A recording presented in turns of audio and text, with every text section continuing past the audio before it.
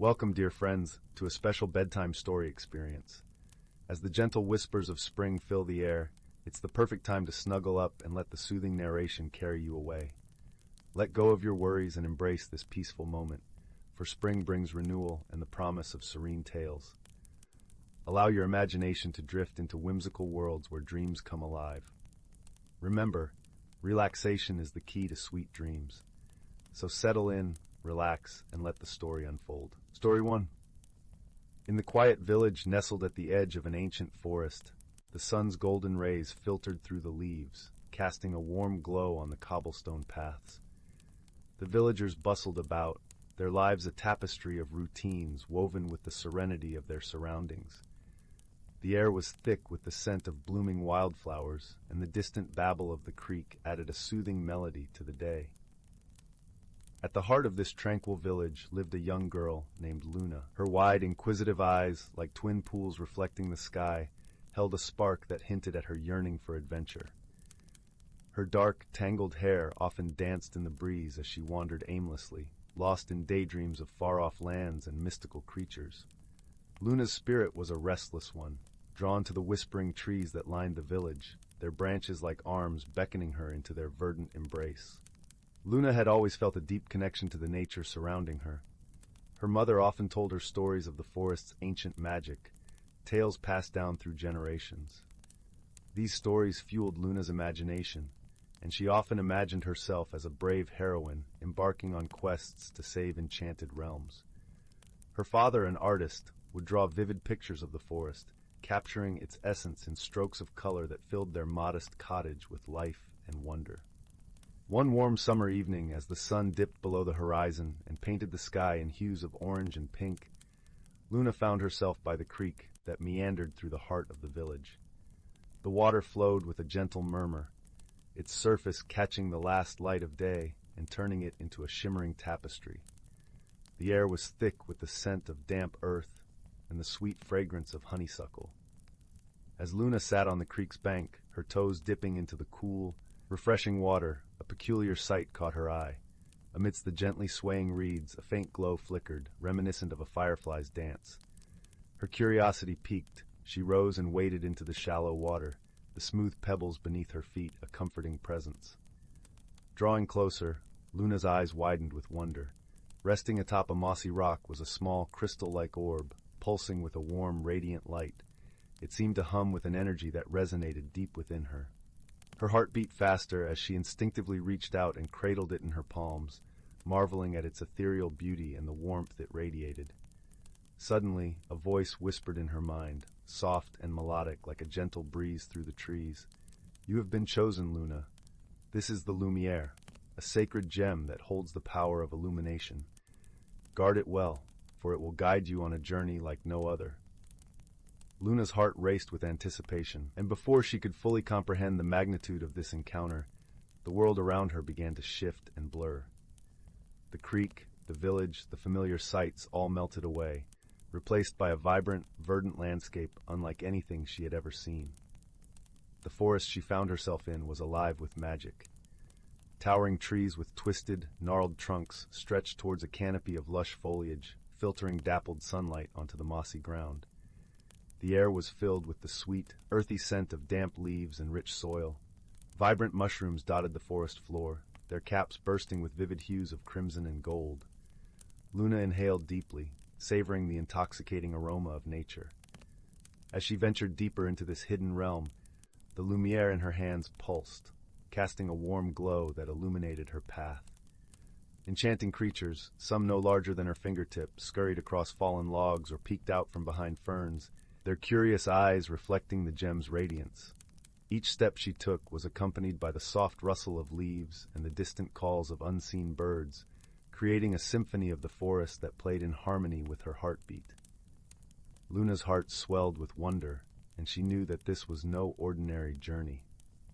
She had stumbled upon a world hidden within the very forest she had known all her life, a realm brimming with magic and mystery.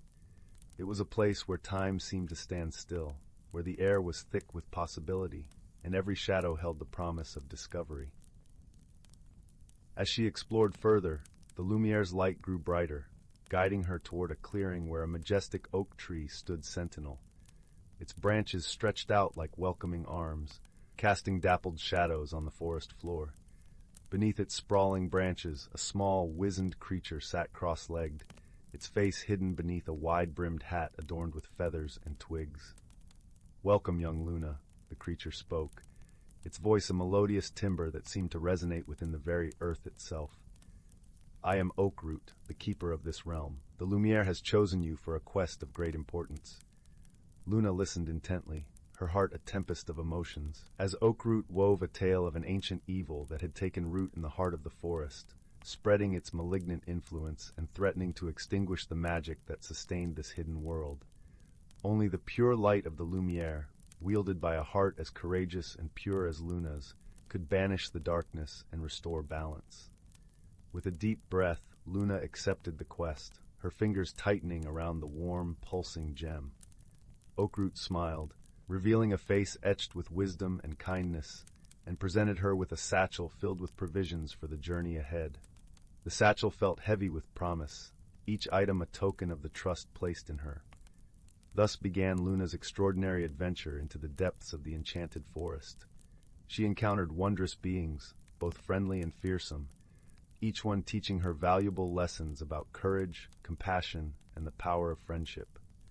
One evening, as the sun set in a blaze of colors and the forest was bathed in twilight, Luna met a mischievous sprite named Zephyr. His quick wit and unwavering loyalty proved invaluable time and again. Together, they navigated treacherous paths, solved intricate riddles, and forged bonds of friendship that defied the boundaries of their different worlds. Zephyr was a creature of the forest, his skin the color of bark, and his hair a tumble of leaves. He moved with a grace that made him seem more spirit than flesh. His laughter was infectious, a bubbling brook that brought joy to even the darkest moments of their journey. As they ventured deeper into the heart of the forest, the darkness grew more oppressive, and the Lumiere's light became their sole beacon of hope. Luna learned to wield its power with skill and determination, using it to banish shadows and reveal hidden truths. The gem's glow was a constant reminder of her purpose, a warmth that anchored her when fear threatened to overwhelm. In a climactic moment, they faced the ancient evil itself, a twisted, malevolent force that had once been a powerful entity of nature, corrupted by its own greed and lust for power. The air was thick with tension, the forest holding its breath as Luna and Zephyr stood side by side, the Lumiere blazing with a brilliant radiance that pierced the darkness. With a courage born of their unbreakable friendship, they unleashed the full might of the Lumiere's light, banishing the evil from the forest and restoring the delicate balance of magic. As the darkness dissipated, the enchanted realm flourished anew, its beauty and wonder undiminished. The forest seemed to sigh in relief, the leaves whispering a gentle thank you in the wind.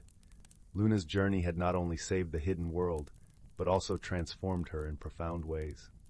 She had discovered an inner strength and resilience she never knew existed, forged lasting bonds of friendship, and learned to embrace the magic that lived within her own heart. The experience left an indelible mark on her soul, a testament to the power of courage and compassion. As she prepared to return to her village, Oakroot bestowed upon her a final gift, a glimmering acorn that held within it the essence of the enchanted forest. Plant this seed, Luna, and let it serve as a reminder of the magic you have experienced and the power of friendship that transcends all boundaries. With a wistful smile, Luna bid farewell to Zephyr and the wondrous realm, carrying with her the acorn and the Lumiere, now dimmed, but still pulsing with a warm, comforting glow. The journey had changed her, filling her with a sense of purpose and a deeper understanding of the world. Upon her return, she found that no time had passed in the village, and yet she felt forever changed. She carefully planted the acorn in a sunny spot near the creek, and as the seasons passed, it grew into a magnificent oak tree, a living testament to the magic she had encountered and the extraordinary journey that had transformed her forever. And whenever Luna gazed upon the towering oak, its branches swaying in the gentle breeze, she could hear the whispers of the enchanted forest, beckoning her to remember the power of friendship, courage, and the magic that lived within her heart. The oak stood as a guardian of her memories, a symbol of the journey that had shaped her into who she was, and a reminder that magic was always within reach, if only one dared to seek it out. Months passed, and Luna found herself drawn to the oak tree often. She would sit beneath its sprawling canopy, the lumiere nestled in her lap, reflecting on her journey and the lessons learned. The village, though unchanged, seemed to pulse with a quiet magic, as if the forest had seeped into its very soul. One day, as Luna sat lost in contemplation, a gentle rustling reached her ears. Emerging from the shadows of the forest was a figure cloaked in mystery. It was a traveler, a man with eyes that mirrored the deep green of the forest. His presence was both calming and intriguing, and Luna felt an instant connection to him. "My name is Orion," he introduced himself, his voice rich and warm. "I am a guardian of the forest, drawn here by the light of the lumiere." He gestured to the gem that lay in Luna's hands, its glow soft and inviting. They conversed beneath the oak, Orion speaking of distant lands and ancient legends. He spoke of the symbiotic relationship between the forest and the village, how they were bound by threads of magic that had existed for centuries. It was a tale of harmony and balance, of nature's intricate dance with humanity. Luna found herself captivated by Orion's words, each story a piece of a larger puzzle that painted a vivid picture of the world beyond her village. She realized that her adventure had been but a single chapter in a much grander narrative, one that spanned the ages and connected every living thing. As the sun began to set, Orion rose to leave, but not before offering Luna a parting gift, a small vial filled with shimmering, golden liquid. "This is the essence of the forest's magic," he explained. "Use it wisely, for it holds the power to heal and protect." Luna accepted the gift with gratitude, her heart swelling with a newfound sense of purpose. She watched as Orion disappeared into the depths of the forest, his figure blending seamlessly with the shadows. With renewed determination, Luna returned to the village, sharing her stories and the magic she had encountered with anyone who would listen. Her tales inspired the villagers, awakening a curiosity and reverence for the forest that had long been forgotten. The oak tree, now a beacon of magic and memory, stood as a symbol of unity between the village and the forest. It served as a reminder that magic was not just a distant dream, but a tangible presence, woven into the very fabric of their lives. Luna's journey had come full circle, transforming not only her own heart, but the hearts of those around her. She had become a guardian of the magic, a bridge between worlds, and a testament to the enduring power of adventure, friendship, and the limitless possibilities that lay beyond the horizon. Seasons changed, and with them came a deeper bond between Luna and the villagers. The once solitary girl had grown into a young woman whose stories and wisdom enriched the lives of all who heard them. The village thrived under her newfound influence, its people venturing into the forest with respect and wonder, guided by the tales of the girl who had ventured into the heart of magic. Luna often returned to the oak, her heart filled with gratitude for the journey that had begun with a simple, shimmering gem. She felt the forest in her very being, its magic a part of her soul. And as she sat beneath the oak's protective branches, she understood that her adventure was but the beginning of a lifelong journey, one where the lines between the magical and the mundane blurred, and where every day held the promise of new discoveries.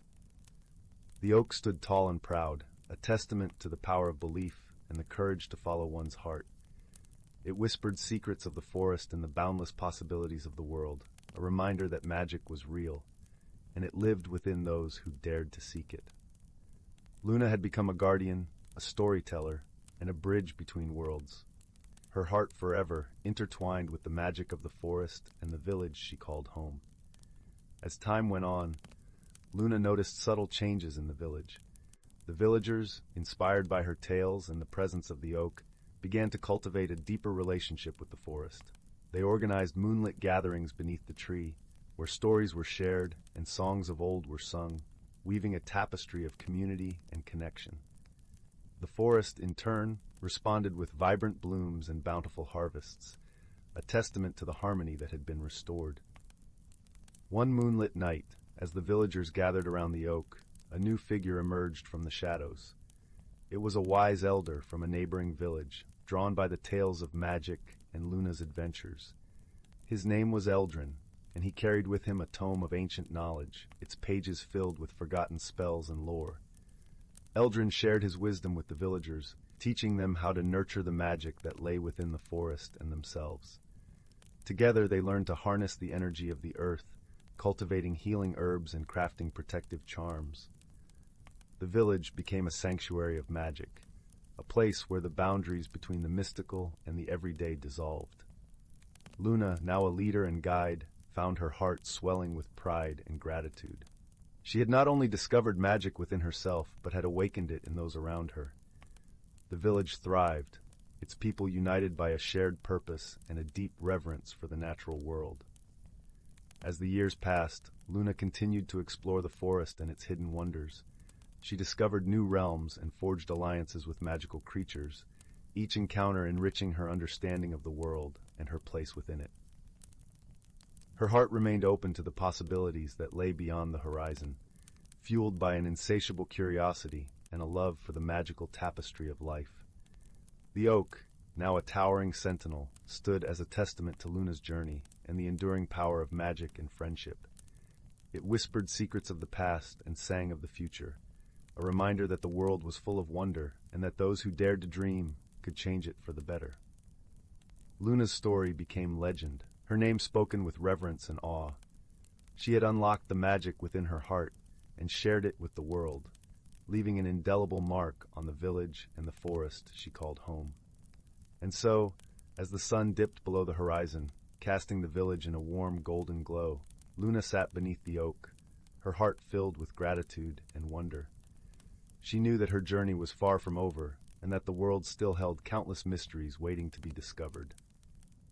With the lumiere nestled in her lap, she closed her eyes and listened to the whispers of the forest, her soul forever intertwined with the magic of the world. Story 2.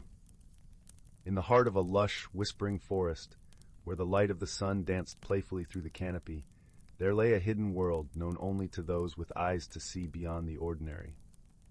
This was the realm of Arbораlia, a place where the trees sang in the softest breezes, and the rivers spoke ancient secrets in their bubbling tongues. Here the air was perpetually tinged with the scent of blooming wildflowers and the sweet earthiness of moss-covered stones, each step on the forest floor eliciting a soft, welcoming crunch. One fine morning, as dew still clung to the vibrant leaves and the world was painted in shades of dawn, a young girl named Anara found herself wandering deeper into the woods than she ever had before. Anara was not like the other children in her village. She possessed a curiosity as boundless as the sky and a heart as tender as the first blush of spring.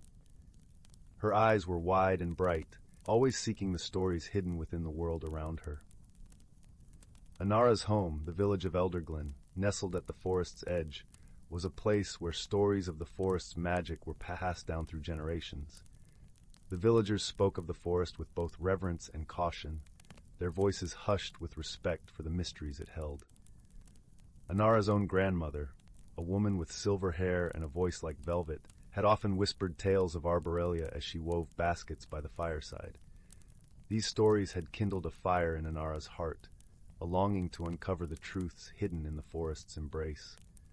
On this particular day, Anara's path was guided by the soft, melodic chime of a bell, a sound so gentle it seemed to float on the very air.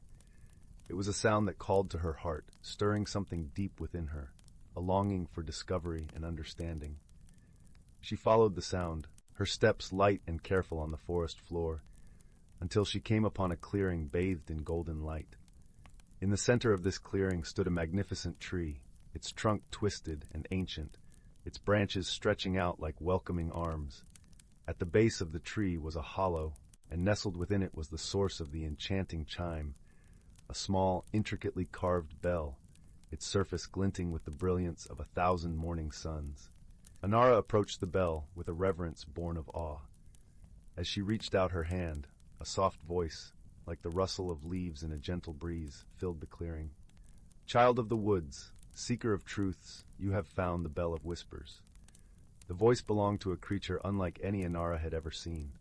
Standing before her was a fox, but not just any fox. Its fur shimmered with the hues of autumn leaves, Its eyes were the deep green of the forest depths, and its presence exuded an air of wisdom and kindness. "I am Phelan," the fox continued, its voice soothing and calm, "guardian of this bell and the secrets it holds." Anara, though startled, felt a deep sense of calm wash over her in Phelan's presence. "What is the Bell of Whispers?" she asked, her voice barely above a whisper itself.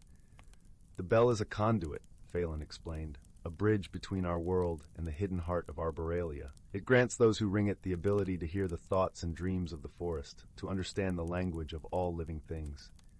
Anara's eyes widened with wonder. "May I ring it?" she asked, her heart fluttering with excitement and trepidation. Phelan nodded, his gaze warm and encouraging. "But know this, young one, with great knowledge comes great responsibility. The bell can reveal the deepest truths, but it cannot choose the path you must walk." Taking a deep breath, Anara reached out and gently rang the bell. Its sound was a cascade of notes, each one a drop of pure, silvery light cascading through the air. As the sound resonated, the world around her seemed to shift and shimmer, the colors deepening, the air alive with a vibrancy she had never before sensed. Suddenly, she could hear it, the symphony of the forest.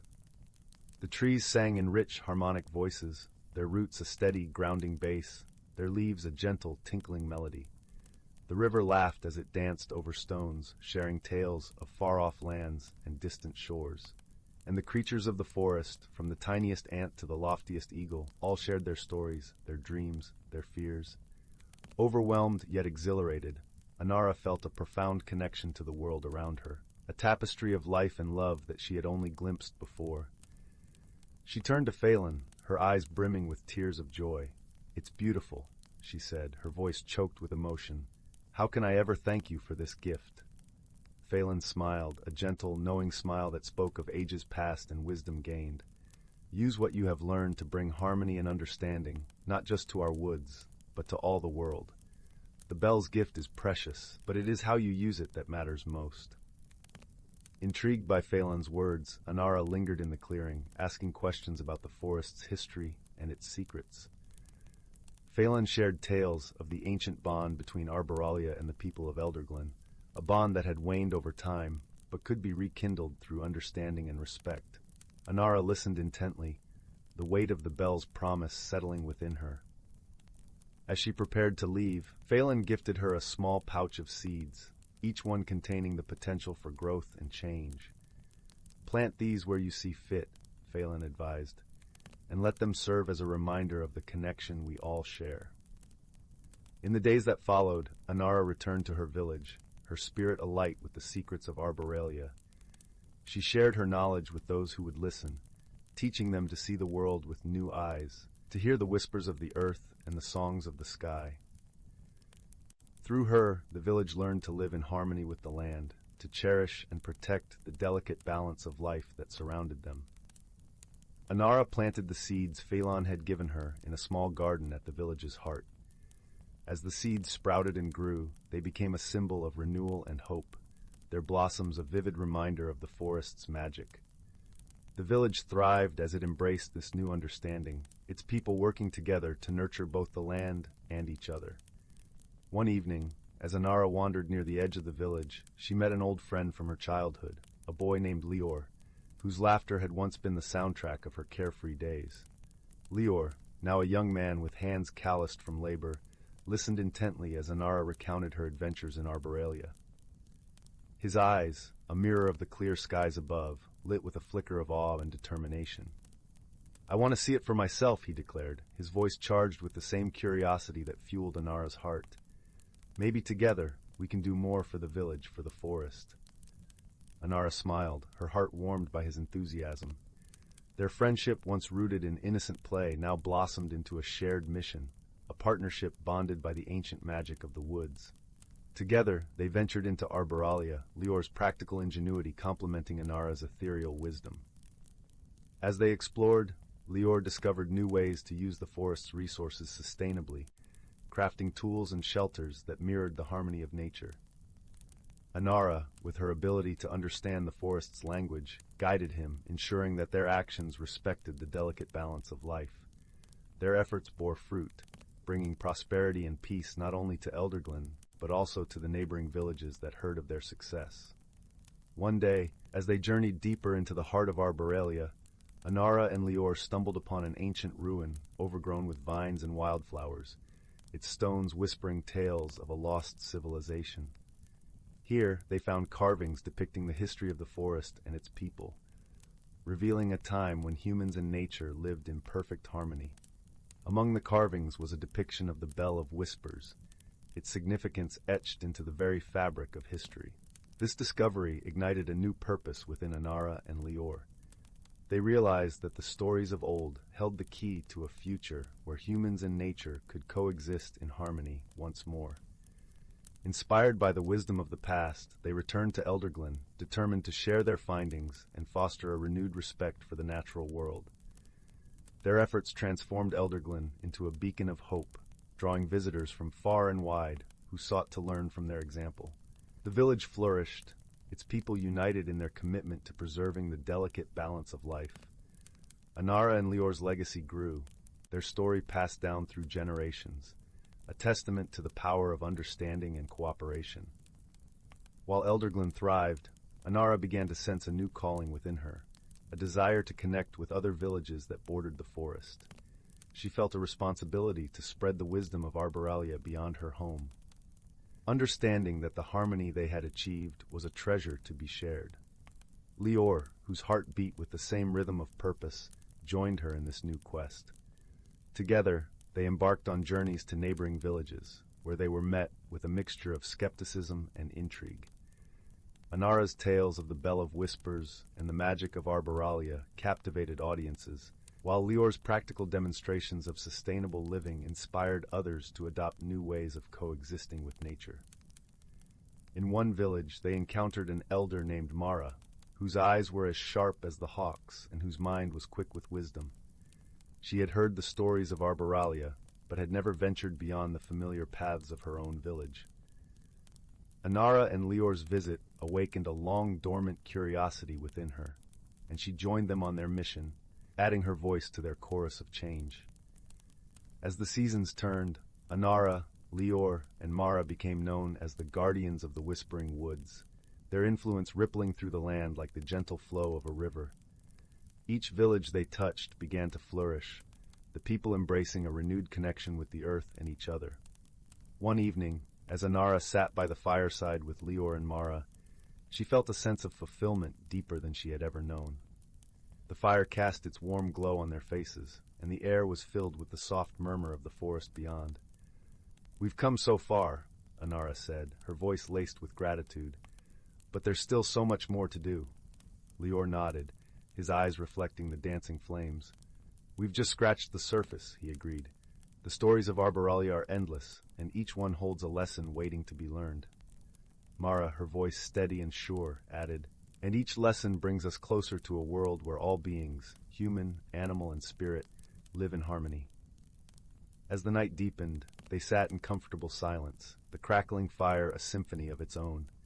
Anara's heart swelled with hope, her mind alight with dreams of a future where the magic of Arbaralia was known and cherished by all.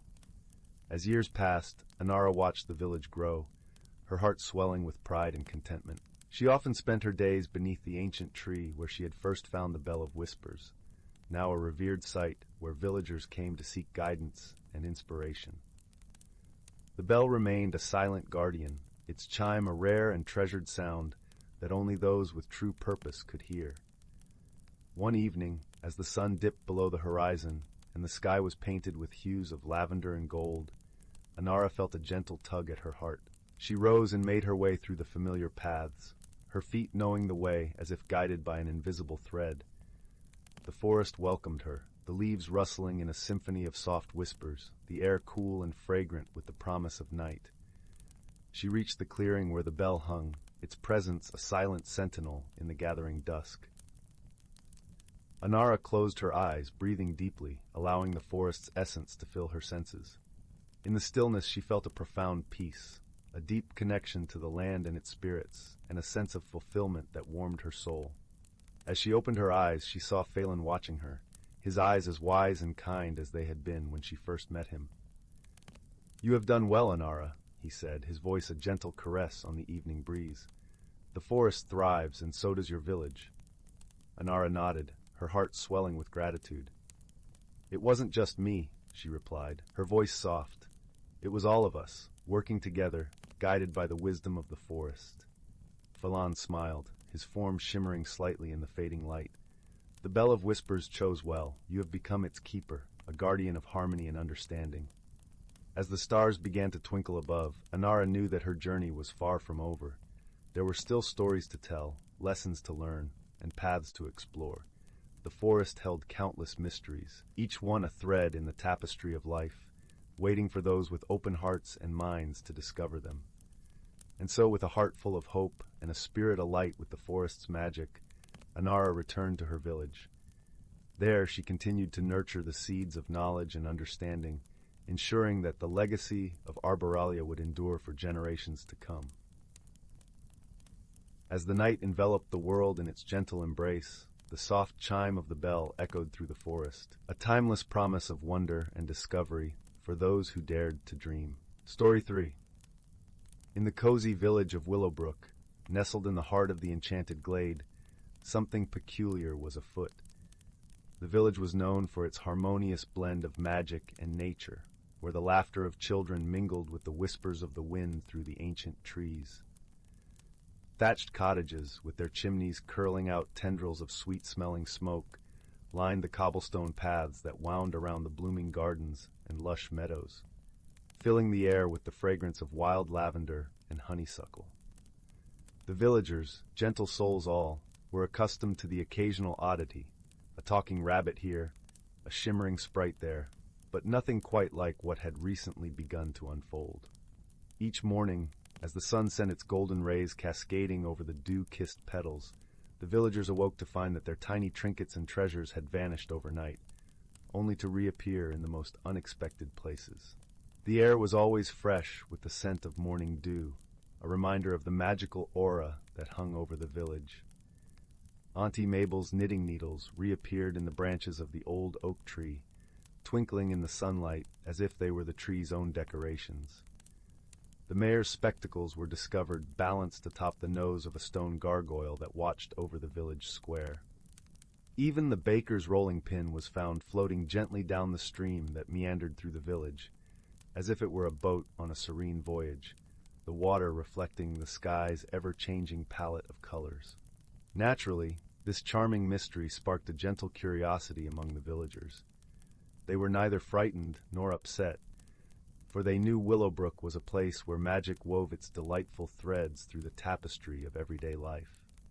Still, they were eager to understand the cause of these whimsical occurrences. In the heart of the village lived a wise and kindly owl named Oswald, who resided in the hollow of an ancient willow tree. His reputation for wisdom was unparalleled, and whenever the villagers faced a puzzle or a quandary, they would seek his guidance. The hollow was adorned with feathers of countless shades, a testament to Oswald's long life and the many stories he had witnessed. So, it was to Oswald that the villagers turned, gathering beneath the sprawling canopy of the willow one crisp autumn afternoon. Oswald, with his feathers as soft as the clouds and eyes that sparkled with the knowledge of ages, listened intently as the villagers recounted their tales of misplaced items and unexpected discoveries. He bobbed his head thoughtfully, the soft rustle of his feathers mingling with the rustling leaves that whispered secrets of the past. "Ah!" Oswald hooted softly. "It seems we have a playful spirit at work, one who enjoys a bit of mischief but means no harm. Perhaps it is a creature seeking something more than just fun." The villagers pondered this, nodding in agreement. They knew the forest surrounding their village was home to many magical creatures, each with their own quirks and charms. It was possible that one such creature had decided to engage in a game of hide-and-seek with them. A young girl named Lily, whose bright eyes gleamed with curiosity and kindness, stepped forward. "Oswald, how can we find out what this creature wants? Perhaps if we understand, we can help and bring an end to the mystery." Oswald fluffed his feathers and considered her question. "Observation, my dear Lily, is the key. Pay attention to where the items reappear and any patterns that might emerge. Often the answer lies hidden in the details." Armed with this advice, Lily and her friends decided to embark on a gentle quest to solve the mystery. They formed a small band, including Tom, a thoughtful boy with a knack for noticing the smallest things, and Pippa, whose laughter could light up even the gloomiest of days. Tom often carried a small notebook where he scribbled down observations and sketches of the village's flora and fauna, capturing snippets of Willowbrook's enchanting life. The trio spent their days joyfully exploring the village, noting the locations where items appeared. They discovered that the misplaced treasures often turned up near sources of water, whether it was the babbling brook or the little pond that mirrored the sky. This observation led them to believe that their mysterious visitor was drawn to the water's gentle allure. One evening, as they sat by the brook, watching the sky blush with the hues of twilight, Lily spoke with a newfound resolve. "We must learn more about the water itself. Perhaps it holds secrets we have yet to uncover." Her words were met with nods of agreement, and so they decided to visit the village's elder, Old Marlowe, who was known for his tales of the water's ancient magic. Old Marlowe's cottage was tucked away at the edge of the village, surrounded by a garden that seemed to hum with life, every plant and flower bearing a story. As the children entered, they were greeted by the warm glow of the hearth and the rich aroma of herbs hanging from the rafters. Marlowe, with his snow-white beard and twinkling eyes, welcomed them with a gentle smile. "Ah, the young adventurers," he chuckled, his voice deep and resonant. "What brings you to an old man's door?" As they shared their findings and questions about the water's allure, Marlowe nodded sagely. "The water of Willowbrook has always been special," he mused. "It carries the whispers of the past, the dreams of the present, and the hopes of the future. Those who listen closely can hear its song." Intrigued, Lily asked, "Do you think it could be calling to someone or something in particular?" Marlowe's gaze turned thoughtful. "Perhaps. The water connects us all. It may be that a creature has responded to its call, weaving its magic into the village's rhythm." Thanking Marlowe for his wisdom, the children set out with renewed determination. They spent their days by the water's edge, listening intently, hoping to catch a note of the mysterious melody. It was during one such afternoon, as the sun cast golden shadows through the trees, that they heard it, a faint, melodious tune, like the gentle plucking of harp strings, drifting on the breeze.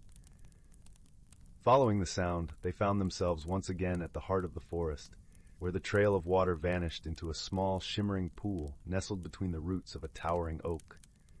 The moonlight filtered through the canopy, casting a silver glow over the pool, where they heard the soft, melodious sound of a flute weaving through the trees.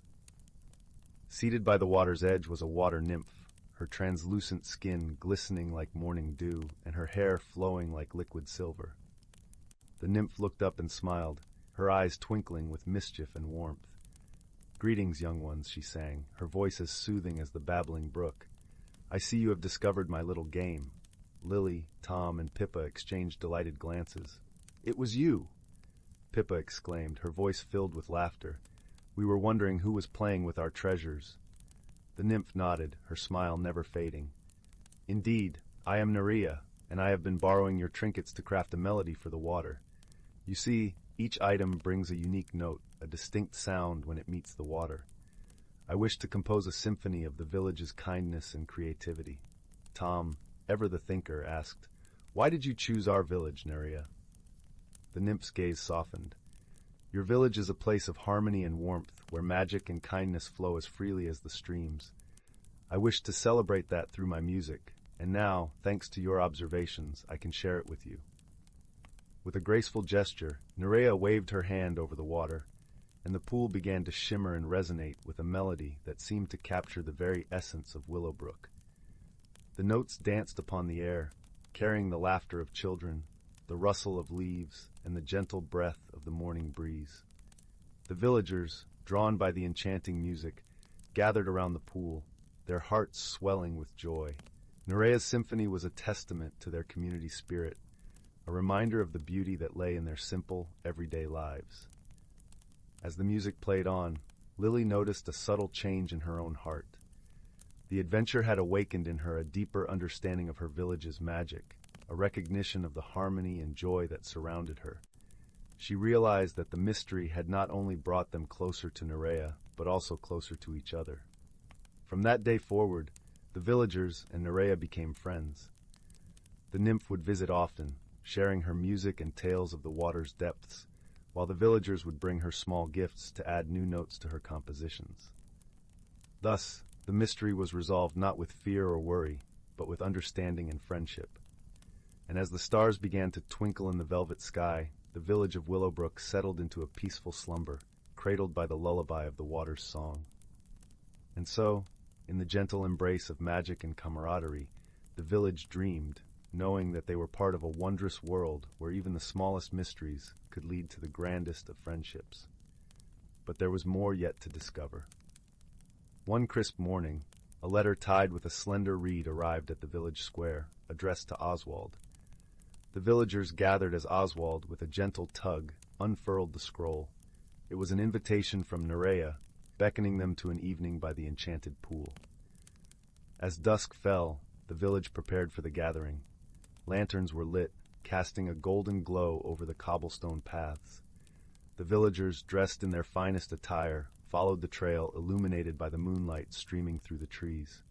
At the pool, they found Nerea awaiting them, her presence a serene silhouette against the shimmering water. "Welcome, dear friends," she greeted them, her voice echoing with the gentle hum of the water. "Tonight, I wish to share with you a secret of the forest." With a wave of her hand, the water began to ripple, creating a mirror that reflected stories of Willowbrook's past.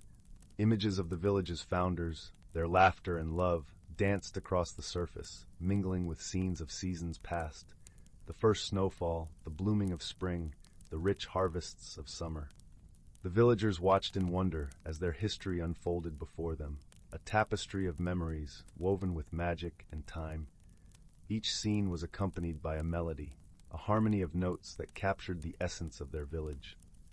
Lily, standing with her friends, felt the tug of nostalgia, a deeper connection to her roots and the stories that had shaped Willowbrook. As the final notes faded into the night, she realized that their village was not just a place of magic, but a living, breathing entity shaped by their lives and dreams. Nerea spoke once more, her voice carrying a promise. "This is your legacy, dear villagers, a reminder that your kindness and harmony are the true magic of Willowbrook." With hearts full of gratitude and awe, the villagers thanked Nerea, pledging to cherish and nurture the magic within their community. As they made their way back, the melody lingered in their hearts, a gentle reminder of the interconnectedness of their lives and the wonders of the world around them.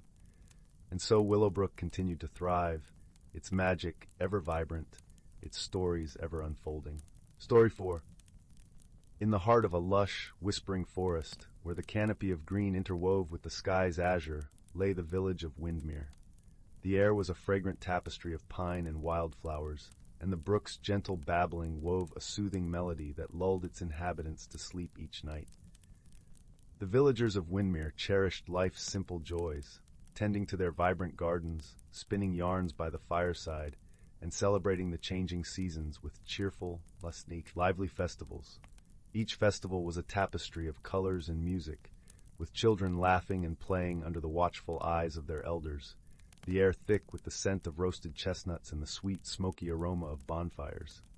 Amidst this pastoral serenity lived a young girl named Leora. Her hair, a cascade of chestnut waves, caught the sunlight like strands of spun gold, and her eyes sparkled with the same vitality as dew-kissed leaves at dawn. Known throughout Windmere for her boundless curiosity and a heart as warm as a summer day, Leora spent her days exploring the forest's winding paths. Her constant companion was Finn, a small, clever fox with fur the color of autumn leaves and eyes as sharp and bright as a freshly minted coin.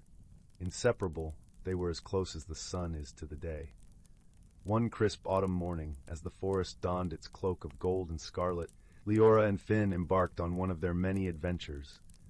The leaves rustled overhead like whispered secrets, and the ground beneath their feet was a soft carpet of fallen foliage, crunching pleasantly with each step.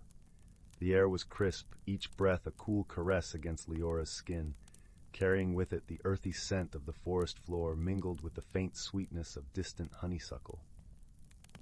Drawn by an inexplicable pull, they wandered deeper into the woods than ever before, where the air was crisp with the scent of coming winter.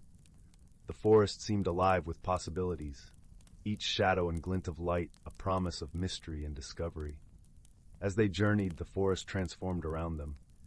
The trees grew taller and more ancient, their trunks thick and gnarled with age, each one a silent sentinel of time. The light filtered through the canopy like a kaleidoscope, casting a magical glow upon the forest floor. It was then that Leora noticed something unusual, a faint glimmer in the distance, a star fallen to earth. "Do you see that, Finn?" Leora whispered, her voice a mere breath in the stillness, pointing toward the shimmering light. Finn tilted his head, his keen eyes narrowing as he focused on the mysterious glow. Without hesitation, the pair moved closer, their steps as silent and careful as shadows. The source of the light revealed itself as they approached. A small, intricately carved wooden box, nestled among the roots of a grand old oak tree. This box was unlike anything Leora had ever seen, its surface adorned with swirling patterns that seemed to dance and shift in the dappled sunlight, whispering of ancient secrets. The patterns were mesmerizing, like tendrils of smoke caught in an eternal dance, etched into the wood with a craftsmanship that spoke of a time long past. With a sense of reverence, Leora reached out and touched the box. The moment her fingers brushed against the wood, a gentle warmth spread through her hand, and the box opened with a soft sigh. Inside, cushioned upon a bed of moss, lay a delicate, shimmering crystal, its surface aglow with an inner light that pulsed gently, like the heartbeat of the forest itself. "What do you think it is?" Leora murmured to Finn, her voice hushed with wonder. The fox sniffed at the crystal, his whiskers twitching with curiosity. Leora carefully lifted the crystal from its resting place, marveling at its cool, smooth surface. As she held it, she felt a strange sensation, as if the crystal was speaking to her, not with words but with feelings, a sense of hope, of possibility, of magic. Over the next few days, Leora and Finn returned to the village, their minds buzzing with the discovery of the mysterious crystal. Leora found herself drawn to its light, feeling an unspoken connection to it. She began to notice subtle changes in herself. Her senses seemed sharper, her thoughts clearer, and when she held the crystal, she felt a profound sense of peace and clarity. Colors seemed more vivid, sounds more resonant, and she felt an inner calm that was both comforting and exhilarating. One evening, as the villagers gathered around the communal fire, sharing tales and laughter, Leora decided to share her discovery with her friends. Holding the crystal aloft, she watched as its gentle glow captivated the crowd, casting soft, dancing shadows upon their faces. The fire crackled and popped, sending sparks into the night sky, and the villagers gathered closer, their eyes reflecting the crystal's light. "This crystal," Leora began, her voice filled with the wonder she felt, "is like nothing I've ever seen. It feels alive, as if it holds a secret, a story waiting to be told." Her words hung in the air, carried by the crackling of the fire and the soft rustle of leaves in the breeze. The villagers leaned closer, their interest piqued. Among them was Elder Rowan, the wisest and kindest of the villagers, known for his deep knowledge of the forest and its mysteries. His presence was a comforting one, his eyes crinkling with warmth and wisdom. "Leora," Elder Rowan said, his voice warm and thoughtful, "what you have found may be a gift from the forest itself. Long ago it was said that the forest held hidden treasures, each with a purpose and a power of its own. Perhaps this crystal is one of them." Intrigued by Elder Rowan's words, Leora resolved to uncover the crystal's purpose. She spent her days exploring the forest, seeking guidance from the trees, the animals, and the very earth itself. Each step of her journey was accompanied by Finn, whose unwavering loyalty and playful spirit provided comfort and companionship. The forest, in its silent wisdom, began to reveal its secrets to Leora. She learned to listen to the whispers of the wind, to discern the stories told by the rustling leaves, and to feel the rhythm of the earth beneath her feet. The deeper she ventured, the more she discovered about herself and the world around her. The more she attuned to the forest's language, the more she understood the crystal's true nature. It was a key, a bridge between her world and a hidden realm within the forest, a place where magic thrived, where the impossible became possible. This realm, she learned, was a sanctuary for all creatures, a place where harmony and balance were preserved. One evening, As the sun dipped below the horizon and the sky blazed with the colors of twilight, Leora and Finn stood at the edge of a shimmering veil, the entrance to the hidden realm. Holding the crystal close, Leora felt its warmth spread through her, filling her with a sense of courage and purpose. With Finn by her side, Leora stepped through the veil, entering a world of wonder and enchantment. The hidden realm was alive with vibrant colors and the gentle hum of magic. Flowers bloomed in radiant hues, and the air was filled with the sweet scent of honey and jasmine. The very essence of the realm seemed to sing with vitality, each note a promise of adventure and discovery. As they ventured deeper into this magical world, Leora and Finn encountered creatures of extraordinary beauty and grace, luminescent butterflies that danced in the air, their wings leaving trails of stardust, playful sprites that flitted among the trees, their laughter like the tinkling of tiny bells, and wise old owls whose eyes gleamed with ancient knowledge. Each creature they met seemed to recognize Leora and Finn as kindred spirits, welcoming them with open hearts and minds. Among these creatures was a majestic stag, his antlers crowned with delicate blossoms, his eyes deep and knowing. The stag, whose name was Alaron, greeted Leora and Finn with a gentle nod. "Welcome, travelers," Alaron spoke, his voice a soothing melody. "You have brought the crystal back to its rightful place. It is a beacon of hope, a reminder of the bond between our worlds." Leora listened intently, her heart swelling with a sense of belonging. "How can I help?" she asked, her voice earnest and sincere. Alaron smiled, his gaze warm and kind. "There is a challenge that lies ahead, one that requires wisdom and friendship. The balance of our realms is fragile, and there are those who would seek to disrupt it. Together we must ensure that peace prevails." With Alaron's guidance, Leora and Finn embarked on a quest to restore harmony between the realms. Along the way, they were joined by new friends, a mischievous sprite named Pippin, whose laughter was as infectious as his loyalty was steadfast, and a wise old turtle named Thistle, who carried the wisdom of the ages upon his back. As their journey continued, they traversed landscapes that seemed to echo with the laughter of the earth itself. They crossed fields of shimmering flowers that sang in the moonlight, climbed mountains where the stars seemed close enough to touch, and sailed across lakes that mirrored the sky in their depths. Each new scene presented its own challenges and taught Leora more about the hidden realm's intricate balance. The journey was not without its trials. They encountered dark shadows that whispered of doubt and fear, and faced obstacles that tested their resolve. In one particularly treacherous part of the forest, they faced a swirling mist that clouded their vision and sowed seeds of doubt in their hearts. Yet through it all, Leora's heart remained steadfast, guided by the crystal's light and the unwavering support of her friends. Together they discovered that the true power of the crystal lay not in its magic, but in the strength of their bonds, in the kindness and courage they shared. With each challenge they overcame, the light of the crystal grew brighter, a testament to the love and hope that united them. In time, the balance between the realms was restored, and peace reigned once more. Leora and her friends returned to Windmere, their hearts filled with the joy of their shared adventure. The village welcomed them with open arms, celebrating the return of their beloved daughter and her steadfast companions. As the seasons turned and the years passed, Leora continued to explore the wonders of the forest, her spirit forever entwined with the magic of the hidden realm.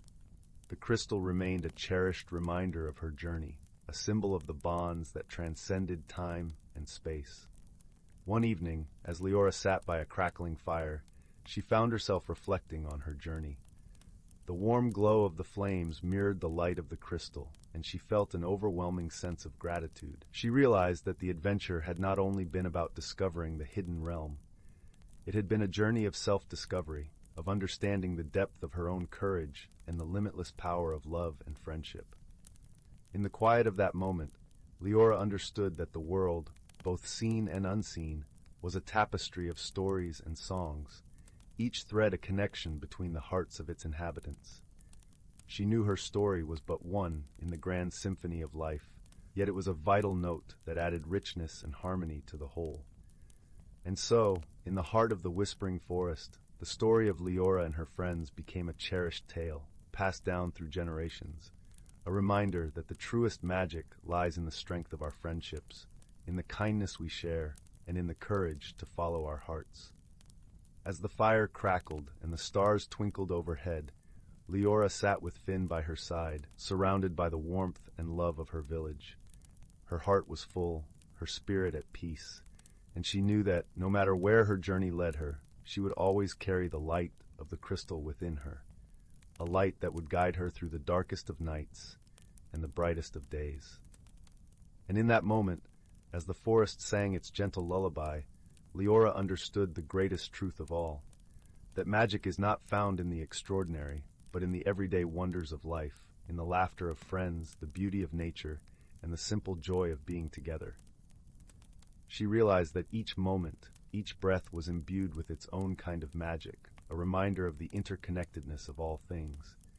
And so, as the village of Windmere drifted into slumber, the story of Leora and her friends whispered through the trees, a timeless melody that echoed through the ages, a testament to the enduring power of love, friendship, and the magic that binds us all. The forest held its breath in reverence, cradling the village in its embrace, and the stars above shimmered with the promise of countless stories yet to be told. 5. In the quaint village of Eldergrove, nestled between rolling hills and lush forests, the air was always tinged with the scent of pine and the gentle hum of cicadas. The village, though small, was a tapestry of comforting sights and sounds. The houses, built from sturdy timber, were adorned with climbing ivy and vibrant flowers that spilled over window boxes, their colors vivid against the backdrop of weathered wood. Eldergrove was a place where time seemed to slow, where mornings were greeted with the soft chorus of birdsong, and evenings wrapped in the embrace of twilight, the sky painted with hues of lavender and deep blue. The forest surrounding Eldergrove was a living entity, its towering trees swaying with a life of their own. Their leaves whispered stories of old as the wind wove through them, carrying the scent of earth and moss. The canopy above filtered sunlight into beams that danced upon the forest floor, where wildflowers bloomed in a riot of colors, their petals brushing against the ankles of those who wandered by. The streams that cut through the forest sang their own melodies, their waters clear and cold, reflecting the azure sky above and the occasional darting fish. In this peaceful setting lived a young girl named Lila, her spirit as bright as the morning sun. Lila had a curiosity that matched the boundless sky above her, always eager to explore the mysteries hidden within the world around her. Her days were spent wandering through the forest trails, where the trees whispered secrets only she could hear, and the streams sang songs of distant lands. Her laughter echoed through the woods, a sound as pure and clear as the waters she loved to splash through. Lila lived with her grandmother, a wise woman whose eyes sparkled with stories untold. Her grandmother's cottage was a haven of warmth, with its stone hearth crackling softly, casting a golden glow over shelves brimming with books and trinkets from faraway places. The scent of cinnamon and herbs lingered in the air, mingling with the essence of aged parchment. Lila loved nothing more than to sit by the hearth, listening to her grandmother's tales of magic and adventure, her imagination painting vivid pictures of realms beyond her reach. Her grandmother's voice was a melody in itself, weaving tales that lingered in Lila's dreams long after the candles had been extinguished. One evening, as the sun dipped below the horizon, painting the sky in hues of pink and orange, Lila's grandmother shared a tale that would change the course of her life. It was a story of a hidden world, concealed within the heart of the forest, where creatures of wonder lived in harmony. This world, her grandmother explained, could only be accessed by those with the purest of hearts and the courage to seek it. Lila's eyes widened with wonder as she listened, her heart pounding with the thrill of discovery. Her grandmother smiled knowingly, placing a gentle hand on Lila's shoulder. "There is more to our world than meets the eye, my dear," she said softly. "But remember, the greatest magic of all lies within you." The words lingered in Lila's mind as she drifted into a peaceful slumber, the crackling of the fireplace a lullaby that carried her into dreams of hidden worlds and magical creatures. She dreamt of ancient forests and starlit skies, of creatures who spoke in the language of the wind and danced in the moonlight. The next morning, Lila awoke with a sense of purpose. The sun was just peeking over the horizon, casting a warm glow over the village. She knew she had to find the hidden world her grandmother spoke of, to uncover its secrets and learn from the wonders it held. With a determined heart, Lila set off into the forest, the familiar path beneath her feet, leading her deeper into the embrace of nature. The forest was alive with the sounds of morning, the rustle of leaves, and the chatter of woodland creatures. Lila walked with her senses open, feeling the cool breeze against her skin and the soft earth beneath her shoes. She followed the winding path, guided by an instinct she couldn't quite understand, until she reached a clearing bathed in gentle sunlight. In the center of the clearing stood an ancient oak tree, its branches stretching high into the sky. Lila felt a pull towards it, as if the tree itself was calling her name. She approached slowly, her heart racing with anticipation. As she touched the rough bark, a soft glow emanated from the tree, enveloping her in a warm, golden light. Lila closed her eyes, allowing the light to wash over her. When she opened them again, she was no longer in the clearing. Before her lay a world of breathtaking beauty, a hidden realm filled with vibrant colors and creatures she had never imagined. The air was thick with magic, shimmering like stars caught in daylight. Her heart swelled with awe as she took in her surroundings. The ground beneath her feet was carpeted with flowers that glowed with an inner light, their petals whispering secrets in a language she could almost understand. Trees towered above her, their leaves a kaleidoscope of colors that danced in the gentle breeze. As Lila explored this wondrous world, she encountered creatures of all shapes and sizes. A delicate butterfly with wings like stained glass fluttered past her, while a family of deer with coats that shimmered like silver watched her with gentle eyes. Each creature she met seemed to welcome her with open hearts, as if recognizing a kindred spirit. Among the inhabitants of this magical world was a small, mischievous sprite named Finn. With hair the color of autumn leaves and eyes that sparkled with mischief, Finn was a guardian of the forest, entrusted with its secrets and magic. He flitted around Lila, his laughter like the tinkling of bells. "Welcome, traveler," Finn exclaimed, his voice full of joy. "Few have ventured here, and even fewer have been welcomed by the forest. You must have a heart as pure as the morning dew." Lila smiled, her heart warming at his words. She felt an instant kinship with Finn, as if they had known each other forever. "Thank you," she replied softly. "I've always felt there was more to the forest than what we see. I'm Lila." Finn twirled in the air, his wings leaving trails of light. "A pleasure to meet you, Lila. Come, there is much to see and learn. The forest has a way of revealing its secrets to those who listen." Together, Lila and Finn embarked on a journey through the hidden world, each step uncovering new wonders. They visited a grove where the trees sang in harmony, their melodies weaving tales of ancient times. They danced with fireflies that painted the air with light, and shared laughter with creatures who spoke in riddles and rhymes. One day, as they walked through a meadow awash with sunlight, Lila stumbled upon a patch of wildflowers she had never seen before. Their petals shimmered with a hue that shifted with the changing light, and she felt drawn to them, sensing a story they longed to tell. As she knelt to touch the delicate blooms, she heard a soft, musical hum, as if the flowers themselves were singing. Finn watched her with a knowing smile. "These are the Lumerian blossoms," he explained. "They bloom only in the presence of those who carry the light of the forest within them. Their song is a gift, a reminder of the magic you hold." The encounter with the Lumerian blossoms awakened something within Lila, a deeper understanding of the connection between all living things. She realized that the magic of the forest was not just in its beauty, but in its ability to teach and transform.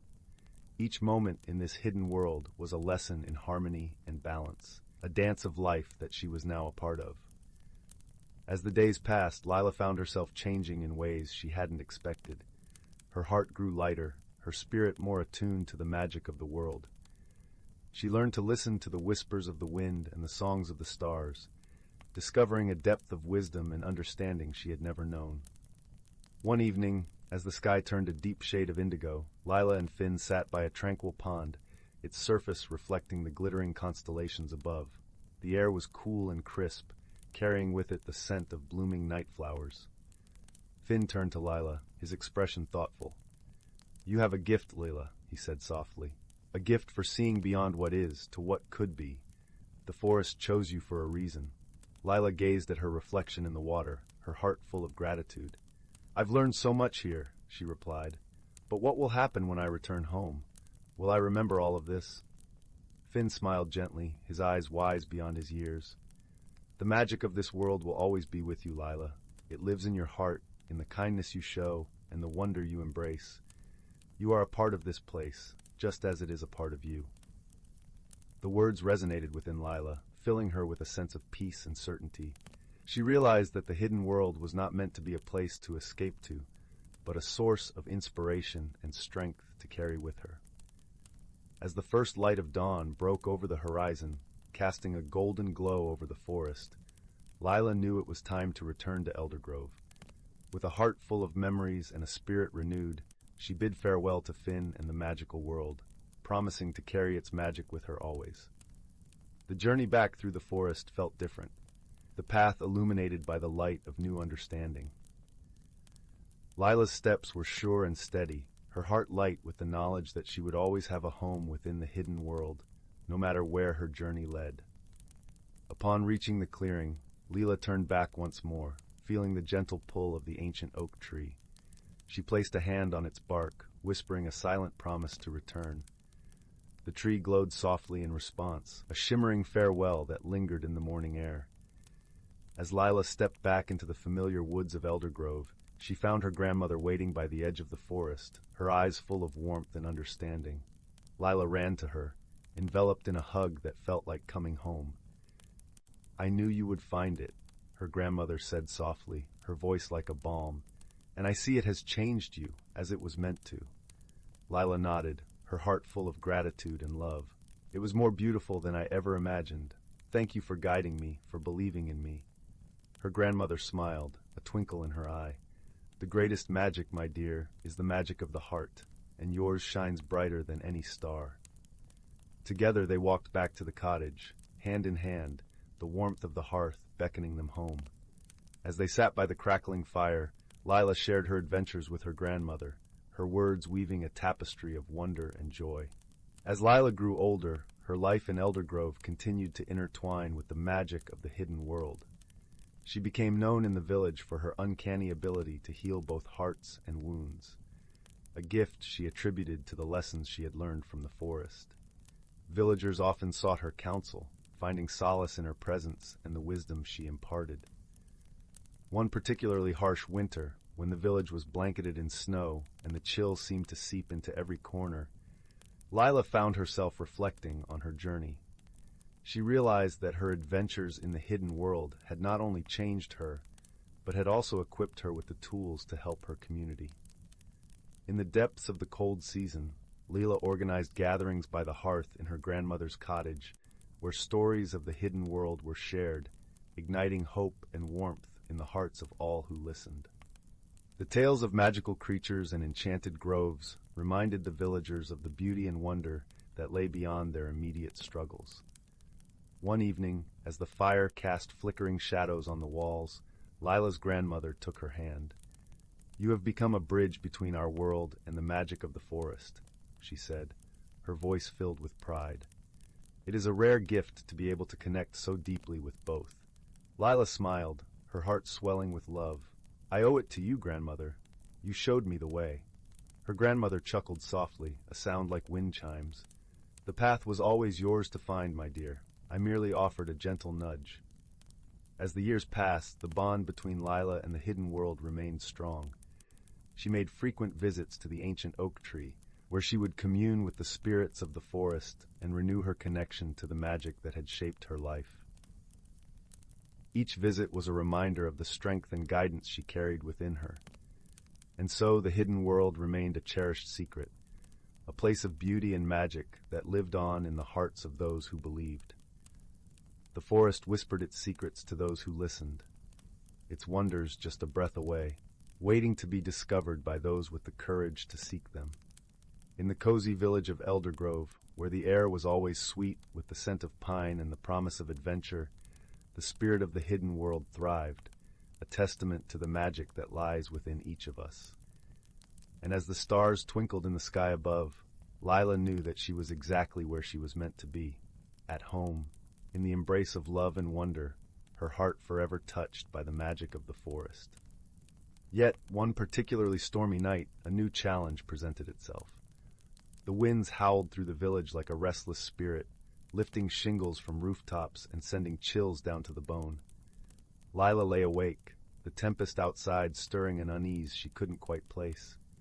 It was then she noticed a soft glow emanating from the forest, a beacon calling to her through the rain. Slipping from the warmth of her bed, Lila donned a cloak and quietly stepped into the storm, letting the rain wash over her as she followed the glow. Her feet found the path instinctively, the forest guiding her to the ancient oak. The tree stood tall and unyielding, its light a comfort amidst the chaos. There, beneath the protective branches, stood Finn, his expression unusually solemn. "The storm is more than it seems," he explained, his voice almost lost to the wind. "There is dissonance in the balance of our worlds, and it calls for a bridge to mend it." Understanding dawned on Lila, her heart responding to the call of the forest. "What must I do?" she asked, her voice resolute despite the storm. Finn's eyes held a mix of hope and trust. "You have always been attuned to the harmony of the forest, Lila. Open your heart, listen to the whispers, and let your spirit guide you." As Lila closed her eyes, she felt the pulse of the forest thrum through her veins, a symphony of life that resonated with her very being. The storm's fury seemed to recede, replaced by a gentle, calming melody that flowed from her heart into the world around her. In that moment, the forest and village were united by Lila's song, a bridge of harmony that softened the storm's rage and restored the peace that had been disturbed. The glow from the ancient oak brightened, a testament to the bond renewed between the worlds. When Lila opened her eyes, the storm had passed, leaving behind a serene silence that was filled with the promise of a new dawn. Finn smiled, his eyes reflecting the joy of the forest. "You have done it, Lila. The balance is restored." Returning to Eldergrove, Lila felt the change as she walked through the village. The air was sweeter, the colors more vivid, and the hearts of the villagers filled with a newfound sense of unity and hope. Her role as the bridge between worlds had not only saved them from the storm, but had also woven their lives into a tapestry of shared wonder. From that day forth, Lila's presence was a beacon in Eldergrove, her spirit a guiding light that connected the village to the magic of the hidden world. And as she grew, so too did the stories of her adventures and the bond she had forged with the forest, inspiring generations to seek the magic within their own hearts. In the quiet moments beneath the ancient oak, Lila found solace and strength, knowing that no matter where life led her, she would always be a part of the hidden world, a world that, like her, continued to grow and thrive, touched by the magic of courage, love, and harmony. 6. In the heart of the evergreen forest, where the air sang with the whisper of leaves, and the ground was carpeted with a soft, mossy green, there nestled a small village called Willowbrook. Willowbrook was known for its gentle inhabitants and the warm glow that emanated from its little stone cottages, especially at twilight when the village seemed to shimmer with 1,000 tiny lanterns. The villagers of Willowbrook were quite used to the occasional peculiar happening, for magic flowed through the forest like a hidden stream, weaving its way into the fabric of everyday life. Yet, recently, something truly strange had begun to unfold. Each morning, as the first light of dawn kissed the treetops, the villagers awoke to find their beloved belongings rearranged in the most peculiar of ways. Teacups would be found nestled in the branches of trees, shoes lined up neatly on the roof tiles, and garden gnomes dancing in circles on the village green. The villagers were puzzled, but not alarmed, for nothing was ever taken or broken. Still, they were curious to discover what or who was behind these nightly antics. It was young Lily, a bright-eyed girl with a penchant for solving riddles and a heart as warm as a summer's day, who took it upon herself to unravel the mystery. One crisp autumn evening, as the sun dipped below the horizon, painting the sky in shades of pink and gold, Lily gathered a small group of her friends.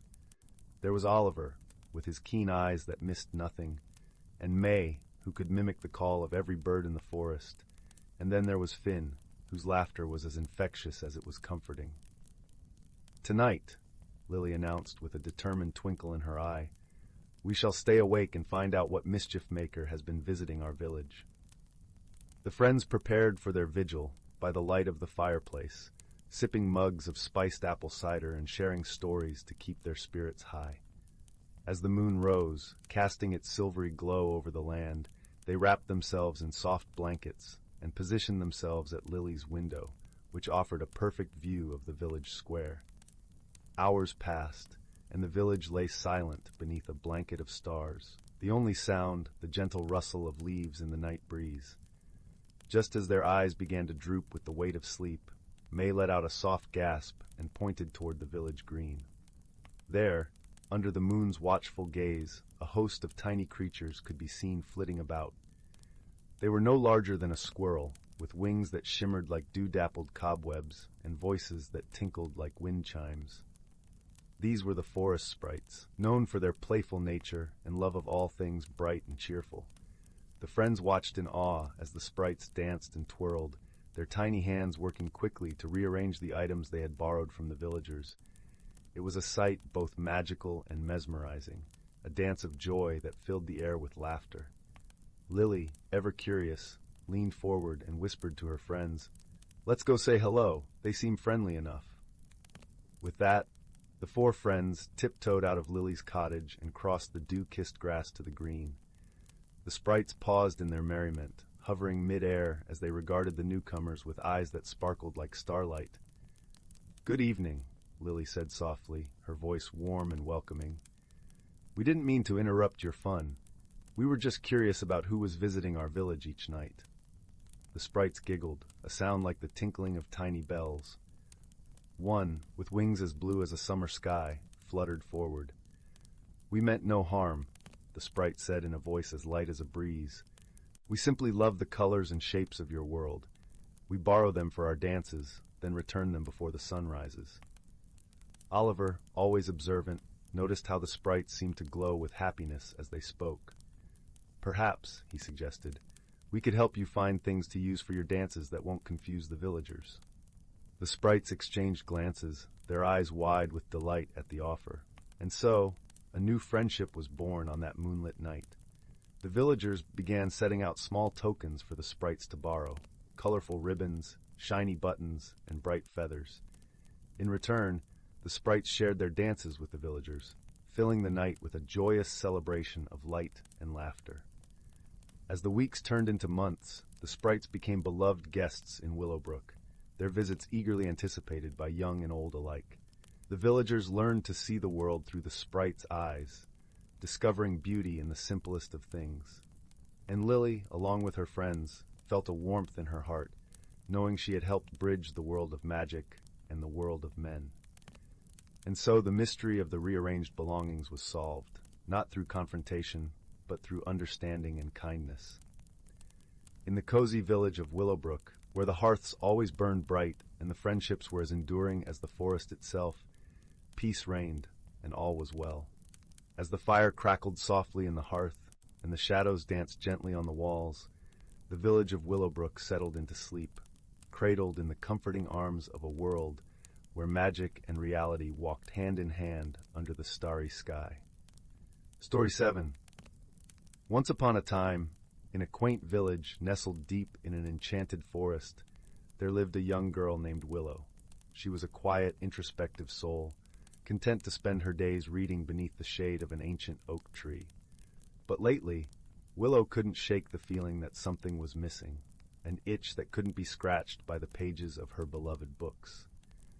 One crisp autumn morning, Willow ventured deeper into the forest than she ever had before. The trees seemed to glow with golden light, and the air danced with swirls of fiery leaves.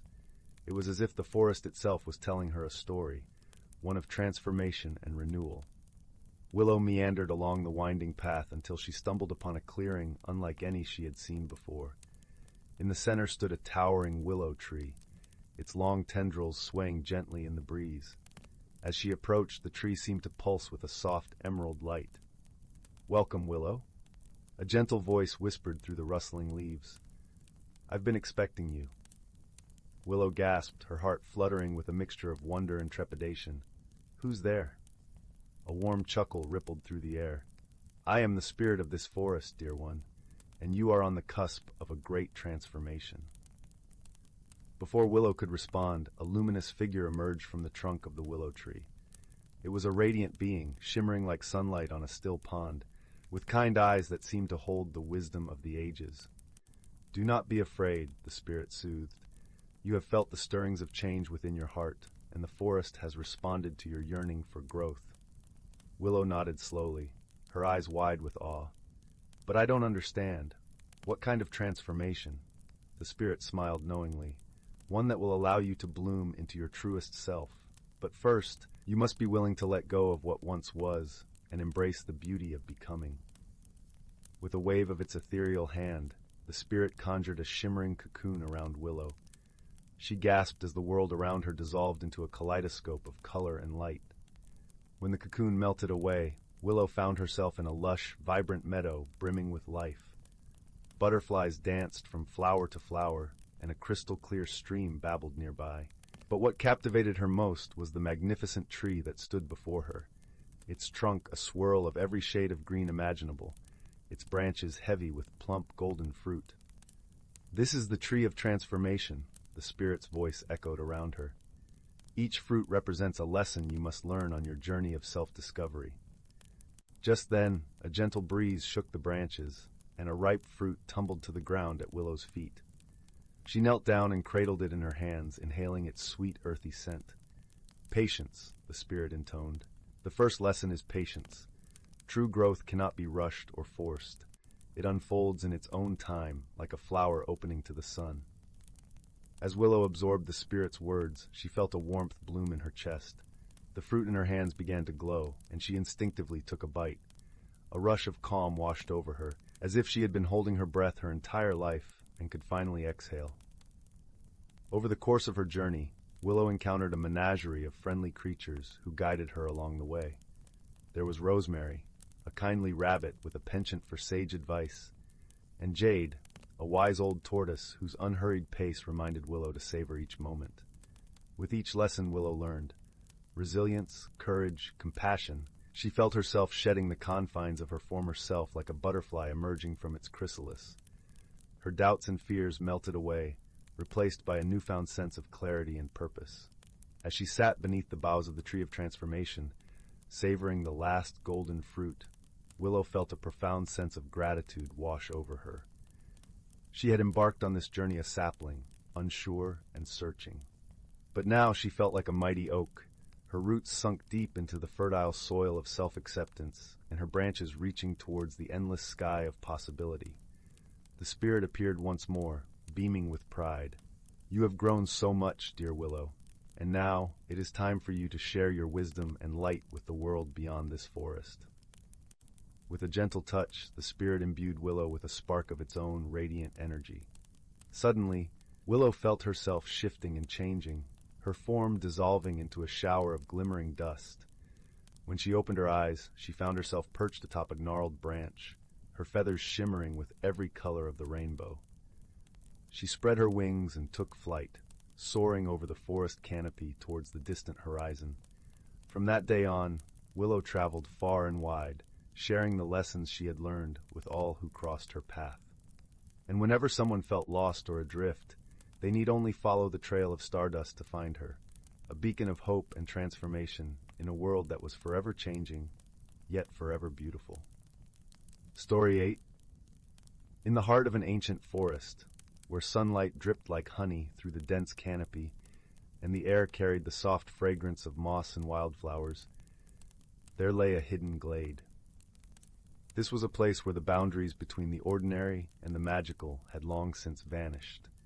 Here the creatures of the forest lived in harmony, guided by the wisdom whispered through the rustling leaves and babbling brooks. The guardian of this enchanted glade was a wise old tortoise named Thistle. His shell was adorned with patches of emerald moss, and his eyes held the gentle glow of 1,000 sunsets. Thistle was revered not just for his age, but for the stories he carried, Tales of the forest's ancient past, of times when harmony was forged and tested, and of the wisdom passed down through generations of creatures. One crisp autumn morning, Thistle embarked on his daily journey to the glade's heart. As he ambled along the well-trodden path, the leaves crunched underfoot, releasing a sweet, earthy scent into the cool air. The forest was alive with the colors of fall. Flames of orange and gold flickered among the branches, and the sunlight danced in dapples across the forest floor. Arriving at the glade, Thistle was greeted by his dear friend Lyra, a gentle deer whose coat shimmered like copper under the sun. Lyra was as graceful as the breeze, and her presence brought a sense of calm to all who met her. She dipped her head in greeting, her large doe eyes reflecting the warmth of the sun. "Good morning, Thistle," she said, her voice as soft as the whispering wind. "The air is crisp today, and it seems the forest is preparing for winter's embrace." "Indeed, Lyra," Thistle replied, nodding slowly. "The seasons are like the chapters of a grand story, each one bringing its own magic and lessons." Lyra and Thistle settled by the edge of a crystal-clear pond that mirrored the sky above, a canvas of clouds and blue. As they watched, a family of ducks glided across the water, their reflections rippling gently beneath them. "The balance of nature is a delicate thing," Thistle mused, his voice deep and resonant. "Every creature, every plant plays its part. Even the weather holds its own mysteries." Lyra nodded thoughtfully. "My grandmother used to say that the winds of change carry the songs of our ancestors, reminding us of our place in the world." As they spoke, a sudden gust of wind rustled through the trees, scattering leaves like a playful, golden shower. From the depths of the forest, a soft, melodic hum began to emerge, a sound as ancient as the earth itself. It was the song of the seasons, a magical phenomenon that occurred only once every 100 years, when the forest came together to sing of its past and future. Animals gathered from all corners of the forest, drawn to the glade by the enchanting melody. Rabbits and foxes, owls and squirrels, all sat in silent wonder as the trees swayed in rhythm with the song. The air shimmered with magic, and the forest seemed to breathe as one. "Listen," Thistle whispered to Lyra, his eyes twinkling with the joy of the moment. "The song tells of the balance we must keep, of the harmony we must cherish." The melody wrapped around them like a gentle embrace, and in that moment, all creatures understood their connection to each other and to the world they shared. The song spoke of winters past and springs yet to come, of the life that thrived beneath the snow and the blossoms that would awaken with the sun's return. As the final notes faded into the crisp air, the forest fell silent once more. The animals lingered, savoring the peace and unity that the song of the seasons had woven into their hearts. "Thank you, Thistle," Lyra said, her voice filled with gratitude. "The song and your wisdom remind us of the path we must follow, of the balance we must maintain." Thistle smiled, his heart full of the timeless magic of the forest. "It is a gift we share, Lyra. Together, we will protect this harmony for the generations to come." As the sun dipped below the horizon, painting the sky with strokes of pink and gold, the creatures of the forest returned to their homes, their hearts light with the promise of the future. And so, under the watchful eyes of the stars, Thistle and Lyra remained in the glade, basking in the afterglow of the song, knowing that as long as they listened to the whispers of the forest, the balance would endure. In the heart of the ancient forest, where magic and reality danced hand in hand, the creatures in the land thrived in a harmony as old as time itself. Story 9. In a serene village nestled among the rolling hills of the Whispering Woods, the air always seemed to carry a sweet scent of blooming lavender, even in the crisp embrace of winter. The village, with its cobblestone paths and charming thatched-roof cottages, was a place where time seemed to slow, and the golden glow of lanterns cast comforting shadows at dusk. In the heart of the village lived a kind-hearted young girl named Marin. Her eyes glimmered with the curiosity of 1,000 questions, and her heart was as open as the sky above. Marin lived with her grandmother, Esme, who was known far and wide for her wisdom and gentle nature. Esme had a soft, lilting voice that could soothe any worry, and a garden that was the envy of every green thumb in the village. One chilly evening, as the sun dipped below the horizon, painting the sky in hues of pink and orange, Marin noticed something peculiar. The village's beloved willow tree, an ancient sentinel that stood by the stream, was shedding not its customary golden leaves, but small, luminous orbs that floated delicately to the ground. Each orb shimmered with a soft, silvery light, twinkling like stars fallen from the heavens. Marin's heart fluttered with curiosity as she reached down to pick up one of the orbs. It felt warm in her hand, pulsing gently as if alive. She looked up at Grandmother Esme, who had come to stand beside her, a knowing smile playing on her lips.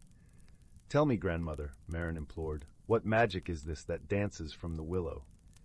Esme chuckled softly, the sound like a gentle breeze through the leaves. "Ah, my dear, it seems the willow has a secret to share. But first we must unravel the mystery with the help of our friends." That night, Marin lay snug in her bed, the orb resting on her bedside table, casting a soft glow that filled the room with warmth. She drifted into dreams filled with whispers of the willow and visions of the shimmering orbs. The next morning, the village buzzed with excitement. The willow's strange behavior had everyone talking, and Marin felt a thrill of adventure as she set out with Esme to seek the counsel of the wise owl Sage, who lived in the ancient oak at the edge of the woods. Sage was a venerable creature with feathers as soft as down and eyes as deep as the night sky. He greeted Marin and Esme with a nod, listening intently as they described the willow's unusual gift. "Ah, the dance of the lumina," Sage mused, his voice a gentle rumble. "It is a rare occurrence indeed. The willow is trying to tell you something, but its message is hidden within the light.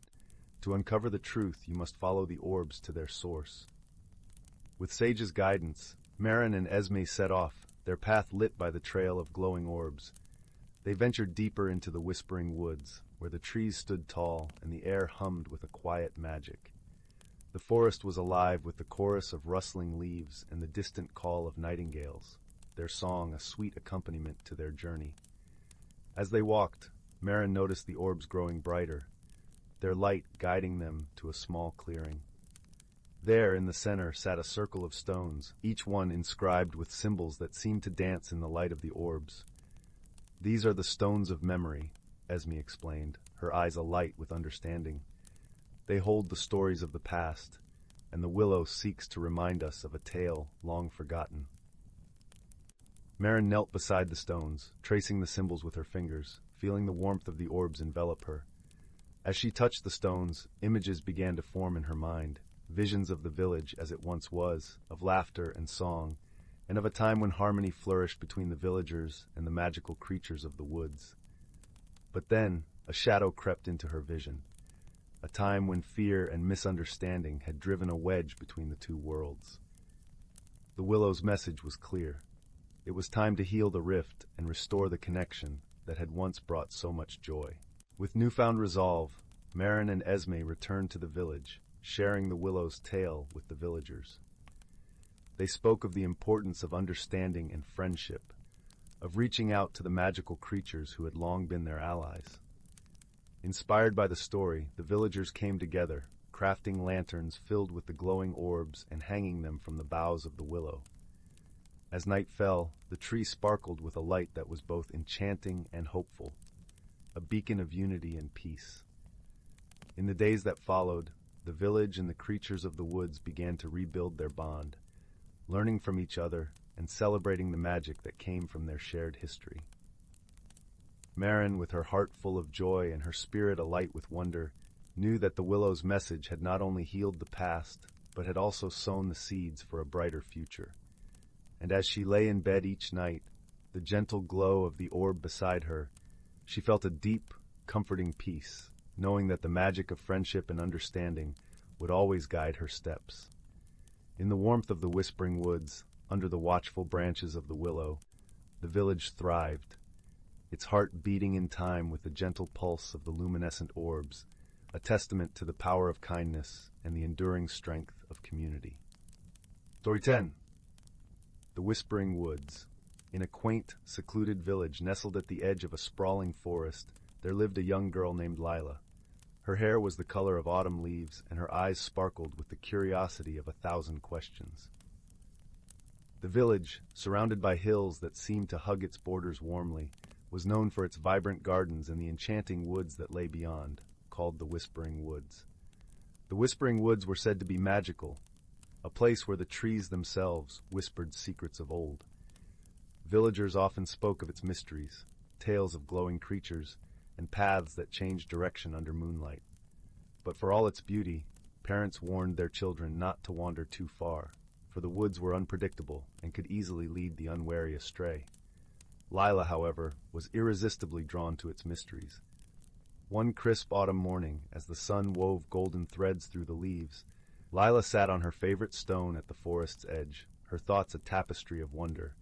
It was here she first heard the soft, melodic hum that seemed to float with the breeze. She closed her eyes, letting the sound wrap around her like a cozy blanket. When she opened them, she saw a small, peculiar object nestled in the roots of an ancient oak tree. It was a pendant, no larger than a robin's egg, shaped like a leaf and shimmering with hues of emerald and jade. Delicately, Lila picked it up, feeling a warmth spread through her fingers. As if recognizing her touch, the pendant began to glow faintly. She gasped, her heart dancing with the thrill of discovery. The hum grew stronger, a gentle voice brushing her thoughts, urging her to explore further. The whispering pendant seemed to pulse with life, a gentle reminder that she was not alone. It was then Lila decided to embark on a journey into the woods, the pendant guiding her path. She stepped carefully onto the forest trail, each step crunching softly over the carpet of fallen leaves. The woods welcomed her with a symphony of sounds, the rustling of leaves, the distant call of a cuckoo, and the gentle murmur of a brook hidden somewhere within. The air was rich with the scent of pine and earth, and the sunlight played hide-and-seek through the canopy above, casting dappled shadows that danced at her feet. As she ventured deeper, the forest seemed to change around her. The trees stood taller, their branches intertwining like old friends sharing secrets. The path twisted and turned, leading Lila to a small clearing bathed in soft, golden light. In the center stood a magnificent tree, larger and older than any she had ever seen. Its bark was etched with intricate patterns, and its roots sprawled like the arms of an ancient guardian. From the tree, a figure emerged, gentle and ethereal, with eyes like the deep forest pools and hair that cascaded like a waterfall of silver. It was a spirit of the woods, a guardian who had watched over the forest for countless generations. Lila felt no fear, only a warm sense of belonging. "Welcome, dear child," the spirit spoke, its voice a soothing melody. "You have found the pendant of whispers, a treasure of our world. It chose you, for your heart is pure and your spirit curious." Lila listened intently, the pendant warm against her chest. "What must I do?" she asked, her voice barely a whisper. The spirit smiled, a tender expression that filled the clearing with light. "The pendant holds the stories of our world, the wisdom of the ages. But it also carries a task, to heal the breach that has formed between our world and yours." "What breach?" Lila inquired, her curiosity piqued. The spirit sighed, a sound like wind through the trees. "Long ago our worlds lived in harmony, but as time passed, the bond weakened, forgotten by many. The pendant can restore it if you have the courage to listen and the wisdom to act." With a gentle nod, Lila accepted the challenge. She spent the days that followed exploring the whispering woods, guided by the pendant's whispers. Each day brought new discoveries. A hidden glade where fireflies danced like stars, a brook that sang of ancient times, and a meadow where flowers bloomed in impossible colors. Through her journey, she met creatures of all kinds, a wise old owl who spoke in riddles, a mischievous fox who taught her the art of stealth, and a family of deer who showed her the beauty of silence. Each encounter left her richer in spirit, her heart swelling with newfound understanding and compassion. The days turned into weeks, and Lila found herself becoming one with the woods. Her senses sharpened. She learned to hear the subtlest whispers of the trees, to read the patterns in the fluttering of leaves. The pendant, ever warm against her heart, glowed brighter with each lesson learned. As autumn deepened into the rich hues of late October, Lila sensed the time was nearing for her task to be fulfilled. The spirit of the woods appeared once more, a gentle presence in the twilight. "You have grown, child," the spirit said, pride shimmering in its voice. "You have learned the language of the forest, the wisdom of the creatures. You are ready." Lila nodded, a quiet resolve in her eyes. "What must I do?" she asked. The spirit gestured to the great tree. Place the pendant within the heart of the tree. It will awaken the bond between our worlds. But remember, it is your heart that will guide its power. Taking a deep breath, Lila approached the tree, feeling the ancient energy thrumming beneath her feet. She gently placed the pendant within a hollow in the tree's trunk.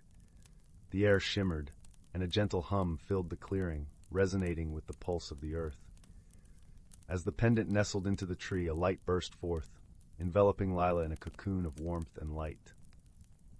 She felt the bond awaken, a connection deeper than words could express. The forest breathed with her, each rustle and whisper a conversation, each shadow and light a dance of unity. As the light faded, Lila felt a profound peace settle over her. The spirit smiled, a look of gratitude in its eyes. You have restored the balance, dear one. You have bridged the worlds with your heart. Lila returned to the village, forever changed by her journey. She carried the whisper of the woods within her, a reminder of the magic that lived in every leaf, every breeze. The villagers noticed her change, her stories weaving a tapestry of wonder that rekindled their own connection to the forest. And so, the bond between the two worlds was restored, a gentle reminder that magic lived in the hearts of those who dared to listen. Lila's story became a cherished tale, passed down through the generations, a testament to the power of curiosity, courage, and the unyielding bonds of friendship between all living things. As the years passed, Lila grew wise and kind, her heart forever bound to the whispering woods. She often returned to the forest, her steps guided by the memories of her journey, the pendant's whispers forever echoing in her heart. And there, under the ancient trees, she found a peace that carried her through every season of life, a reminder that the world was full of magic for those willing to listen. Story 11. In a part of the world where the sun's golden rays danced through a canopy of emerald leaves, there lay an ancient forest, untouched by the hands of time. This was not an ordinary forest, but a realm where the whispers of magic could be felt in the gentle rustling of the leaves and the soft sighing of the wind. The forest was a mosaic of vibrant greens and earthy browns, with the occasional splash of wildflowers painting the undergrowth with hues of violet and gold. Here, the air was thick with the sweet fragrance of pine and the crisp scent of morning dew. At the heart of this mystical woodland stood a venerable oak, its branches sprawling wide and high, reaching towards the sky like welcoming arms. This oak was known as Grandfather Tree, a wise and ancient sentinel of the forest. It had witnessed countless seasons cycle through their dance, from the tender whispers of spring to the quiet slumber of winter. Under its shadow, a small community of creatures made their home, living in harmony with each other and the natural world around them. Among these creatures was a gentle hare named Fern. Her fur was as soft as the velvety moss that carpeted the forest floor, and her eyes sparkled like droplets of dew catching the first light of dawn. Fern was known throughout the forest for her kind heart and gentle nature. She had a special bond with the plants, often seen conversing with the flowers and listening to the tales told by the wise old trees. One tranquil morning, as the sun's first light painted the sky with shades of rose and amber, Fern awoke to a peculiar sound. It was a low, mournful hum that seemed to resonate from deep within the earth. Curious and concerned, she hopped out of her burrow and made her way to Grandfather Tree, hoping to seek his guidance. As she approached, she found the forest's other inhabitants gathered there as well. Luna, the wise owl, who kept watch over the night skies, and Bramble, the kindly badger, with his coat as thick as the forest underbrush. Even the shy fox, known for her quiet wisdom, had come, her fiery fur a bright contrast against the morning mist. What could it be? Bramble wondered aloud, scratching his head with a paw. His voice rumbled like distant thunder, yet carried warmth and familiarity. It sounds like the earth is speaking, Luna hooted softly, her eyes wide and searching as they scanned the horizon. We must listen closely. Fern stood quietly, feeling the vibrations under her feet, letting the sound weave through her. It was then she remembered a tale told by the flowers, a story passed down through generations about the heart of the forest, a hidden spring whose waters held the balance of life for all creatures and plants in the woodland. Could it be the heart of the forest? Fern voiced her thoughts, her voice a delicate whisper among the gathering. Grandfather Tree, his bark wrinkled with the wisdom of ages, rustled his leaves thoughtfully. It is possible, little fern. The heart of the forest is indeed a source of great magic and balance. If it is in distress, we must find out why. With determination sparkling in her eyes, Fern volunteered to seek out the heart of the forest. Her friends, moved by her courage, decided to accompany her on this important journey. Together they ventured deeper into the forest, following the hum that seemed to pulse in time with their hearts. The path wound through groves of ancient trees, past babbling brooks that glistened like silver ribbons under the dappled sunlight. The air was alive with the sounds of chirping birds and the gentle rustle of leaves. As they traveled, the friends shared stories and laughter, their spirits buoyed by each other's company. As they neared the center of the forest, the hum grew louder, resonating with a melody both haunting and beautiful. There, nestled among the roots of a circle of grand trees, they found the heart of the forest, a crystalline spring, its waters shimmering with a luminescent glow. But something was amiss. The water, usually clear and vibrant, was clouded and dim. Fern approached the spring, her heart aching at the sight. What could have caused this? She wondered aloud. Luna fluffed her feathers, considering the question. Perhaps the balance has been disrupted. We must find a way to restore it. With a thoughtful gaze, Bramble suggested, maybe the answer lies in the memories of the forest. We should ask the trees. The group agreed, and with Grandfather Tree's guidance, they began to listen to the whispers of the forest. The trees spoke of a harsh storm that had passed through recently, uprooting plants and disturbing the delicate balance of the ecosystem. It was then they understood. The forest was grieving for what it had lost, and the spring reflected this sorrow. Fern, feeling a deep empathy for the forest's plight, knew what needed to be done. We must heal the forest, she declared, her voice gentle but firm.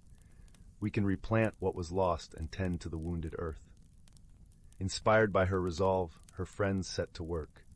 They gathered seeds from the trees and plants, planting them with care and love. Luna flew high above, seeking out the places that needed the most attention, while Bramble used his strong paws to till the earth and make it ready for new life. Fern, with her gentle touch, nurtured the seedlings, whispering words of encouragement as they took root. Days turned into weeks as the friends worked tirelessly, their hearts united in their mission. Slowly the forest began to heal. New shoots emerged from the earth, and the air was filled with the hopeful songs of birds. The hum of the heart of the forest grew softer, more harmonious, as the balance was gradually restored. One morning, as the sun rose in a blaze of golden light, the friends gathered once more at the heart of the forest. The spring was now clear and radiant, its waters glistening with a renewed vitality. The forest, too, seemed to breathe with a new life, vibrant and whole. Grandfather Tree, his branches swaying gently in the breeze, spoke to them with a voice full of gratitude. You have done well, my dear friends. Through your kindness and wisdom, you have restored harmony to our home. Fern and her companions beamed with quiet joy, their hearts warm with the knowledge that they had made a difference. They had learned the importance of caring for the world around them, and how friendship and unity could overcome even the greatest challenges. And so, under the watchful gaze of Grandfather Tree and the gentle caress of the morning light, the creatures of the forest continued to live in harmony, their lives forever intertwined with the magic of the natural world. As the seasons turned, they carried the wisdom they had gained, passing it down through stories and songs, ensuring that the heart of the forest would beat strong for generations to come. With the forest at peace, the friends settled back into their lives, each day a celebration of the beauty and wonder that surrounded them. And as the sun set beyond the horizon, painting the sky with shades of lavender and twilight blue, the forest whispered its own lullaby, a gentle reminder of the endless cycle of life, love, and renewal. Story 12. Once upon a time, in a village nestled between the gentle folds of mist-covered hills, there lay a realm where magic floated in the air like dandelion seeds on a summer breeze. This was a place where the ordinary and the extraordinary intertwined seamlessly, and where the villagers lived harmoniously with the mystical creatures of the land. In the heart of this village, surrounded by a lush meadow that glimmered with dew like a field of tiny stars, stood an ancient oak tree. Its branches stretched wide, providing shade and shelter to all who sought it. Beneath its boughs was a small cottage filled with the warm glow of candlelight, where lived a wise and gentle herbalist named Maribel. Maribel was known throughout the village for her kind heart and her keen sense of observation. Her days were spent crafting remedies from the herbs she gathered in the forest, her nights devoted to reading ancient tomes by the fire. She was beloved by all, not just for her healing skills, but for the calm wisdom she shared with everyone who crossed her threshold. One crisp autumn morning, as the first light of dawn kissed the village in hues of gold and amber, Maribel awoke to find something peculiar had happened overnight. Her garden, usually a serene haven of herbs and flowers, had been rearranged. The rosemary bushes were now where the lavender had been, the thyme nestled where the sage should be. Oddly enough, the plants themselves seemed content, as if they had been gently persuaded into their new spots. Perplexed yet intrigued, Maribel stepped outside, the cool air tingling against her skin. She observed the garden closely, noticing tiny footprints in the soft earth. They were unlike any she had seen before, each print a delicate swirl as if left by a creature that danced rather than walked. Deciding to seek guidance, Maribel took a path winding through the forest to the glen where the elder of the village, a kindly old sprite named Eldrin, resided. Eldrin was as ancient as the forest itself, his eyes twinkling with the wisdom of ages, and his laughter as comforting as a summer rain. Upon arriving, Maribel found Eldrin tending to his own garden, which was as enchanting as it was wild, filled with flowers that whispered secrets and vines that sang in the wind. She shared her puzzling discovery with him, describing the rearranged plants and the mysterious footprints. Eldrin listened intently, his long fingers stroking his silvery beard. "Ah, it seems you have been visited by the garden sprites, dear Maribel," he chuckled, his voice like the rustle of leaves.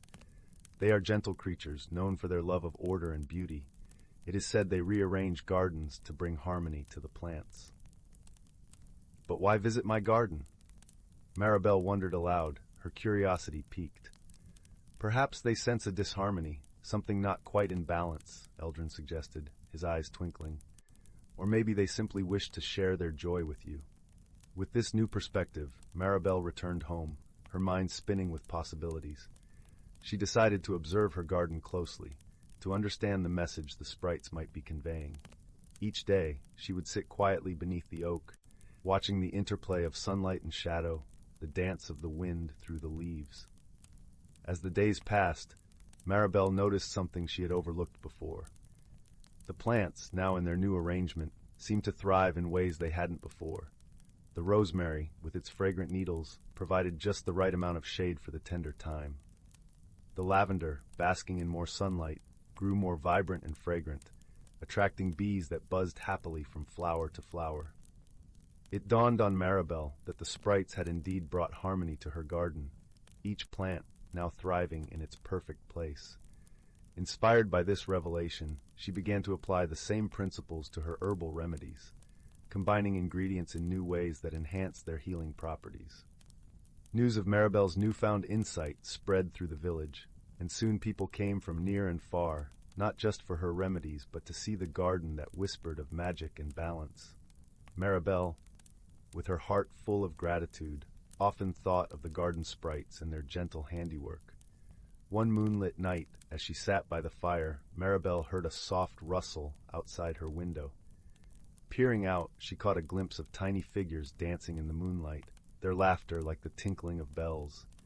It was the garden sprites, visiting once more to see the joy their gift had brought. With a warm smile, Maribel whispered her thanks into the night, knowing that sometimes the smallest creatures have the biggest lessons to teach. And as the fire crackled softly beside her, she felt a deep peace settle in her heart, knowing that her garden and her life were in perfect harmony.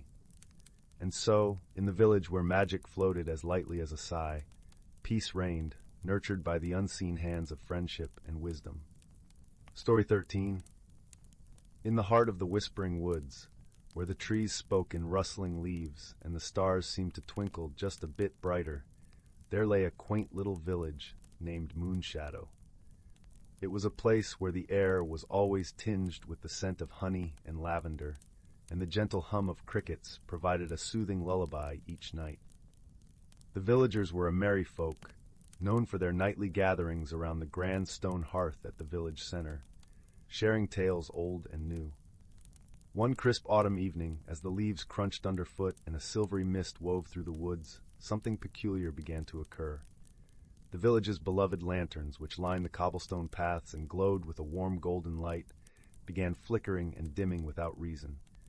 The lanterns, crafted by the skilled hands of the village artisan, were enchanted to burn eternally, powered by tiny orbs of captured starlight. Yet now, one by one, they sputtered out, casting eerie shadows and leaving the village in an unusual gloom. Amidst the whispers of concern, a young girl named Lila felt a curious thrill rather than fear. Lila was known for her keen eyes and a mind as sharp as the autumn breeze. She loved nothing more than a mystery to unravel, and this strange occurrence seemed like the perfect puzzle. Lila's first step was to visit the village's wise old owl, Orin, who resided in the ancient oak tree at the edge of the forest. Orin had seen many seasons come and go, and his eyes gleamed with the wisdom of ages. As Lila approached, the rustle of the leaves seemed to soften, allowing her footsteps to be the only sound. "Orin," she called softly, peering up into the branches. "Do you know why our lanterns are failing?" Orin blinked slowly, tilting his head. "Ah, Lila, there are many reasons a light might fade. The stars are mysterious keepers of their glow. Have you spoken to the fireflies?" Of course, the fireflies, keepers of the forest's luminescence, might have seen something. Lila thanked Orin, her heart buoyed by his suggestion, and set off along the shadowy path where the fireflies danced like tiny stars fallen to earth. In a clearing ringed with wild thyme, the air sparkled with the soft glow of fireflies. Lila sat quietly, her presence like a gentle breeze, and waited. Soon, a particularly bright firefly settled on her shoulder, pulsing softly in greeting. "Hello, little one," Lila murmured. "Do you know why our lanterns are dimming?" The firefly flickered in a series of quick flashes, communicating in the secret language of light. Lila watched intently, piecing together the message. They spoke of a gentle wind that had swept through the forest, carrying with it whispers of something new and unseen. Lila pondered this, her mind a whirl of possibilities. The wind. Perhaps it had carried something that disturbed the starlight within the lanterns. She thanked the fireflies and made her way to the meadow, where the wind often played, lifting leaves and petals into a joyful dance. As she wandered through the meadow, Lila noticed something unusual. A cluster of silvery feathers scattered across the grass, shimmering under the moonlight. She bent down, picking one up, feeling its softness against her fingertips.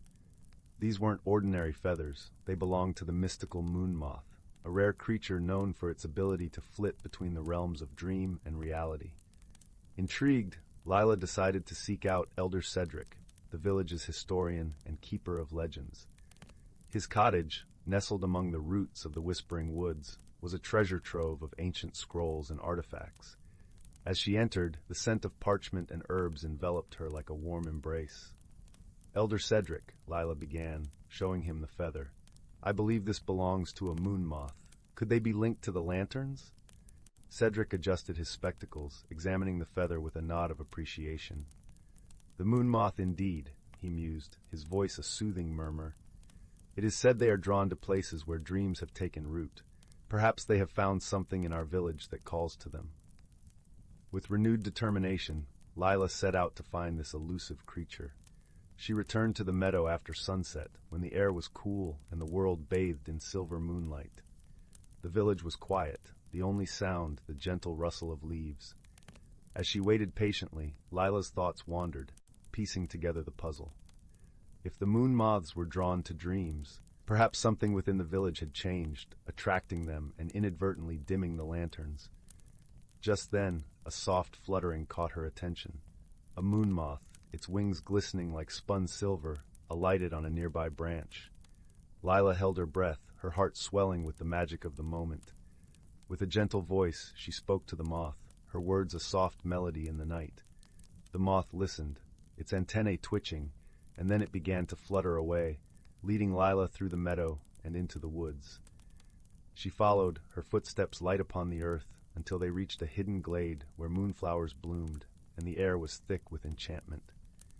In the center of the glade stood a small, forgotten shrine, overgrown with ivy and kissed by moonlight.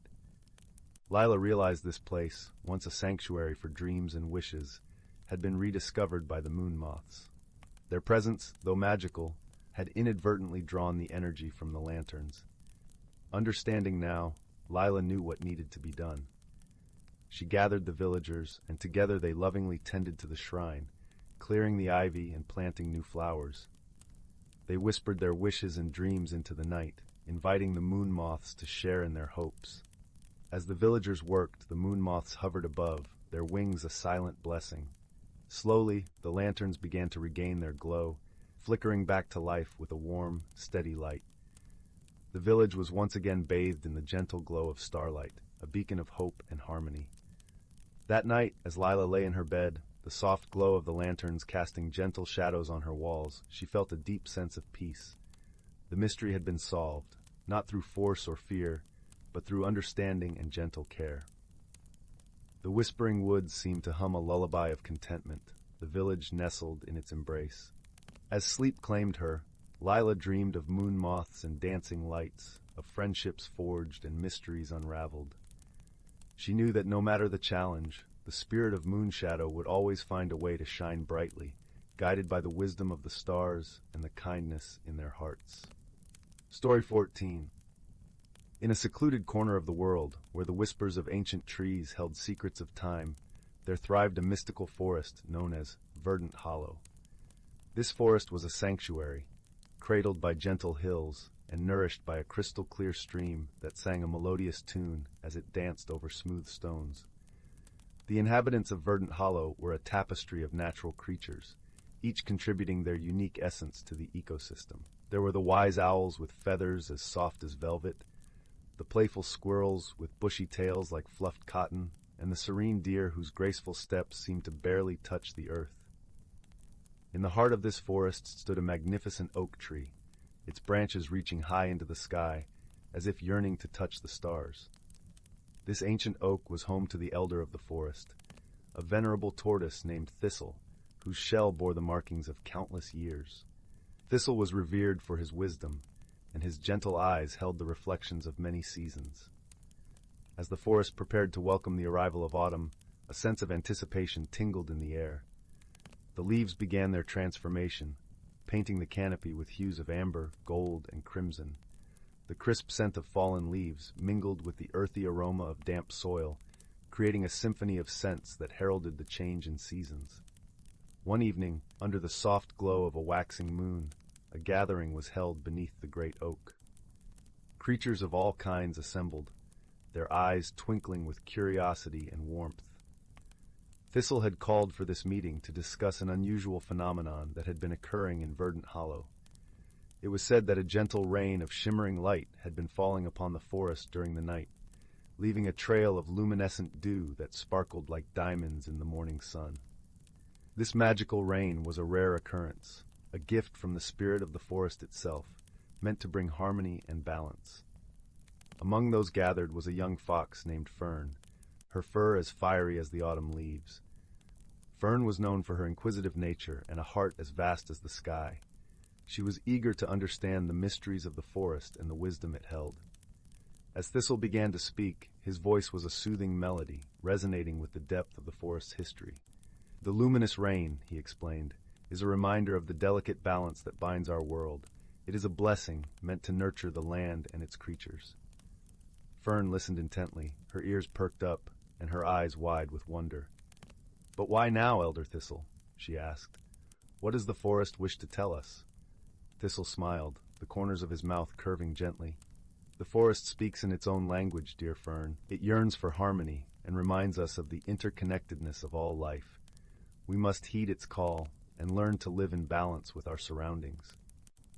The creatures nodded in agreement, their hearts filled with a sense of purpose. They understood that they were stewards of this enchanted realm, and it was their duty to cherish and protect it. With the elder's words resonating in her heart, Fern embarked on a journey through the forest. She wished to learn more about the delicate threads that wove the tapestry of verdant hollow. As she moved through the woodland, the wind whispered secrets in her ear, and the rustling leaves seemed to guide her path. One day, as the sun dipped below the horizon, casting a warm glow over the forest, Fern stumbled upon a hidden glade. Here a tranquil pond lay cradled by willows whose cascading branches formed a gentle curtain around the water's edge. The surface of the pond mirrored the vibrant colors of the sky, creating a breathtaking tapestry of light. Fern settled by the pond, the cool grass tickling her paws. As she gazed at the reflections dancing on the water, she felt a profound sense of peace envelop her. It was as if the forest itself was embracing her, sharing its ancient wisdom. In the gentle ripples of the pond, Fern saw visions of the past. She witnessed the seasons turning, the cycles of life and renewal, and the harmonious dance of creatures living in balance with their surroundings. She understood now that every creature, no matter how small, played a vital role in maintaining the equilibrium of the forest. With newfound clarity, Fern returned to the great oak, where Thistle and the other creatures awaited her. She shared her insights, her voice carrying the warmth of the lessons she had learned. "The forest is a symphony," she said, her eyes shining with understanding, "and we are its notes, each contributing to the melody of life. We must cherish our home and each other, for it is in our unity that we find strength." Thistle nodded, pride gleaming in his wise eyes. "You have learned well, Fern. The forest's magic lies not only in its beauty, but in the bonds we share. Together, we can nurture this haven and ensure its harmony endures." As the creatures of Verdant Hollow gathered closer, their hearts beat in unison, a testament to their shared purpose. They sang the song of the forest, a gentle hymn that echoed through the trees and beyond, carrying with it the promise of a future where nature's wonders would thrive. And so, under the watchful gaze of the ancient oak, the inhabitants of Verdant Hollow continued their lives, guided by the wisdom of the forest and the spirit of unity. The luminous rain continued to fall, a reminder of the magic that enveloped their world, and the forest flourished, a testament to the enduring power of harmony and love. In time, the stories of Verdant Hollow were passed down through generations, a legacy of wisdom shared by the gentle creatures who called the forest their home. And though the seasons changed and the years rolled on, the spirit of the forest remained eternal, a beacon of hope and a reminder that in the gentle embrace of nature, true magic resides. Story 15. In a far-off galaxy where stars shimmered like scattered diamonds across an ebony canvas, there lay a quaint little planet named Lumina. This planet, known for its luminescent flora and gentle twilight skies, was home to the Luminari, a race of beings whose skin glowed softly like moonlit pearls. The Luminari lived in harmony, their lives guided by the rhythmic dance of the bioluminescent flowers that bloomed across their landscape. On a particularly serene evening, as the gentle hum of the night cradled the world to rest, a small spacecraft from the neighboring planet of Pharaoh descended upon Lumina. Pharaoh was a stark contrast to Lumina, with its inhabitants, the Pharozians, being robust, metal-clad beings, practical and straightforward in their ways. The Pharozians valued strength and efficiency, their world a symphony of gears and metal. Aboard the spacecraft was a young Pharozian named Corin, on a mission to learn about Lumina's unique light-based energy. Corin was curious, though a bit apprehensive about the Luminari, whom he had heard were delicate and somewhat peculiar. As Corin stepped out of his ship, the soft glow of the Lumina night enveloped him, and he was met by a Luminari named Naira, whose gentle glow and warm smile put him at a tentative ease. "Welcome to Lumina," Naira greeted, her voice a gentle melody. "We are pleased to have you here." Corin nodded, unsure how to respond to such overt warmth. "Thank you. I'm here to understand your energy systems," he replied, his tone slightly mechanical. Naira, sensing his discomfort, offered a kind smile. As they walked through the luminescent fields, Corin marveled at the glowing flora, but found it hard to comprehend how such beauty could be functional.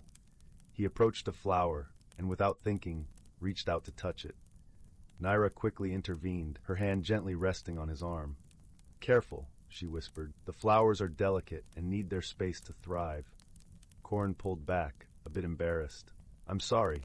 I didn't mean to harm them." Naira shook her head, her glow dimming slightly in empathy. "It's all right. Here, let me show you." She guided him to a patch of flowers, demonstrating how their glow intensified with the gentlest of touches, a harmony of energy exchange. As days turned into weeks, Corin and Naira spent more time together, learning not just about each other's worlds, but about each other.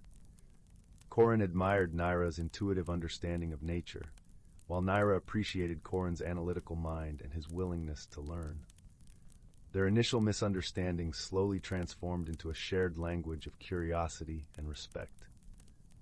One evening, as they sat beneath the luminescent canopy, Corin shared a story from his world, a tale of Ferocian warriors who protected their planet with unyielding strength.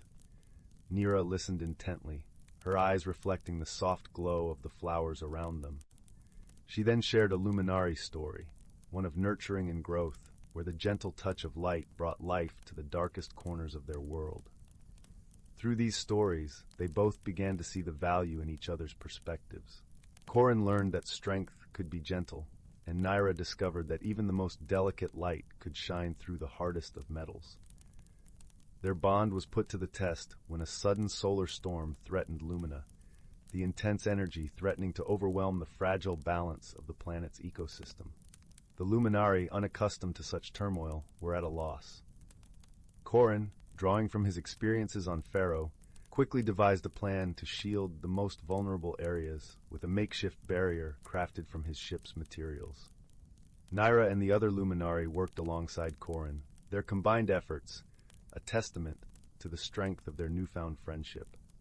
As the storm raged on, Corin stood by Naira's side, offering support and encouragement, while Naira guided her people with a calm resilience that inspired strength in all.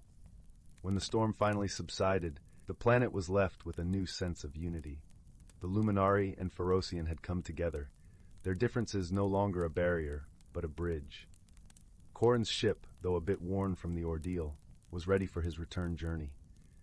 As he prepared to leave, Naira gifted him a small, glowing flower, a symbol of their shared journey and the light of friendship that now connected their worlds. As Corin's spacecraft ascended into the twilight sky, he looked down at the glowing Lumina landscape, his heart warmed by the gentle beauty of the planet and the friendship he had found. Back on Pharaoh, he knew he would carry with him not just the knowledge of Lumina's energy, but the deeper understanding that true strength and friendship are born from the harmony of differences. And so, the unlikely companions, bound by the lessons of their shared journey, proved that even across the vastness of space, friendship could light the way to understanding, growth, and a brighter future for all. Story 16. On the edge of the Andromeda Galaxy, nestled within the twinkling tapestry of stars, lay a small planet known as Lumina. It was a place of eternal twilight, where the skies were painted in hues of lavender and gold, and the air shimmered with a gentle luminescence. This serene world was home to the Luminarians, beings of light and tranquility, who thrived on the harmonious energy of their surroundings. Far across the cosmos, on a planet named Shardus, lived the Shardlings. Their world was rugged, carved from jagged crystal mountains and sprawling fields of glittering minerals. The Shardlings were resilient creatures, their bodies encased in a shell of iridescent crystal that sparkled like 1,000 rainbows. They were known for their strength and determination, yet their lives were often solitary, each Shardling carving out their own path in the mineral-rich landscape. One day, a young Luminarian named Selim, curious and full of wonder, embarked on a journey beyond his twilight home, eager to explore the mysteries of the universe. His travels led him to Shardus, a world so different from his own that it took his breath away. The sharp landscape glittered under the distant suns, casting a kaleidoscope of colors that danced across the surface. As Selim wandered through the crystalline valleys, he stumbled upon a young Shardling named Riven. Riven had been working tirelessly to excavate a rare mineral vein, his crystal hands deftly chipping away at the rock. Startled by the sudden appearance of the glowing Luminarian, Riven's first instinct was to retreat, fearing the unknown. "Who are you?" Riven's voice echoed, a melody of crystalline chimes. "I am Calum, from Lumina," the Luminarian replied, his voice soft and warm like a gentle breeze. "I've come to learn about your world and its wonders." Riven eyed Calum suspiciously, his crystal shell reflecting the soft light emanating from the luminarian. "Why would you care about a place like this? It's nothing but rocks and minerals." Calum smiled, his glow brightening with excitement. "But that's what makes it extraordinary. Your world is so different from mine, and I want to understand it." Their first encounter was marked by a cautious dance of words and glances, each unsure of the other's intentions. Yet, there was something in Calum's gentle demeanor that intrigued Riven, prompting him to set aside his apprehension. As the days passed, Calum and Riven began to explore the crystalline landscape together. Calum marveled at the way the sun's rays refracted through the crystal mountains, creating dazzling displays of light. In turn, Riven found himself fascinated by Calum's ability to illuminate the darkest crevices with his gentle glow, revealing hidden wonders within the crystal caves. Despite their growing friendship, misunderstandings were inevitable. Calum's light, though warm and comforting, was sometimes too bright for Riven's sensitive eyes, and Riven's straightforward nature occasionally clashed with Calum's more introspective ways. These differences would lead to brief moments of tension, but each misunderstanding became an opportunity for growth, as they learned to communicate with patience and empathy. One day, as they ventured deeper into the heart of Shardus, they encountered a formidable challenge. A sudden quake shook the ground, dislodging a massive crystal boulder that threatened to seal the entrance to a cave they had just entered. Panic seized them both as they realized their predicament. With Riven's strength and Calum's guiding light, they worked together to find a way out. Riven chipped away at the smaller rocks, while Calum used his light to find safe paths through the darkness. Their combined efforts and mutual support saw them through, and they emerged from the cave, exhausted but triumphant. In that moment of shared victory, the bond between them deepened. They realized that their differences, once seen as obstacles, were actually their greatest strengths. Calum's light complemented Riven's resilience, and Riven's determination fortified Calum's gentle spirit. As they sat beneath the stars, their friendship forged in the trials they had overcome, Riven turned to Calum. "Thank you for showing me that there is more to this world than I ever imagined." Calum smiled, his light flickering with warmth. "And thank you for teaching me the value of strength and perseverance. Together, we make a great team." Their journey together had taught them the true meaning of friendship, a bond that transcended differences, built on mutual respect, understanding, and the willingness to grow together. With hearts full of newfound wisdom, Calum and Riven continued to explore the wonders of Shardus, their friendship a beacon of light and strength in the vast universe. And as they journeyed through the crystal valleys and beyond, they carried with them the comforting knowledge that true friendship knows no boundaries, and that together they could face any challenge that lay ahead.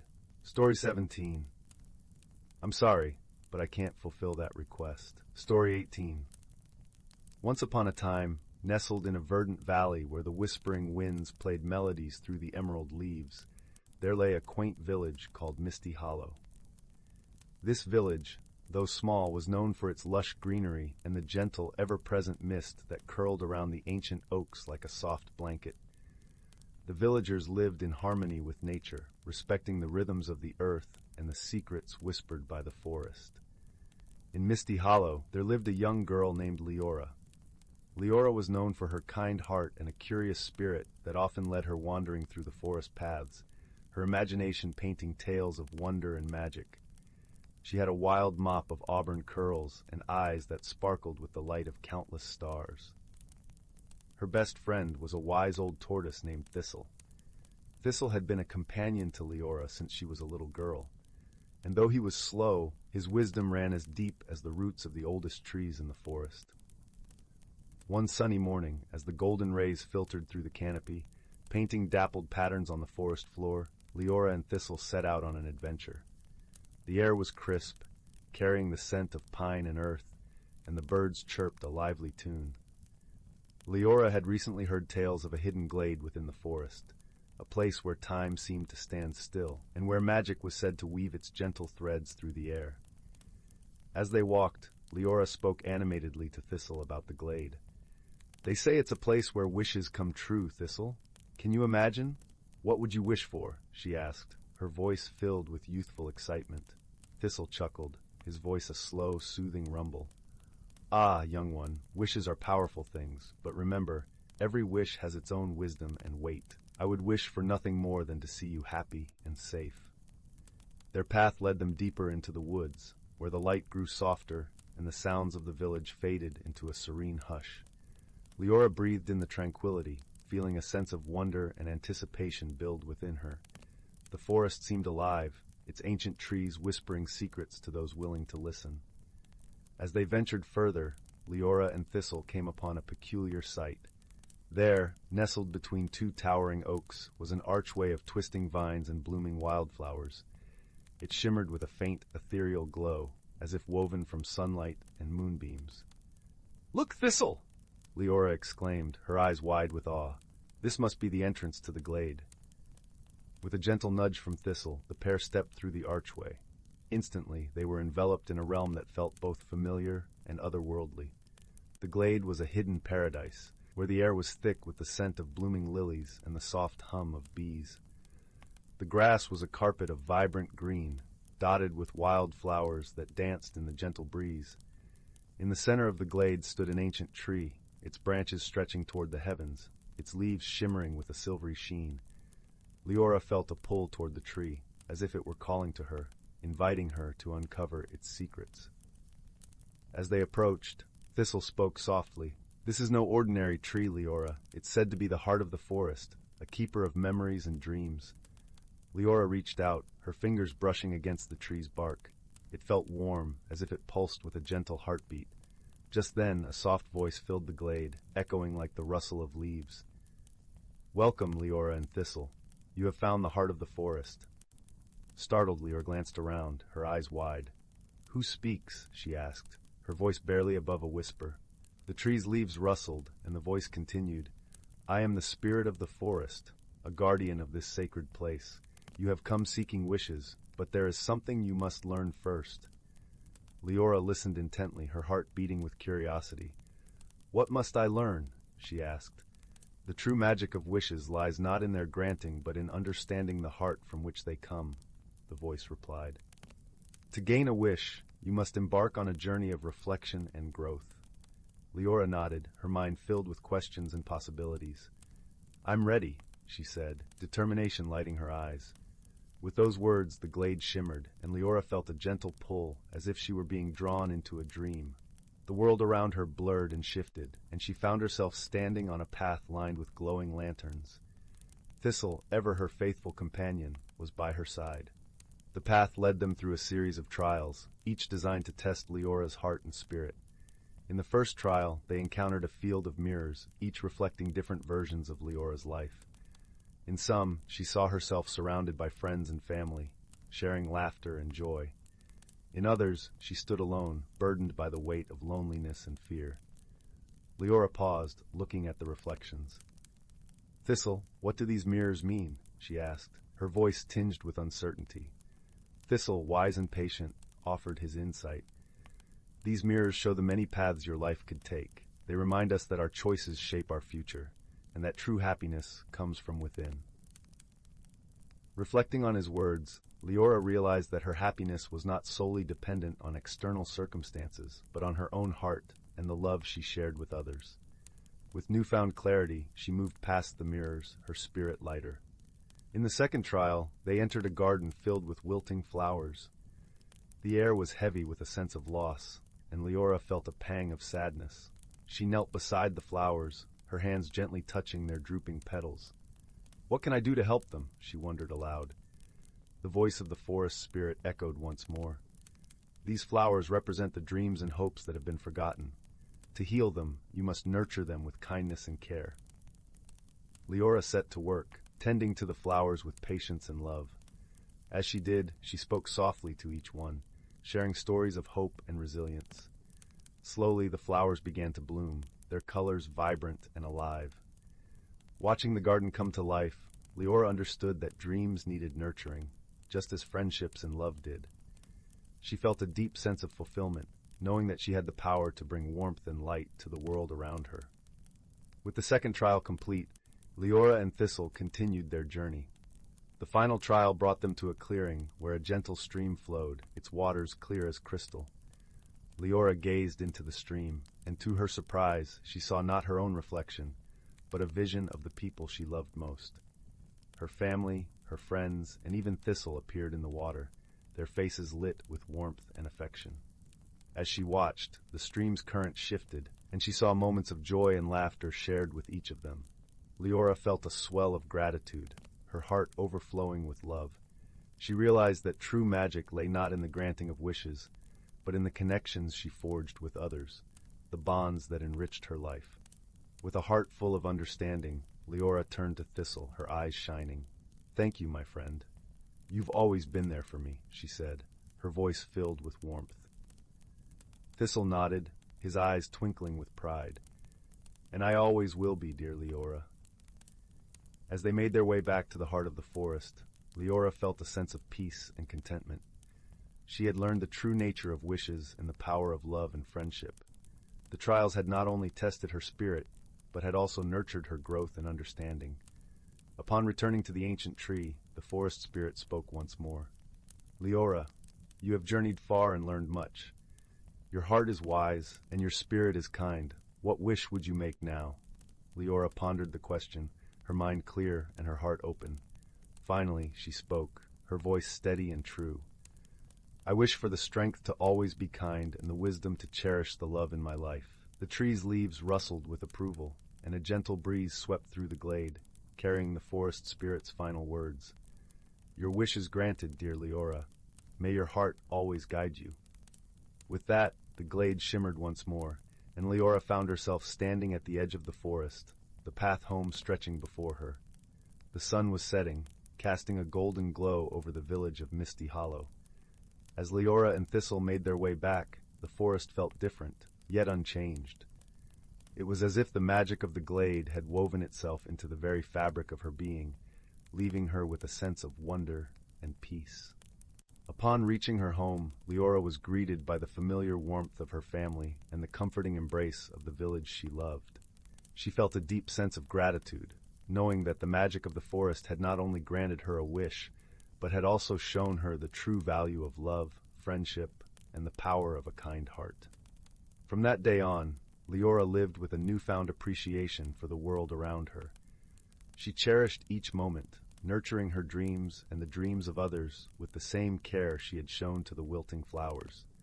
Her friendship with Thistle grew even stronger, a testament to the enduring bond between them. And so, in the village of Misty Hollow, life continued to thrive, woven together with the gentle magic of the forest and the hearts of those who dwelled within it. Leora's journey had transformed her, teaching her that the greatest magic of all lay in the simple, yet profound acts of love and kindness. And in the quiet of the night, as the stars twinkled above the sleeping village, a gentle breeze rustled through the trees, carrying with it the whispers of the forest spirit, a reminder of the magic that dwelt in the hearts of all who believed. And so, as the final embers of the day faded into the embrace of night, Leora drifted into a peaceful sleep, her dreams filled with the beauty and wonder of the hidden glade, knowing that she was a part of a world where magic and love intertwined, creating a tapestry of joy and harmony. Thus ends the tale of Leora and her journey through the enchanted forest, a story of friendship, wisdom, and the transformative power of love, forever etched in the hearts of those who heard it. And as the night deepened, the village of Misty Hollow rested in the gentle embrace of dreams, cradled by the magic that wove through the world. Story 19. In the heart of an ancient forest, where the air was sweet with the scent of pine and the ground dappled with sunlight filtering through the canopy, there lived a community of creatures unlike any other. This was a place where the boundary between the known world and the realm of magic was as thin as a spider's silk. Here, nature thrived in harmony, and every creature, from the tiniest ant to the grandest stag, played a part in maintaining the delicate balance of their enchanted home. The forest was alive with the quiet hum of life. Bees flitted from flower to flower, their wings whispering secrets of the blossoms. The brook babbled cheerfully over smooth stones, its voice a constant, soothing companion to all who dwelled nearby. Somewhere high above, the wind sighed gently through the branches, carrying with it the soft, earthy scent of moss and damp leaves. At the heart of this wondrous place was a clearing, bathed in golden sunlight, where the grass grew lush and the wildflowers painted the earth with their vibrant hues. It was here that the animals gathered to share stories and wisdom passed down through generations. They spoke of the changing seasons, the ebb and flow of life, and the magical phenomena that tied them all together. On the edge of this clearing lived a wise old tortoise named Bramble. His shell was etched with the marks of countless years, and his eyes held the deep, knowing gaze of one who had seen many seasons come and go. Bramble was the keeper of the forest's stories, the guardian of its timeless wisdom. It was to him that the creatures turned in times of uncertainty, for he had a gentle way of guiding them back to harmony. One crisp autumn morning, when the leaves were turning shades of amber and crimson, a young squirrel named Pip scampered into the clearing, his eyes wide with excitement and a hint of worry. Pip was known for his boundless energy and his knack for finding the best acorns, but today something else had captured his attention. "Bramble!" Pip called, his voice a soft chime in the cool morning air. "Bramble, something strange is happening." The old tortoise lifted his head slowly, a smile creasing his ancient face. "What is it, young Pip?" he asked, his voice a deep, calming rumble that seemed to resonate with the rhythm of the earth itself. "I saw it last night," Pip began, his words tumbling out in a rush. "The fireflies were dancing in the sky, but they weren't alone. There were lights, Bramble, sparkling like stars, but they moved with the wind, as if they had a life of their own." Bramble nodded thoughtfully, his gaze drifting to the canopy above where the leaves whispered secrets to one another. "Ah, the lights," he murmured, a hint of nostalgia in his voice. "They are the spirit lights, Pip. They come with the change of the seasons, a reminder of the magic that binds us all." Pip's eyes grew wide, his tail flicking with curiosity. "Spirit lights? But why are they here now?" "Each season," Bramble explained, "brings its own magic. Autumn is a time of reflection and transition. The spirit lights herald the coming of winter, guiding us to prepare for the colder days ahead. They remind us that change is a part of life, and with it comes beauty and wonder." The young squirrel pondered this, his small brow furrowing as he tried to understand. "So they're like messengers?" he asked, eager to grasp the wisdom in Bramble's words. "Yes, exactly," Bramble replied, his voice as warm as the morning sun.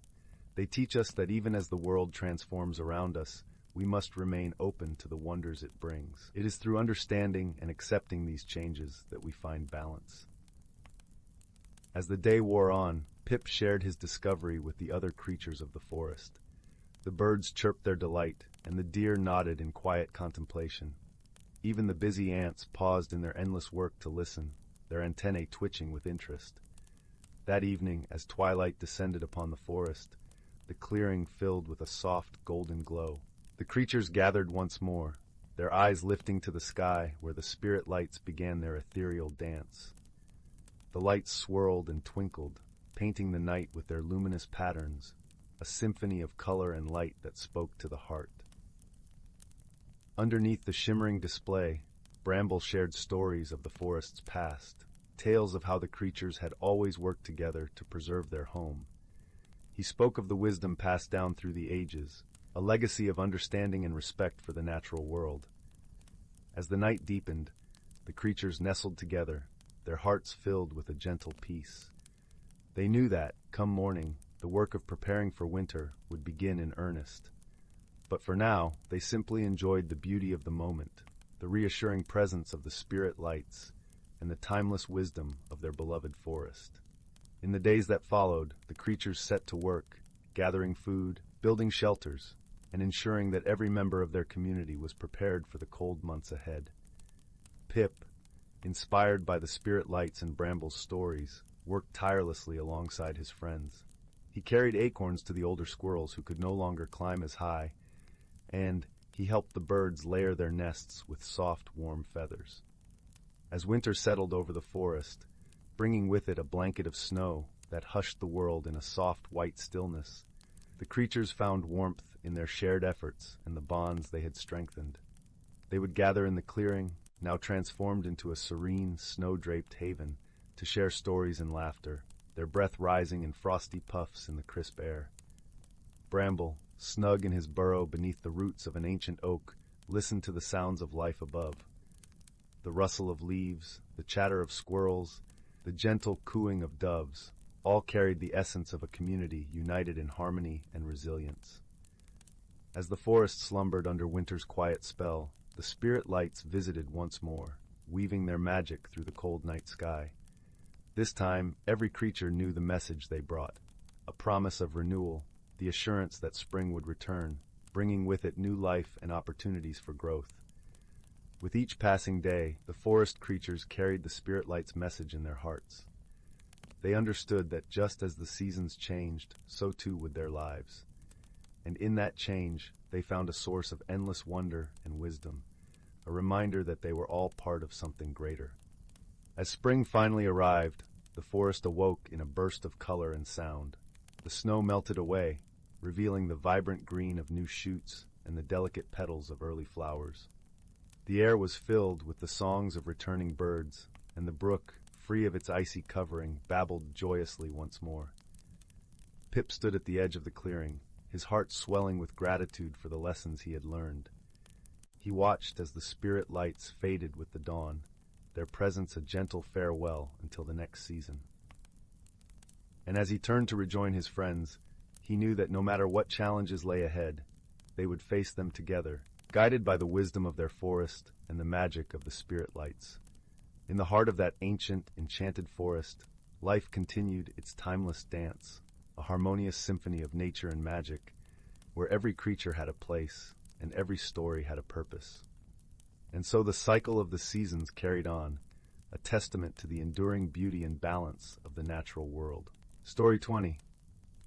Once upon a time, nestled beneath the silvery glow of a moonlit sky, there lay a quaint village named Willowmere. This village was cradled by the gentle arms of a sprawling forest, its trees whispering secrets to the wind that danced through their leaves. The air was perpetually perfumed with the scent of pine and wildflowers, and the gentle babble of a nearby brook provided a soothing melody that lulled the village to sleep each night. In this tranquil haven lived a young boy named Finn. With hair as dark as the midnight sky and eyes that sparkled like the stars above, Finn was known for his insatiable curiosity and boundless imagination. He lived with his grandmother, a kind-hearted woman with a voice as soft as the rustling leaves, who often shared tales of magic and wonder from her own youth. Finn was particularly fond of these stories, for each one sparked the embers of his adventurous spirit. One evening, as the warmth of the day gave way to a cool, crisp night, Finn sat by the hearth with his grandmother. The fire crackled merrily, casting flickering shadows across the cozy room. In her gentle tone, she spoke of an enchanted glade hidden deep within the forest, a place where time stood still and magic danced freely in the air. It was said that this glade could only be found by those with pure hearts and eyes open to wonder. "The glade holds a secret," his grandmother whispered, her voice a soft lullaby. "A secret waiting to be discovered by someone brave enough to seek it." Finn's heart fluttered with excitement. That night, as he lay in bed, the idea of finding the hidden glade filled his dreams with fantastical images of shimmering lights and ethereal creatures. He awoke with a sense of purpose, determined to embark on a journey to uncover the mystery of the enchanted glade. The next morning, with the sun casting golden rays across the dew-kissed land, Finn set out on his adventure. The forest welcomed him with open arms, its leaves rustling in greeting as he stepped onto the well-worn path that meandered through the trees. The air was alive with the songs of birds and the gentle hum of insects, a symphony of nature guiding his way. As Finn ventured deeper into the forest, he marveled at the beauty surrounding him. The trees stood tall and proud, their branches forming a lush green canopy overhead. Sunlight filtered through the leaves, casting dappled patterns on the forest floor. The scent of earth and moss filled his senses, grounding him in the moment. Hours passed, and just as Finn began to wonder if he had strayed too far, a peculiar sight caught his eye. There, nestled between two ancient oaks, was a narrow path he had never noticed before. It was overgrown with wildflowers, their vibrant colors a stark contrast to the earthy tones of the forest. With a heart full of hope, Finn decided to follow the path, trusting it would lead him to the glade his grandmother had spoken of. As he walked, a gentle breeze caressed his cheek, carrying with it the faintest sound of tinkling laughter. The path wound deeper into the forest, leading Finn to a clearing where the trees parted to reveal the enchanted glade. It was just as his grandmother had described, a place of breathtaking beauty and serene magic. In the heart of the glade stood a magnificent willow tree, its branches swaying gracefully in the breeze. Beneath its sheltering boughs, the ground was carpeted with soft grass, and delicate flowers bloomed in abundance. A crystal-clear pond mirrored the sky, its surface shimmering like 1,000 diamonds. Finn's eyes widened in awe as he stepped into the glade. The air crackled with an energy that was both exhilarating and soothing. It was as if the very essence of magic thrummed in harmony with his heartbeat. He wandered to the edge of the pond and peered into its depths, where tiny fish darted playfully among the reeds. Suddenly, a movement in the corner of his eye drew Finn's attention to the willow tree. There, nestled amongst the roots, was a small glowing object. It pulsed with a gentle light, its glow warm and inviting. Finn approached cautiously, his curiosity piqued. As he reached out to touch it, the object, a delicate, translucent orb, seemed to hum with life. It was no bigger than an apple, and its surface shifted and swirled like liquid starlight. When Finn's fingers brushed against it, a soft warmth spread through him, filling him with a sense of calm and belonging. With the orb cradled in his hands, Finn felt an inexplicable connection to the glade. It was as if the magic of the place had gifted him with a piece of its heart. He knew, in that moment, that he had found more than just an enchanted place. He had discovered a treasure beyond value. As Finn sat beneath the willow, cradling the orb, he heard a rustle in the undergrowth. From the shadows emerged a creature unlike any he had ever seen. It was a small, furry being with eyes like pools of midnight and ears that twitched with curiosity. The creature regarded Finn with a gaze that was both ancient and wise. "Greetings, young traveler," the creature spoke, its voice a gentle melody. "I am Lumina, guardian of this glade. You have been chosen by the light of the willow." Finn was taken aback by the creature's words, yet he felt no fear.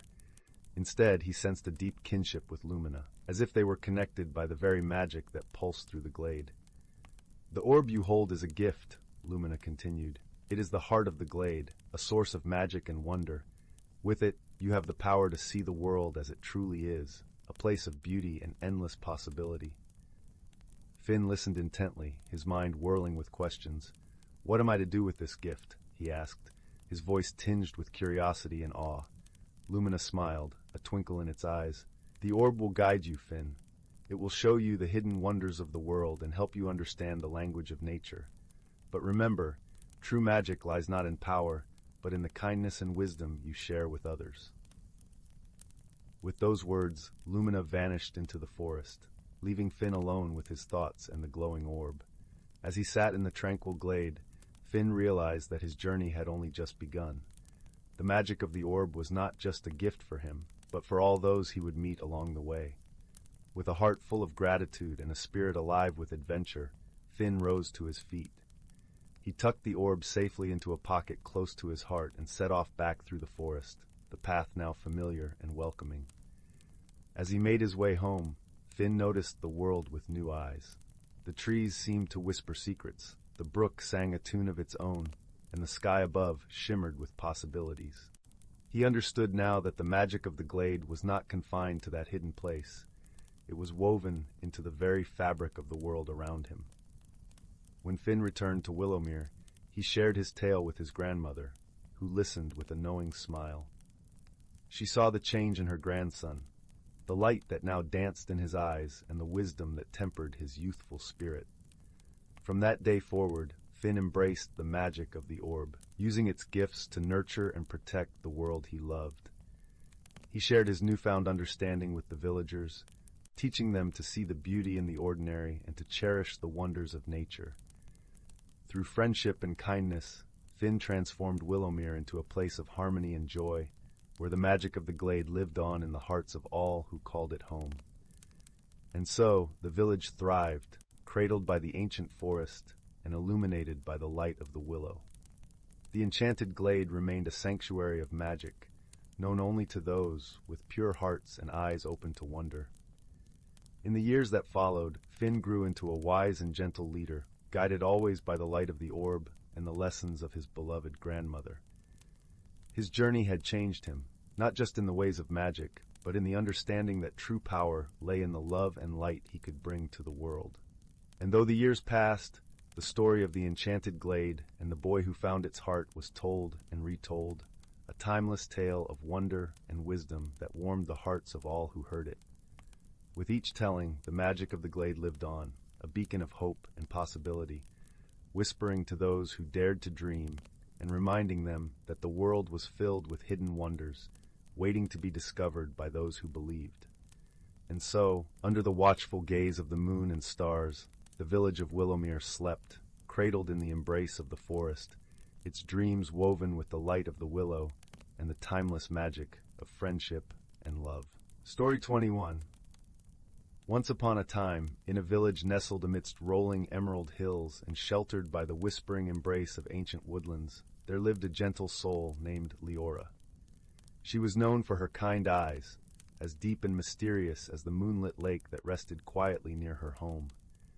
The village itself was a tapestry of vibrant gardens and cozy cottages with thatched roofs, where the air was always filled with the sweet scent of wildflowers and the lilting songs of birds. Leora had grown up in this serene haven, surrounded by tales of old that spoke of her ancestors who had once walked the same cobbled paths and tilled the same fertile earth. Yet she felt a curious yearning, a soft pull in her heart, as if there was something more she needed to understand about the roots that lay beneath her feet. One golden afternoon, as the sun painted the sky with hues of amber and rose, Leora found herself wandering through the sun-dappled forest. Her footsteps led her to a forgotten path, one she had never noticed before, carpeted with fallen leaves that rustled like whispers beneath her feet. The path wound its way deeper into the heart of the forest, where ancient oaks stood like guardians, their branches arching overhead to form a cathedral of green. As she ventured further, Leora stumbled upon a clearing bathed in gentle sunlight. At its center stood a weathered stone altar, covered in intricate carvings that seemed to dance in the shifting light. Beside it lay a small chest, its wood darkened by time, adorned with symbols that mirrored those on the altar. The air around her felt alive, humming with a quiet magic that made her skin tingle. With a reverent hand, Leora opened the chest, discovering within a collection of artifacts, an ornate silver mirror, a delicate necklace of woven vines, and a beautifully bound book whose pages fluttered invitingly in the breeze.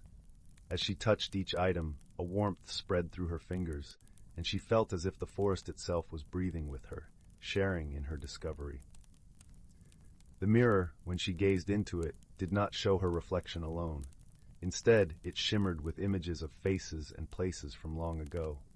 She saw her ancestors, their eyes twinkling with the same warmth she had seen in her own, and felt an unspoken connection that spanned generations.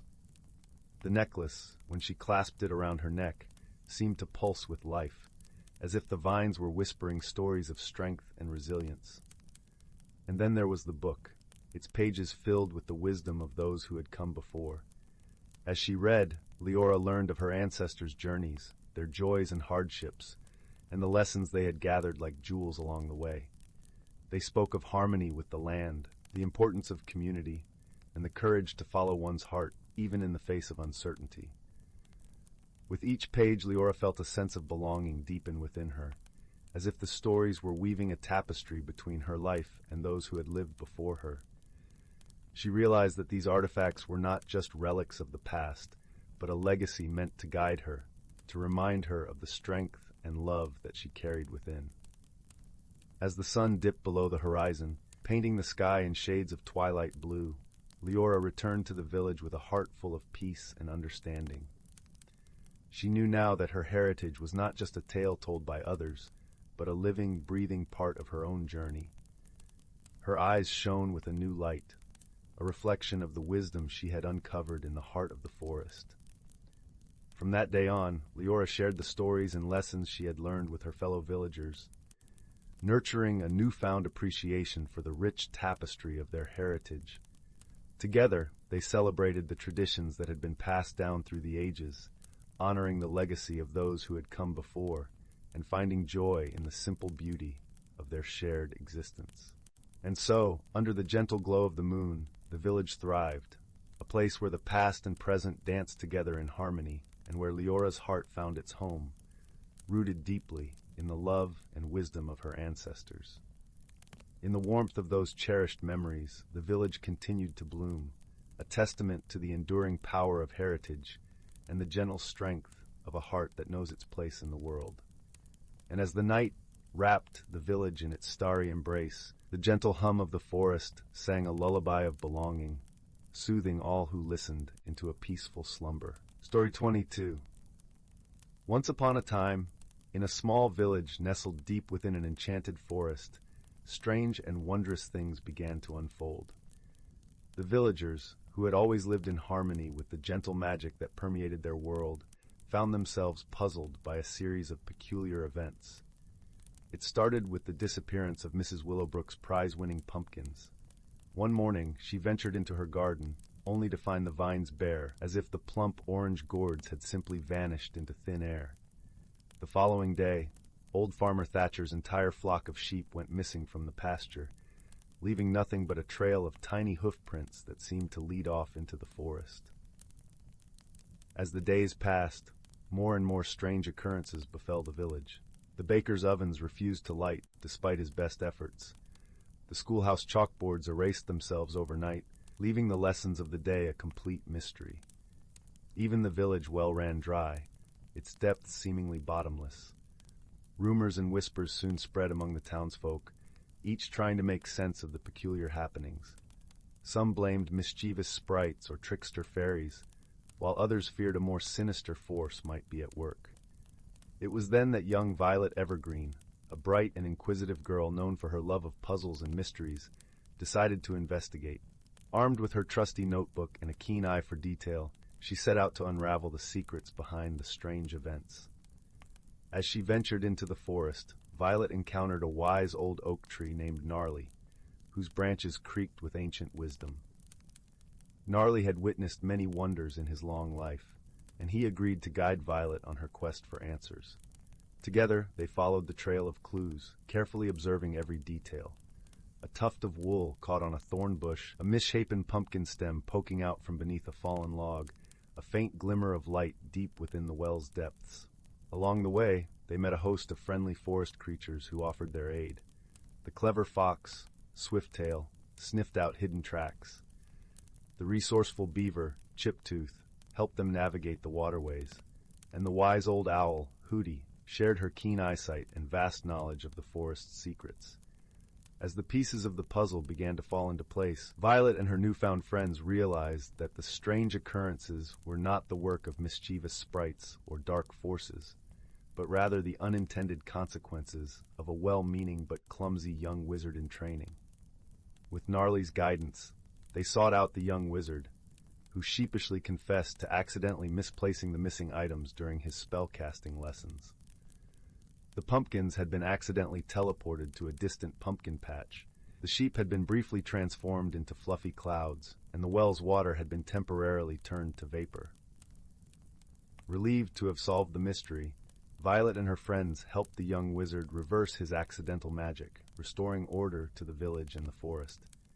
As the pumpkins, sheep, and water returned to their rightful places, the villagers celebrated with a joyous feast, grateful for the clever detective work and the power of friendship and understanding.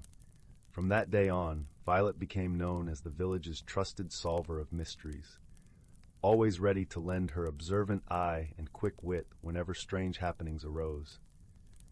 And whenever she felt stumped, she knew she could count on the wisdom of Gnarly, the cunning of Swifttail, the resourcefulness of Chiptooth, and the keen vision of Hooty to guide her through even the most perplexing of puzzles. Story 23. In the heart of the whispering woods, where the trees sang softly with the wind and the ground was carpeted with a mosaic of wildflowers, there lay a secret that only the keenest of eyes could find. Beneath the old oak tree, whose branches twisted towards the sky like ancient arms reaching for stars, there was a small, intricate door. It was painted in hues of emerald and gold, blending seamlessly with the bark, and upon it, a delicate carving of a fox and a hare danced in eternal frolic. This door was known only to a select few, and one such knower was a young girl named Leora. Leora had hair the color of autumn leaves, and eyes that sparkled like dew in the morning sun. She was a curious child, always looking beyond the obvious, her heart yearning for the wonders that the world often hid. Her grandmother had once told her of the door and the world it guarded, a place where the impossible became possible, where dreams took form, and where time flowed like a gentle stream. One crisp autumn morning, when the air was filled with the sweet scent of pine and the earth was soft underfoot, Leora decided it was the perfect day to venture into the whispering woods.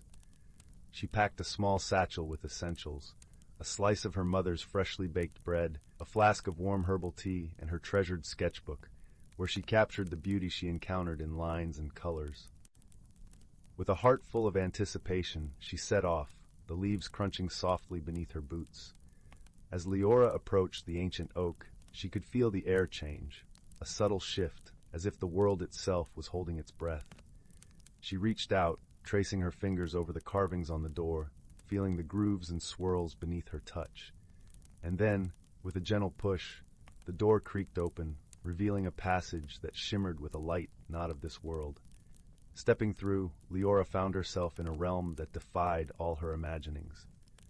The sky above was a tapestry of colors, shifting from azure to lavender, punctuated with clouds that resembled spun sugar.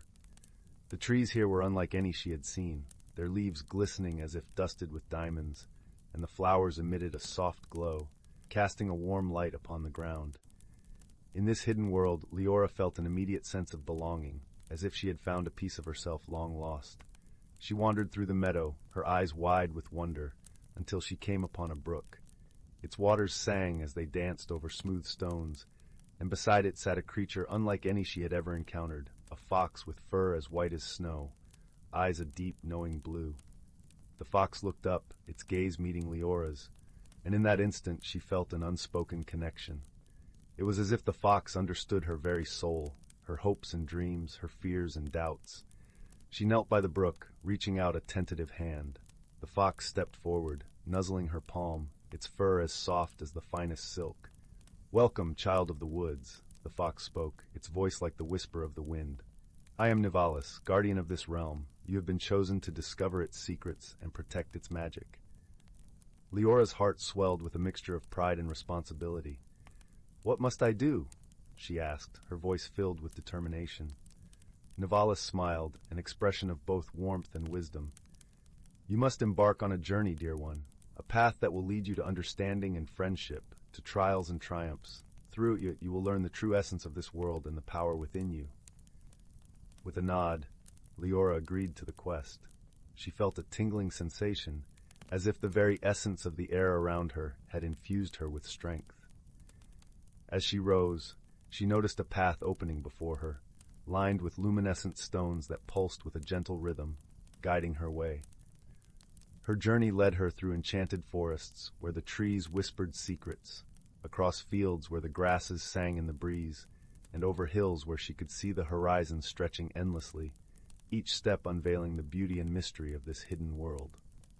Along the way, Leora encountered creatures of wonder, a wise old owl with feathers like burnished gold, who shared tales of times long past, a mischievous squirrel who led her to hidden treasures of the forest, and a gentle deer with antlers entwined with blooming vines, who taught her to listen to the quiet murmur of nature. But it was under the twinkling canopy of the night sky, where stars danced in patterns unknown, that Leora's greatest challenge awaited. In the heart of a moonlit glade stood a towering figure, a shadowy beast with eyes like burning embers, a guardian of the realm's deepest secret. Leora felt a flicker of fear, but she remembered Nivalis's words.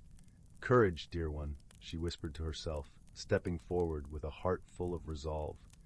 The beast growled, a sound that resonated through the ground like distant thunder, but Leora stood firm, her eyes meeting its fiery gaze. "I am here to understand, to protect, not to harm," she declared, her voice steady and clear. The beast paused, its eyes narrowing as it studied her. Then, with a slow, deliberate movement, it lowered its head, revealing a crown of ethereal crystals that shimmered with an inner light. "You speak truth," the beast rumbled, its voice deep and resonant. "This realm has chosen you, and in your heart you hold its future." With a nod of respect, Leora stepped forward and placed her hand upon the beast's brow. In that moment, she felt a surge of warmth and light, a connection to the very soul of the land. The air around her shimmered, and she understood the balance and harmony that held this hidden world together. As dawn broke, painting the sky with hues of rose and gold, Leora knew her journey had changed her. She had found not only the magic of this world, but also the magic within herself. With a heart full of gratitude, she made her way back to the ancient oak, knowing she would forever carry the lessons of her journey. Back in her own world, Leora returned to her grandmother's cottage, her mind alive with stories and images, her heart filled with a newfound peace. She knew that the door to the hidden realm would always be there, waiting for her, a place where dreams danced and magic lived.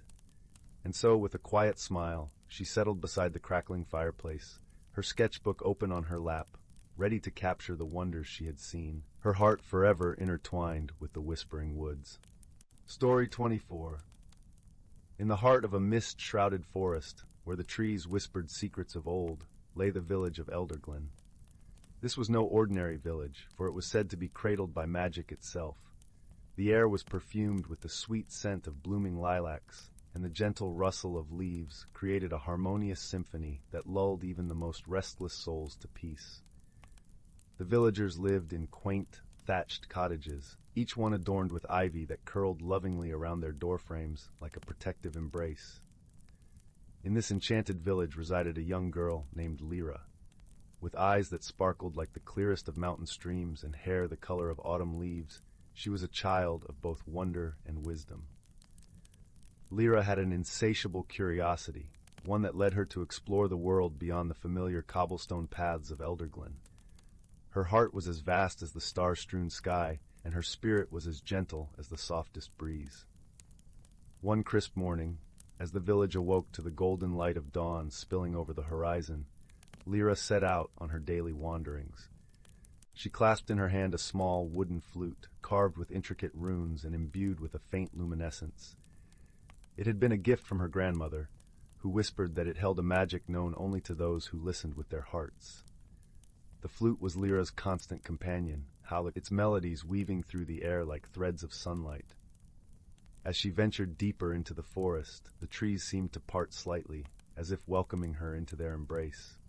Lyra paused by a gurgling brook, its waters chuckling merrily over smooth stones. She sat upon a moss-covered rock and lifted the flute to her lips, allowing its notes to mingle with the songs of the forest. The melody she played was one of hope and dreams, echoing the whispers of the world around her.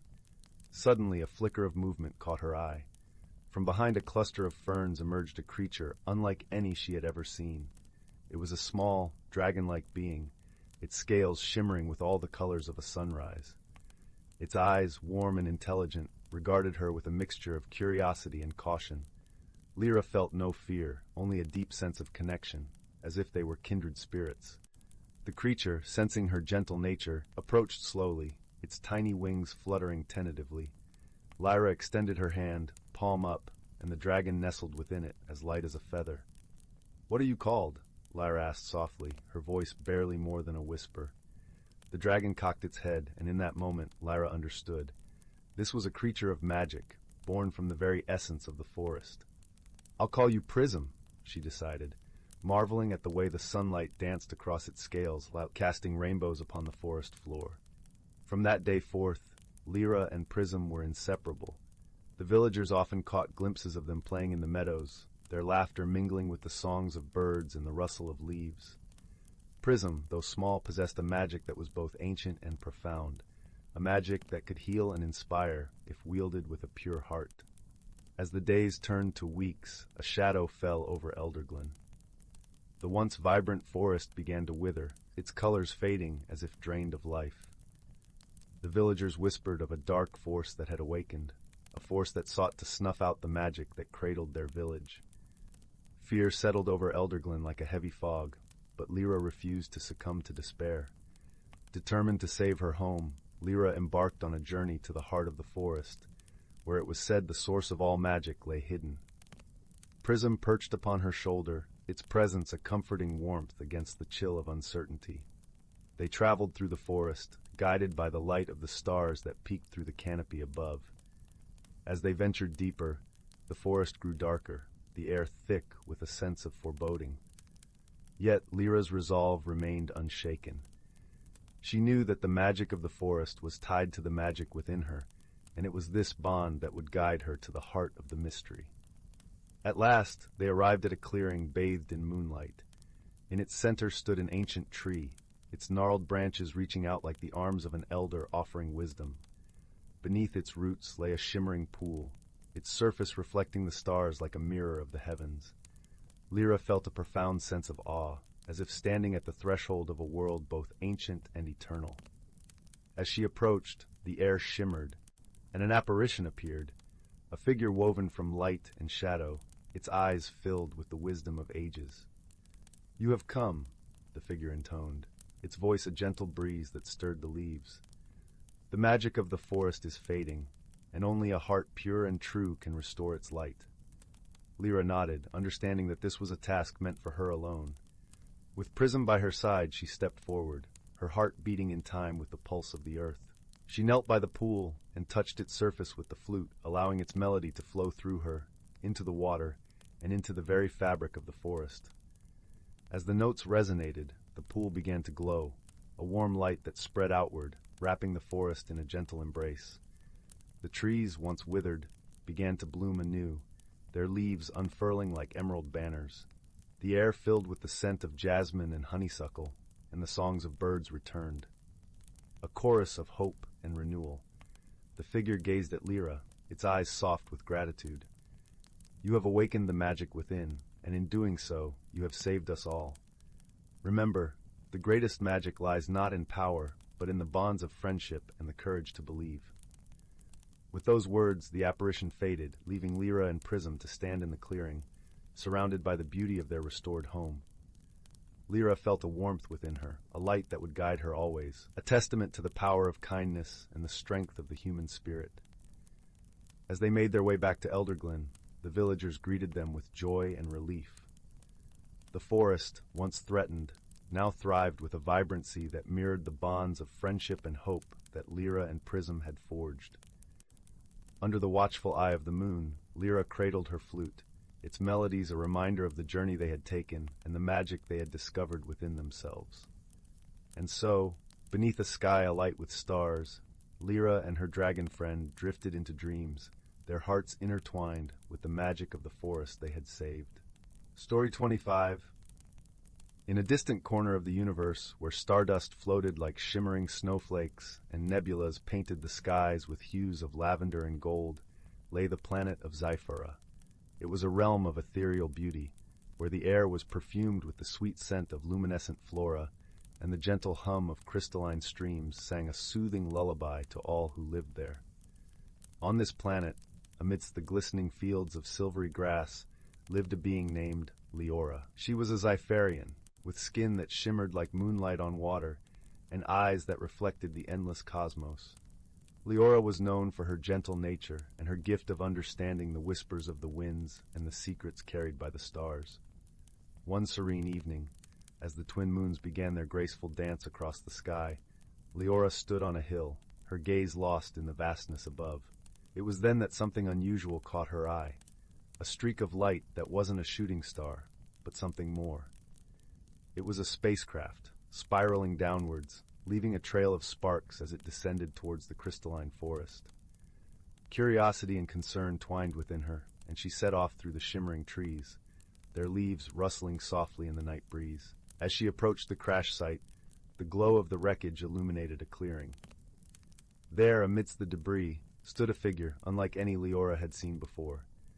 The visitor was a gromlin from the planet Targath, a sturdy, bear-like creature named Kale. His fur was a deep midnight blue, and his eyes, a vibrant green, flickered with both caution and bewilderment. The crash had left his spacecraft in disarray, and he was far from home, surrounded by the unfamiliar beauty of Zyphora. As Leora stepped into the clearing, the two regarded each other with a mix of wariness and intrigue. Leora's voice was soft and melodic as she spoke. "Are you hurt, traveler?" Her words, though gentle, were met with a growl of confusion from Kale, who spoke in his native tongue, unintelligible to Leora. Misunderstanding hung heavy in the air like a mist, but Leora's heart was kind, and she knew that fear could easily build walls where bridges could be made. She gestured to herself, saying, "Leora," and then to him, hoping to establish a connection. Kale, though initially hesitant, understood the gesture. "Kale," he replied, pointing to himself. Slowly, a bridge of understanding began to form, built not with words, but with shared gestures and expressions. Leora extended a hand in friendship, and after a moment's hesitation, Kale accepted, his paw enveloping her hand with a gentle strength. The night deepened, and Leora led Kale to a nearby grove where the trees formed a natural shelter. There, under the watchful gaze of the stars, she offered him a place to rest, sharing with him the sweet fruits of Zafara, their juices fragrant and refreshing. In the days that followed, Leora and Kale learned to communicate beyond words. They shared stories through drawings in the sand and gestures that conveyed emotions and ideas. Leora spoke of the stars and the stories they held, while Kale shared tales of Targath's rugged mountains and the warmth of its crimson suns. Their bond deepened as they faced challenges together. When a storm swept through the forest, threatening to uproot the delicate balance of Zafara's ecosystem, Leora and Kale worked side by side. Leora, with her knowledge of the land, and Kale, with his strength and resilience, protected the fragile flora, ensuring the ecosystem remained unharmed. It was during these shared trials that they discovered the true meaning of friendship. In Kale, Leora found a steadfast ally, someone who listened with his heart and acted with courage. In Leora, Kale found a gentle guide whose wisdom and kindness illuminated even the darkest paths. One evening, as they sat by a tranquil lake, its surface mirroring the star-speckled sky, Kale spoke in halting Zypharian, a language he had struggled to learn. "Home, I find here," he said, gesturing to his heart and then to Leora. Leora smiled, her heart warming with the realization that their friendship had transcended the boundaries of language and origin. "Home is where the heart finds peace," she replied softly, and in that moment the universe felt a little smaller, a little more connected. As the days turned into weeks, the time came for Kale to return to Targath. His spacecraft, repaired with Leora's help and the resources of Zyphara, was ready for the journey home. They stood together at the edge of the forest, the winds whispering soft farewells. Kale placed a small, polished stone in Leora's hand, a token from Targath, as a reminder of their bond. "Friend," he said, his voice filled with gratitude and affection. Leora nodded, her eyes glistening with unshed tears. "Friend," she echoed, knowing that though their paths would diverge, the connection they had forged would remain steadfast, a thread of friendship woven into the tapestry of the cosmos. As Kale's spacecraft soared into the sky, leaving a trail of light that danced among the stars, Leora watched until it disappeared from view. She turned back to the forest, her heart full, knowing that friendships, like stars, could span galaxies, shining brightly no matter the distance. And so, under the watchful eyes of the universe, Leora returned to her hill, the winds carrying tales of friendship and understanding, whispering them to the stars, where they would linger, timeless and eternal. Story 26. In the far reaches of the galaxy, nestled among the shimmering constellations, lay the planet of Valora, known for its ever-changing skies and lush, emerald forests. The Valorans, with their iridescent wings and gentle, melodic voices, were a people of peace and harmony, living in symbiosis with the nature that surrounded them. On a particularly tranquil evening, as the twin moons began their slow ascent, casting a silvery glow across the land, a curious event unfolded. A streak of light, brighter than any star, blazed across the sky, spiraling down towards the heart of the forest. With a soft thud, it landed in a clearing, sending curious woodland creatures scurrying to the safety of the underbrush. From the crater emerged a being unlike any the Valorans had ever seen. Tall and slender with skin that shimmered like polished metal, the stranger was from the distant planet of Zephyron, a world where technology reigned supreme. His name was Pax, and he had journeyed across the stars seeking knowledge and adventure, though his landing had been far from intentional. Drawn by the commotion, a young Veloran named Lyra approached the clearing cautiously. Her wings fluttered softly in the moonlight, casting delicate shadows on the ground. She was intrigued yet wary of this newcomer, whose appearance was so startlingly different from anything she had known. Pax, sensing her presence, turned with a mixture of surprise and relief. "I mean no harm," he said, his voice carrying the smooth rhythmic cadence of a Zephyron. "My ship malfunctioned. I am stranded." Lyra, with her innate empathy, could feel the sincerity in his words. "Welcome to Valora," she replied, her voice as soft as the whispering breeze. "We will help you if you allow us." Thus began an unexpected alliance, born from necessity and curiosity. Lyra led Pax to her village, where the Valorans, after overcoming their initial apprehension, welcomed him with open hearts. They marveled at his tales of Zephyron, a world so different from their own, and in turn shared with him the wonders of their planet. As days turned into weeks, Pax and Lyra found themselves spending more time together, exploring the vibrant forests and the crystalline rivers. But their friendship was not without its challenges. One afternoon, while walking through the sun-dappled woods, a misunderstanding arose. Pax, eager to show his gratitude, offered to demonstrate a piece of technology from his ship, a small device that could alter the weather. Lyra, protective of her home's natural beauty, became distressed, fearing that such interference would disrupt the delicate balance of their ecosystem. Her wings fluttered anxiously, a telltale sign of her inner turmoil. "Lyra, I didn't mean to upset you," Pax said earnestly, realizing his mistake. "I only wanted to share something from my world. I see now that I should have asked first." Lyra's expression softened at his words. "I appreciate your intention, Pax. It's just, our home is precious to us. We must be careful." Through this exchange, they both learned the importance of communication and respect for each other's values. Understanding blossomed in the space where tension once stood, the roots of their friendship growing deeper. Their bond was further tested when a storm, unlike any Valora had seen in centuries, descended upon the land. Dark clouds loomed and winds howled, threatening to uproot the very trees that stood as ancient sentinels. The Valorans, though skilled in weather magics, struggled against the ferocity of the tempest. In this moment of crisis, Pax's technological prowess became a beacon of hope. With Lyra by his side, they worked tirelessly, combining their strengths. Pax's knowledge of storm patterns and Lyra's ability to communicate with nature created a synergy that turned the tide. Together, they guided the storm away from the village, their efforts seamless, as if they had been working together for years. As the skies cleared and calm was restored, a deep sense of gratitude and camaraderie enveloped the village. Pax and Lyra stood side by side, their hearts lightened by the knowledge that they had faced adversity and prevailed together. In the days that followed, their friendship became a symbol of unity for their people.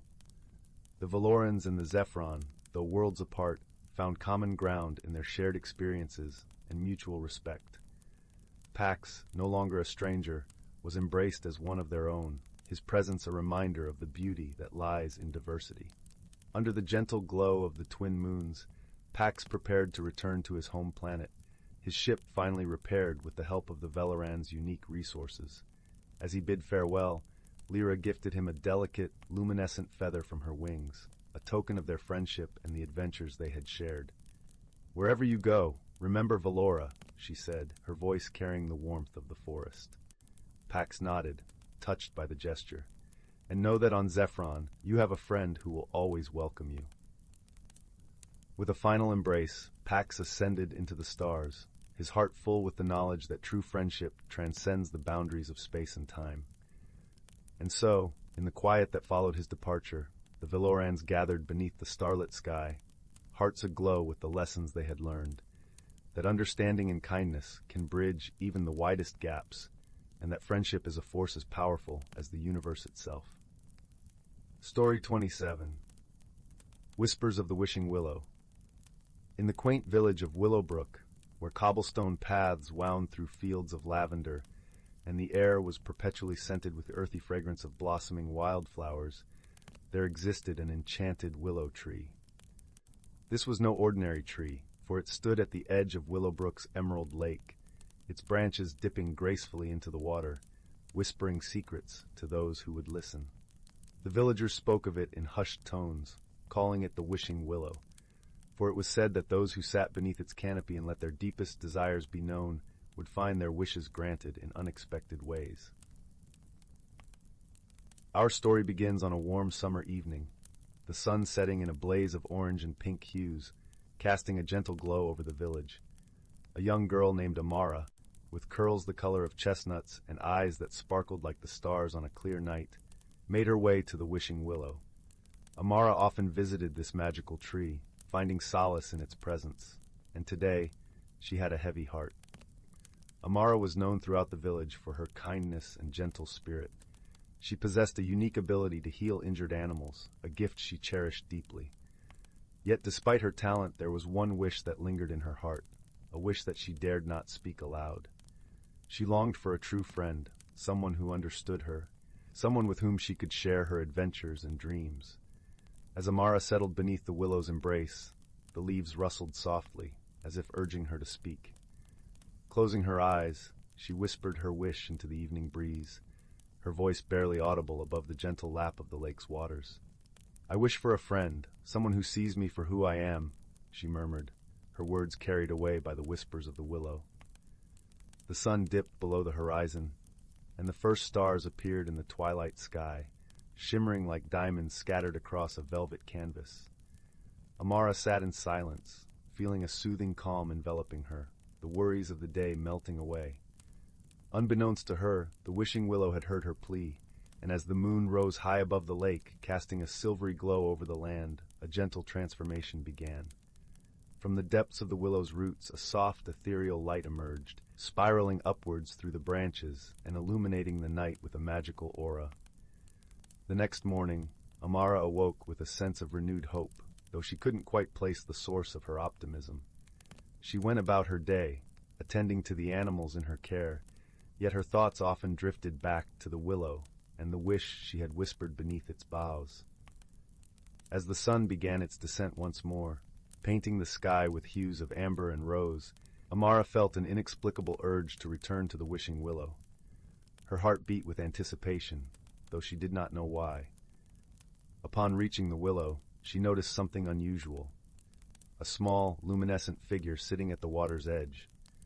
It was a creature unlike any she had seen before, with gossamer wings that shimmered in the fading light and eyes that sparkled with a wisdom far beyond its appearance.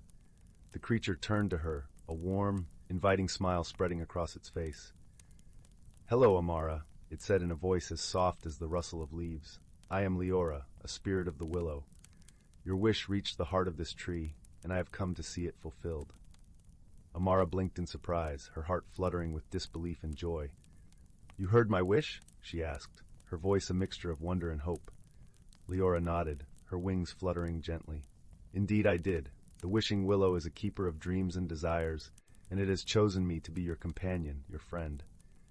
Amara felt a warmth spread through her chest, a sense of belonging that she had longed for. "But why me?" she asked, her voice barely above a whisper.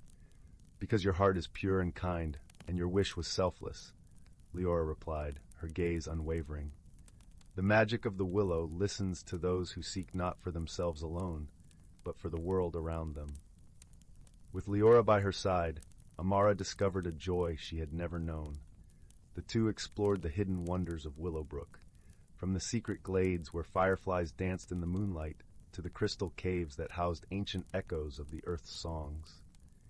As they journeyed together, Amara learned that Leora possessed a magical ability to communicate with the natural world, a gift that complemented her own healing powers perfectly. Their friendship blossomed, and with it, Amara found herself growing in ways she had never imagined. She became more confident, her laughter more frequent, her heart more open. She learned to see the beauty in every moment, to cherish the simple joys of life, and to listen to the whispers of the world around her. One day, as autumn leaves painted the village in shades of gold and crimson, a challenge arose that tested the strength of their bond. A fierce storm threatened Willowbrook, its winds howling through the trees and rain lashing against the cottages.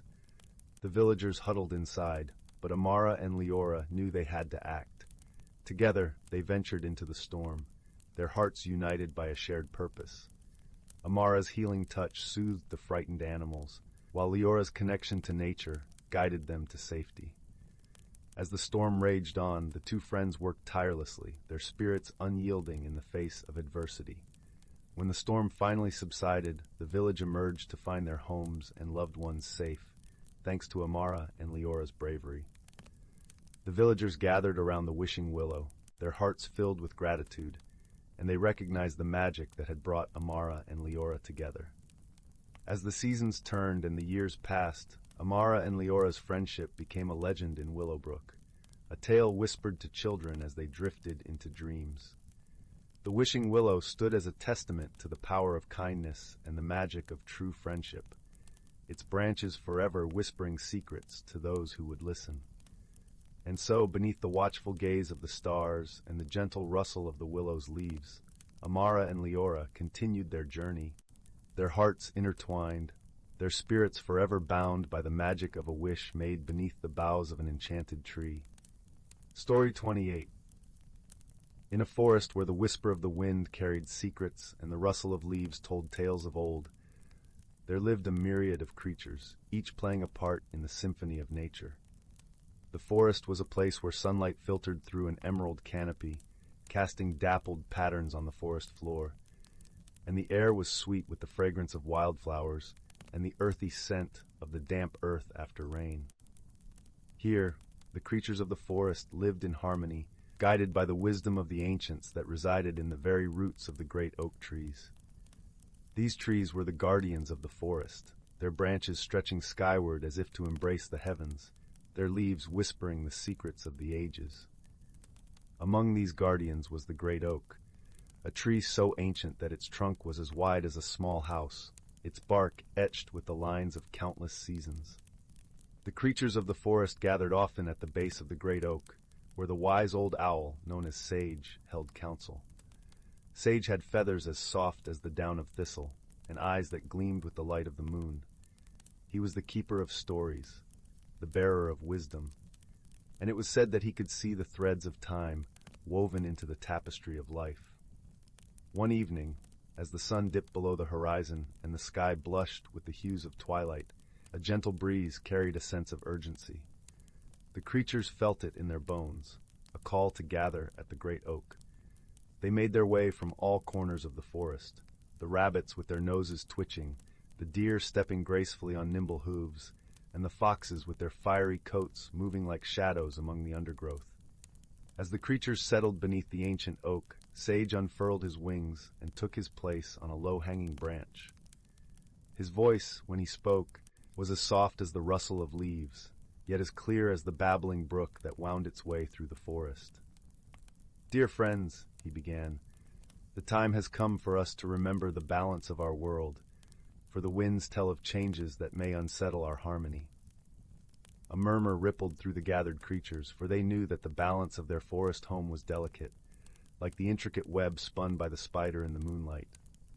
Sage continued, "The seasons, as you know, are the breath of the earth, and with each breath, the world changes. But there is a rhythm, a dance that must be honored." The creatures listened attentively as Sage shared tales of old, stories passed down through generations. He spoke of the winter frost, a magical phenomenon that blanketed the forest in a shimmering cloak, preserving the seeds of spring within the earth. He told of the summer's bloom, when the forest erupted in a riot of colors, and the air hummed with the buzz of bees and the song of cicadas. "But now," Sage said, his voice tinged with concern, "the winds tell of a great storm, a storm that threatens to upset the natural order. We must prepare, not with fear, but with wisdom and unity." The creatures nodded, their hearts filled with resolve. The wise old owl had reminded them of their place in the world, and they knew what they must do. The squirrels set to work gathering acorns, their tiny paws nimble and swift. The beavers reinforced their dams, ensuring that the rivers would not overflow. The birds took to the skies, carrying messages of caution and hope. As the days passed, the sky grew heavy with clouds, and the air was thick with anticipation. The creatures worked tirelessly, each contributing in their own way, guided by the wisdom of Sage and the ancient spirits of the forest. Finally, the storm arrived, a great tempest that roared through the trees and lashed the forest with rain. But the creatures were ready. They had sheltered the vulnerable, secured the food stores, and created safe havens for all who called the forest home. Through the howling winds and the drumming rain, the creatures remained united, their spirits unbroken. And when the storm finally passed, leaving the forest washed clean and glistening in the dawn light, they emerged to a world transformed. The forest had withstood the storm, its roots even deeper, its branches reaching higher. The creatures gathered once more beneath the great oak, their hearts swelling with gratitude and respect for the land and for each other. Sage looked down upon them, his eyes twinkling like stars. "You have done well," he said, his voice filled with pride. "Remember this day, dear friends, for it is a testament to the strength of our community and the wisdom of ages past." And so, in the heart of the ancient forest, life went on, as it always had. The seasons continued their dance, each one a step in the eternal rhythm of the earth. The creatures, guided by the lessons of the storm, lived in harmony, their lives intertwined like the branches of the trees that sheltered them. In this place, where reality and magic met, the forest thrived, a testament to the power of unity, wisdom, and the enduring beauty of nature. And as the sun set each evening, casting its golden glow over the land, the creatures of the forest knew that they were part of something wondrous, something eternal, and they were at peace. Story 29. In the quaint village of Willowbrook, nestled between rolling hills and a meandering river, there was a place where time seemed to slow down. The air was always infused with the scent of blooming jasmine, and the gentle hum of life created a comforting symphony that lulled even the busiest minds to rest. It was here, in this serene haven, that a young girl named Clara lived with her grandmother, in a cozy cottage adorned with ivy and surrounded by lush gardens. Clara was a curious soul, with eyes that sparkled with the wonder of 1,000 stories untold. She spent her days exploring the nooks and crannies of the village, always on the lookout for secrets that might be hidden in plain sight. Her grandmother, a wise and gentle woman, often spoke of the magic that lay beneath the surface of everyday life, if only one knew where to look. One crisp autumn morning, as the leaves painted the village in hues of amber and gold, Clara set out on her usual wanderings. The air was alive with the earthy scent of fallen leaves, and the sunlight danced through the branches, casting playful shadows on the ground. As she strolled along the cobblestone path that led to the village square, Clara noticed something peculiar glinting in the grass beside the road. Kneeling down, she gently parted the blades of grass to reveal a small, intricately carved wooden box. It was no bigger than her hand, and its surface was adorned with delicate engravings of swirling vines and stars. Curiosity piqued, Clara carefully lifted the box and felt a warm tingle spread through her fingertips. There was something undeniably special about this discovery. Clara hurried back to the cottage, eager to show her grandmother the mysterious box. As she entered the cozy living room, the comforting aroma of freshly baked bread enveloped her, and the crackling fire cast a warm glow across the room. Her grandmother looked up from her knitting, her eyes twinkling with affection. "What have you found today, my dear?" her grandmother asked, setting her knitting aside. Clara placed the box on the old oak table, and as she did, the carvings seemed to shimmer with an ethereal light. Her grandmother leaned closer, her expression shifting from curiosity to recognition. "This is no ordinary box, Clara," her grandmother said softly. "It's a memory keeper, a rare and magical item that holds the power to unlock memories and stories long forgotten." Clara's eyes widened with wonder. "How does it work, Grandma?" Her grandmother smiled gently. "To open its secrets, one must approach it with an open heart and a clear mind. It will only reveal its magic to those who seek knowledge with kindness and sincerity." Determined to learn more, Clara spent the afternoon in the quiet company of the memory keeper. She closed her eyes, letting her mind drift into a peaceful state, focusing on the sounds of the fire crackling and the soft rustle of the pages in her grandmother's book. As she did, the box began to hum softly, and a gentle warmth enveloped her. Clara felt as if she were floating, drifting through a tapestry of shimmering colors and distant echoes. When she opened her eyes, she found herself standing in a vast, starry expanse, where the air was filled with the gentle chiming of bells and the soft whisper of the wind. Before her appeared a figure, cloaked in robes woven from moonlight and shadow. With a voice as soothing as the breeze, the figure spoke, "I am the keeper of memories. You have been chosen to embark on a journey of discovery, where the past and present intertwine." Clara, though slightly awestruck, felt a sense of calm. "What must I do?" she asked. The keeper gestured to a path that wound through the stars. "Follow this path, and along the way, you will encounter those who hold pieces of the story you seek. Listen to them, and let their wisdom guide you." As Clara set off on her journey, she found herself in a meadow bathed in the soft glow of twilight. The air was filled with the sweet scent of lavender, and a gentle breeze rustled the grass. There she met a fox with fur as red as autumn leaves, and eyes that sparkled with intelligence. "Greetings, young traveler," the fox said with a nod. "I am Finn. What brings you to this enchanted place?" Clara shared her quest to uncover the secrets of the Memory Keeper. Finn listened intently and then spoke. "Remember, knowledge is like a river. It flows through time, shaping the land and nourishing those who seek it. You must follow its course with patience and an open heart." Thanking Finn for his wisdom, Clara continued along the path, eventually reaching a serene glade where the air was filled with the gentle hum of bees. Here she met an owl perched upon an ancient oak, its feathers shimmering in shades of silver and gold. "I am Lyra," the owl hooted softly, "and you seek the stories hidden in the Memory Keeper." Clara nodded, eager to hear more. Lyra tilted her head thoughtfully. "The stories of the past are woven into the fabric of our lives, guiding us with their lessons. Listen closely, and you will hear their whispers carried on the wind." With Lyra's words echoing in her mind, Clara continued her journey. The path led her to a tranquil lake, its surface reflecting the myriad stars above. A gentle mist hung over the water, and a swan with feathers as white as snow glided gracefully across its surface. "Welcome, seeker of stories," the swan said in a voice as smooth as silk. "I am Seraphina. The tales you seek are not merely stories. They are bridges between worlds, connecting hearts and minds." Clara pondered this, understanding that the journey was as much about the connections she made as the stories she uncovered. With each encounter, she felt her heart expand, filled with the warmth of newfound friendships and the wisdom shared by her guides. As she reached the end of the starry path, Clara found herself back in her grandmother's cozy living room. The Memory Keeper sat quietly on the table, its carvings glowing softly in the firelight. Her grandmother looked up with a knowing smile, her eyes filled with pride. "You have learned much, my dear," she said gently. "The greatest stories are those that touch our hearts and bring us closer to one another."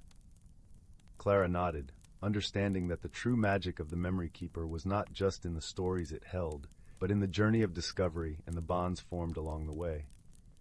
She hugged her grandmother tightly, filled with gratitude for the wisdom she had gained.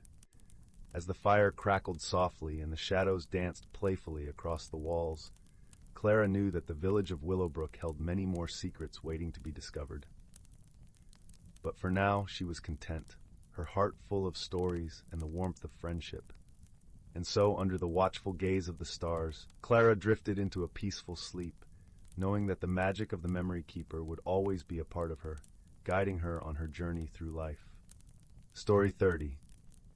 Once upon a dreamy night, nestled deep within an ancient forest, a young sapling named Willow stirred restlessly beneath the twinkling stars. Willow had always been a timid tree, her slender branches clinging tightly to the safety of her sturdy trunk. The world beyond her little clearing seemed vast and uncertain, filled with unfamiliar sights and sounds that made her quiver with unease. As the seasons drifted by, Willow watched in awe as the other trees shed their leaves each autumn, their bare branches standing tall and unafraid against the winter chill. Yet when spring beckoned with its gentle warmth, inviting new growth, Willow shrank back, her buds remaining tightly furled, too fearful to unfurl into vibrant blossoms. One crisp morning, a gentle breeze carried the melodic laughter of woodland sprites into Willow's clearing. Peering through her emerald needles, Willow spied a trio of whimsical beings dancing among the wildflowers, their gossamer wings shimmering with stardust. One of the sprites, a cheerful fellow named Zephyr, fluttered over to greet Willow. "Why do you cling so tightly to your bark, little tree?" Zephyr inquired, his voice as sweet as honeysuckle. "Do you not long to stretch your branches toward the sun and bask in its golden rays?" Willow trembled, her leaves rustling with anxiety. I fear the unknown," she admitted softly. "What if I reach too far and lose my way? What if the wind howls and threatens to uproot me?" Zephyr's luminous eyes twinkled with understanding. "Ah, but that is the beauty of growth, dear Willow. Each new season brings change, and with it, the opportunity to bloom into your truest self." With a gentle wave of his shimmering wings, Zephyr summoned a warm spring breeze that caressed Willow's tender buds. Slowly, almost shyly, they began to unfurl, revealing delicate blossoms of the softest pink. Willow gasped in wonder, her fear momentarily forgotten as she basked in the radiant beauty of her newfound blooms. The other sprites, Whisper and Dewdrop, joined Zephyr in a joyous celebration, their laughter mingling with the birdsong that drifted through the forest. As the seasons turned once more, Willow's blossoms gave way to lush, verdant leaves that danced in the summer breezes. With each passing year, her branches grew stronger and more resilient, reaching ever higher toward the dappled sunlight that filtered through the canopy above. Yet even as she flourished, Willow's fears would sometimes creep back, whispering doubts that threatened to hold her back. In those moments, her faithful sprite friends would appear, offering gentle encouragement and reminding her of the beauty that blossomed from embracing change. "Look how far you've grown, dearest Willow," Whisper would murmur, her voice as soft as a moonbeam. "Your roots run deep, anchoring you firmly to the earth, while your branches stretch boldly toward the sky." Dewdrop would add her own reassurance, sprinkling Willow's leaves with glistening dewdrops that sparkled like tiny stars. "Each season brings its own gifts, its own lessons. Embrace them, and you will grow ever more radiant and wise." With the steadfast support of her sprite companions, Willow learned to embrace the ebb and flow of life's seasons, welcoming the transformations that once filled her with trepidation. Her fears slowly melted away, replaced by a newfound strength and resilience that allowed her to sway gracefully with the winds of change. As the years drifted by, Willow's trunk grew thick and gnarled, a testament to the wisdom she had gathered through her experiences. Her mighty branches spread wide, offering shelter and shade to the forest creatures that made their homes among her boughs. And in every season, whether cloaked in vibrant blooms or draped in a mantle of pristine snow, Willow stood as a beacon of hope and renewal, a living embodiment of the beauty that can blossom from embracing one's true self. Story 31. In a quaint village nestled between rolling hills and lush, whispering woods, there lived a young girl named Clara. The village, with its cobblestone streets and thatched roof cottages, was embraced by an air of serenity, like a warm quilt on a chilly night. The villagers, kind and spirited, shared tales of a magical forest where the trees sang and the streams sparkled with the laughter of hidden creatures. Clara, with her sparkling eyes and heart full of wonder, was drawn to these stories like a moth to a flame. She spent her days at the edge of the forest, listening to the rustling leaves and chirping birds, hoping to catch a glimpse of the wonders that lay beyond the familiar path. One evening, as the sun dipped below the horizon painting the sky in hues of lavender and gold, Clara sat by her favorite oak tree. Its ancient branches stretched wide, casting gentle shadows that danced with the breeze. It was there, nestled against the tree's sturdy trunk, that she discovered something extraordinary. A small, intricately carved box shimmering faintly in the fading light. The box was made of a wood unlike any she had seen, with swirling patterns that seemed to move ever so slightly, like ripples on a pond. Its lid was adorned with a delicate silver clasp, shaped like a crescent moon. Clara's fingers trembled with a mixture of excitement and curiosity as she carefully opened the box. Inside, she found a tiny, beautifully woven tapestry, no larger than her hand. It depicted a vibrant landscape, a hidden world within the heart of the forest, where mythical creatures and glowing flowers thrived under a sky filled with twinkling stars. As Clara gazed upon it, she felt a strange warmth spreading through her chest, as if the very essence of the tapestry was whispering secrets only she could hear. That night, as the village lay under a blanket of stars, Clara dreamt of the world in the tapestry. She saw herself walking through fields of luminescent flowers that swayed in silent songs. Creatures with shimmering wings and gentle eyes flitted around her, guiding her deeper into the forest. It was a realm alive with magic and possibility, a secret garden untouched by time. When she awoke, the dream lingered like the last notes of a lullaby. Clara knew she had to find this hidden world, for she felt an inexplicable connection to it, as if it held the answers to questions she hadn't yet asked. With the tapestry tucked safely in her satchel, she ventured into the forest, her heart thrumming with anticipation. The forest was alive with the sounds of nature, each rustle and chirp weaving a symphony that was both familiar and mysterious. Clara followed a path bathed in dappled sunlight, her senses attuned to every sight and sound. As she walked, the air grew sweeter, filled with the scent of wildflowers and fresh earth. After hours of wandering, she found herself at the edge of a clearing bathed in ethereal light. The tapestry's landscape unfurled before her eyes, a place where reality intertwined with dreams. Clara stepped forward, her breath catching in her throat as she crossed into the hidden world. Here, the air shimmered with magic. The flowers glowed softly, their petals opening like welcoming smiles. Creatures of all shapes and sizes gathered around, their eyes filled with a gentle curiosity. There were foxes with fur like spun silver, rabbits with ears as soft as velvet, and birds whose feathers reflected the colors of the dawn. Among them, Clara noticed a peculiar creature, a small fox-like being with eyes as deep and wise as the night sky. It approached her with cautious steps, its gaze steady and kind. Clara knelt down, meeting the creature's eyes with her own. In that moment, an unspoken understanding passed between them, a bond forged not by words, but by the shared language of the heart. The creature, whom Clara named Loomis, became her guide and companion. Together, they explored the hidden world, uncovering its secrets and wonders. Loomis showed her the paths of light that wound through the forest, leading to glistening waterfalls and glades filled with laughter and song. As the days passed, Clara discovered that the tapestry held more than just a map to this magical realm. It was a key, unlocking hidden abilities within her, a gift of understanding and empathy, allowing her to communicate with the creatures and the very soul of the forest.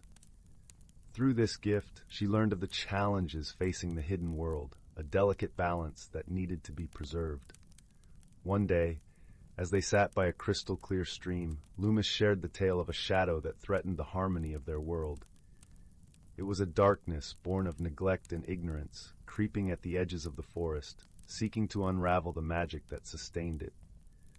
The creatures could sense it, a chill that whispered through the leaves and darkened the brightest day. Clara listened with a heavy heart, realizing that this shadow was not of the hidden world's making. It was a reflection of the outside world, where people had forgotten the magic of nature, losing themselves in the hum of machines and the glare of artificial lights. She understood then that her journey had brought her here not by chance, but for a purpose. With Loomis by her side, Clara embraced her role as a guardian of the hidden world. She learned to weave magic from the tapestry, creating barriers of light and protection, and healing the wounds left by the encroaching shadow.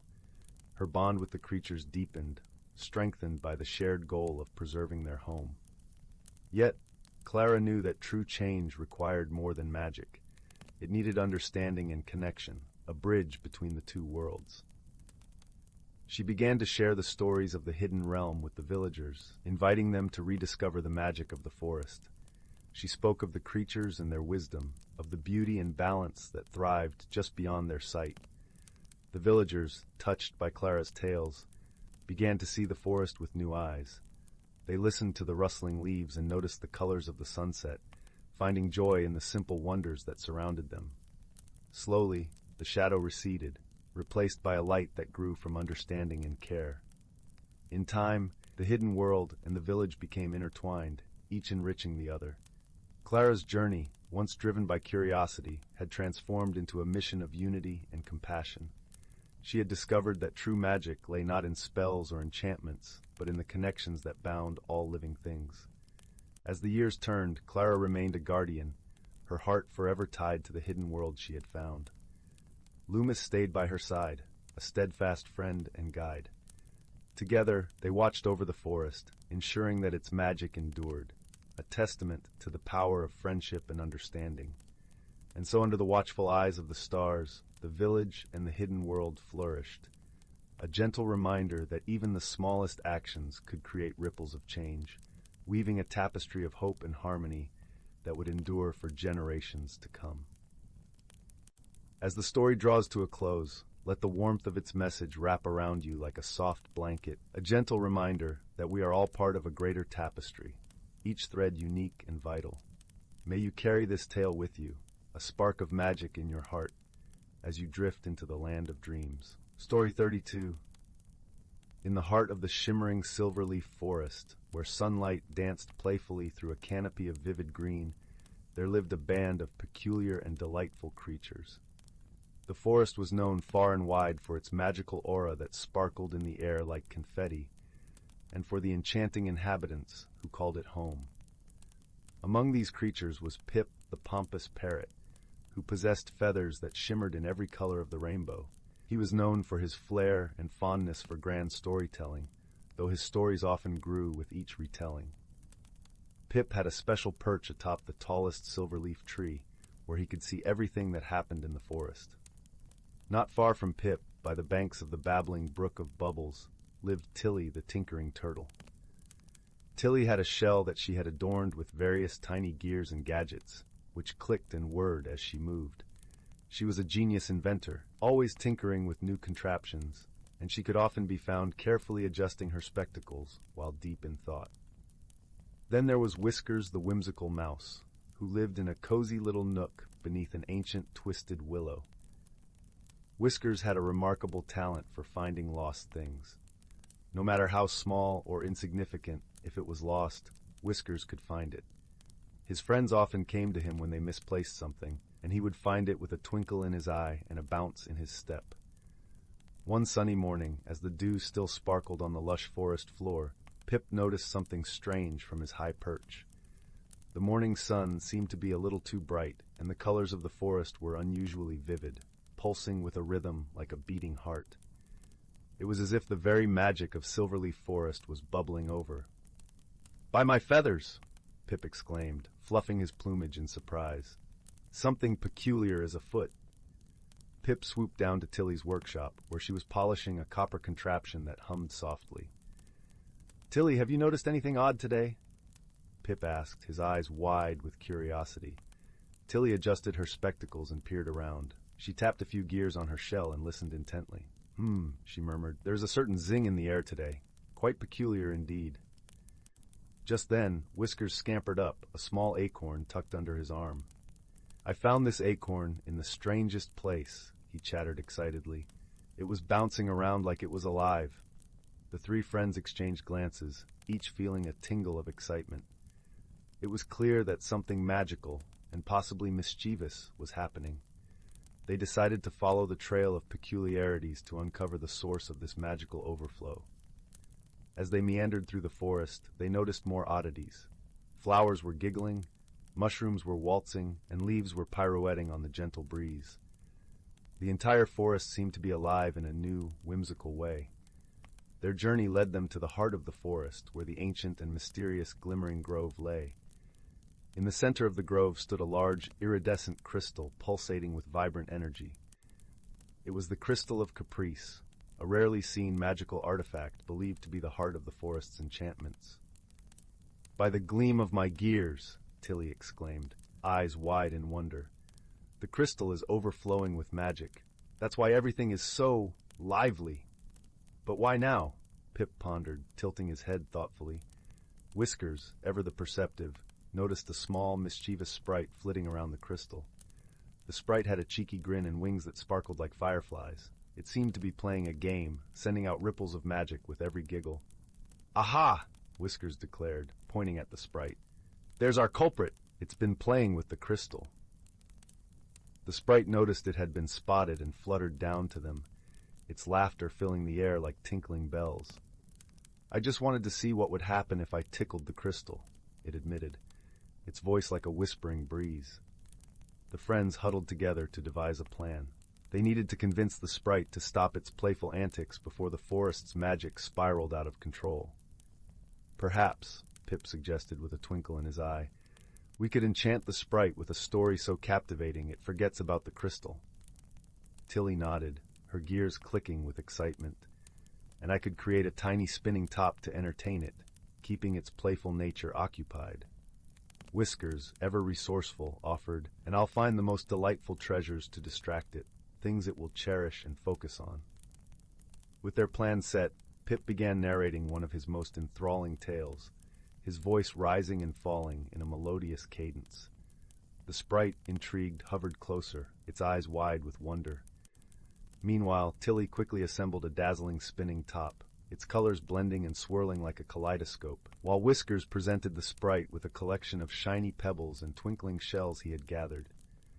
The sprite, thoroughly enchanted by Pip's story, Tilly's invention, and Whiskers' treasures, fluttered about in delight, momentarily forgetting its initial mischief.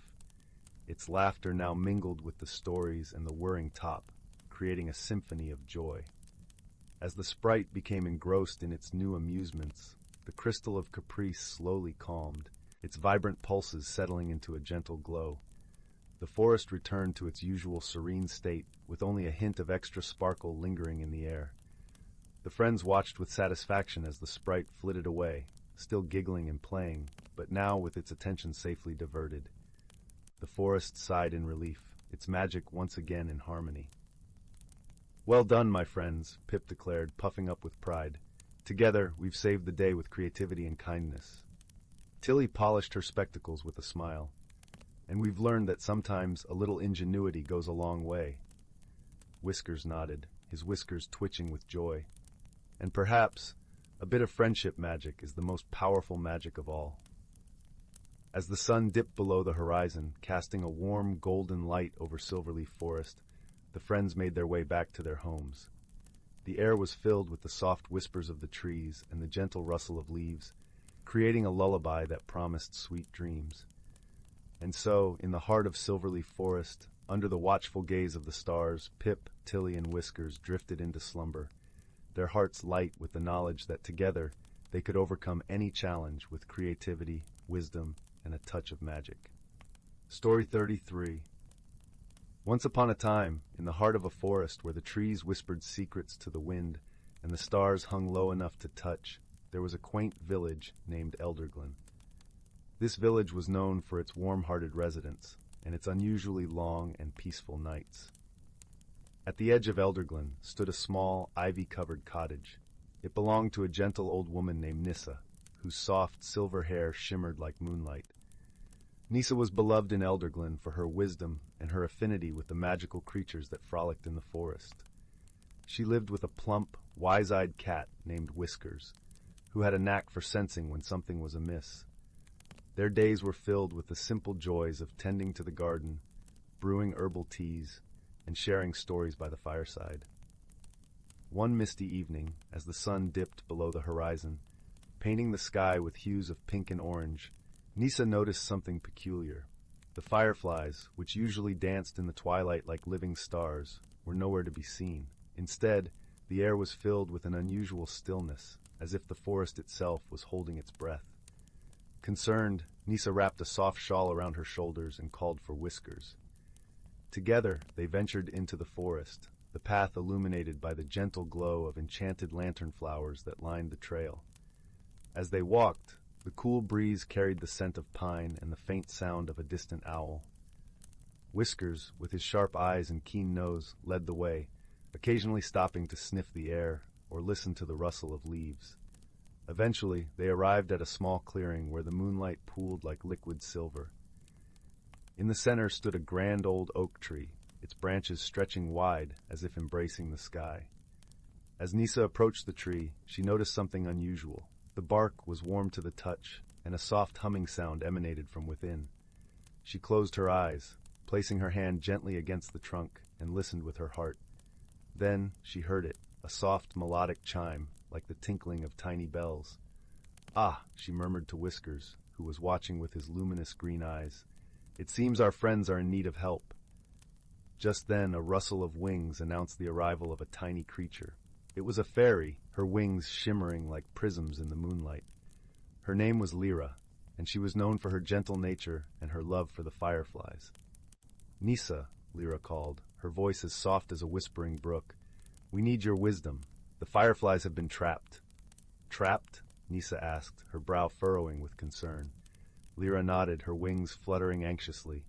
"A mischievous sprite has woven a web of illusions, confusing them and keeping them from finding their way."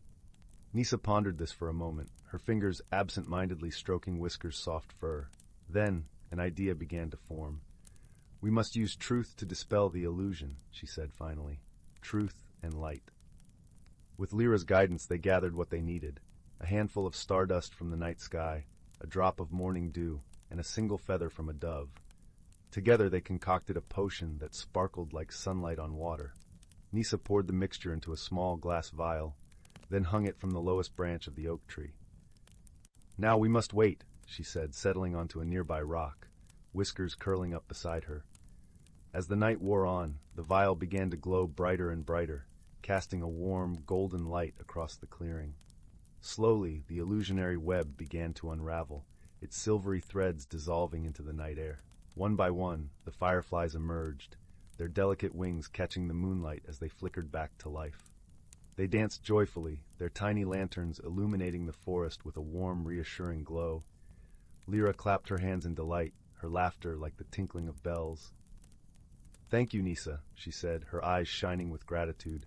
"You have saved the fireflies." Nisa smiled, her heart filled with warmth. "It is they who bring the light," she replied, watching as the fireflies returned to their nightly dance. With the mystery resolved and peace restored, Nisa and Whiskers made their way back to their cozy cottage. As they stepped inside, the fire crackled warmly in the hearth, and the scent of chamomile tea filled the air. As Nisa settled into her favorite armchair, Whiskers curled up on her lap, purring softly.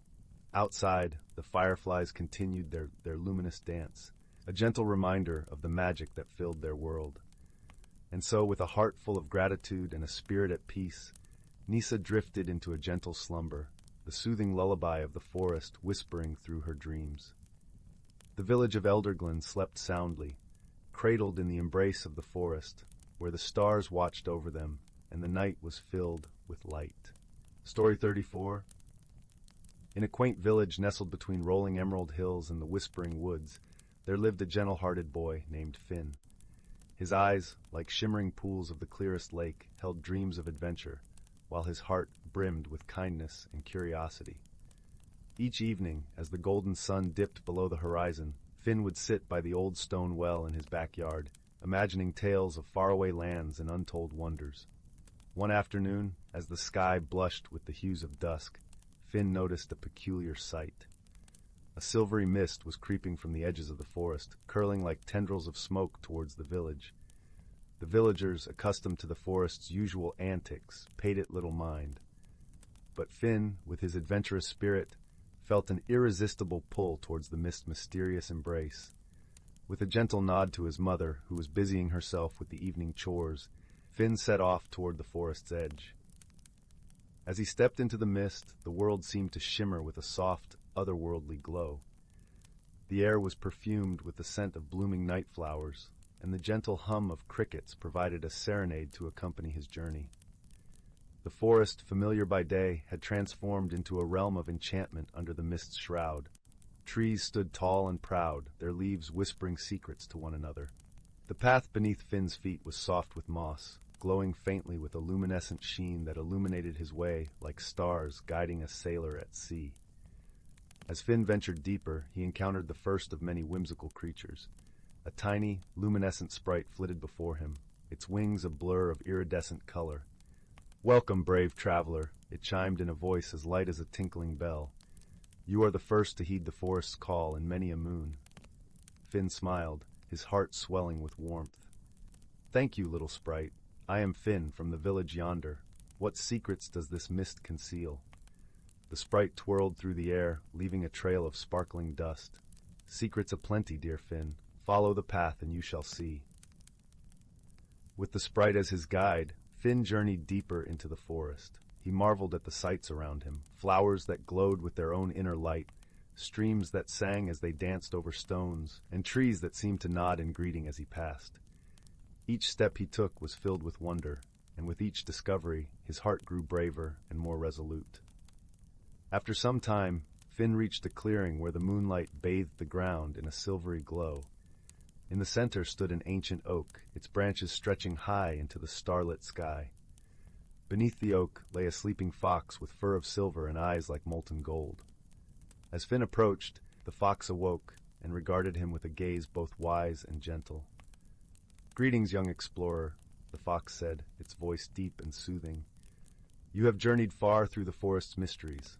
What is it you seek?" Thinking for a moment, Finn replied, "I seek to understand the world beyond my village, to learn of its wonders and its lessons." The fox nodded, a slow, deliberate motion. "Then you have already begun to find what you seek. For courage is not the absence of fear, but the willingness to explore the unknown despite it." Finn pondered the fox's words, feeling their truth resonate within him. As he sat beside the ancient oak, he learned from the fox and the forest, absorbing their wisdom like a thirsty plant drinks in the rain. Time flowed gently in this enchanted place, and as the night stretched on, Finn felt a contentment he had never known. Eventually, the fox spoke once more. "It is time for you to return, young Finn. But remember, the forest will always be here, a friend in the shadows, a keeper of secrets." Reluctantly, Finn rose to his feet. He thanked the fox and the sprite for their guidance, promising to return one day. As he made his way back through the mist, the forest seemed to bid him farewell, with a soft rustle and a gentle breeze. Emerging from the woods, Finn found the village bathed in the soft light of dawn. The mist had retreated, leaving the world fresh and new. As he crossed the dew-kissed grass, he knew his heart had grown, filled with the courage to face whatever lay ahead. In the days that followed, Finn shared his stories with the villagers, inspiring them to embrace the unknown with open hearts and minds. And though he returned to his beloved forest many times, he knew that the true adventure lay not just in the places he explored, but within himself. As he drifted off to sleep each night, Finn would dream of the forest, of the wise fox and the playful sprite, and he would smile, knowing that he had found a friend in the world beyond and in himself. Story 35. In the twinkling depths of the Andromeda sector, where stardust danced freely across the velvet expanse, there lay a small, unassuming planet named Glimara. Known for its lush, luminescent forests where the leaves glowed softly with hues of turquoise and jade, Glimara was a place where time seemed to hum a gentle lullaby. It was here that a curious encounter was about to unfold. Aboard a silver-hulled starship, the young pilot, Leora, adjusted the controls with a practiced hand. Leora hailed from Terra, a planet known for its azure skies and sprawling oceans. She had flame-red hair that seemed to flicker like a hearth fire, and eyes that mirrored the deep blue of Terra's seas. Her heart was full of adventure, but it also carried the weight of loneliness that often accompanies those who travel the stars. Her mission was a simple one, to gather information about the flora of Glimara for her home planet's botanical research. However, as she descended through the planet's atmosphere, a sudden shimmer of light caught her eye, and her ship shuddered as it grazed an invisible force field. With a gasp, Leora managed to stabilize her craft and landed softly in a clearing surrounded by the glowing trees. As she stepped out into the cool, fragrant air, her senses were overwhelmed by the forest's vibrant energy. The ground beneath her feet was soft with moss, and the air was filled with the gentle hum of unseen creatures. She had barely taken a few steps when a glint of movement caught her attention. A figure stood half hidden among the trees, its eyes watching her with an unwavering gaze. It was a Glimaran, a being of ethereal beauty with skin that shimmered like moonlit water. His name was Thalor, and he was as much a part of the forest as the trees themselves. His kind were known for their deep connection to nature, capable of communicating with every living thing within their domain. Thalor's initial caution turned to curiosity as he observed Leora's approach. "Greetings," Leora called, her voice gentle and inviting. "I mean no harm. I'm here to learn about your world." Thalor stepped forward, his movements graceful and fluid.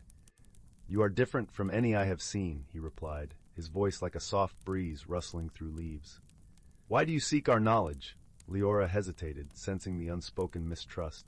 "My people wish to understand and preserve the wonders of the universe," she said earnestly. "We seek friendship, not conquest." Thalor studied her, his eyes deep pools of contemplation.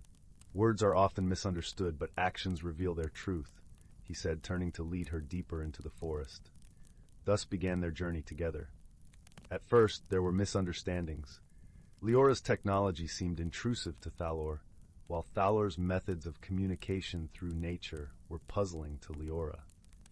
Yet, as they ventured through the forest, encountering challenges like navigating the maze-like groves and deciphering the songs of the wind, they began to appreciate each other's strengths.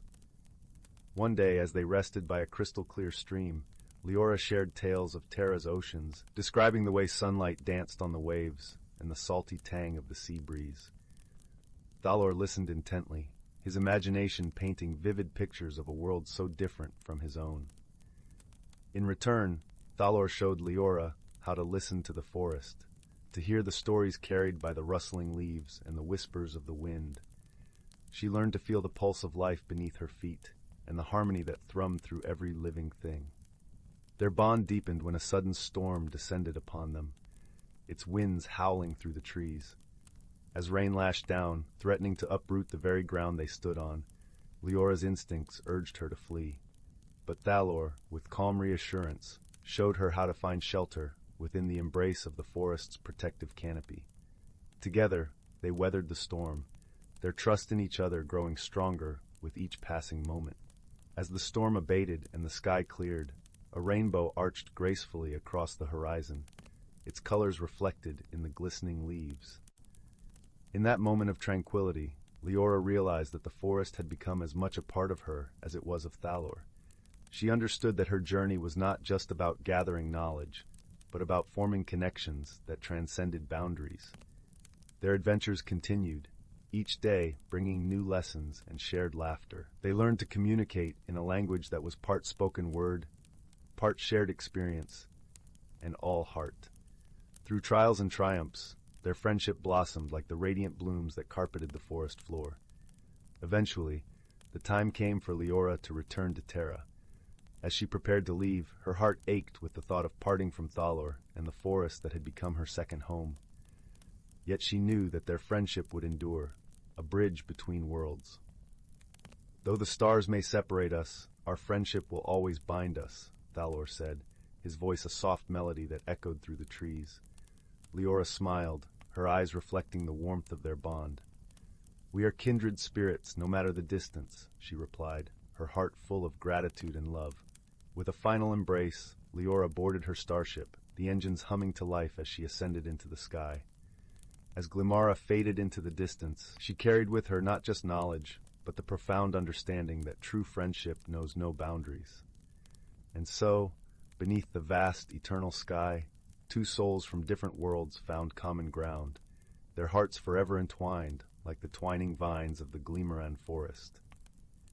Their story, like the gentle glow of the luminescent leaves, would light the way for others who dared to venture beyond the stars in search of friendship and understanding. Story 36. In a distant quadrant of the galaxy, where stardust danced in spirals and nebulae painted the sky in shades of lavender and gold, lay the planet of Luminara. Known for its radiant crystal forests and shimmering lakes, it attracted visitors from all corners of the cosmos. Among these travelers was a young Terran named Finn, a curious explorer from Earth, who had ventured to Luminara seeking knowledge and adventure. Finn was not alone in his explorations. His companion was a luminarian named Alara, a being of ethereal light whose translucent form glowed softly in hues of blue and silver. Their paths had crossed serendipitously when Finn, mesmerized by the planet's luminescence, had wandered too deeply into the crystal woods and become hopelessly lost. It was Alara who had found him, guiding him safely to the edge of the forest with a gentle, glowing hand. Despite their differences, Finn with his solid, earthly form, and Alara, who seemed almost to float above the ground, they found an easy companionship in their shared curiosity and wonder. As they traveled together, their friendship deepened, though it was not without its challenges. One such moment came during a visit to the Singing Caves, a place where echoes crafted symphonies of ancient songs.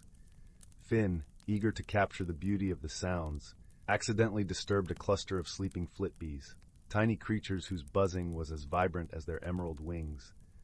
Startled, the flitbees swarmed around Finn, their high-pitched hum growing louder with each passing second. Elara, understanding the language of the flitbees, quickly intervened, communicating with them in soothing tones. The flitbees calmed, settling back into a gentle drone. Finn, slightly shaken, looked at Elara with gratitude. "I didn't mean to disturb them," Finn said, his voice apologetic. "I was just so captivated by the beauty of this place." Alara's light flickered in a way that Finn had come to recognize as a smile. It is easy to become lost in wonder here, but sometimes we must be mindful of the world around us, even in our awe. This gentle reminder stayed with Finn, teaching him the importance of awareness and respect for the environments he explored.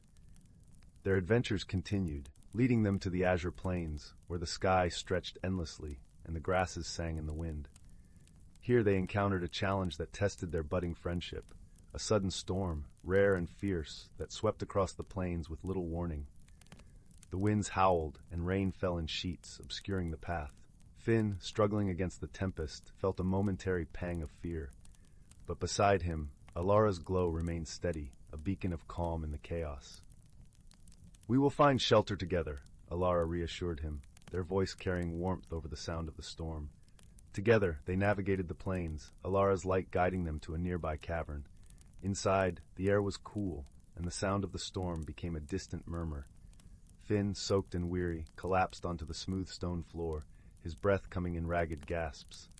Elara, concerned, placed a glowing hand on his shoulder. "Are you all right, Finn?" He nodded, offering a tired smile. "Thanks to you.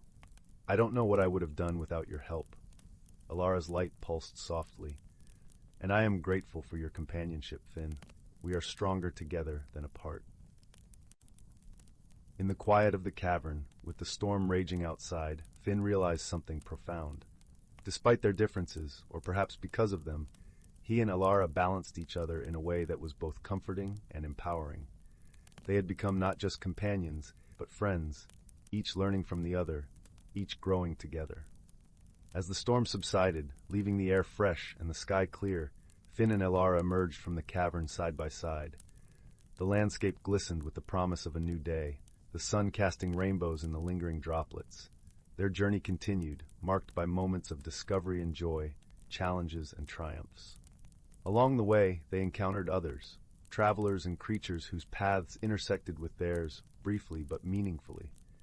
Each encounter added to the tapestry of their adventure, weaving lessons of empathy, understanding, and the shared beauty of diversity. Through it all, Finn and Alara's friendship deepened, becoming a testament to the power of connection across the vastness of space and the differences that might seem to divide. They learned that friendship was not about being the same, but about embracing the unique qualities each brought to the journey. And so, under the endless tapestry of stars that watched over Luminara, Finn and Elara walked together, their hearts light and their spirits intertwined, each step a promise of the adventures yet to come. In their companionship, they found the true essence of friendship, a bond that transcended worlds, formed in the heart and nurtured by the shared light of understanding and love. As the evening sky unfurled its blanket of twinkling stars, Finn and Elara settled beside a gentle stream that whispered softly over smooth stones. The air was filled with the sweet scent of blooming night flowers, their petals aglow under the moon's tender gaze. Finn leaned back, resting his head on the soft moss, his eyes tracing the constellations above. "This place is magical," Finn murmured, his voice a hushed reverence for the beauty that surrounded them. Elara nodded, their light shimmering in agreement. Luminara has a way of revealing its wonders to those who are open to seeing them. As they lay there, the gentle sounds of the night weaving a lullaby, Finn felt a deep sense of peace. It was as if the universe had paused in this perfect moment, allowing them to simply be. "Elara," Finn said, breaking the comfortable silence, "do you ever wonder what it would be like to visit Earth?" Alara's light flickered thoughtfully. "I do wonder. Your stories of Earth fill me with curiosity. I imagine it must be as wondrous to you as Luminara is to me." Finn chuckled softly. Earth has its own magic, though it's different from this. We have forests and oceans, mountains and valleys. The skies are often blue, and the sunsets can paint the horizon in colors that make you stop and just marvel. Alara's glow deepened, their interest peaked. Perhaps one day we could visit together. I would like to see these sunsets with you. The idea filled Finn with warmth. The thought of sharing his home planet with Alara, of showing them the places he held dear, felt right. I'd like that, he replied, sincerity in his tone. In that moment, under the starlit canopy, Finn realized how much Alara had become a part of his world. If their friendship had transcended the boundaries of their origins, creating a bond that was unbreakable. As the night deepened, Finn's eyelids grew heavy, the soothing rhythm of the stream lulling him towards sleep. Alara's presence beside him was a comforting reassurance, a light that warded off the darkness. "Good night, Alara," Finn whispered, his words soft and content. "Good night, Finn," Alara replied, their voice a gentle caress, and as sleep claimed him, Finn knew that no matter where their adventures might lead, no matter the challenges they might face, they would face them together. For in the vastness of the universe, among the countless stars and planets, he had found a friend, a true friend who had taught him the beauty of differences and the strength of unity. And somewhere in the distance, the universe sighed contentedly, knowing that its secrets were safe in such caring, open hearts. Story 37. In the gentle embrace of twilight, when the world was painted in soft hues of lavender and gold, young Sylvie found herself standing at the edge of the whispering woods. This was no ordinary forest. It was a place of enchantment, where the air was perpetually sweet with the scent of blooming honeysuckle, and the leaves rustled like a chorus of gentle whispers, telling tales of ancient times and forgotten magic. Sylvie had always been a curious soul, with eyes wide and bright like a pair of polished amber stones. Her heart danced with the thrill of discovery, and it was this very spirit that led her to the threshold of the Whispering Woods.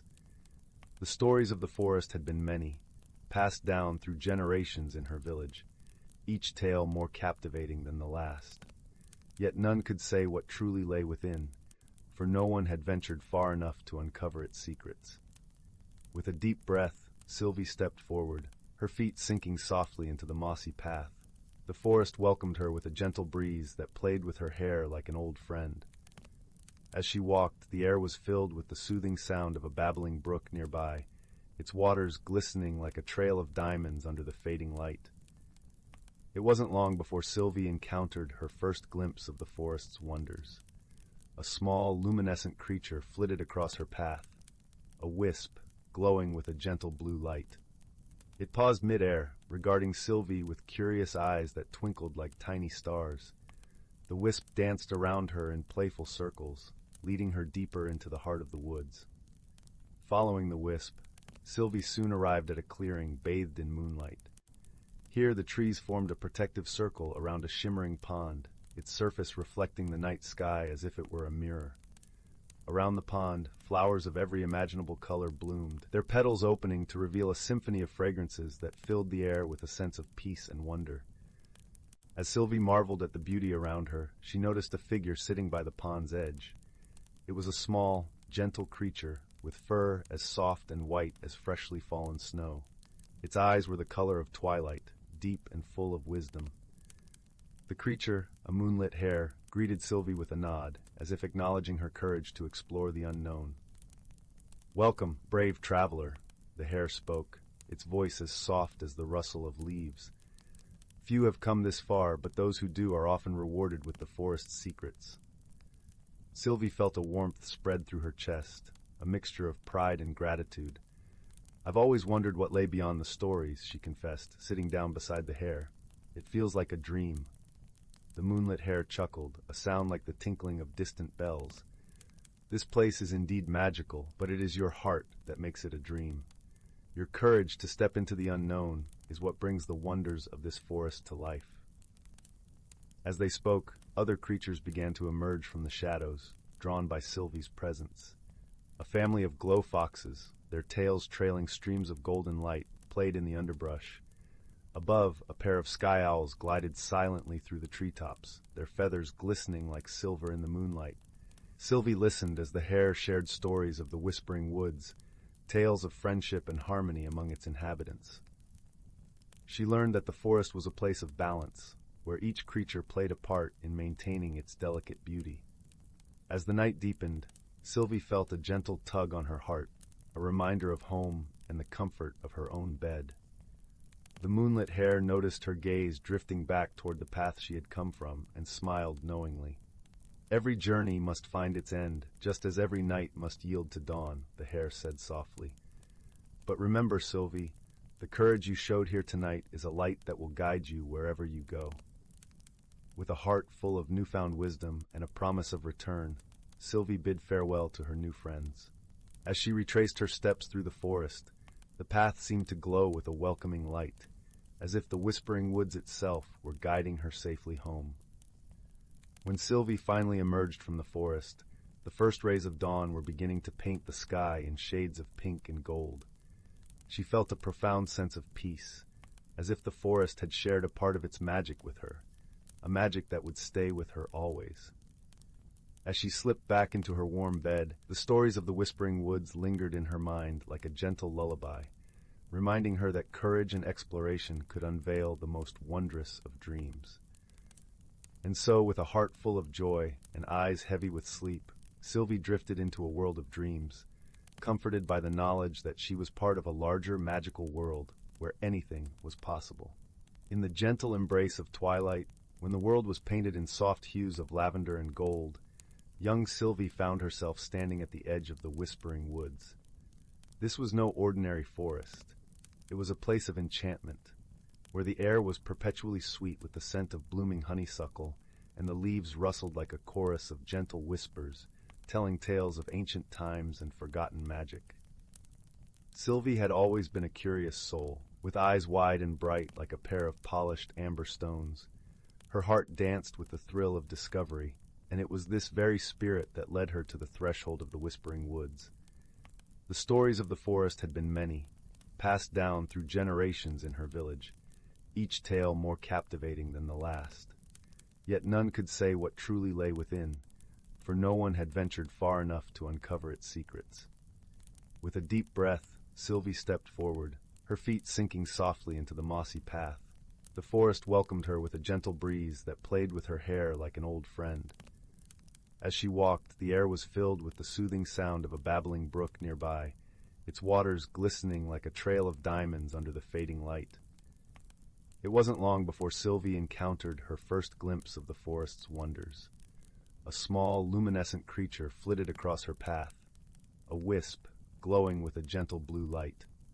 It paused midair, regarding Sylvie with curious eyes that twinkled like tiny stars. The wisp danced around her in playful circles, leading her deeper into the heart of the woods. Following the wisp, Sylvie soon arrived at a clearing bathed in moonlight. Here the trees formed a protective circle around a shimmering pond, its surface reflecting the night sky as if it were a mirror. Around the pond, flowers of every imaginable color bloomed, their petals opening to reveal a symphony of fragrances that filled the air with a sense of peace and wonder. As Sylvie marveled at the beauty around her, she noticed a figure sitting by the pond's edge. It was a small, gentle creature with fur as soft and white as freshly fallen snow. Its eyes were the color of twilight, deep and full of wisdom.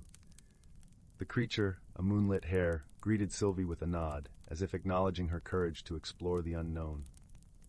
"Welcome, brave traveler," the hare spoke, its voice as soft as the rustle of leaves. "Few have come this far, but those who do are often rewarded with the forest's secrets." Sylvie felt a warmth spread through her chest, a mixture of pride and gratitude. "I've always wondered what lay beyond the stories," she confessed, sitting down beside the hare. "It feels like a dream." The moonlit hare chuckled, a sound like the tinkling of distant bells. "This place is indeed magical, but it is your heart that makes it a dream. Your courage to step into the unknown is what brings the wonders of this forest to life." As they spoke, other creatures began to emerge from the shadows, drawn by Sylvie's presence. A family of glow foxes, their tails trailing streams of golden light, played in the underbrush. Above, a pair of sky owls glided silently through the treetops, their feathers glistening like silver in the moonlight. Sylvie listened as the hare shared stories of the whispering woods, tales of friendship and harmony among its inhabitants. She learned that the forest was a place of balance, where each creature played a part in maintaining its delicate beauty. As the night deepened, Sylvie felt a gentle tug on her heart, a reminder of home and the comfort of her own bed. The moonlit hare noticed her gaze drifting back toward the path she had come from and smiled knowingly. Every journey must find its end, just as every night must yield to dawn, the hare said softly. But remember, Sylvie, the courage you showed here tonight is a light that will guide you wherever you go. With a heart full of newfound wisdom and a promise of return, Sylvie bid farewell to her new friends. As she retraced her steps through the forest, the path seemed to glow with a welcoming light, as if the whispering woods itself were guiding her safely home. When Sylvie finally emerged from the forest, the first rays of dawn were beginning to paint the sky in shades of pink and gold. She felt a profound sense of peace, as if the forest had shared a part of its magic with her, a magic that would stay with her always. As she slipped back into her warm bed, the stories of the whispering woods lingered in her mind like a gentle lullaby, reminding her that courage and exploration could unveil the most wondrous of dreams. And so, with a heart full of joy and eyes heavy with sleep, Sylvie drifted into a world of dreams, comforted by the knowledge that she was part of a larger magical world where anything was possible. Story 38. Title: The Whispering Forest. In a quiet village nestled between rolling hills and expansive meadows, there was a stretch of woodland known as the Whispering Forest. It was named so for the peculiar way the wind seemed to hum through its branches, as if sharing secrets with those who dared to listen closely. The villagers often spoke of the forest with a mix of reverence and caution, for it was said to hold a world hidden from the eyes of those who did not believe. One serene evening, as the sun dipped behind the hills casting golden hues across the sky, a young girl named Mia sat by the edge of this mysterious forest. Mia was known in the village for her gentle spirit and curious mind. Her days were filled with reading stories of faraway lands and dreaming of adventures beyond the horizon. Today, however, her heart was heavy, for she felt an inexplicable pull towards the forest, a whispering call that promised answers to questions she had yet to ask. Mia brushed her fingers through the grass, feeling the cool earth beneath her palms, when the sound of rustling leaves caught her attention. She looked up to see a peculiar sight, a small shimmering creature no larger than a sparrow, flitting between the branches. Its wings sparkled like the surface of a sunlit pond, and its eyes glowed with an enchanting light. "Hello there," Mia called softly, her voice barely more than a whisper. The creature paused, hovering midair, and to Mia's astonishment, it spoke. "Hello, dear child. I am Lumio, a guardian of the Whispering Forest." Mia's eyes widened in wonder. "A guardian? Does that mean there's magic here?" Lumio nodded, its wings creating a gentle breeze that rustled the leaves. "Indeed, this forest is a gateway to a hidden world, a place where magic flows as naturally as the river through the valley. But it is a fragile magic, one that must be protected." Curiosity sparked within Mia, and she leaned forward eagerly. "What do you protect it from?" Lumio's glow dimmed slightly, reflecting a hint of sadness. "From those who would use its magic for ill purposes, or those who cannot see past their own desires. The balance of our world depends on the harmony between magic and nature." Mia listened intently, her heart pounding with a mix of excitement and trepidation. "Is there something I can do to help?" The guardian studied her with thoughtful eyes. "Perhaps there is, but it requires a journey, one that will test your heart and mind." With determination in her eyes, Mia nodded. "I'm ready." Lumio fluttered down to rest on Mia's shoulder, its presence a comforting weight. "Then follow me." As they ventured into the depths of the forest, the world around them seemed to shift subtly. The air grew cooler and carried the scent of pine and fresh earth. The canopy above was thick with leaves that whispered secrets in the language of the wind. On they walked, deeper and deeper, until they reached a clearing bathed in the silver glow of moonlight. In the center of the clearing stood an ancient tree, its trunk wide and gnarled, its branches stretching towards the heavens. At its base lay a small pool of crystal-clear water, reflecting the stars above like a mirror. This is the heart of the forest, Lumio explained. It is here that the magic of our world is strongest, but something is amiss. The balance is faltering. Mia stepped forward, feeling the energy of the place hum through her body. What can I do? Lumio fluttered to the edge of the pool. Listen closely, and the forest will guide you. Closing her eyes, Mia focused on the sounds around her. The rustle of leaves, the distant call of an owl, and beneath it all, a gentle hum, like the strumming of a harp. It was a melody of hope and renewal, a song only those with open hearts could hear. As she listened, the water in the pool began to shimmer, and images danced across its surface. Mia saw scenes of the forest in harmony, creatures living in peace, and the magic flowing like a gentle river. But then the images shifted, showing shadows creeping through the trees, and a darkness that threatened to choke the light. Mia opened her eyes, her heart aching with the weight of what she had seen. How do I stop it? Lumio's voice was soft but firm. The darkness feeds on fear and despair. To restore balance, you must find the source of light within yourself and share it with the forest. Taking a deep breath, Mia closed her eyes once more, reaching deep within her own heart. She thought of the stories she loved, the kindness of her family, and the simple joys of the world around her.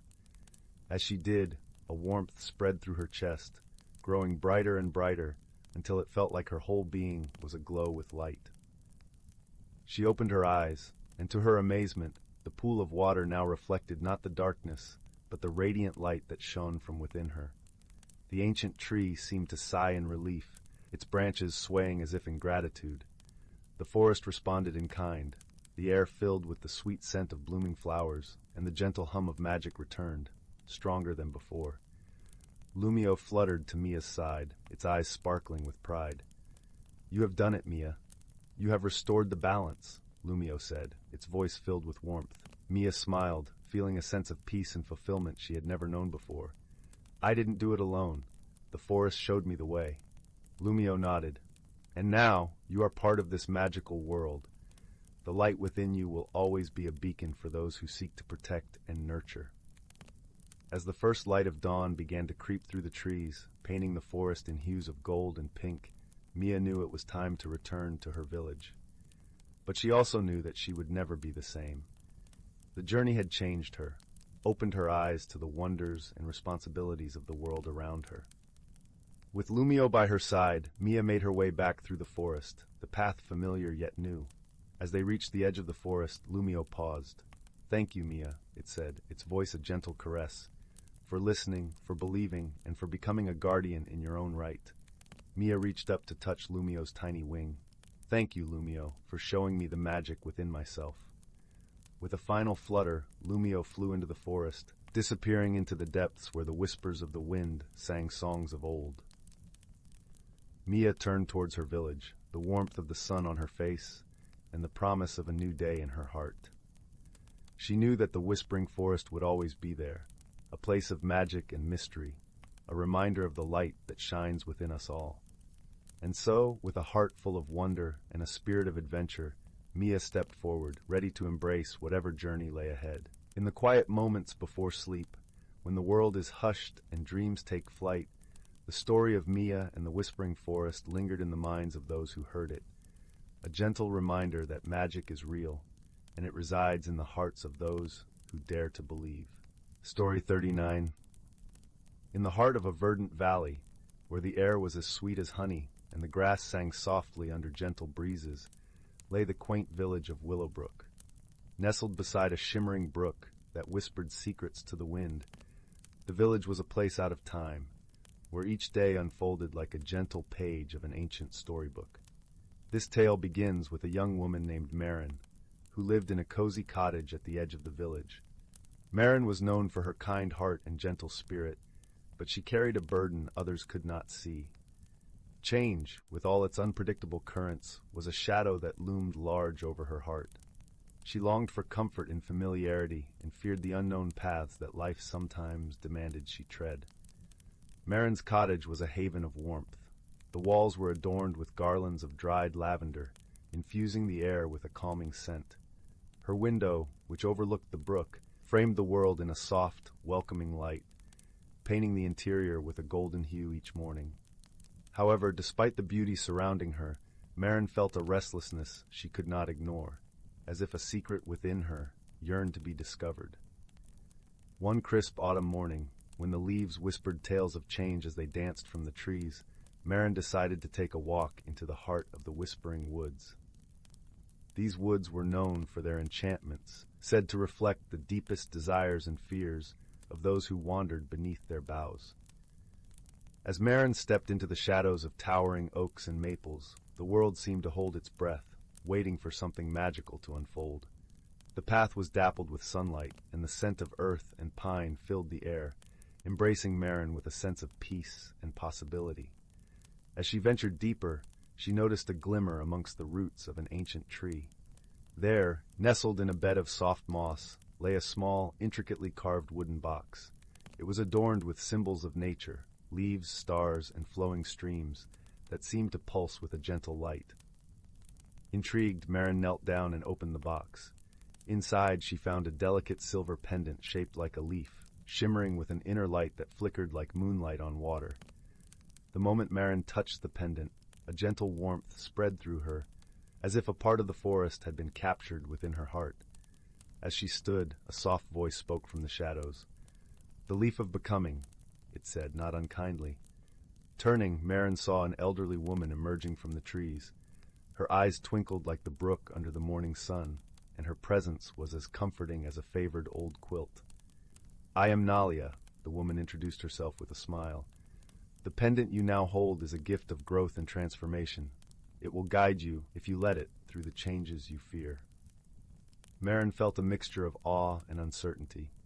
"But how?" she asked, her voice barely above a whisper.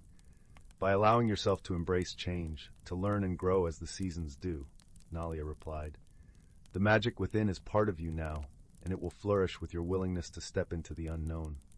With Nalia's gentle encouragement, Maren began to see the changes she feared not as threats, but as opportunities for personal discovery. She wore the pendant close to her heart, and with each day she felt its warmth guiding her. As the days turned to weeks, Maren found herself more willing to explore new paths. She ventured to parts of the village she had never seen, meeting artisans and storytellers who shared their own tales of change and growth. Under the canopy of the Whispering Woods, she learned to listen to her inner voice, to trust the journey, and to find beauty in the transformation that life offered. Her friends in the village noticed the change in Maren. Her laughter was more frequent, her eyes brighter, as if she had tapped into an endless well of joy. They supported her, sharing their own experiences and wisdom, deepening the bonds of friendship that enriched her life. One evening, as the sun dipped below the horizon, painting the sky with hues of rose and gold, Maren returned to the forest, drawn once again to the ancient tree. There she found Nalia waiting, her eyes reflecting the twilight. "You have grown, child," Nalia observed, her voice a melody of pride and affection. Maren smiled, touching the pendant that had become a symbol of her journey. "I have learned to embrace change, to see it as a part of life's beautiful tapestry." Nalia nodded, her expression warm. "The greatest magic lies not in the pendant, but in your heart. You have discovered that within you, and that is a greater treasure than any enchantment." With a heart full of gratitude, Maren thanked Nalia, knowing that the lessons she had learned would guide her through whatever changes life would bring. And so, in the quiet embrace of the Whispering Woods, Maren found her place in the world, transformed not by magic alone, but by the courage to grow and the love of those who walked beside her.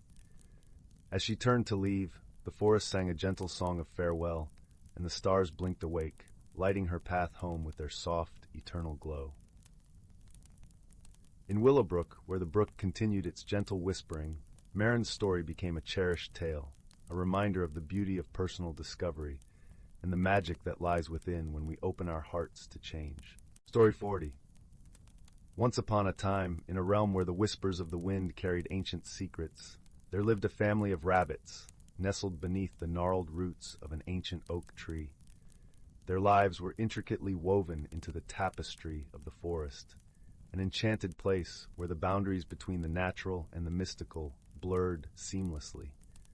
As the first rays of dawn filtered through the canopy, the rabbits would emerge from their burrow, their noses twitching with curiosity. The air was thick with the sweet fragrance of wildflowers and the earthy scent of moss, a gentle reminder of the harmony that existed between all living beings. Across the forest floor, the small creatures would hop, their paws leaving faint impressions on the dew-kissed grass. They were the guardians of this verdant haven, their very existence a testament to the delicate balance that nature strived to maintain. Throughout the changing seasons, the forest would undergo a mesmerizing transformation, and the rabbits bore witness to the magical phenomena that accompanied each shift. In the spring, they watched in awe as the first buds unfurled, their delicate petals unfurling to welcome the warm embrace of the sun. The air was filled with the melodic trills of songbirds, a symphony that heralded the arrival of new life. As summer's golden rays danced through the canopy, the rabbits would seek refuge beneath the cool shade of towering oaks and willows. They marveled at the vibrant hues that painted the forest floor, a kaleidoscope of greens, reds, and golds that seemed to radiate with an ethereal glow. Autumn brought with it a chill in the air, and a tapestry of fiery hues that set the forest ablaze. The rabbits watched in wonder as the leaves swirled and danced, carried by the crisp breeze that whispered secrets of the changing seasons. It was a time of transformation, a reminder that all things must come to an end, only to be reborn anew. But it was during the winter months that the forest truly unveiled its most enchanting secrets. As the first snowflakes drifted down from the heavens, the rabbits bore witness to a magical phenomenon that only the most observant could perceive. The air seemed to shimmer with an ethereal glow, as if the very fabric of reality had been infused with stardust. It was during these moments that the elders of the rabbit clan would gather the young ones close, their whiskers twitching with wisdom passed down through generations. They spoke of the delicate balance that existed between all living things, a harmony that must be cherished and protected at all costs. "Remember, little ones," the elder would whisper, her voice carrying the weight of countless seasons. "We are but humble caretakers of this sacred place. Each creature, from the mightiest oak to the smallest insect, plays a vital role in maintaining the harmony of our forest home." The young rabbits would listen with rapt attention, their eyes wide with wonder, as tales of the forest's ancient guardians were woven before them. They learned of the wise owls who kept watch over the moonlit glades, their haunting calls echoing through the night. They heard of the fearless foxes who prowled the undergrowth, their cunning and grace a testament to the resilience of nature. As the seasons turned and the cycle of life continued its endless dance, the rabbits remained steadfast in their role as caretakers. They tended to the forest with reverence, their small paws leaving little imprints on the path that wound through the ancient realm. For in this enchanted place, where the boundaries between reality and magic blurred, the hidden lives of nature's creatures unfolded, each one playing a vital role in the intricate tapestry of environmental harmony. And as the wisdom of the elders was passed down through generations, the rabbits knew that they were part of something greater, something timeless and eternal, a legacy that would endure long after they had returned to the embrace of the earth. Story 41. Story 42. Story 43. The Whispering Woods and the Lantern of Luminara. In the small village of Amberley, nestled at the edge of the Whispering Woods, tales of enchantment and mystery were as old as the trees themselves. The woods were a place of wonder, where the air was thick with secrets and magic lingered in the rustling leaves. Yet it was also a place avoided by many, for deep within its heart lay a hidden world, known only to those with the courage to seek it. The village was a cozy cluster of thatched roof cottages, surrounded by fields of lavender that swayed gently in the breeze, filling the air with a soothing fragrance. The villagers were kind and simple folk, their days marked by the rhythm of the seasons and the quiet pleasures of rural life. In one such cottage lived a young girl named Leora. She had hair the color of autumn leaves and eyes that sparkled with curiosity. Leora was known for her gentle nature and the way she seemed to understand the whispers of the wind and the songs of the birds. She often spent her afternoons wandering the edges of the whispering woods, listening to the stories the forest had to tell. One cool autumn evening, As the setting sun painted the sky in hues of orange and pink, Leora sat at her window, gazing out at the woods. Her heart longed for adventure, and she felt a pull towards the trees, as though they were calling her name. "Leora," her mother called from the kitchen, "come help me with supper." Leora reluctantly tore her gaze from the window and joined her mother. As they prepared the meal, her mother spoke of the coming winter and the preparations they must make. But Leora's mind drifted back to the woods, to the stories of hidden worlds and magical beings that her grandmother used to tell. That night, as the village lay quiet under a blanket of stars, Leora lay awake in her bed, listening to the gentle rustle of the leaves outside. Unable to resist the call of adventure any longer, she quietly slipped out of bed, wrapped a warm cloak around her shoulders, and tiptoed out of the cottage. The moon cast a silvery glow over the landscape as Leora made her way towards the whispering woods. The air was crisp and carried the scent of pine and earth. As she entered the woods, the trees seemed to lean in, welcoming her into their embrace. The deeper she ventured, the more the forest came alive. The leaves whispered secrets, and the branches formed intricate patterns against the sky. Leora felt a sense of wonder and awe, as though she were stepping into a dream. After walking for what felt like hours, Leora came upon a clearing bathed in moonlight. In the center stood an ancient oak tree, its twisted branches reaching towards the heavens. Beneath the tree lay a small, flickering light, like a star fallen to earth. Curious, Leora approached the light and discovered it was a lantern, crafted from delicate glass and metal, its surface etched with intricate patterns. The lantern glowed with a soft, warm light that seemed to pulse with life. As she reached out to touch it, a voice, gentle and melodic, echoed through the clearing. "The Lantern of Luminara," it said, "a beacon for those who seek the hidden world." Leora looked around, but saw no one. "Who are you?" she asked, her voice barely a whisper. The voice replied, "I am the spirit of the forest, and I have watched over these woods for centuries. The lantern is a gift for those with pure hearts and the courage to seek the truth." Leora felt a thrill of excitement mixed with apprehension. She had heard of the Lantern of Luminara in her grandmother's tales, a magical object that could reveal the hidden world within the whispering woods. "Will you accept the lantern and embark on a journey of discovery?" the voice asked. Leora nodded, her heart pounding with anticipation. "Yes, I will." As she lifted the lantern, its light grew brighter, illuminating the clearing with a warm, golden glow.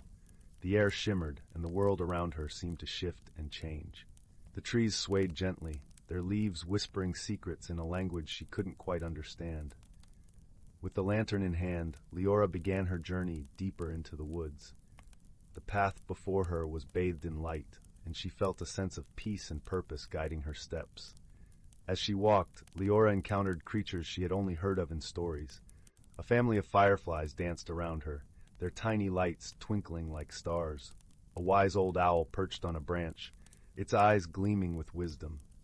And a gentle deer with antlers like branches nodded in greeting as she passed.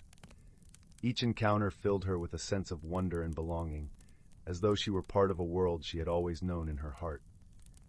The forest seemed endless, a labyrinth of trees and shadows, but Leora felt no fear. The lantern's light guided her, and she trusted in its magic to lead her to the hidden world.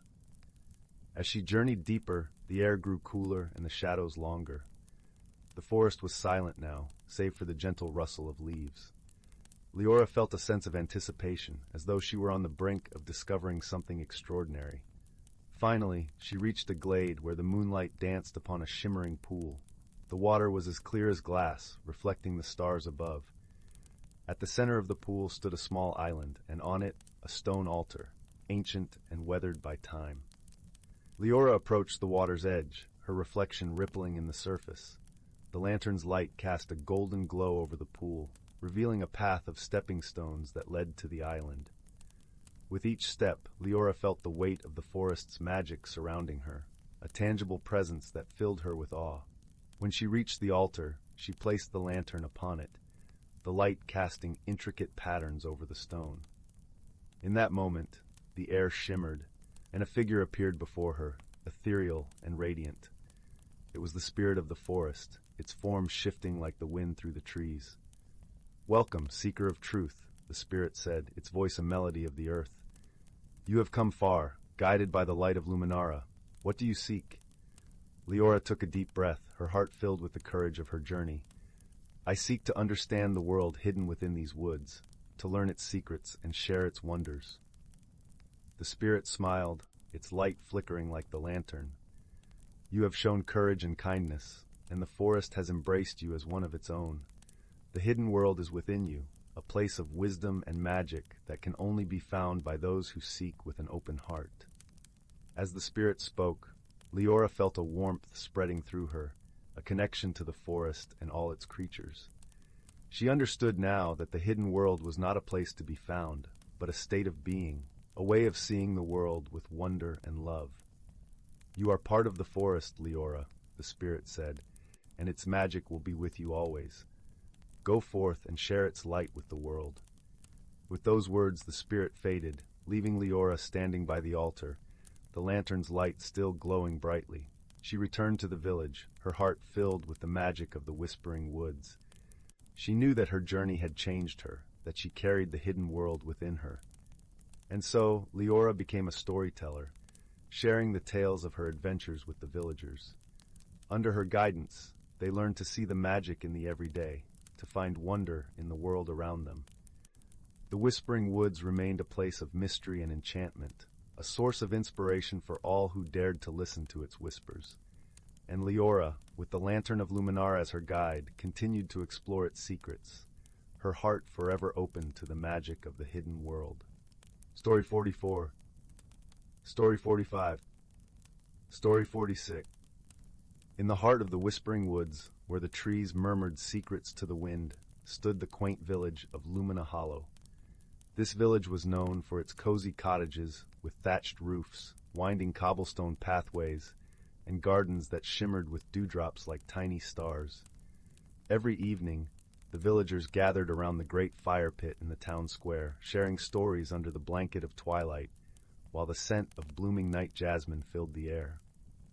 One such evening, as the sun melted into the horizon, a peculiar event stirred the peaceful rhythm of Lumina Hollow. A soft, tinkling sound, like that of distant chimes, echoed through the village. It was gentle yet persistent, and no one could quite pinpoint its source. The sound seemed to float on the breeze, sometimes coming from the old well, other times drifting from the boughs of the ancient oak that stood proudly in the center of the square. At first, the villagers thought it to be the playful wind, but as days turned into a week, their curiosity grew. The sound was soothing, almost like a lullaby, but its mystery beckoned for an explanation. Determined to uncover the source, the villagers called upon their resident wise woman, a gentle soul named Marin, known for her deep understanding of the magical and mundane alike. With her hair as silver as moonlight and eyes as bright as the morning sky, Marin was a beloved figure in Lumina Hollow. She listened to the villagers' concerns with a kind smile and promised to look into the matter. The very next morning, with the first light of dawn, Marin set out to investigate, accompanied by her faithful companion, Bramble, a sprightly squirrel with a bushy tail and a penchant for acorns. Together they wandered through the village, Marin humming softly to herself, while Bramble chattered excitedly, darting here and there. As they approached the old well, the sound grew clearer, a gentle tinkling that seemed to resonate from within its moss-covered stones. Marin leaned closer, her ear to the cool, damp surface, and closed her eyes, listening intently. "Ah, it's a melody," she murmured, recognizing the rhythmic pattern. "But what could be singing from the depths of this well?" Bramble tilted his head, his tiny eyes filled with curiosity. "Maybe it's the water sprites," he suggested, his voice a whisper on the wind. Marin chuckled softly, patting Bramble on the head. "Perhaps, my dear friend, but let's see if we can find more clues." They continued their exploration, following the sound as it danced through the village. It led them to the ancient oak, its branches stretching wide like protective arms over the square. Marin ran her fingers over the bark, feeling the pulse of life within the tree. "There's magic here," she said softly, sensing the gentle hum of energy that enveloped the oak. "But it feels different." As they pondered, a rustling above caught their attention. From the depths of the oak's leafy canopy emerged a creature no larger than Bramble himself. It was a delicate being, with wings that glimmered like stained glass in the sunlight. A gentle glow surrounded it, casting a warm light on Marin and Bramble below. "Greetings, wise Marin," the creature said, its voice as soft as the chiming sound that had puzzled the village. "I am Lyra, a guardian of this oak." Marin bowed her head in respect. "Greetings, Lyra. We've been curious about the beautiful music we hear throughout our village. Could it be your doing?" Lyra nodded, her wings fluttering gently. "Indeed it is. I sing to the trees and the wind to keep the balance of magic in these woods, but I sense that my song has traveled further than intended." Marin smiled warmly. "It has become a mystery to us, one that brought much wonder and joy, yet we were eager to understand its source." Lyra's light flickered with happiness. "I am glad my song has brought joy. I shall adjust my melody so it rests more quietly upon the woods." Before Marin could respond, Bramble chirped, "But Lyra, why did the song change? It was never heard before."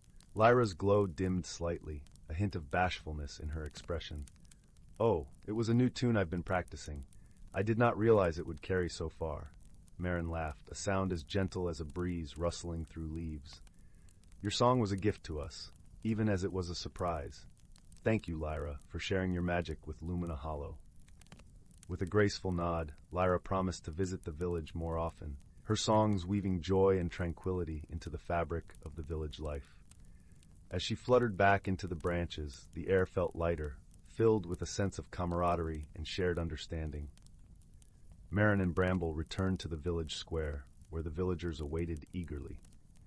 Marin recounted their adventure, her words painting a vivid picture of Lyra and her enchanting melody. The villagers listened in awe, their hearts warmed by the tale of friendship and the gentle spirit of the woods. As night embraced Lumina Hollow, the villagers gathered once more around the great fire pit. The strange chimes had transformed into a cherished memory, a gentle reminder of the magical world that embraced their village. With hearts at ease and minds at peace, they settled into their homes, the night wrapping them in its comforting embrace. And so, under a canopy of stars, Lumina Hollow returned to its tranquil slumber, the whisper of Lyra's song a soft, soothing lullaby that cradled the village in dreams as sweet as the scent of night jasmine. Story 47. Story 48. Story 49. In a secluded woodland, cradled between gently rolling hills and a silver-threaded brook, lay a world untouched by time. The air was sweetened with the scent of cedar and pine, mingling with the earthy aroma of moss-covered stones. Sunlight filtered through the canopy, dappling the forest floor with patches of golden warmth, while the whisper of leaves in the breeze sang a lullaby known only to those who listened closely. In this enchanted place, where reality and magic danced hand in hand, lived a community of creatures whose lives were woven into the very fabric of the forest. Among them was a wise old tortoise named Thistle, whose shell was a tapestry of green and brown, as if painted by the forest itself. Thistle had lived many years and had seen the seasons change countless times, each cycle teaching him the delicate balance of nature's rhythm. One crisp autumn morning, as mist clung to the edges of the brook and the world seemed wrapped in a soft, silvery light, Thistle set out on his daily walk. His path led him through a carpet of fallen leaves, their vibrant hues of amber and crimson a cheerful contrast to the muted greens of the underbrush. As he ambled along, his eyes, wise and gentle, took in the subtle shifts of the forest preparing for winter's rest. Alongside Thistle, a sprightly squirrel named Pippin hopped from branch to branch, his bushy tail flickering like a flame in the morning sun. Pippin was young and full of curiosity, his eyes wide with wonder at the world around him. He had befriended Thistle in the early days of spring, drawn to the tortoise's calm demeanor and endless stories of the forest's lore. As they journeyed together, Pippin, with an infectious enthusiasm, asked, "Thistle, how does the forest know when to change? The trees shed their leaves, the air grows cold, and the animals prepare their nests. It seems like magic." Thistle chuckled, a rich sound that rumbled like distant thunder. "Ah, young Pippin, the forest indeed holds its magic, but it is a magic born of wisdom and time. Each creature, each tree has its role, guided by the whispers of the seasons." Their walk took them to the edge of the brook, where the water's surface mirrored the sky's shifting colors, a canvas of blue and white with hints of orange and pink. Here they paused, listening to the gentle babble of the stream as it wound its way through the forest, carrying secrets from the mountains to the sea. Thistle continued, "The forest listens to the wind, to the sun, and even to the stars. It understands when the days grow shorter and the nights longer. The trees, with their deep roots, feel the change in the earth, and they speak to one another through whispers of the soil." Pippin's eyes sparkled with fascination. "Do they really speak, Thistle?" "In their own way, yes," Thistle replied. "The trees share their wisdom, passed down through generations. They tell of storms weathered and sunlight embraced, teaching resilience and patience. Just as I share stories with you, the forest shares its tales with those who choose to listen." As they spoke, a gentle breeze swept through the trees, carrying with it a hint of winter's chill. The leaves rustled, a soft symphony that joined the brook's song, and in that moment, Pippin felt the harmony of the forest, a living, breathing entity, where each part played its role in a grand, eternal dance. With a newfound understanding, Pippin scampered ahead, eager to share this wisdom with his friends. Thistle watched him go, a fond smile on his lips, knowing that the young squirrel would carry the forest's magic into the future. As the sun dipped lower in the sky, painting the world in hues of lavender and rose, Thistle turned back toward his home. The forest, now bathed in the soft glow of twilight, felt alive with possibility. For in this hidden world, where the boundaries between reality and magic blurred, the wisdom of the ages was entrusted to those who cherished and respected its secrets. And so the forest thrived, a testament to the beauty of balance and the power of friendship, where each creature, great and small, played their part in the wondrous cycle of life. As night fell, the stars emerged, twinkling in the velvet sky, their light a promise of the dreams yet to come and the stories yet to be told. Story 50. Story 51. Story 52. Story 53. Story 54. Story 55. Once upon a time, in a quaint village nestled at the foot of the Whispering Hills, lived a young girl named Marin. Her eyes sparkled with the curiosity of 1,000 stars, and her heart brimmed with the spirit of adventure. Marin often wondered what lay beyond the familiar fields and babbling brooks of her home, and it wasn't long before her dreams led her to a journey of discovery. One golden afternoon, when the sun hung low, casting long shadows that danced like gentle phantoms, Marin followed a path less trodden. It led her into a forest known as the Enchanted Glade, where stories of old spoke of wonders untold. The air was sweet with the scent of honeysuckle and pine, and the leaves whispered secrets in the language of the wind. As Marin ventured deeper, the forest began to transform. The trees stood tall and wise, their bark etched with ancient runes that glimmered faintly in the dappled sunlight. She marveled at the luminescent flowers that bloomed in impossible colors, like tiny fireworks frozen in time. The ground beneath her feet felt soft and springy, as if the earth itself was cradling her steps. Suddenly, a soft giggle fluttered through the air, and Marin turned to find the source. There, perched upon a low branch, was a creature unlike any she had seen. It was a sprightly wisp, with wings as delicate as cobwebs and eyes that twinkled like dewdrops in the morning sun. "Welcome, traveler," the wisp chimed, its voice as light as a breeze. "I am Zephyr, guardian of this glade."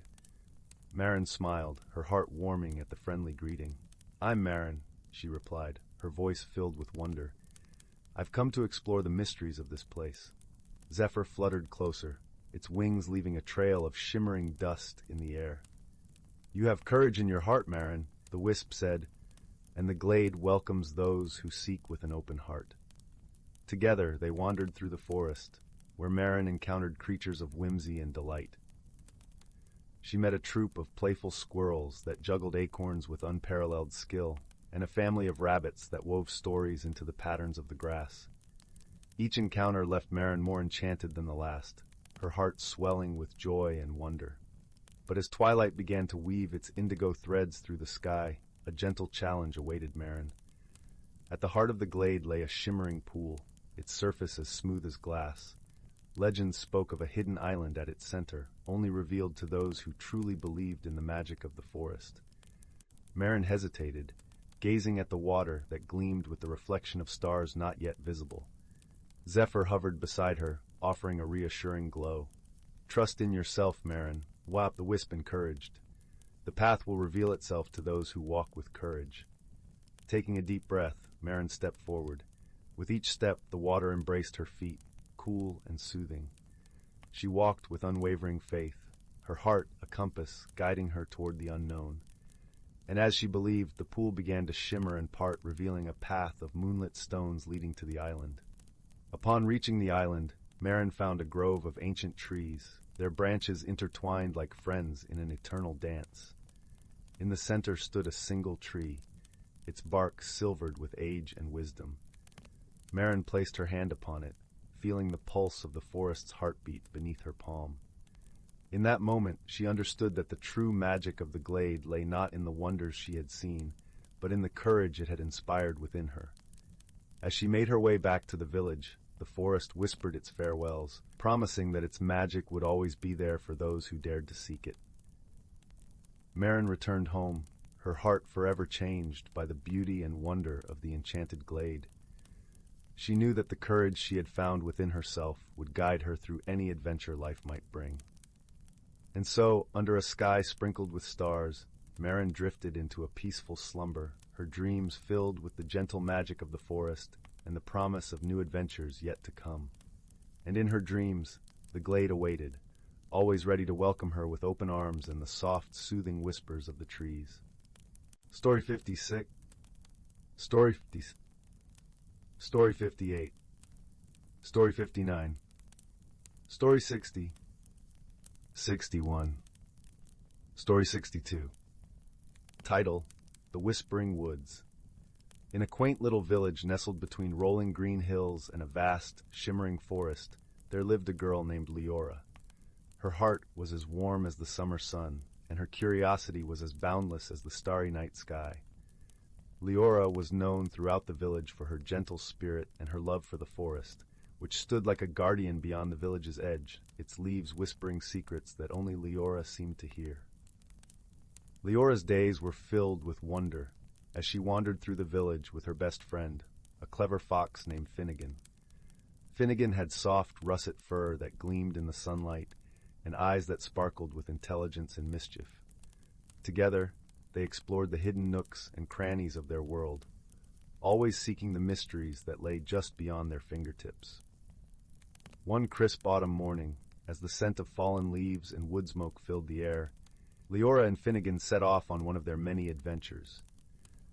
The forest, with its canopy of amber and gold, beckoned them with its enchanting allure.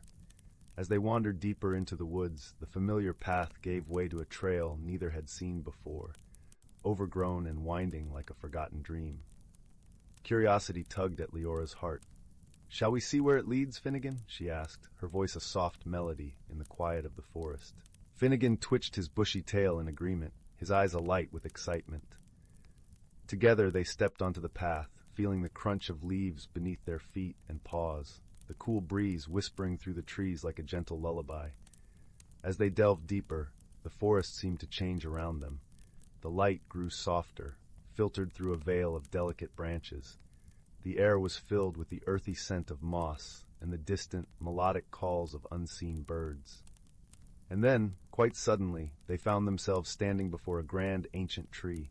Its trunk was wide and gnarled, its bark etched with the passage of time. From within its depths came a soft, glowing light, warm and inviting. Leora approached the tree with reverence, her heart pounding with a sense of discovery. As she reached out to touch the bark, the light pulsed gently, and a soft, musical voice filled the air. "Welcome, seekers of truth," it said, resonating like a choir of distant stars. Startled, Leora drew back, but Finnegan stood firm, his gaze fixed on the tree. "We've come to explore," Leora said, finding her voice, "to understand the secrets of the forest." The tree's light shimmered in response, casting a gentle glow that seemed to wrap around them like a warm embrace. "You have found the heart of the Whispering Woods," the voice explained. "A place where the stories of the forest come to life, where the past and the future entwine." As the words washed over them, the world around Leora and Finnegan began to change. The forest shimmered and shifted, revealing a hidden world teeming with magic and wonder. Creatures of all shapes and sizes appeared, their eyes twinkling with ancient wisdom and playful curiosity. There were tiny fairies flitting about on gossamer wings, their laughter like the tinkling of bells. Majestic stags with antlers that glowed like moonlight stood among the trees, watching with gentle eyes. Leora felt a thrill of joy and awe. This hidden realm was a tapestry of life and magic, woven together by threads of light and shadow. She and Finnegan wandered through this enchanted world, marveling at its beauty, until they came upon a small clearing. In the center of the clearing stood a stone pedestal, upon which rested a small ornate box. Its surface was intricately carved with patterns that seemed to shift and change, catching the light and drawing the eye with their mesmerizing dance. Leora approached the box, her fingers tracing the delicate carvings. "What is this?" she asked, her voice barely above a whisper. The tree's voice answered, its tone gentle and wise. "This is the Box of Echoes, a vessel of memories and dreams. It holds the stories of those who have come before and those yet to come. To open it is to embark on a journey of discovery and transformation."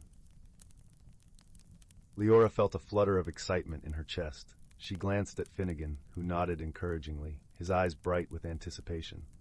Taking a deep breath, Leora lifted the lid of the box. A soft, golden light spilled forth, and the air was filled with the sound of distant music, like the echoes of a long-forgotten melody.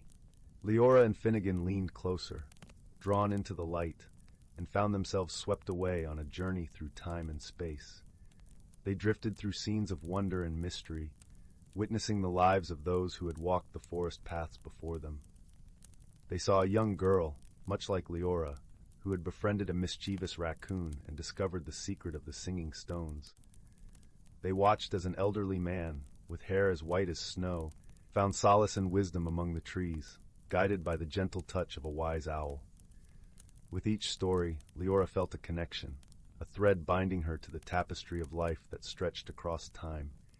She realized that every creature, every soul that had passed through the forest, had left an imprint, a story that was woven into the very fabric of the whispering woods. As the final echoes of the music faded, Leora and Finnegan found themselves back in the clearing, the Box of Echoes glowing softly on its pedestal. The tree's voice spoke once more, filled with warmth and kindness. "You have seen the stories of the past, and now it is time for you to shape the future. The whispering woods are yours to protect, to cherish, and to share with those who seek their magic." Leora felt a deep sense of purpose, a newfound understanding of her place in the world. She knew that the forest held secrets beyond imagination, but it was also a living, breathing entity that needed love and care. With Finnegan by her side, she vowed to honor the stories of the past and to create new tales for the future. As the sun dipped below the horizon, painting the sky in hues of pink and gold, Leora and Finnegan made their way back to the village. The forest, once a place of mystery, now felt like a friend, a sanctuary filled with whispers of hope and dreams. From that day on, Leora and Finnegan became the guardians of the Whispering Woods, sharing its magic with all who sought it. Their adventures became legends, stories shared around warm fires on cold winter nights. And as the stars twinkled in the velvet sky, the forest stood watch, its heart beating with the stories of those who had come before and those who would come after. For in the Whispering Woods, every soul was a part of the grand tapestry of life, woven together by love, friendship, and the timeless magic of the world. The tale of Leora and Finnegan is a reminder that the world is filled with wonder and wisdom, waiting to be discovered by those with open hearts and curious minds. As you drift into slumber, may your dreams be filled with the magic of the Whispering Woods, where stories live and secrets dance in the light of the moon. Story 63. Story 64. Story 65. Story 66. Story 67. Once upon a time, in a cozy village nestled among rolling hills, there lived a young doe named Willow. She was a gentle creature with a soft brown coat and eyes that shone like amber in the sunlight. Willow loved the comfort of her daily routines, nibbling on sweet clover in the meadow, resting in the dappled shade of the ancient oak and listening to the soothing melodies of the woodland birds. Yet lately, Willow couldn't shake a restless feeling stirring within her. She watched as her friends shed their winter coats, their new fur glistening with renewed vibrancy.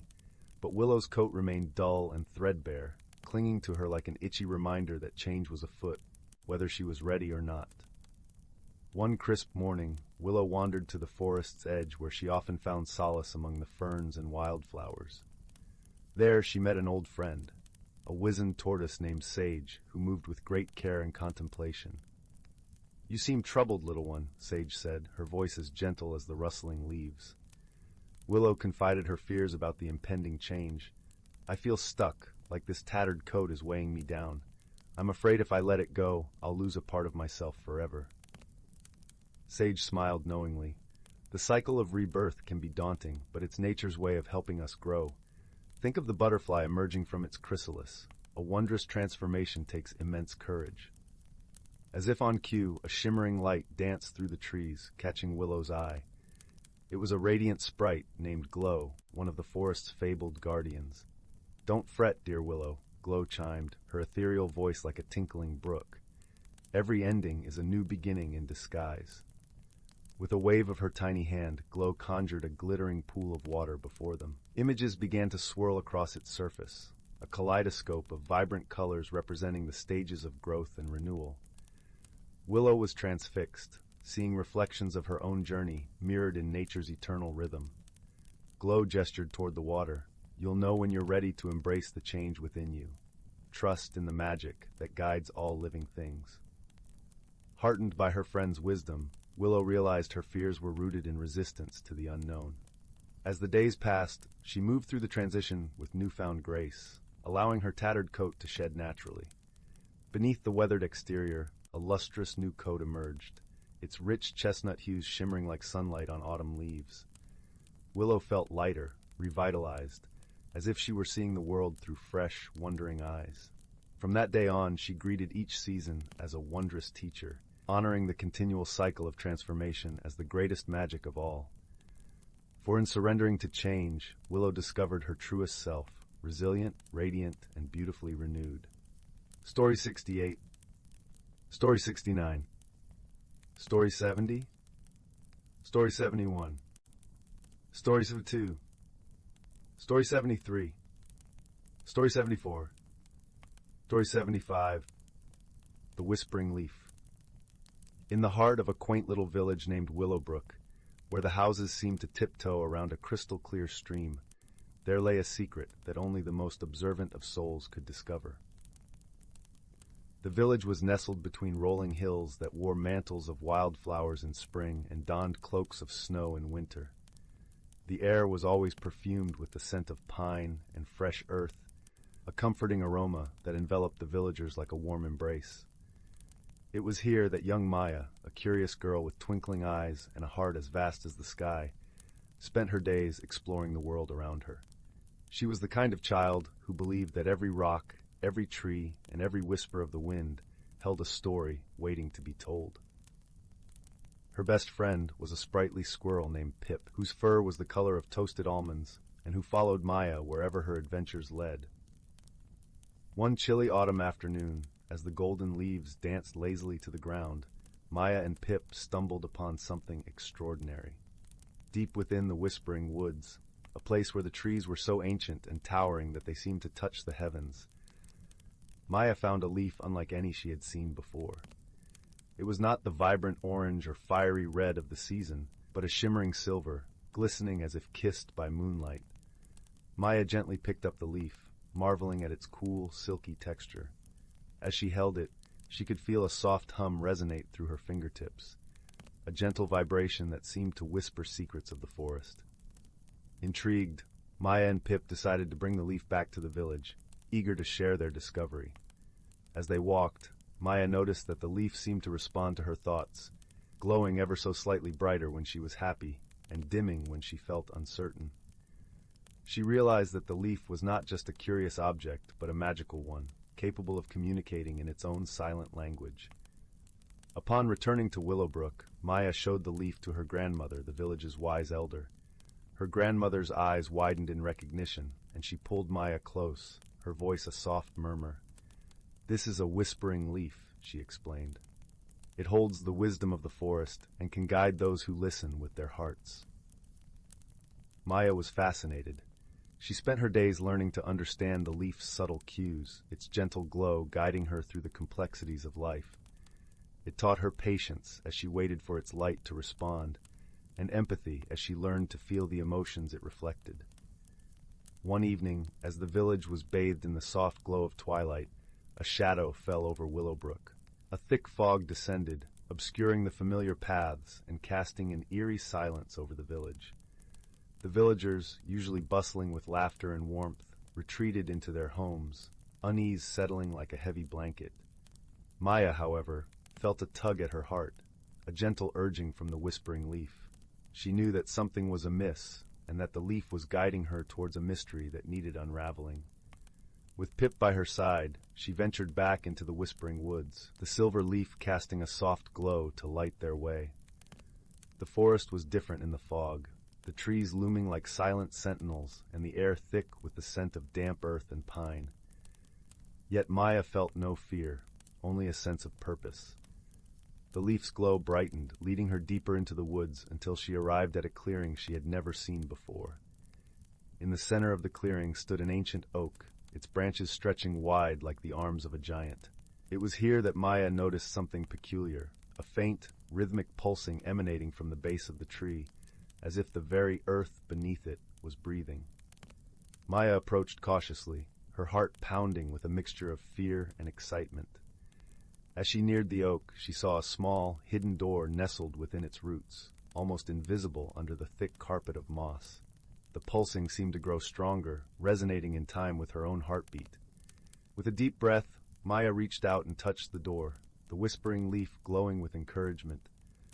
The door swung open silently, revealing a staircase spiraling down into the heart of the earth. Maya hesitated for a moment, feeling Pip's reassuring presence beside her, before descending into the depths below. The staircase led to a hidden cavern, its walls adorned with shimmering crystals that bathed the chamber in a soft, ethereal light. In the center of the cavern lay a pool of clear, still water, reflecting the myriad colors of the crystals above. The air was warm and fragrant, filled with the scent of wildflowers and honey. As Maya stepped closer to the pool, she saw her reflection, but it was not her reflection alone. In the water, she saw images of the villagers, each one captured in a moment of joy, kindness, or courage. She realized that the pool was a mirror of their best selves, a testament to the goodness that lived within each of them. The whispering leaf pulsed gently in her hand, and Maya understood that the pool was a source of magic for Willowbrook, a wellspring of the love and light that bound the village together. But the fog had disrupted its harmony, casting a shadow over the village. Determined to restore the balance, Maya turned to the whispering leaf for guidance. It glowed with a brilliant light, illuminating the cavern and filling Maya with a sense of peace and clarity. She knew what she had to do. Kneeling beside the pool, Maya dipped the whispering leaf into the water, watching as the silver shimmer spread across the surface. The pool seemed to come alive, ripples of light dancing across its surface, and the air filled with a gentle hum that resonated deep within Maya's soul. Slowly, the fog that had enveloped Willowbrook began to dissipate, the heavy silence lifting as the village was bathed in the warm glow of the setting sun. The villagers emerged from their homes, their laughter and chatter returning as the shadow that had clouded their hearts vanished. Maya, her heart filled with joy, returned to the village with Pip, the whispering leaf still glowing softly in her hand. The villagers gathered around her, their eyes wide with wonder and gratitude. Her grandmother embraced her, whispering words of pride and love. From that day on, the whispering leaf became a cherished symbol of hope and harmony in Willowbrook. Maya learned that the true magic lay not in the leaf itself, but in the love and kindness it inspired. She and Pip continued their adventures, exploring the world with open hearts and curious minds. And so, the village of Willowbrook thrived, its people united by the magic of the whispering leaf and the wisdom it imparted. Maya grew into a wise and compassionate leader, her heart forever guided by the lessons she had learned on her journey. As the years passed, the story of the Whispering Leaf became a cherished tale, passed down through generations as a reminder of the power of friendship, courage, and love. And though the leaf eventually faded, its legacy lived on in the hearts of the villagers, a beacon of light that would never dim. In the gentle embrace of the Whispering Woods, where the trees still whispered their ancient secrets, Maya and Pip found their place, forever part of the magic that made Willowbrook a haven of peace and happiness. And in the quiet moments, when the moon cast its silver glow upon the village, the whisper of a leaf could still be heard, a gentle reminder that magic was all around, waiting to be discovered by those who dared to listen with their hearts. Story 76, Story 77, Story 78, Story 79, Story 80, Story 81, Story 82.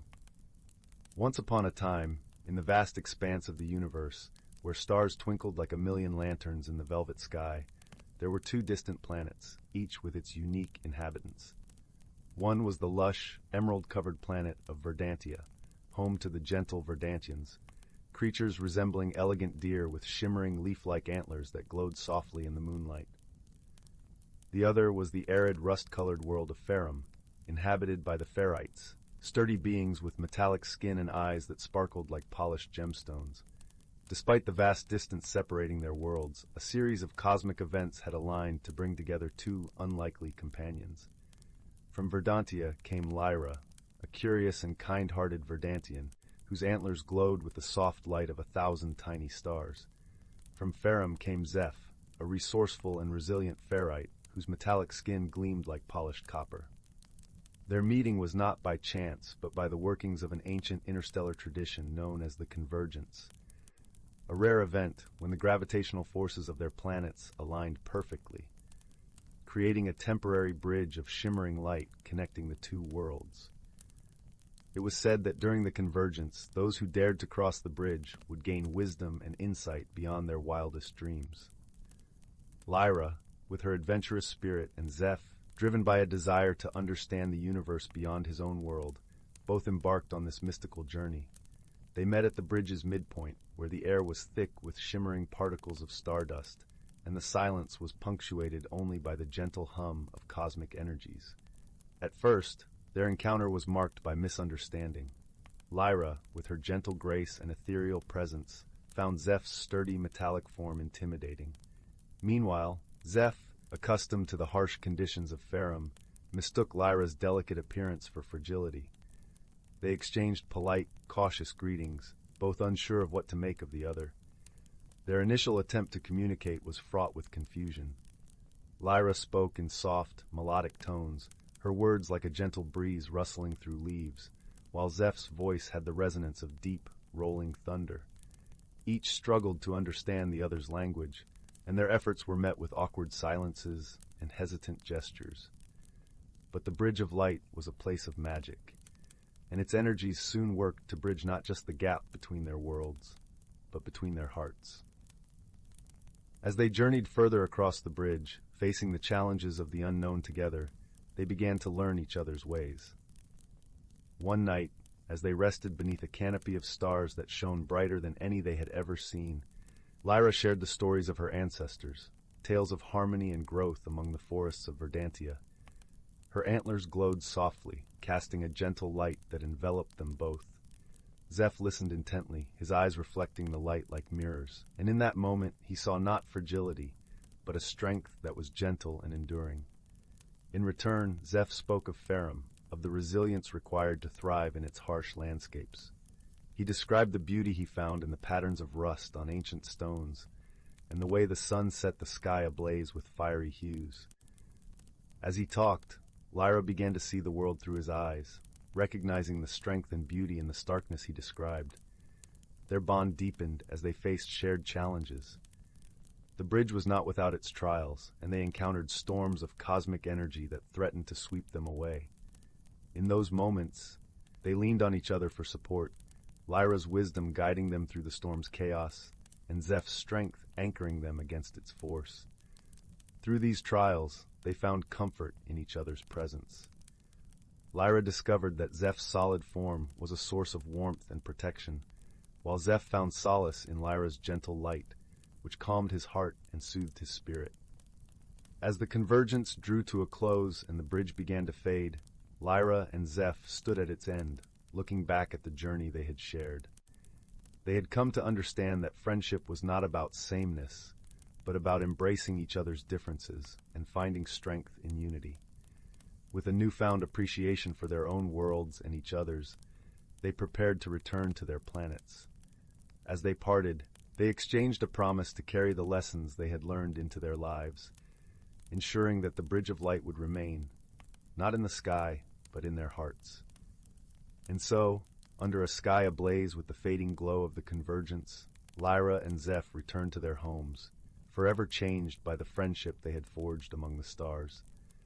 Though they were separated by the vastness of space, they knew that their bond would endure, shining brightly like the stars above, a testament to the power of understanding and the magic of friendship. Story 83. In the heart of the whispering woods, where the trees hummed soft lullabies with every breeze, there lay a quaint village called Willowbrook. Nestled amidst blooming wildflowers and the gentle laughter of babbling brooks, Willowbrook was a place where time seemed to slow, and the world's worries melted away like morning mist. Every evening, as the sun dipped beneath the horizon, painting the sky in hues of lavender and rose, the villagers would gather around the great old oak in the village square. It was here that stories were shared, laughter echoed, and the bonds of community grew ever stronger. One such evening, as the villagers settled beneath the oak's sprawling branches, a peculiar thing happened. A series of soft, shimmering lights began to dance above them, weaving intricate patterns in the air. At first, they thought it might be fireflies, but these lights were different, more vibrant, more alive. Among the villagers was a gentle soul named Mira. With her chestnut curls and warm hazel eyes, Mira was known for her kindness and her curiosity. She watched the lights with fascination, noticing how they flickered and swirled as if they were trying to communicate something.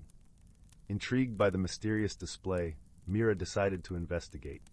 The next morning, she set out into the woods, where the lights seemed to have originated. The air was crisp and carried the scent of pine and earth. Birds sang cheerful tunes as she walked along the winding paths, their melodies mingling with the rustling leaves. As Mira wandered deeper into the forest, she stumbled upon a clearing she had never seen before. In the center stood a small, shimmering pond, its surface glistening like 1,000 diamonds in the sunlight. Surrounding the pond were delicate lilac flowers that swayed gently, as if dancing to a silent song. "Hello, young seeker," came a soft voice, as warm and inviting as a summer breeze. Startled, Mira turned to see a creature unlike any she had encountered. It was a luminal, a rare and magical being with wings that sparkled like the night sky. Its eyes were deep pools of wisdom, and its presence exuded a comforting aura. "I am Selwyn," the luminal introduced itself, its voice a gentle melody. "I see you are curious about the lights." Mira nodded, her curiosity piqued. "Yes, they were beautiful and unlike anything I've seen. Do you know what they are?" Selwyn nodded, its expression serene. "The lights are the whispers of the forest, messages from the heart of nature. They are meant to guide and protect, but lately they have been restless." "Why are they restless?" Mira asked, her brow furrowed with concern. "There is a disturbance in the balance of the woods," Selwyn explained, "a hidden sadness that needs healing. The lights seek someone with a pure heart to help restore harmony." Mira's eyes widened with determination. "I want to help. How can I do that?" Selwyn fluttered its wings gently, the air shimmering with stardust. "You must listen to the forest, feel its rhythm, and uncover the source of its sorrow. Trust in your heart, and you will find the way." Buoyed by Selwyn's words, Mira closed her eyes and allowed herself to attune to the forest around her. She listened to the rustle of leaves, the whisper of the wind, and the distant call of a lone owl. Slowly, a pattern emerged, a gentle thrum beneath the surface, a melody of life interwoven with a single discordant note. Following this faint trail of unease, Mira journeyed deeper into the woods, her footsteps guided by the forest's subtle cues. Along the way, she encountered various creatures, a family of rabbits who shared their burrow's warmth, an old tortoise who nodded sagely as she passed, and a mischievous squirrel who offered her an acorn as a token of friendship. Each encounter reinforced the sense of community and mutual care that thrived within the Whispering Woods. It was a reminder that even the smallest gesture of kindness could ripple outwards, touching lives in ways unseen. At last, Mira arrived at a thicket where the air felt heavy with a quiet sadness. Peering through the intertwined branches, she discovered a small grove where the trees stood tall and proud, yet their leaves drooped as if burdened by unseen weight. In the center of the grove lay a young fawn, its eyes wide with fear and confusion. The source of the forest's sorrow was clear, a creature lost and alone, seeking the warmth of companionship. Approaching slowly so as not to startle the fawn, Mira spoke softly, her voice a soothing balm. "Hello, little one. You're not alone anymore. I'm here to help." The fawn blinked, its ears twitching as it listened to Mira's kind words. Gradually it relaxed, sensing the genuine care in her tone. With gentle hands, Mira guided the fawn out of the thicket and back towards the heart of the forest. As they walked, the trees seemed to sigh with relief, their leaves lifting as the weight of sadness began to dissipate. Selwyn appeared once more, its eyes alight with gratitude. "You have done well, Mira. The forest thanks you for your kindness and courage." Mira smiled, feeling a warmth spread through her chest. "I only did what felt right. The forest is a magical place, full of life and wonder. I'm grateful to be part of it." Under the luminal's watchful gaze, the shimmering lights returned, dancing joyfully through the trees. They twirled around Mira and the fawn, a celebration of restored harmony and newfound friendship. As the sun began to set, casting golden rays across the forest floor, Mira made her way back to Willowbrook, the fawn trotting happily by her side. The villagers welcomed them with open arms, their hearts touched by the tale of the gentle mystery that had unfolded in their beloved woods. That night, as the stars twinkled above and the village settled into peaceful slumber, Mira lay beneath the great old oak, the fawn nestled beside her. She closed her eyes, her dreams filled with shimmering lights and the whisper of a forest at peace. And so, in the heart of the Whispering Woods, where the trees hummed soft lullabies with every breeze, the village of Willowbrook continued to thrive, its people bound by tales of wonder and the gentle magic that surrounded them. Here, under the watchful gaze of the luminal and the twinkling stars, harmony reigned, and the world felt just a little bit brighter. Story 84. Story 85. Story 86. In a quaint village nestled at the edge of the Whispering Woods, where the trees hummed soft lullabies and the air was sweet with the scent of blooming honeysuckle, there lived a young girl named Lila. Lila had chestnut curls that bounced as she walked, and eyes like polished amber, always alight with curiosity. Her home was a snug little cottage with a thatched roof, surrounded by a garden that danced with wildflowers. Every evening, as the sun dipped below the horizon and painted the sky with hues of lavender and rose, Lila would sit by the fire with her grandmother, a wise woman renowned throughout the village for her knowledge of herbs and lore. The hearth crackled warmly, casting a golden glow over the room, where shadows played gently on the walls. One particular evening, as Lila and her grandmother were preparing to settle down with steaming mugs of chamomile tea, a soft but persistent tapping echoed through the room.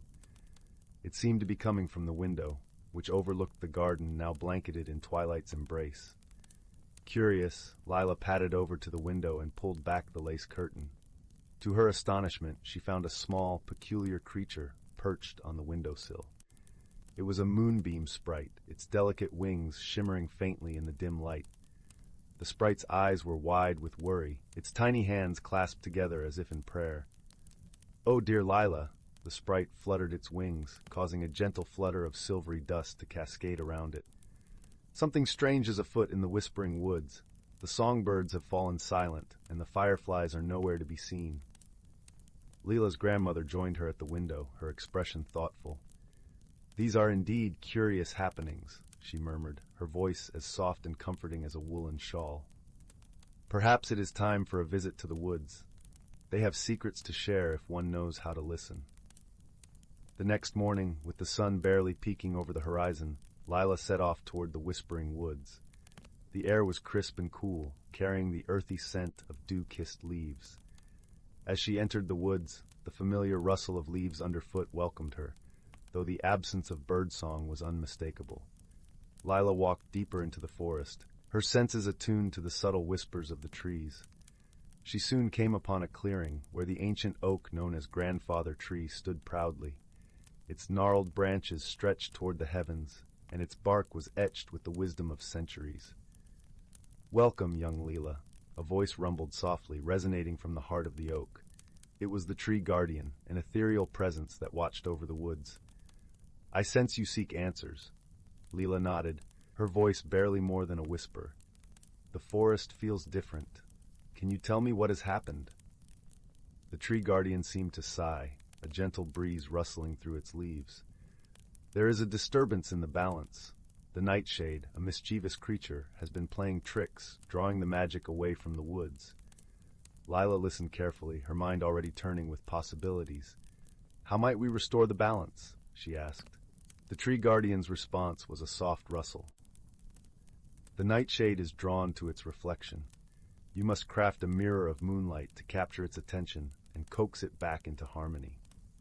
Thanking the tree guardian, Lila set about gathering what she needed. She collected a handful of silvery dew from the petals of moonflowers and a shard of smooth, reflective riverstone. With these, she fashioned a small mirror, its surface gleaming with a pale luminescence. As twilight descended, painting the woods in shades of blue and silver, Lila returned to the clearing. There, she placed the mirror upon a bed of moss, right where the moon's light would touch it. Then she waited, her heart steady and calm. Before long, a shadow flitted across the clearing, a dark, wispy shape that darted about with an impish energy. It was the nightshade, drawn irresistibly to the mirror's glow. The creature paused, entranced by its own reflection. Its antics momentarily ceased. With gentle words woven of kindness and understanding, Lila spoke to the nightshade. She explained how its playful tricks had unbalanced the magic of the woods, and how harmony could be restored if it chose to return to its rightful place among the shadows. The nightshade listened, its form shimmering as if considering her words.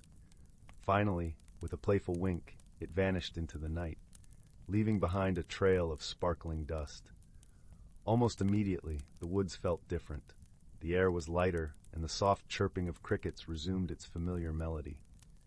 As Lila made her way back to the village, the moon watched over her, casting a gentle glow on her path.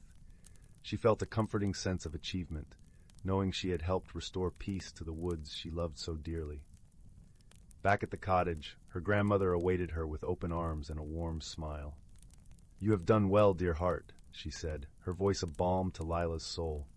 "Remember, even the smallest creatures can teach us the greatest lessons." That night, as Lila lay in her cozy bed, she listened to the soft hum of the forest outside her window. The world was at peace, and so was she, knowing that wisdom and friendship could always light the way, even through the darkest of shadows. And with that comforting thought, she drifted into a gentle, restful sleep, cradled by the whispers of the woods. Story 87. In a quaint village nestled at the foot of the Mistywood Mountains, where the air was sweet with the scent of blooming lilacs, and the gentle murmur of the river lullaby could be heard on quiet evenings, there lived a young woman named Isla. Isla was known far and wide for her kindness and gentle demeanor, yet she found herself struggling with the winds of change that seemed to swirl ever more insistently around her. Isla cherished her life in the village, where each day was a familiar pattern of tending to her flourishing garden and assisting the villagers with her herbal remedies. But as the seasons turned, she felt a stirring within her, a restlessness she couldn't quite name. It was as if her heart whispered of adventures beyond the fields she knew so well, yet her mind clung to the comfort of the known. One particularly serene afternoon, as golden rays of sunlight filtered through the rustling leaves, Isla sat by the riverbank, her fingers trailing lazily through the cool water. It was here she often found solace and clarity, and today was no different, for as she watched the play of light on the ripples, a curious thing happened.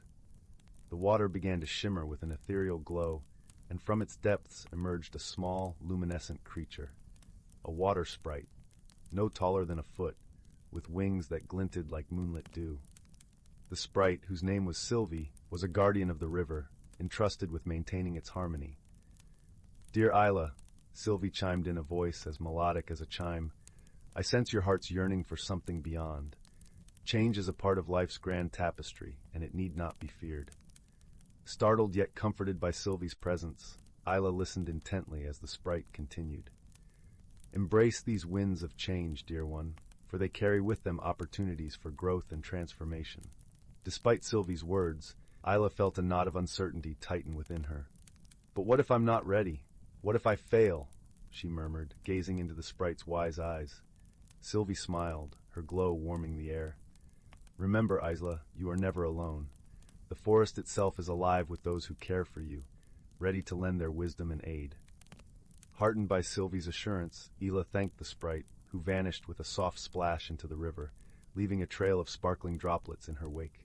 With a newfound resolve, Isla rose and made her way back to the village, determination blossoming alongside the lilacs. The following morning, Isla awoke with the sun's first light, a gentle breeze carrying the scent of pine and promises of new beginnings. She decided to seek counsel from Elder Rowan, the village's wise sage, whose wisdom was as deep as the roots of the ancient trees. The path to Elder Rowan's cottage wound through lush meadows and under arching boughs, where birds sang of dawn's beauty.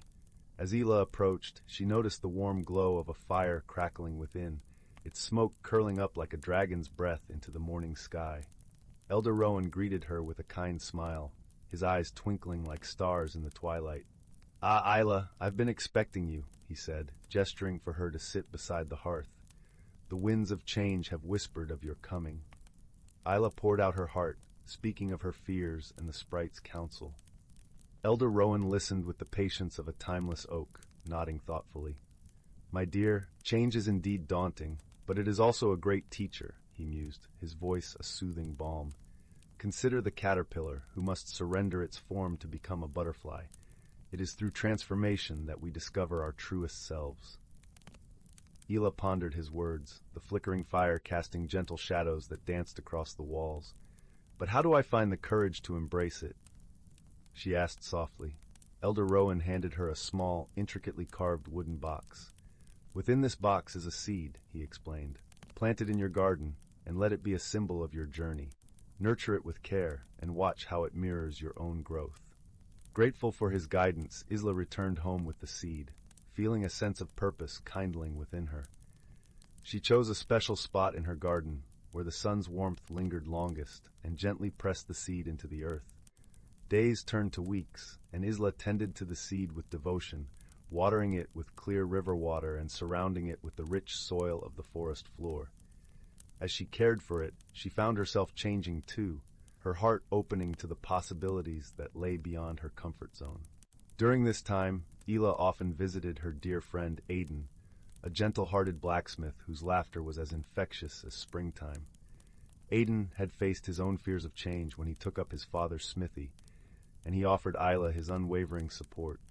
"You're stronger than you know, Isla," Aiden said one afternoon, the rhythmic clang of his hammer a steady backdrop. "Just as iron must be tempered by fire to become steel, so too must we face challenges to grow." As the village cycled through the seasons, Isla's seed began to sprout, its tender leaves unfurling toward the sky. With each new leaf, Isla felt her confidence bloom, and the knot of uncertainty within her began to loosen. One moonlit night, as Isla sat in her garden, the air heavy with the fragrance of night-blooming jasmine, she heard a soft rustle among the leaves. Sylvie, the water sprite, appeared once more, her wings casting a silvery glow. "Look at how you've grown, Isla," Sylvie remarked, her voice a gentle whisper. "Just like this plant, you've stretched beyond your limits, reaching for the light." Isla smiled, a quiet joy filling her heart.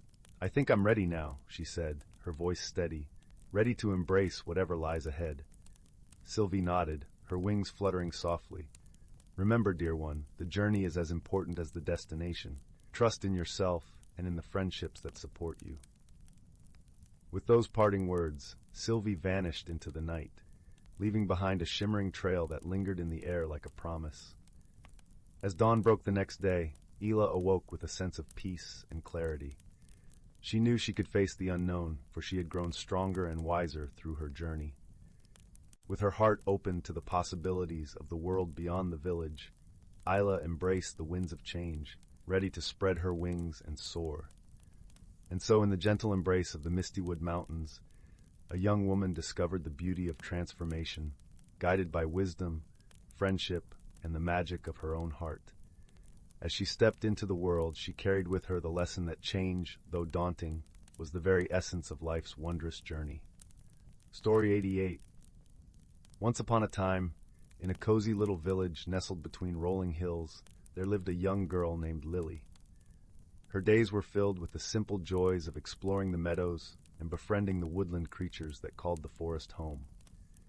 One crisp autumn morning, Lily ventured into the woods as she often did, her curious eyes scanning the fallen leaves for any signs of adventure. As she rounded a bend in the well-trodden path, something caught her eye. A glimmer of golden light peeking out from beneath a carpet of rust-colored foliage. Brushing aside the leaves, Lily gasped in delight as she uncovered a small, intricately carved wooden box. Its surface was adorned with intricate patterns that seemed to shimmer and dance in the dappled sunlight. Lily's fingers traced the intricate markings, and as she did, the lid of the box sprang open with a soft click. Inside, nestled on a bed of velvet, lay a single acorn. But this was no ordinary acorn. It shimmered with an otherworldly glow, its surface smooth and polished like a precious gemstone. Lily reached out to touch it, and as her fingertips made contact, a warm tingle spread through her body, filling her with a sense of wonder unlike anything she had ever experienced. From that moment on, Lily's world was forever changed. The acorn, she soon discovered, possessed an extraordinary power, the ability to bring inanimate objects to life with the mere touch of her hand. A stick became a loyal walking companion, a pebble transformed into a playful puppy, and the fallen leaves danced and swirled at her command. At first, Lily reveled in her newfound magic, her days filled with endless delight and discovery. But as time passed, she began to realize that with great power came great responsibility. The forest creatures, once her friends, now looked to her for guidance and protection. It was then that Lily embarked on a journey, not a physical one, but a journey of the heart and mind. She sought out the wisdom of the ancient oak trees, the whispering streams, and the gentle meadow flowers, learning the ways of nature and the importance of balance and harmony. Along the way, she found unexpected allies in the form of a quirky squirrel named Nutkin, whose mischievous antics often concealed surprising insights, and a wise old owl named Hooty, whose soft hoots offered sage advice. Together, they faced challenges that tested their courage and compassion. When a greedy logger threatened to destroy the forest, it was not through force but through wisdom and diplomacy that Lily and her friends were able to sway his heart and protect their beloved home. And when a terrible drought struck the land, Lily used her magic to coax the rain clouds to open, quenching the thirsty earth and ensuring that the delicate balance of nature was restored. As the seasons turned and the years passed, Lily grew into a young woman whose kindness and understanding touched all who knew her. The acorn's power became a tool for nurturing and healing, bringing joy and wonder to those around her. And though the magic of the acorn was extraordinary, Lily knew that her greatest power lay not in the ability to command objects, but in the capacity to love and cherish the world around her, a lesson she carried with her always, like a warm embrace from the forest itself. So, as the night draws to a close and the embers of the fire fade, remember the tale of Lily and the Enchanted Acorn, a story of discovery, friendship, and the extraordinary magic that can be found in the most ordinary of places, if only we open our hearts to its wonders. Story 89. Story 90. Story 91. Story 92. Story 93. Story 94. Story 95.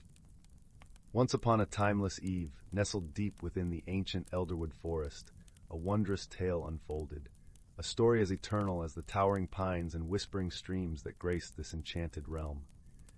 In a cozy burrow beneath the gnarled roots of an ancient oak, a family of rabbits stirred to welcome the first rays of dawn. Willow, the matriarch, nuzzled her kits awake with a gentle nudge, her soft fur glistening with dewdrops like diamonds in the morning light. "Wake up, my little ones," she cooed, her voice as soothing as the babbling brook nearby. The forest awakens, and with it, a world of magic awaits. Blinking away the remnants of sleep, the kits scampered out of their burrow, their tiny noses twitching with curiosity. The forest floor was a tapestry of emerald moss and wildflowers, each petal glistening with crystalline beads of dew.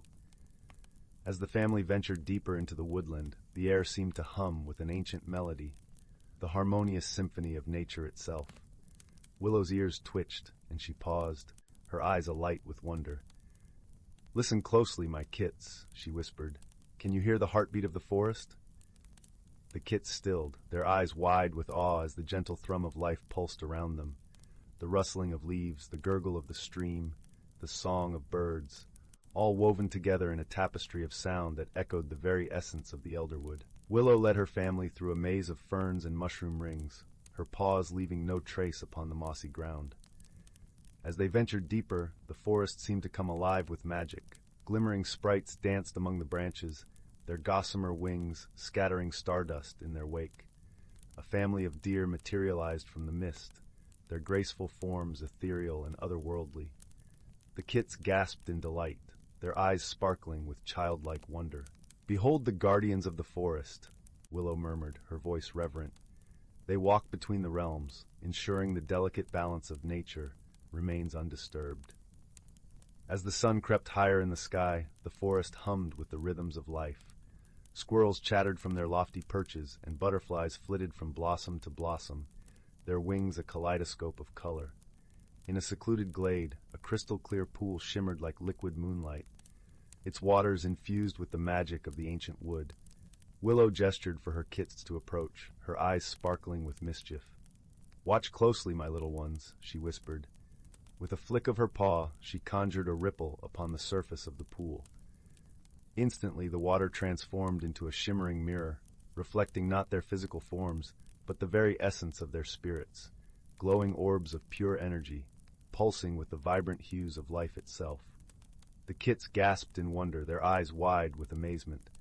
"How is this possible, Mother?" one kit asked, his voice tinged with awe. Willow smiled, her whiskers twitching with delight.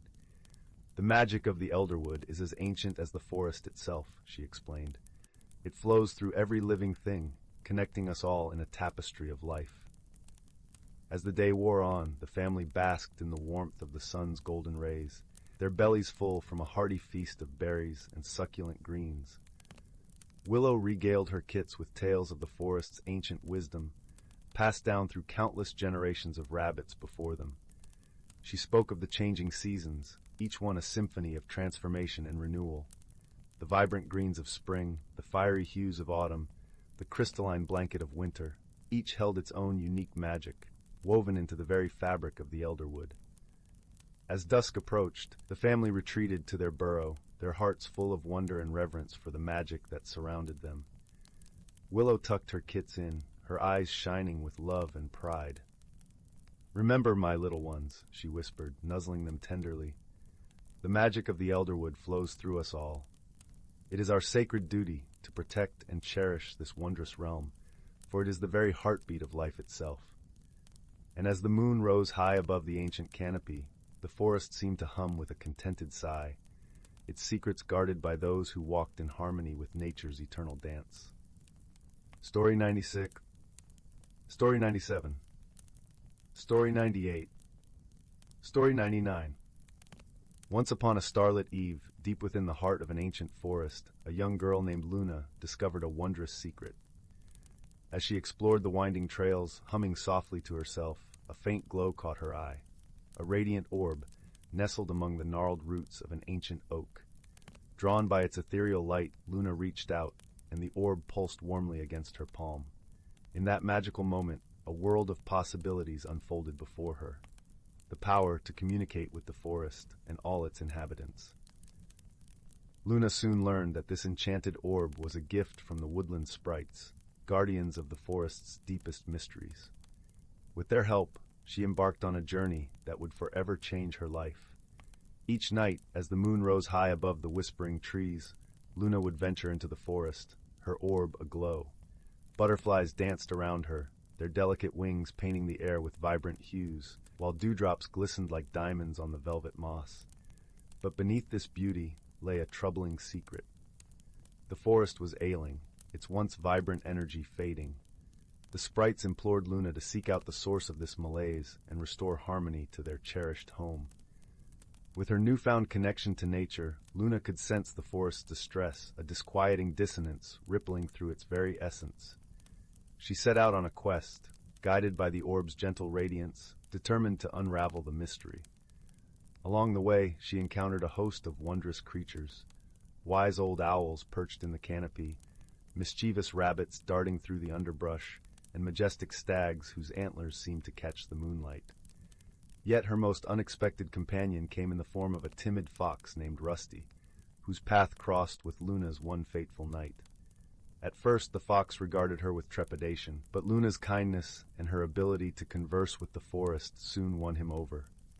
Together, they ventured deeper into the heart of the woodland, their bond growing stronger with each passing day. Luna marveled at Rusty's keen senses and his intimate knowledge of the forest's hidden trails, while the fox was in awe of Luna's magical connection with the natural world. As they journeyed, they uncovered clues that led them to a forgotten glade, where an ancient standing stone stood sentinel. Here, the orb's light pulsed with urgency, revealing a hidden chamber beneath the earth. With bated breath, Luna and Rusty descended into the chamber, their path illuminated by the orb's warm glow. What they discovered there shook them to their core. A malevolent entity, a twisted embodiment of darkness and decay, was leeching the very life force from the forest. This sinister force had long been imprisoned within the chamber, its malign influence held at bay by the power of the standing stone. But over time, the stone's magic had weakened, allowing the entity's corrupting tendrils to seep into the woodland realm. Luna knew then that she had been chosen by the sprites for a sacred purpose, to banish this darkness and restore the forest's vitality. With Rusty by her side, she delved into ancient lore, seeking a way to harness the orb's power and seal the entity once more. Days turned to weeks as they studied the intricate rituals, their determination fueled by the forest's growing despair. Rusty's unwavering loyalty and Luna's unshakable resolve forged an unbreakable bond between them, a friendship that defied the boundaries of their separate realms. At last, on the night of the summer solstice, when the veil between worlds grew thin, they prepared to enact the ritual. Luna stood before the standing stone, her orb pulsing with celestial energy, while Rusty kept a vigilant watch.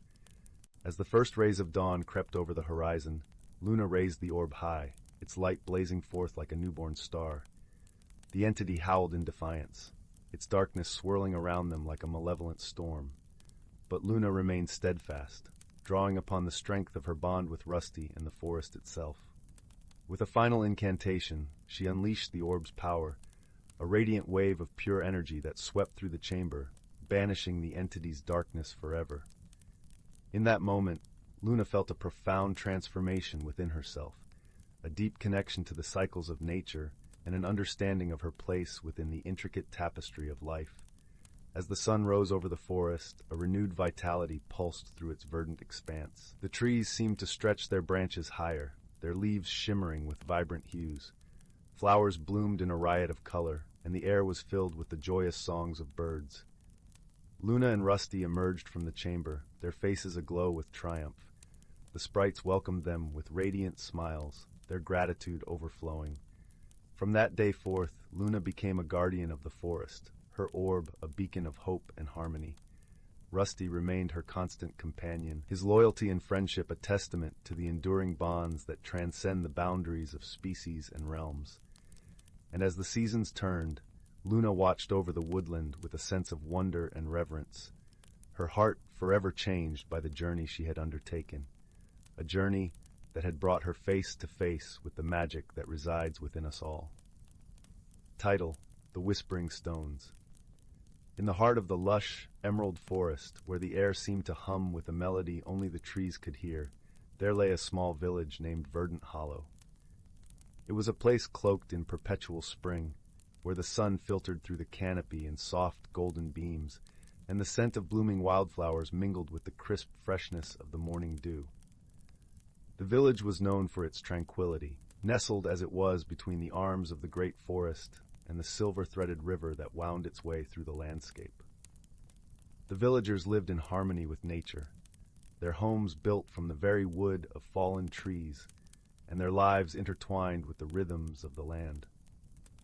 In this serene setting lived a young girl named Lyra, with hair as dark as raven feathers and eyes that sparkled like the forest's hidden streams. Lyra was known for her gentle heart and her insatiable curiosity about the world beyond the village's borders. Her days were spent wandering through the woods, listening to the whispers of the leaves and the songs of the birds, her heart yearning for something more, something unknown. One crisp autumn morning, as the mist clung to the earth and the world was still wrapped in the gentle embrace of dawn, Lyra set out on one of her many explorations. The forest was alive with the chatter of squirrels and the rustle of leaves underfoot. As she wandered deeper into the woods, she stumbled upon a small, secluded glade she had never seen before. The glade was unlike any other part of the forest. It was filled with a soft, almost ethereal light, and at its center lay a peculiar circle of stones. These stones were unlike any Lyra had seen. They were smooth and cool to the touch, with faint, glowing runes carved into their surfaces. As she traced her fingers over them, she felt a curious tingling sensation, as if the stones were alive, humming with a silent energy. Intrigued, Lyra sat among them, closing her eyes to better feel their vibrations. As she sat, the world around her began to fade, and a gentle voice, soft and melodic, filled her mind. "Welcome, seeker of the unseen," it whispered, as if carried on the breeze. "You have found the Whispering Stones, a gateway to the hidden realm." Lyra's heart skipped a beat. A hidden realm? Her curiosity blazed brighter than ever. "Who are you?" she asked, her voice a mere breath in the stillness. "We are the guardians of the ancient paths," the voice replied, warm and comforting. "Through us, you may glimpse the world beyond the veil, where the ordinary becomes extraordinary, and the lines between this world and the next blur." The stones pulsed gently beneath her palms, and Lyra knew she was standing on the threshold of something wondrous. Yet she hesitated, the weight of the unknown pressing down on her. "What must I do?" she asked. "Merely open your heart and mind," the voice instructed. "Trust in the journey, for it will reveal what you seek." Taking a deep breath, Lyra allowed herself to relax, surrendering to the stone's gentle pull. As she did, the glade seemed to shimmer, the air around her growing thick with magic. The world swirled and shifted, and when she opened her eyes, she found herself standing in a place both strange and familiar. The forest was there, yet transformed. The trees towered higher, their leaves shimmering in hues of silver and gold. The air was tinged with the scent of flowers Lyra had never encountered, sweet and intoxicating. The sky above was a canvas of swirling colors, like the auroras she had heard tales of but never seen. In this hidden realm, creatures of all kinds roamed freely. There were deer with coats like spun starlight, birds with feathers that glistened like precious gems, and tiny, delicate beings that flitted about on gossamer wings, leaving trails of light in their wake. Awestruck, Lyra wandered through this enchanted world, her heart soaring with wonder. As she explored, she encountered a young fox with fur as red as flame and eyes that gleamed with intelligence. The fox, sensing her presence, approached cautiously, its movements graceful and fluid. "Greetings, traveler," the fox said, its voice echoing in Lyra's mind. "I am Finn, a guide of this realm. What brings you to our world?" Lyra knelt to meet the fox's gaze, her heart brimming with excitement and a touch of trepidation. "I found the Whispering Stones," she explained. "They led me here. I seek to learn, to understand the mysteries of this place." Finn nodded, a knowing gleam in his eye. "Then you are welcome here, for you have the heart of a true seeker. But remember, knowledge is not always easy to grasp. The journey may be fraught with challenges, yet you will not face them alone." With Finn by her side, Lyra ventured deeper into the hidden realm. They traveled through forests where the trees sang in melodious harmonies, across meadows where flowers danced to an unheard tune, and over streams that glowed with the light of 1,000 stars. Along the way, they encountered many wondrous beings, wise owls with feathers of moonlight, playful otters that wove patterns in the water, and ancient tortoises that moved with the wisdom of ages past. Each shared a piece of their world, their stories painting a tapestry of magic and wonder that left Lyra's heart full. Yet, as the days passed, Lyra began to notice a shadow creeping over the land. The colors of the realm dimmed, the songs grew fainter, and the creatures moved with a sense of unease. The hidden realm was changing, and not for the better. Concerned, Lyra turned to Finn. "What is happening?" she asked, worry etching her brow. Finn's eyes were somber, his voice a soft murmur. "A great imbalance has befallen our world. The threads that bind it are unraveling, and the magic that sustains us is fading." Lyra's heart ached at the thought. This realm, so full of beauty and wonder, was in peril. "Is there anything I can do to help?" she asked, determination burning in her eyes. Finn regarded her with a mix of hope and caution. "There is a way, but it is not without risk. To restore balance, you must journey to the heart of the realm, where the source of magic lies. There, you must rekindle its flame, for only then will the harmony be restored." Though the task seemed daunting, Lyra knew she could not turn her back on the world that had welcomed her so warmly. "I will do it," she vowed, her voice steady and sure. With Finn as her guide, Lyra set out on her quest, traveling through landscapes both breathtaking and daunting. They climbed mountains that pierced the sky, crossed deserts where the sands whispered ancient secrets, and navigated labyrinthine forests where the paths seemed to shift and change. As they journeyed, Lyra learned to listen to the whispers of the land, to see beyond the surface and understand the deeper currents that flowed through this world. She discovered the strength within herself, the courage to face the unknown, and the wisdom to know when to ask for help. The challenges were many, but Lyra faced each with grace and determination. She learned to trust in her instincts, to rely on the friendships she had forged, and to believe in the power of hope and love to overcome even the greatest of obstacles. Finally, they reached the heart of the realm, a place of breathtaking beauty where the air hummed with a potent energy. In the center lay the source of magic, a pulsating orb of light that seemed to contain the very essence of the realm. But the source was dimming, its glow fading with each passing moment. Lyra approached it with reverence, feeling the weight of her task settle upon her shoulders.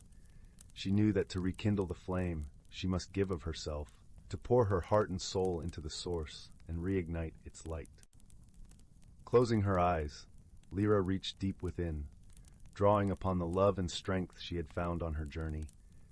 She thought of the friends she had made, the wonders she had witnessed, and the beauty of the world that had captured her heart. As she focused her thoughts, a warmth spread through her, a gentle glow that grew brighter and brighter.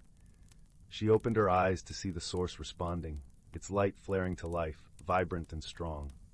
The realm around her shuddered, as if awakening from a long slumber. Colors bloomed anew, songs filled the air, and the creatures of the realm rejoiced as the magic flowed once more. Lyra felt a wave of relief wash over her heart soaring with joy. She had done it. She had restored the balance, saved the hidden realm she had come to love. As the realm celebrated, Lyra knew it was time to return to her own world. She had learned much on her journey, grown in ways she had never imagined, and she carried those lessons with her like precious treasures. With Finn by her side, she made her way back to the Whispering Stones, the gateway that would lead her home. As she stepped into the circle, she felt the familiar tingling sensation, the stones humming softly beneath her touch. "Thank you," she whispered, her voice filled with gratitude, "for everything." The stones pulsed in response, the voice she had first heard now a gentle echo. "Thank you, Seeker, for your courage and kindness. The realm is forever in your debt." With a final nod to Finn, her steadfast companion, Lyra closed her eyes and let the magic carry her back to Verdant Hollow. When she opened her eyes, she was once again in the familiar glade, the sun's rays warming her skin. The forest was just as she had left it, yet Lyra knew she was forever changed. As she made her way back to the village, her heart was light with joy and hope. She had discovered a hidden world, found friends in unexpected places, and learned that even the smallest of hearts could make a difference. And so, under the watchful gaze of the stars, Lyra returned to her home, her spirit aglow with the magic of the journey and the whispers of the stones echoing in her heart. A reminder that the boundaries between worlds were but illusions, and that wonder awaited those brave enough to seek it. In a quaint village nestled between rolling emerald hills and a babbling brook, there lived a young girl named Lila. Her eyes sparkled with the same curiosity as the brook rippling outside her window, forever whispering tales of lands unknown. Lila loved her village, with its cobblestone paths and flower-laden windowsills, but her heart yearned for adventure beyond the familiar fields and orchards. One misty morning, as the sun began its gentle climb above the horizon, Lila set off on a journey. Wrapped in a cloak of soft wool and armed with nothing but a small satchel filled with bread and cheese, she followed the brook's melodious tune, which seemed to invite her to discover its source. As Lila ventured deeper into the forest, the air shimmered with the scent of pine and earth, and the sunlight danced through the canopy, casting playful patterns on the forest floor. She soon arrived at a place where the brook widened into a serene pond, its surface a mirror of the azure sky. Here, Lila paused, enchanted by the sight of lily pads floating like tiny green islands. Suddenly, the stillness was broken by a gentle splash. Lila turned to see a curious creature peeking out from behind a lily pad. It was a frog, but unlike any she had seen before. Its skin was a vibrant mosaic of emerald and gold, and its eyes twinkled with the wisdom of ages. "Hello there," croaked the frog in a voice that sounded like the rustle of leaves. "I am Finn, the guardian of this pond. Few travelers venture this far. What brings you here, young one?" "I seek adventure and the wonders of the unknown," Lila replied, her voice filled with the earnestness of a true explorer. Finn nodded, his eyes crinkling with approval. "Then you must follow the path of the fireflies," he said, gesturing to a trail of glowing lights that danced in the air, leading deeper into the forest. Lila thanked Finn and set off once more, her heart alight with excitement. The fireflies twinkled like tiny stars, guiding her through groves of whispering willows and fields of wildflowers that swayed in the gentle breeze. The forest was alive with the songs of birds and the rustle of small creatures hidden in the underbrush. As she walked, Lila encountered a family of rabbits, their fur as soft and white as freshly fallen snow. The youngest rabbit, with ears too large for his little head, hopped over to her, offering a carrot from their stash. Touched by their kindness, Lila shared her bread and cheese, and they all feasted together under the shade of a towering oak. The path of the fireflies led Lila to a clearing bathed in golden sunlight, where a shimmering waterfall cascaded into a crystal-clear pool. The air was filled with the scent of honeysuckle and the gentle hum of bees. Here Lila rested, letting the soothing sound of the waterfall wash over her. As she sat in peaceful contemplation, a soft voice floated to her on the breeze. "Welcome, brave traveler," it said. Lila turned to see a figure emerging from the mist of the waterfall. It was a deer with antlers that glistened like silver in the sunlight, adorned with delicate flowers. "I am Seraphina," the deer said, her eyes as deep and calm as the pool at her hooves. "Few have the courage to follow the path of the fireflies. You possess a rare spirit, Lila."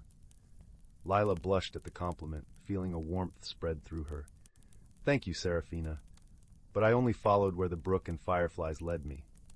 "Ah," Seraphina nodded, "but it takes courage to step into the unknown, to trust your heart and the kindness of strangers along the way."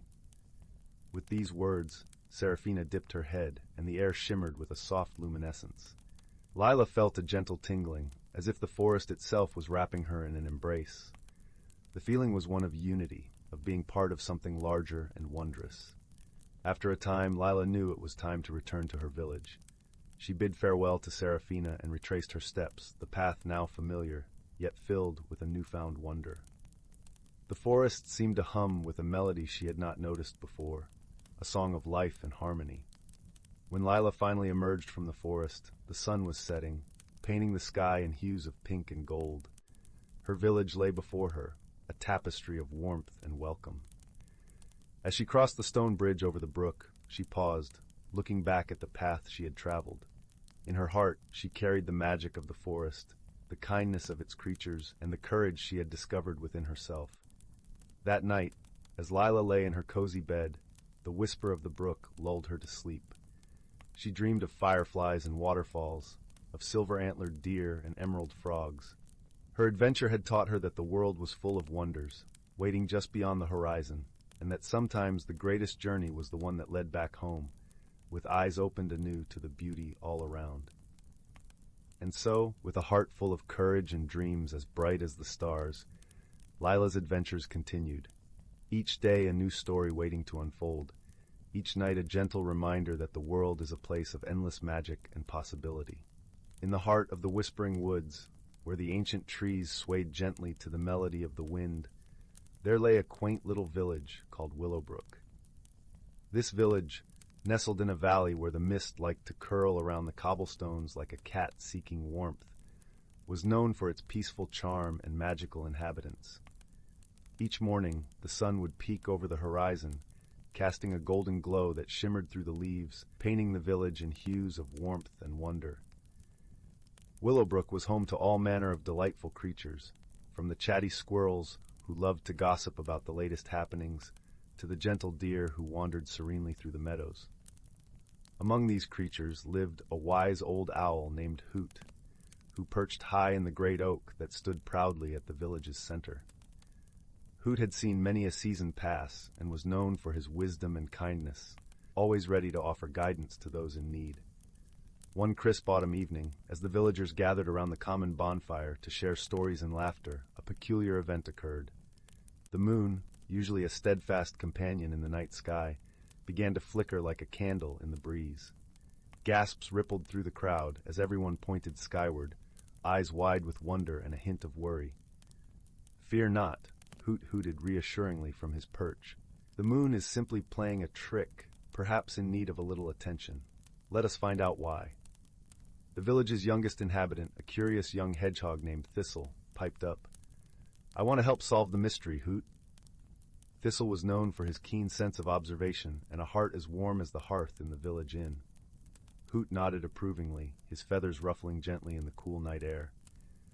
"Very well, Thistle. Let us embark on this little adventure together." With the moonlight guiding their path, Thistle and Hoot set off through the forest. The leaves crunched softly under Thistle's tiny paws, and the air was filled with the earthy scent of moss and pine. As they ventured deeper into the woods, they came upon a clearing where the moonlight danced playfully upon a small pond. There, they met a shimmering water sprite named Lyra, whose laughter sounded like the tinkling of silver bells. "Oh, I've been waiting for someone to visit," Lyra exclaimed, her voice bubbling with excitement. "I might know a thing or two about your flickering moon." Thistle's eyes gleamed with curiosity. "Do you know why the moon is behaving so strangely, Lyra?" The water sprite nodded, her translucent wings shimmering in the moonlight. "The moon has lost its reflection, dear Thistle. Without it, the moon cannot shine as brightly. You see, the reflection is caught in a net of stardust up in the sky." Hoot ruffled his feathers thoughtfully. "A net of stardust, you say? Well, we must find a way to set the reflection free." Thistle pondered for a moment, his little nose twitching with thought. "Perhaps we can use the wind to unravel the net," he suggested. Lyra clapped her hands with delight. "Why, that's a splendid idea, Thistle. The wind sprites owe me a favor. I shall call upon them." With a graceful twirl, Lyra summoned the wind sprites, tiny beings as light as feathers, who danced around her with glee. At her request, they soared into the sky, their laughter echoing like a gentle breeze. As the wind sprites worked their magic, the net of stardust began to unravel, releasing the moon's reflection back to its rightful place upon the pond. Slowly, the moon regained its steady glow, casting a serene light over the forest. The villagers, watching from afar, sighed with relief, their hearts warmed by the sight of their beloved moon restored to its full splendor. Thistle beamed with pride, and Hoot gave an approving nod. "Thank you, dear Thistle and Lyra," Hoot said, his voice filled with gratitude. "Your clever thinking and friendship have brought light back to our nights." As the night deepened, the villagers returned to their homes, comforted by the familiar glow of the moon. In the whispering woods, Thistle nestled into his cozy burrow, the scent of fallen leaves and damp earth lulling him to sleep. And so, the village of Willowbrook settled into a peaceful slumber, knowing that with a little wisdom and friendship, even the strangest mysteries could be unraveled, leaving behind a world filled with warmth and wonder. In the heart of a gentle valley, cradled by rolling hills and whispering woods, there lay a quaint little village known as Willowbrook. Its cobblestone paths wound through fields of wildflowers and past homes with thatched roofs that seemed to smile warmly at the sun. The air was always sweet with the scent of lavender and honey, and the breeze carried the soft, melodic hum of the brook that gave the village its name. In this charming village lived a young woman named Marin. She was known for her kindness and gentle spirit, her presence as soothing as the brook itself. Yet Marin carried within her a quiet turmoil. Life in Willowbrook, though beautiful, felt too predictable for her restless heart. She longed for change, for something beyond the familiar patterns of her days. But the thought of stepping beyond the comfort of her village made her anxious, like a bird hesitant to leave its nest. Marin often found solace in the whispering woods at the edge of the village. There she would sit beneath the ancient oak, its branches stretching like arms to embrace the sky, and listen to the symphony of rustling leaves and chirping crickets. One evening, as the sun dipped low and painted the sky with hues of gold and lavender, Marin noticed something peculiar. Tiny orbs of light began to dance around her, flickering like distant stars brought to earth. These were the will-o'-the-wisps, mischievous yet wise spirits that flitted through the woods on gentle wings. They had watched Marin many times, sensing her inner conflict. As the wisps swirled around her, they whispered in voices like the tinkling of wind chimes, "Follow us, Marin, and discover the magic within." Curiosity, mixed with a sprinkle of courage, tugged at Marin's heart. She rose to her feet and followed the wisps deeper into the woods, where the air grew cooler and the shadows danced with an ethereal glow. The path was narrow, and the canopy of leaves above was thick, but the light of the wisps guided her safely through. As they journeyed deeper, the forest began to change. The trees shimmered with a silvery sheen, and the flowers glowed with an inner light. It was as if Marin had stepped into a realm where magic wove through the very fabric of nature. Finally, they arrived at a clearing where a crystal-clear lake lay cradled in the arms of the forest, its surface reflecting the twinkling stars above.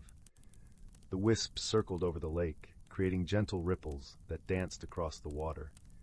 Marin approached the edge and gazed into the depths, her reflection mingling with the starlit sky.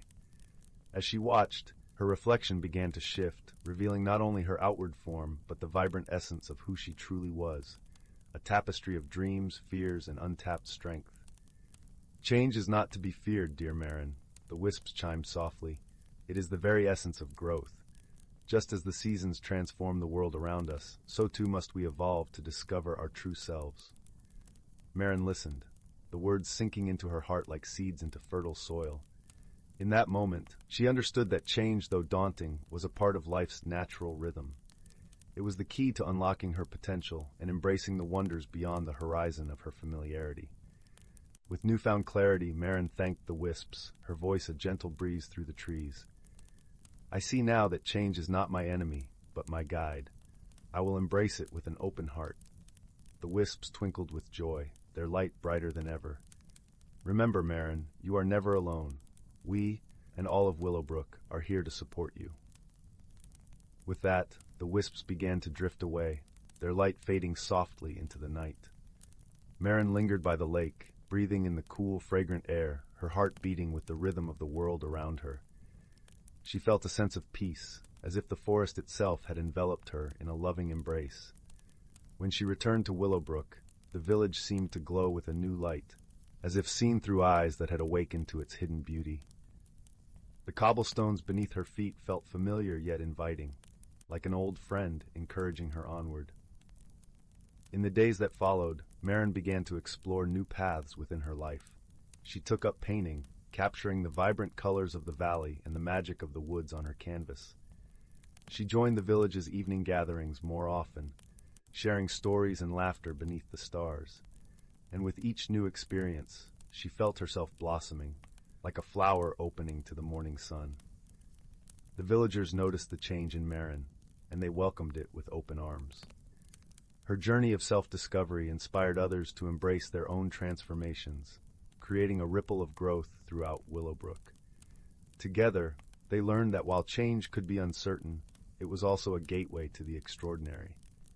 As the seasons turned and the valley transformed with the passage of time, Marin's heart remained steadfast and open. She knew that life's journey was a tapestry of moments, each thread woven with love, courage, and the magic of embracing one's true self. And so, with the woods whispering their timeless song and the brook humming its gentle lullaby, Marin found her place in the world, a place of wonder, growth, and endless possibility. In the heart of Willowbrook, she learned to dance with change, her spirit alight with the magic of a life fully lived. Once upon a time, in the heart of a lush emerald valley cradled by misty mountains, there was a quaint village where time seemed to pause and embrace the gentle rhythm of nature. The village was woven from the threads of tradition and whispers of the past, and among its cobblestone paths and flower-laden meadows lived a young girl named Mara. Mara had always felt a peculiar tug at her heart, as if the breeze itself carried secrets meant only for her. She was known for her curious spirit and a heart open to the enchantments of the world around her. One autumn evening, as the sun dipped below the horizon, painting the sky in hues of amber and rose, Mara's grandmother, the village elder, called her to the warmth of their cottage. Inside, the air was perfumed with the scent of lavender and chamomile, a calming embrace that seemed to hold stories of its own. The fireplace crackled softly, casting a golden glow upon the walls lined with old wooden shelves. There, among the countless volumes and relics of days long past, was a peculiar chest, its surface etched with intricate patterns of vines and stars. "Mara, my dear," her grandmother began with a voice as soothing as a lullaby, "it is time you learn of our true heritage, a legacy that flows within your veins like the rivers that carve our beloved valley." Intrigued, Mara drew closer as her grandmother unlatched the chest, revealing an ancient tapestry folded with care. The fabric was rich and heavy, its deep indigo hues woven with threads of silver and gold that twinkled like starlight. "This," her grandmother explained, "is the tapestry of the ancients. It is a living map of our family's journey, a keeper of our stories, and a guide for those who seek to understand." Mara gently traced her fingers over the tapestry, feeling the warmth of its history seep into her skin. Her grandmother continued, "Long ago, our ancestors were known as the guardians of the veil, protectors of the harmony between our world and the realms unseen. They were entrusted with the Orb of Echoes, a magical artifact that resonates with the whispers of the past." With eyes wide, Mara listened as her grandmother spoke of the orb, a crystal sphere said to hold the wisdom of generations, its light a beacon for those lost in the shadows of uncertainty. "To find the orb and truly understand your heritage," her grandmother said, "you must follow the path woven into this tapestry. It will guide you through the heart of our land, where the mountains meet the sky." Filled with a sense of purpose and wonder, Mara set out the very next morning, the tapestry carefully folded in her satchel. The valley was alive with the dawn chorus of birds and the gentle rustle of leaves, a symphony orchestrated by the hands of nature itself. As Mara ventured deeper into the valley, she marveled at the vibrant tapestry of life around her. The air was crisp and sweet, carrying the scent of pine and wildflowers. Streams danced over pebbles, their laughter a melody that harmonized with the rustling branches of ancient trees. Following the tapestry's map, Mara arrived at the foot of the great oak, a towering sentinel that had watched over the valley for centuries. Its gnarled branches stretched toward the heavens, and nestled within its roots was an entrance to a hidden cavern, aglow with a soft, ethereal light. Inside the cavern, the air was cool and filled with the delicate fragrance of moss and earth. The walls shimmered with veins of quartz, casting rainbows that danced with each flicker of light. At the heart of the cavern, resting upon a pedestal of stone, was the Orb of Echoes.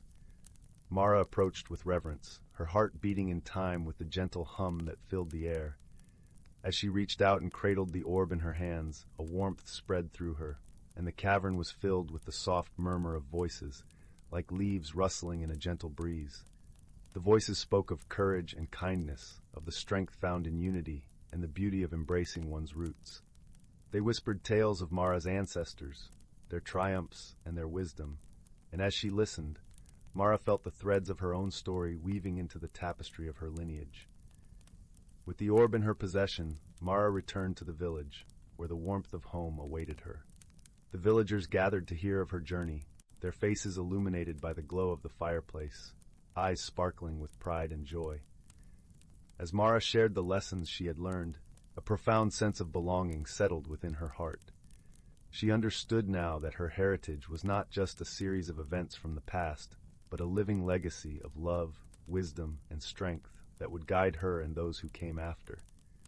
And so, under the starlit sky, surrounded by the embrace of family and friends, Mara knew she had found her place in the world. The valley held its secrets, and she, like the guardians before her, would cherish and protect them for generations to come. With the orb of echoes resting safely by her side and the tapestry's stories forever etched in her heart, Mara drifted into a peaceful sleep, her dreams woven with the magic of her ancestors and the promise of a bright tomorrow. In the gentle glow of a distant star, beneath the shimmering auroras of the planet Zephyra, there lay a small, unassuming village known for its quiet harmony and lush, iridescent forests. The air was filled with the soft hum of bioluminescent insects dancing around the vibrant flora, their lights creating a canopy of stars on the forest floor. It was here that two paths unexpectedly converged, setting the stage for an extraordinary friendship that would transcend the vastness of space.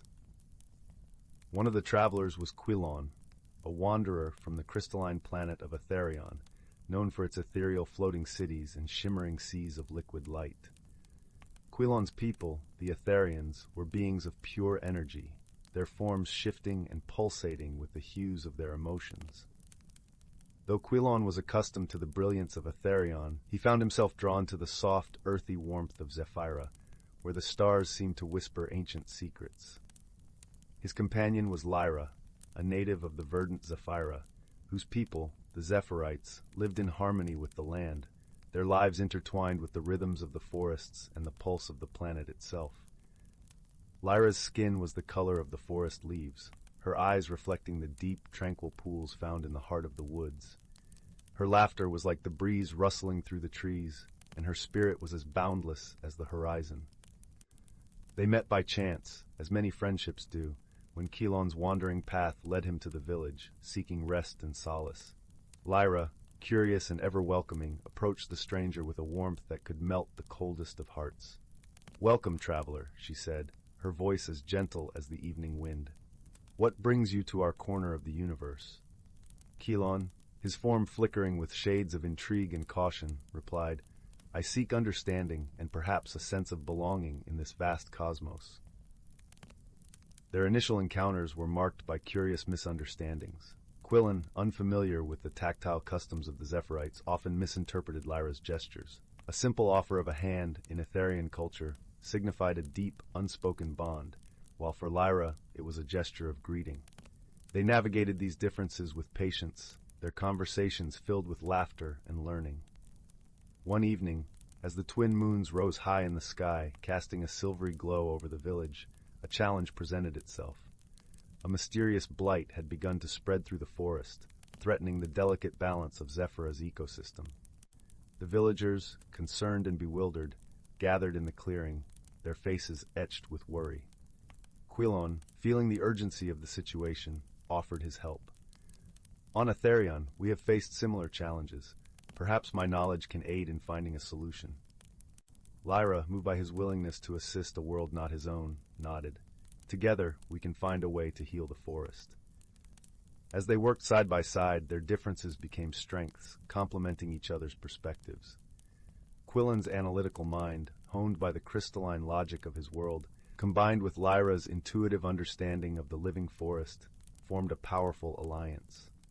They discovered that the blight was caused by an imbalance in the soil, a problem that could be remedied with a mixture of Etherian minerals and Zephyrite herbs. Throughout their efforts, moments of mutual support and understanding deepened their bond. One afternoon, as they rested beneath the sheltering boughs of an ancient tree, Lyra shared stories of her childhood adventures in the forest, her voice weaving a tapestry of memories. Quilon, in turn, spoke of the breathtaking vistas of Etherion, painting vivid pictures with his words. In those moments, they realized that despite their differences, they shared a fundamental connection, a desire to protect and cherish the beauty of the universe, to understand and embrace the unknown. As the blight receded and the forest began to heal. The villagers celebrated with a festival beneath the starlit sky. The air was filled with the scent of blooming flowers and the sound of joyous laughter. Quilon and Lyra stood together, their eyes reflecting the twinkling cosmos above. "Thank you," Lyra said, her voice filled with warmth, "for being a part of our world and for showing me the beauty of yours." Quilon's form glowed softly, his colors a serene blend of gratitude and joy. "And thank you for teaching me that true belonging comes not from where you are, but from those you share your journey with." In the quiet moments that followed, as the stars continued their eternal dance, Quilon and Lyra knew they had discovered something precious and rare, a friendship that bridged worlds, a testament to the power of understanding and the gentle strength of kindness. Together they watched the night unfold, content in the knowledge that they had found a home in each other's hearts, a sanctuary in the vastness of space. And as the fires of the celebration flickered and faded into the dawn, their friendship shone as brightly as the first light of day, a beacon of hope and harmony in the universe. In a galaxy where stars shimmered like scattered gems in a velvet sky, the planet of Luminara glistened with ethereal beauty. Its crystalline forests and azure rivers were home to the Luminae, a gentle species known for their bioluminescent skin that glowed in hues of calming blues and greens. Among them was a young Luminae named Ori, whose heart was as bright as her skin. Ori loved to wander the forests at dusk when the world was bathed in twilight, and the symphony of night creatures began their serenade. On one such evening, as the soft breeze carried the scent of blooming starflowers, Ori stumbled upon a curious sight, a small, silver spaceship nestled awkwardly among the towering crystals. Its metallic surface reflected the moonlight, casting a silvery glow over the clearing. Cautiously, Ori approached, her glow intensifying with both curiosity and apprehension. Suddenly, the ship's door hissed open, and out tumbled a being unlike any she had ever seen. He was short and stout, with a shell-like exterior that shimmered with a spectrum of colors under the moonlight. His large eyes blinked in surprise as he noticed Ori, and he raised a hand, a universal gesture of peace. "Greetings," he said, his voice resonating like the gentle hum of wind chimes. "I am Kor from the planet Terracor. My ship has malfunctioned, and I seem to be stranded."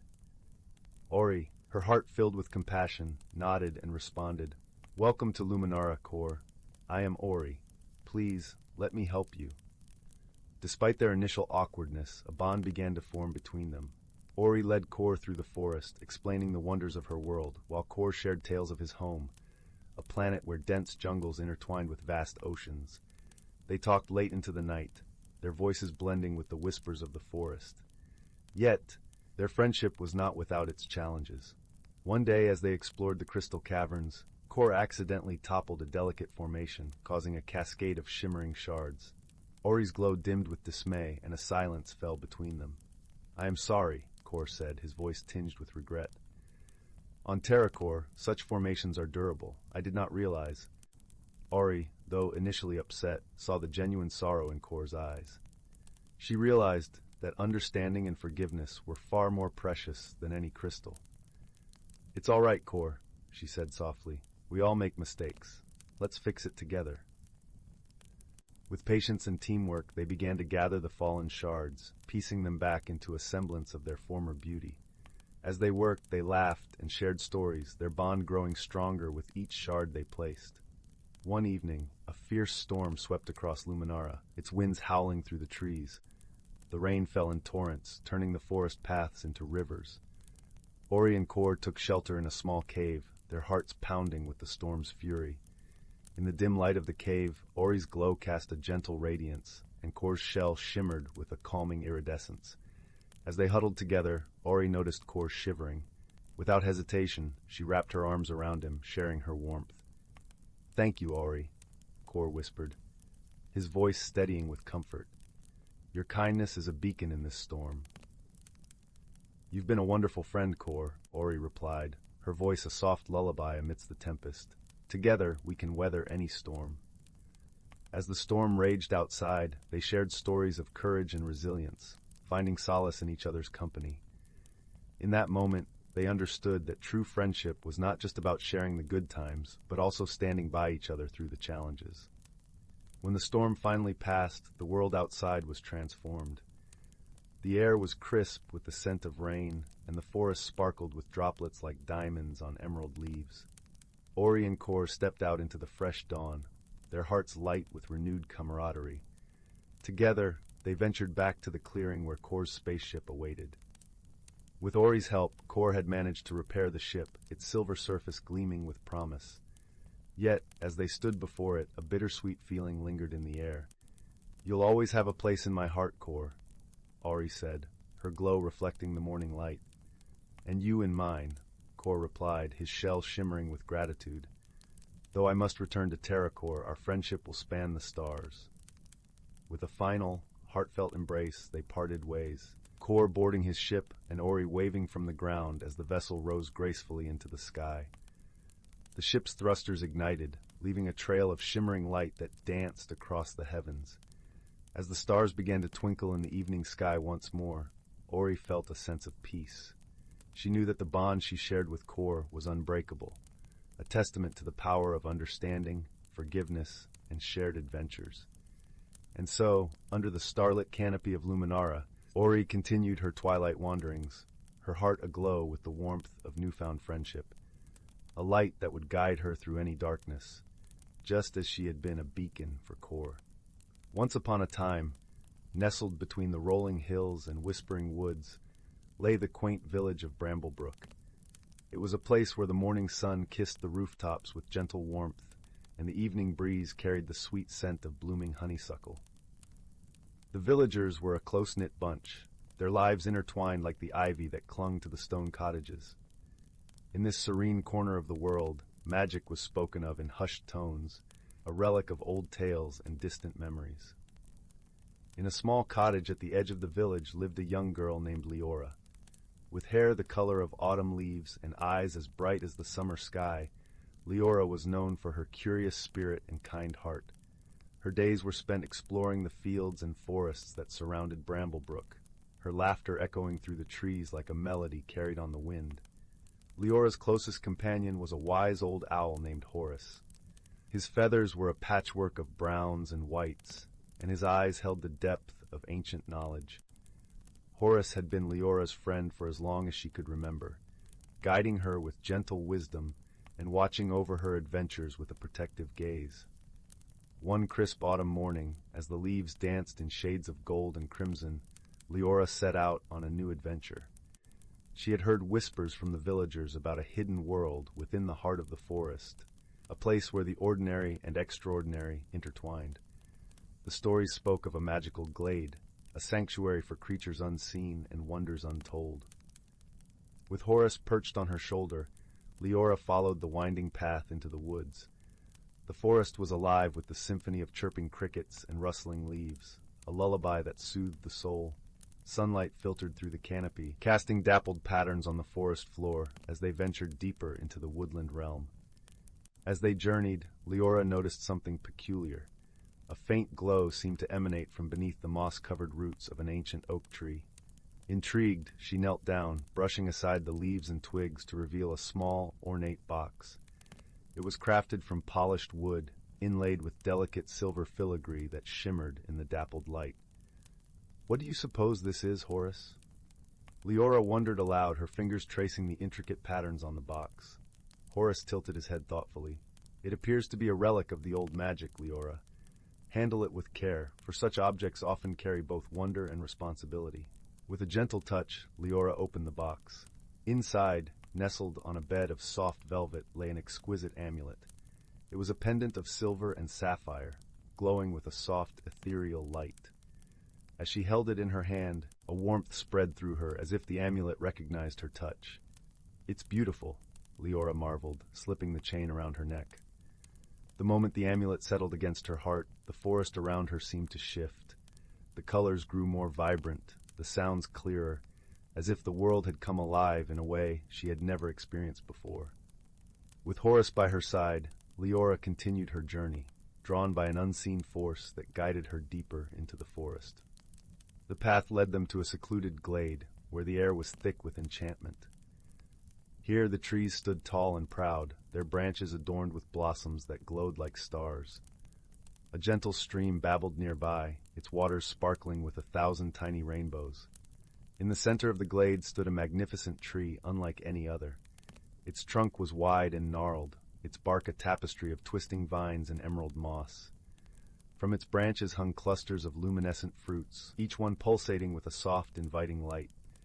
As Leora approached the tree, a soft voice echoed through the glade, warm and welcoming. "Welcome, Leora, guardian of the amulet. You are in the realm of the Whispering Woods, a sanctuary for all that is magical and true." Startled, Leora looked around, searching for the source of the voice. "Who's there?" she called, her curiosity tinged with awe. "I am the spirit of the woods," the voice replied, gentle as a summer breeze. "I have watched over this land for centuries, preserving the balance between the seen and unseen." Leora felt a sense of peace wash over her, the presence of the spirit comforting and reassuring. "Why have I been brought here?" she asked, her voice barely a whisper. "The amulet chose you, dear child," the spirit explained. "It seeks a heart pure of intent, one who can see beyond the veil of the ordinary. You possess the ability to bring harmony between our worlds." As the spirit spoke, Leora felt the weight of responsibility settle upon her shoulders. Yet it was not a burden, but a promise of purpose and belonging. "What must I do?" she asked, determination in her voice. "There is a storm brewing, one that threatens to disrupt the balance of our worlds," the spirit warned. "An ancient feud between the creatures of the forest has awakened, and only through understanding and unity can peace be restored." Leora nodded, her resolve unwavering. "I will do whatever it takes to help," she vowed, her hand clutching the amulet. Horus hooted softly in agreement, his wings ruffling with anticipation. With the guidance of the spirit, Leora set out to mend the rift that threatened the Whispering Woods. Her first task was to speak with the Dryads, the tree spirits who guarded the forest. Their home was in a grove of silver birch trees, where the air was thick with the scent of earth and rain. The Dryads emerged from their arboreal homes, their forms shifting between wood and flesh. They regarded Leora with curiosity, their eyes reflecting the wisdom of the ages. "Why have you come, child of the outside?" one of them asked, her voice like the rustle of leaves. "I seek to understand the discord that has taken root in the forest," Leora replied, her tone respectful and earnest. "I wish to help restore harmony." The Dryads exchanged glances, a silent conversation passing between them. Finally, another spoke, her voice tinged with sorrow. "Our kin, the sylphs, have grown distant. They dwell in the upper reaches of the forest, where the wind sings a different song. We once danced together in harmony, but now distrust has taken root." Leora listened intently, her heart aching for the fractured bonds between the forest dwellers. "What caused this rift?" she asked gently. "It began with the loss of the Heartstone," the first Dryad explained. "A gem of great power, it was a symbol of our unity. Without it, our connection has withered, leaving space for fear and misunderstanding." Leora thanked the Dryads for their honesty and promised to seek out the sylphs. As she and Horus continued their journey, she pondered the wisdom in the Dryads' words. She understood that the Heartstone was more than a mere object. It was a representation of the unity and trust that bound the forest together. The path to the sylphs' domain was steep and winding, leading them to the treetops where the air was crisp and the sky stretched wide. The sylphs, ethereal and graceful, greeted Leora with wary curiosity. Their translucent wings shimmered in the sunlight, casting iridescent shadows on the leaves. "What brings you to our realm, earthbound one of the sylphs inquired, her voice melodic and airy. "I come seeking understanding and reconciliation," Leora answered, her gaze steady and sincere. "The Dryad spoke of the lost Heartstone and the rift it has caused. I wish to help bridge the divide." The sylphs exchanged looks, their expressions a mixture of hope and skepticism. Finally, a sylph with wings the color of twilight spoke. "The Heartstone was entrusted to the care of both our kin. It vanished one stormy night, leaving only whispers of betrayal in its wake." Leora listened carefully, her mind piecing together the fragmented story. "I believe the Heartstone still exists, hidden away, waiting for the right moment to be found," she mused aloud. "Perhaps it lies in a place where both worlds touch, yet remain separate. The sylphs considered her words, their gazes softening. If you can find the heartstone, perhaps the wounds can begin to heal.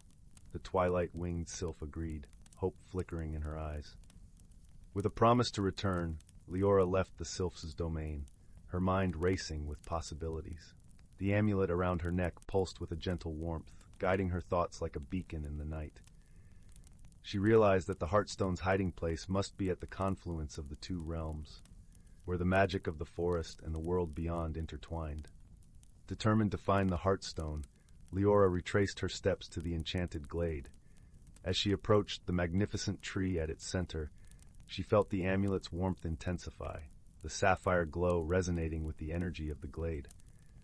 Leora knelt before the ancient tree, her fingers brushing the soft earth. "Spirit of the woods," she called softly, her voice a gentle plea. "Guide me to the Heartstone, so that I may help restore the harmony that has been lost." The spirit's voice answered, a soothing presence that enveloped her like a warm embrace. "The Heartstone lies within, child. It is a part of the forest, yet hidden from sight. Trust in your heart and the amulet's guidance."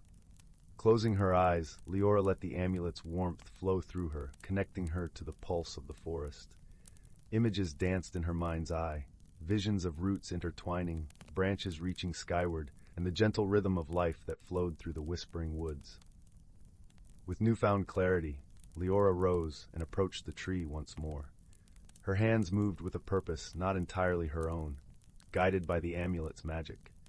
She reached into a hollow within the tree's trunk, her fingers brushing against something cool and smooth. When she withdrew her hand, she held the Heartstone.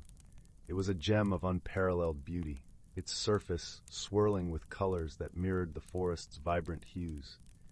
As she held it aloft, the glade seemed to breathe a sigh of relief, the air shimmering with renewed energy. With the Heartstone in her possession, Leora returned to the dryads and sylphs, her heart filled with hope and determination. She gathered them in the glade, where the spirit of the woods watched over them with a gentle presence. Holding the Heartstone high, Leora addressed the gathered spirits, her voice carrying the weight of the forest's ancient wisdom. "This is a new beginning, a chance to mend what was broken and rebuild the bonds of trust and friendship." The dryads and sylphs regarded the Heartstone with reverence, its light reflecting in their eyes. Slowly, tentatively, they began to approach one another, their hands reaching out in gestures of reconciliation. As they joined hands, the Heartstone blazed with a brilliant light, its magic weaving through the forest like a gentle breeze. Leora watched as the bonds of friendship and unity were reformed, a tapestry of harmony that enveloped the whispering woods. In that moment, Leora understood the true power of the amulet and the Heartstone. It was not the objects themselves, but the connections they represented, the trust, understanding, and love that bound the creatures of the forest together.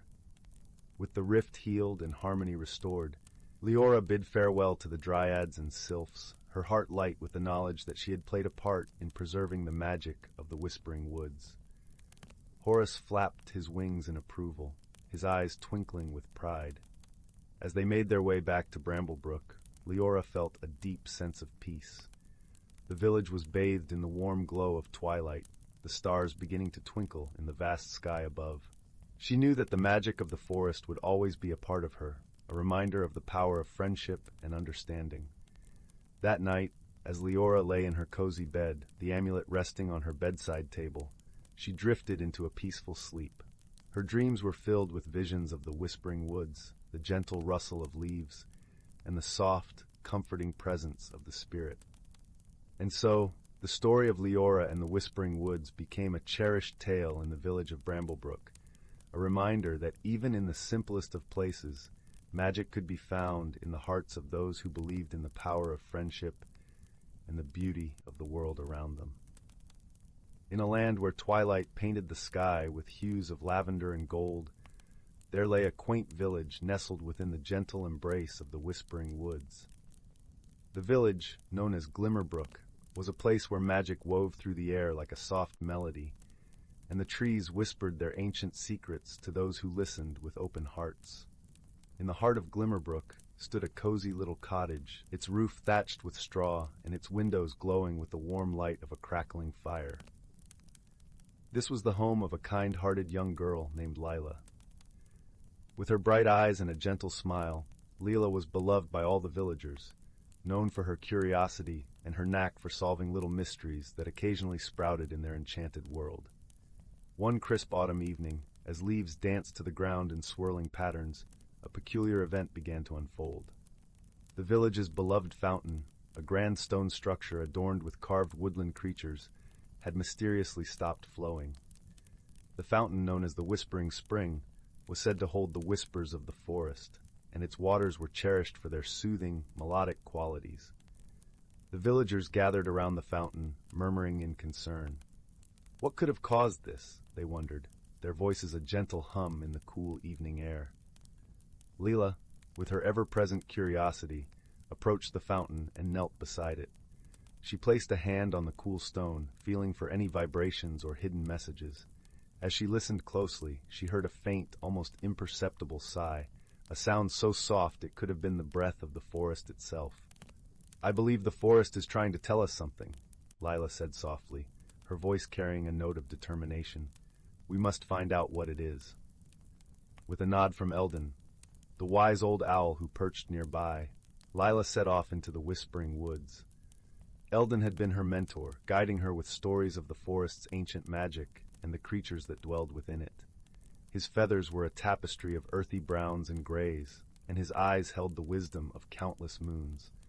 As they ventured deeper into the woods, the path was illuminated by the soft glow of bioluminescent mushrooms, casting a serene blue light across the forest floor.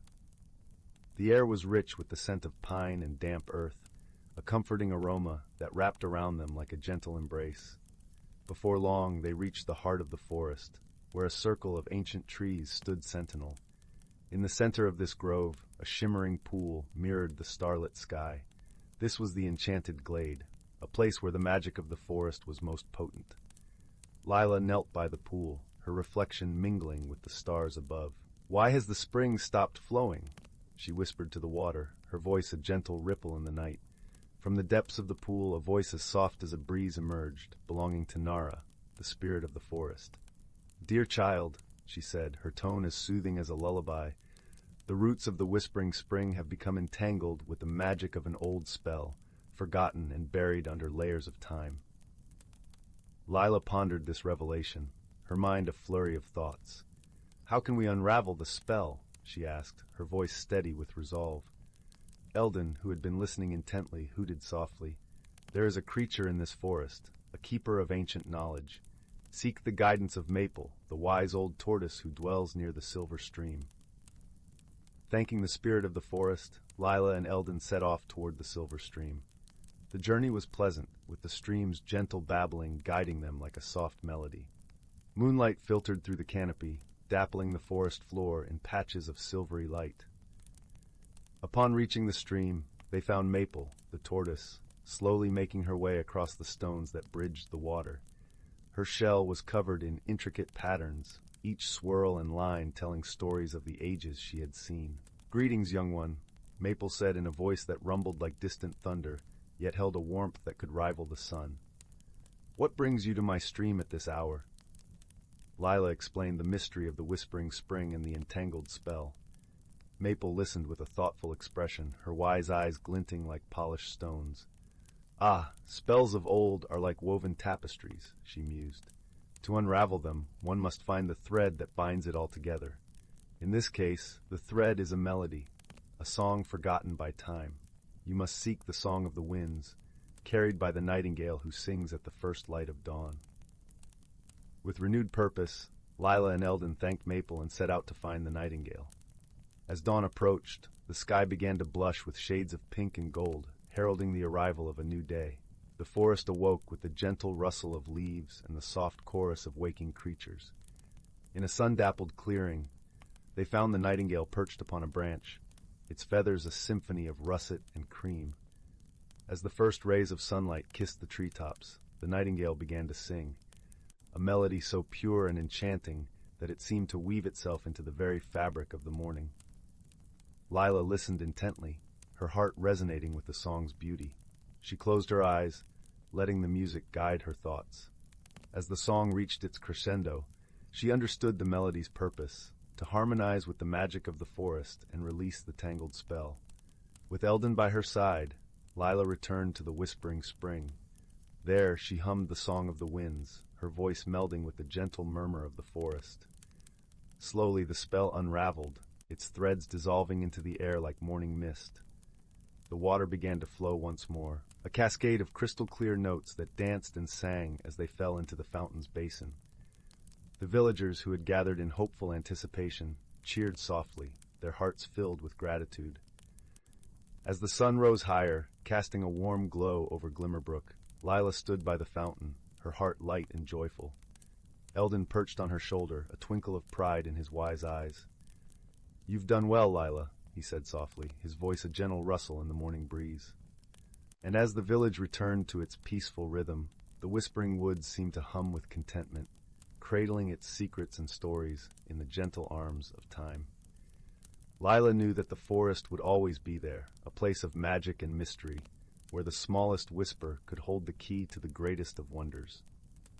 With a heart full of warmth and wonder, Lila returned to her cottage, where the fire crackled invitingly and the scent of freshly baked bread filled the air.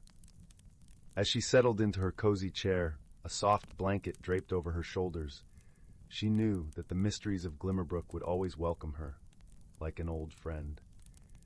And so, in the gentle glow of the hearth, with the soothing sounds of the forest as her lullaby, Lila drifted into a peaceful sleep, her dreams filled with the magic of the whispering woods. Once upon a time in a land where the sun painted the skies with hues of pink and gold, there lay the enchanting village of Whimsy Hollow. The village was nestled between rolling hills of lavender and fields of fluttering daisies, where the air was always filled with the gentle hum of laughter and the sweet scent of honeysuckle. In Whimsy Hollow, every creature was unique, and each had a special charm of their own. There was Pipkin, the pint-sized fox with a tail that sparkled like 1,000 fireflies, and Mary, the mouse who wore a tiny top hat and played delightful tunes on his miniature violin. Then there was Lark, a wise old tortoise with a shell that changed colors with the seasons, and who always had a kind word or two to share. Life in Whimsy Hollow was always filled with wonder and joy, but one sunny morning, a peculiar event occurred that sent ripples of excitement through the village. The great bubble tree, a magical tree that stood at the heart of the village square, began to produce bubbles that were far too large and bouncy. Normally, the tree's bubbles were just the right size to float gently around, spreading giggles to anyone they touched. But now, they were so immense that they bounced off rooftops and sent chickens clucking in surprise. The villagers gathered around the great bubble tree, scratching their heads in bewilderment. "I do declare," said Pipkin, his eyes wide with amazement, "these bubbles are as big as pumpkins and as bouncy as a bed of marshmallows." Mary twirled his hat and played a cheerful note. "Perhaps there's a bit of magic gone awry," he mused. "Or maybe the tree is simply in a jolly mood." Lark nodded thoughtfully, his shell glistening in the sunlight. "It seems to me," he said in his deep, soothing voice, "that we must discover the cause and find a way to help our dear tree return to its usual self." The villagers agreed, and so began their whimsical adventure. Pipkin, Mary, and Lark decided to seek the advice of the village's resident enchantress, a whimsical old woman named Flora, who lived at the edge of the village in a cottage made entirely of gingerbread. As they made their way through the fields, the air was filled with the fragrance of freshly baked cookies, and the sound of Flora's laughter danced on the breeze. Her garden was a riot of colors, with flowers that sang when tickled by the wind and trees that swayed in rhythm to the songs. Flora greeted them with a warm smile and a twinkle in her eye.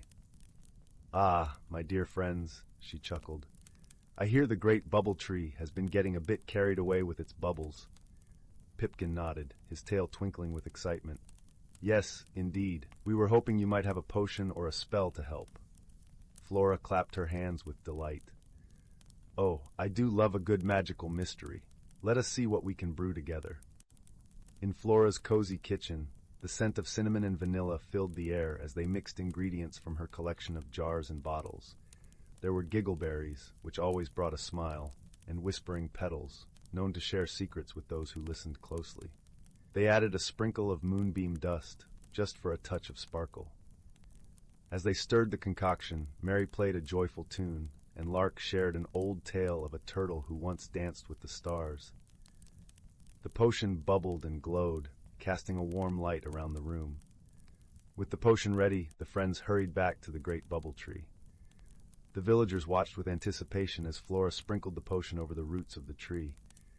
For a moment, nothing happened, and then the tree shivered with delight, and the bubbles began to shrink to their usual delightful size. The villagers cheered, and the air was filled with laughter and hugs. The great bubble tree twinkled in the sunlight, grateful to be back to its bubbly self. Pipkin, Mary, and Lark beamed with pride, knowing they had helped their village with creativity and friendship. Flora smiled, her heart warmed by the joy she saw around her. "Remember, my dear friends," she said, "that the magic of Whimsy Hollow lies not just in spells and potions, but in the kindness and laughter we share." And so life in Whimsy Hollow returned to its happy rhythm, with bubbles that danced gently on the breeze and hearts that sang with joy. The village continued to be a place of wonder and whimsy, where every day was a new adventure, and where friendship was the most magical gift of all. As the sun set, painting the sky with colors as vibrant as the village itself, the villagers gathered around the great bubble tree once more. This time, they weren't there to solve a mystery, but to celebrate the joy of their community. Pipkin, Mary, and Lark stood proudly, knowing that their teamwork had brought the village back to its delightful self. Flora joined them, bringing a basket filled with her homemade ginger snap cookies, each one shaped like a star. As they nibbled on the sweet treats, the bubbles floated gently overhead, casting rainbows in the fading light. The air was filled with the soft sounds of Mary's violin, his tunes weaving a melody of peace and happiness. "Do you suppose the tree will ever get carried away again?" Pipkin asked, a playful glint in his eyes. "Perhaps," Flora replied with a wink. "But that's the beauty of magic, isn't it? It's full of surprises and wonder, much like life itself." Lark nodded in agreement, his wise old eyes sparkling with wisdom. "And when it does, we'll be ready with our wits and laughter," he said, his shell reflecting the gentle glow of the bubbles. The villagers continued to celebrate, sharing stories and dreams as the stars began to twinkle in the night sky. They knew that whatever challenges they might face, they would always have each other, and that was the greatest magic of all. As the night deepened, the villagers slowly made their way to their cozy homes, their hearts warm with the comfort of friendship and community. The great bubble tree stood tall and proud, a symbol of the joy and unity that defined Whimsy Hollow. And so, under the watchful gaze of the moon and stars, Whimsy Hollow drifted into a peaceful slumber, dreaming of the adventures yet to come and the laughter that would always fill their days. In the quiet hush of the night, the gentle rustle of leaves and the soft murmur of bubbles filled the air, a lullaby of magic and love. And as the first light of dawn began to peek over the hills, Whimsy Hollow awoke once more, ready to embrace the new day with open hearts and cheerful spirits. For in Whimsy Hollow, every day was a celebration of life, a testament to the power of friendship, and a reminder that with kindness and creativity, any problem could be solved. And that, dear listener, is the true magic of Whimsy Hollow, a place where dreams come to life and every heart finds its song. In the quaint village of Willowbrook, nestled between lush hills and an expansive forest, stood a peculiar old shop known as the Curio Corner. Its windows were adorned with twinkling fairy lights that cast enchanting shadows on the cobblestone street. Inside, the shop brimmed with artifacts, each with a story waiting to be told. Among them was an unassuming, tiny brass compass, its needle spinning lazily, never pointing north. The shop belonged to Mr. Thistle, an elderly gentleman with spectacles that perched precariously on the bridge of his nose. He had a gentle smile and a voice that carried the warmth of 1,000 sunny afternoons. Mr. Thistle had owned the shop for as long as anyone could remember, and he never seemed to age. People whispered that he had a touch of magic about him, though no one could say for certain. One crisp autumn afternoon, as the golden leaves danced in the breeze, a young girl named Lily pushed open the creaky door of the Curio Corner. Her auburn curls bounced with each step, and her eyes sparkled with the curiosity that often led her into delightful adventures. Today she was on a quest for a birthday gift for her grandmother. "Ah, Lily, my favorite explorer," Mr. Thistle greeted her warmly. "What brings you to my humble shop today?" "I'm looking for something special for Grandma," Lily replied, her voice filled with excitement. "Something she'll love," Mr. Thistle chuckled softly. "Well, I might have just the thing for you. Follow me." He led Lily to the back of the shop where the light was dimmer, and the air was filled with the mingling scents of sandalwood and aged paper. There, among an assortment of peculiar items, lay the brass compass. "This compass," Mr. Thistle began, "is said to guide its bearer to whatever they most need, rather than what they think they want. It's a curious little thing, really." Lily picked up the compass, feeling its cool weight in her palm. The needle spun slowly before settling, pointing toward the forest beyond the village. Her heart skipped a beat with a thrill of adventure. "Do you think Grandma would like it?" she asked, biting her lip. "I think it's more suited to an adventurer," Mr. Thistle replied with a twinkle in his eye. "Why don't you take it with you for a little while?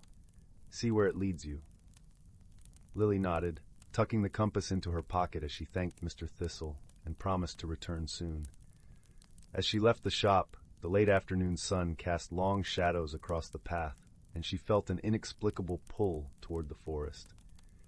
The compass, clutched tightly in her hand, guided her through the village, past the familiar bakery with its sweet aroma of fresh pastries, and toward the dense woods. The forest was a place of wonder, where sunlight filtered through the canopy, painting the ground with patterns of gold and green. Lily's footsteps were soft on the carpet of fallen leaves, and she felt a sense of peace enveloping her as she ventured deeper. As she walked, she noticed the forest growing quieter, the usual chatter of birds and rustling of creatures muted, as if holding their breath. The compass needle remained steadfast, pointing her toward a thicket of ancient oaks. As she approached, she spotted a narrow path, hidden from view unless one knew where to look. Intrigued, Lily followed the path, her heart pounding with anticipation. The air around her seemed to shimmer, and she had the curious sensation of stepping through an invisible curtain. On the other side, she found herself in a place unlike any she had ever seen, a hidden world within the forest. The clearing was bathed in a soft, ethereal glow. Flowers of every color imaginable carpeted the ground, and the trees towered above like gentle guardians. In the center of the clearing stood a crystal-clear pond, its surface reflecting the sky in perfect detail. Lily knelt by the water, mesmerized by its beauty. As she gazed into the pond, she felt a presence, gentle and welcoming. She looked up to see a small creature peeking out from behind a tree, its eyes wide with curiosity. It was unlike any animal Lily had ever encountered, with a coat that shimmered like moonlight and eyes as deep as the ocean. "Hello," Lily said softly, not wanting to startle the creature. To her surprise, the creature stepped forward, its movements graceful and fluid. It had the delicate features of a deer, but its form was more ethereal, as if made from the very essence of the forest. "Hello," the creature replied, its voice a soft melody that seemed to resonate with the trees. "I am Sylvan." Lily's eyes widened in amazement. "You can talk!" Sylvan nodded, its gaze warm and inviting. "This is a special place, hidden to all but those who seek it with an open heart." Lily felt a rush of joy and wonder. "The compass led me here," she explained, holding it out for Sylvan to see. "The compass is wise," Sylvan said with a nod. "It brings those in need to this sanctuary." They sat together by the pond, and Lily told Sylvan about her grandmother, about how she wished to find the perfect gift for her. Sylvan listened intently, its eyes reflecting the kindness and understanding of the ancient woods. "There is a place," Sylvan said after a moment, "where the heart's true desires can be found. If you wish, I can guide you there." Lily's heart swelled with gratitude. "Yes, please." Together they set off through the hidden world, Sylvan leading the way. As they walked, the forest seemed to come alive around them, flowers blooming in their wake and birds singing melodies that echoed through the trees. They reached a glade where the air was thick with the scent of honeysuckle, and the grass was as soft as a dream. In the center stood an ancient tree, its trunk twisted and gnarled, but its branches reached skyward with an air of quiet majesty. "This is the Tree of Whispers," Sylvan said, lowering its voice reverently. "It holds the memories and dreams of all who have come before. Listen closely, and it will reveal what you seek. Lily approached the tree, placing her hand on its trunk. The bark was warm and pulsed gently beneath her touch. She closed her eyes, letting the sounds of the forest wash over her. Gradually, a soft whisper reached her ears, a gentle murmur that grew clearer as she listened. The tree spoke of her grandmother's love for the village, her joy in tending to her garden, and the way her eyes lit up when she shared stories from her childhood. Lily's heart filled with warmth and understanding. She realized that the greatest gift she could give was not something bought or found, but something shared, a day of memories, laughter, and love. With newfound clarity, Lily thanked the Tree of Whispers and turned to Sylvan. "I know what to do now," she said, her voice steady and filled with certainty. Sylvan nodded, its eyes gleaming with approval. "Then our journey together is complete. Remember, this place is always here, waiting for those who seek it." Lily hugged Sylvan, feeling the creature's comforting presence wrap around her like a gentle breeze. "Thank you, Sylvan. I won't forget." As she made her way back along the hidden path, the forest seemed to hum with the promise of future adventures. The compass, now resting quietly in her pocket, had fulfilled its purpose. When Lily returned to the village, the sun was setting, painting the sky with hues of pink and orange. She hurried home, her heart light and full of excitement. The next day, Lily spent the morning with her grandmother in the garden, planting new flowers and sharing stories. They laughed and talked, and Lily saw the joy in her grandmother's eyes, knowing she had given the greatest gift of all, a day of love and memories.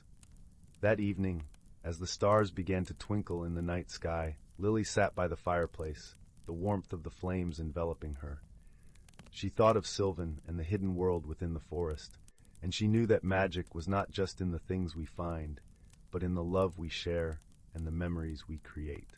And so, with a heart full of gratitude and wonder, Lily drifted into a peaceful sleep, dreaming of new adventures and the magical compass that had shown her the way.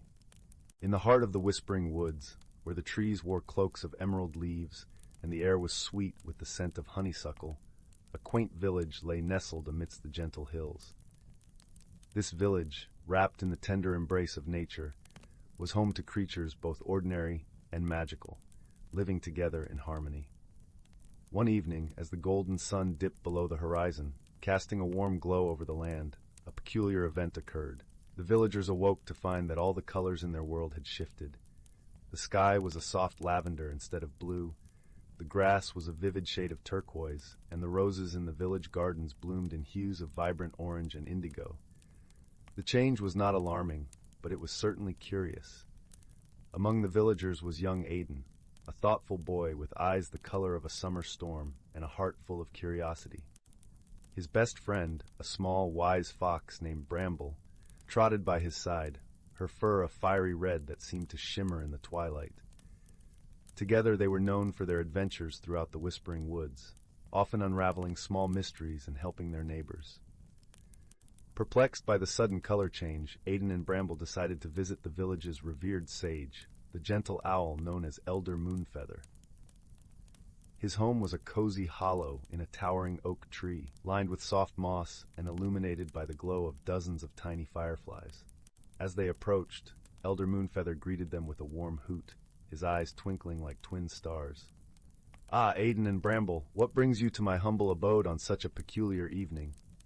Aidan explained the situation, describing the kaleidoscope of colors that had transformed their village. Elder Moonfeather listened intently, nodding his feathery head. "Such a phenomenon is rare indeed," he mused, "but not unheard of. Long ago, a similar event occurred, and it was said to be the work of the Prism Spirit." Bramble's ears perked up at the mention of the Prism Spirit, a legendary creature known for weaving rainbows across the sky. "Do you think the Prism Spirit is responsible for this?" she asked, her voice full of wonder. Elder Moonfeather chuckled softly. "The Prism Spirit is known to play tricks, but never with ill intent. It is likely a playful reminder of the beauty and change. To understand its message, you must visit the Crystal Cavern, where the spirit dwells." Determined to solve the mystery, Aidan and Bramble set off at dawn, guided by the gentle light of the morning sun. The path to the Crystal Cavern wound through the heart of the forest, where every leaf whispered secrets of the past, and every shadow danced in harmony with the light. As they traveled, they encountered various woodland creatures who offered guidance. A family of deer pointed the way with graceful nods, while a chorus of birds sang tunes that filled the air with music, lifting their spirits and keeping them on course. Finally, Aiden and Bramble reached the entrance of the crystal cavern, a majestic archway draped with ivy and glistening with dew. Inside, the cavern sparkled with countless crystals, each reflecting light in a dazzling array of colors. At the heart of this wondrous place, the prism spirit awaited. The spirit, a luminous being woven from the colors of the rainbow, greeted them with a radiant smile. "Welcome, young seekers. I trust you have enjoyed the vibrant transformation of your world?" Aiden nodded, his curiosity piqued. "We have, but we seek to understand your message. Why have you changed the colors of our village?" The prism spirit's laughter was like the tinkling of wind chimes. "Sometimes, the world needs a gentle reminder of the beauty found in change and diversity. Colors, like life, are ever-changing, and each hue brings its own joy. My gift to your village is a celebration of this truth." Bramble, wise in her own right, added, "And perhaps your gift encourages us to see the world anew, with fresh eyes and open hearts." "Precisely," the prism spirit replied, glowing with approval. "Embrace the changes, and you will find beauty where you least expect it." With their questions answered and their hearts full, Aiden and Bramble thanked the prism spirit and began their journey home. As they walked, the colors of the forest seemed even more vibrant, each shade telling a story of its own. When they returned to the village, they shared the prism spirit's message with their friends and neighbors. The villagers, inspired by the revelation, began to see their world in a new light, appreciating the tapestry of colors that had painted their lives. As the sun set once more, casting its gentle glow over the land, Aiden and Bramble sat by the edge of the village, watching the colors of the sky shift and blend like a living masterpiece. They realized that, like the changing colors, each day brought its own unique beauty, and it was up to them to embrace it with open hearts and curious minds. And so, with a sense of peace and wonder, they drifted into sleep, comforted by the knowledge that the world was a place of endless possibility, just waiting to be discovered. In the heart of the ancient whispering woods, where the trees were as old as time itself, a gentle symphony of life played out among the rustling leaves and whispering winds. Here, the air was thick with the fragrance of pine and the sweet scent of blooming wildflowers, while the ground was a soft carpet of moss and fallen leaves, cool and inviting beneath bare feet. This enchanted forest was a realm where reality and magic intertwined seamlessly. The trees were not just trees. They were wise old sentinels that stood watch over the land, their bark etched with the stories of centuries. In their branches, birds of every color sang melodious songs, their notes blending harmoniously with the gentle babble of a nearby brook, its waters sparkling like liquid crystal under the dappled sunlight. In this hidden world, creatures of all shapes and sizes lived in a delicate balance, each playing a role in the grand tapestry of life. Among them was a small, kind-hearted squirrel named Finn. With fur the color of autumn leaves and bright, curious eyes, Finn was known throughout the forest for his gentle nature and quick wit. Finn lived in a cozy nest high in the branches of an old oak tree, its gnarled limbs reaching out like welcoming arms.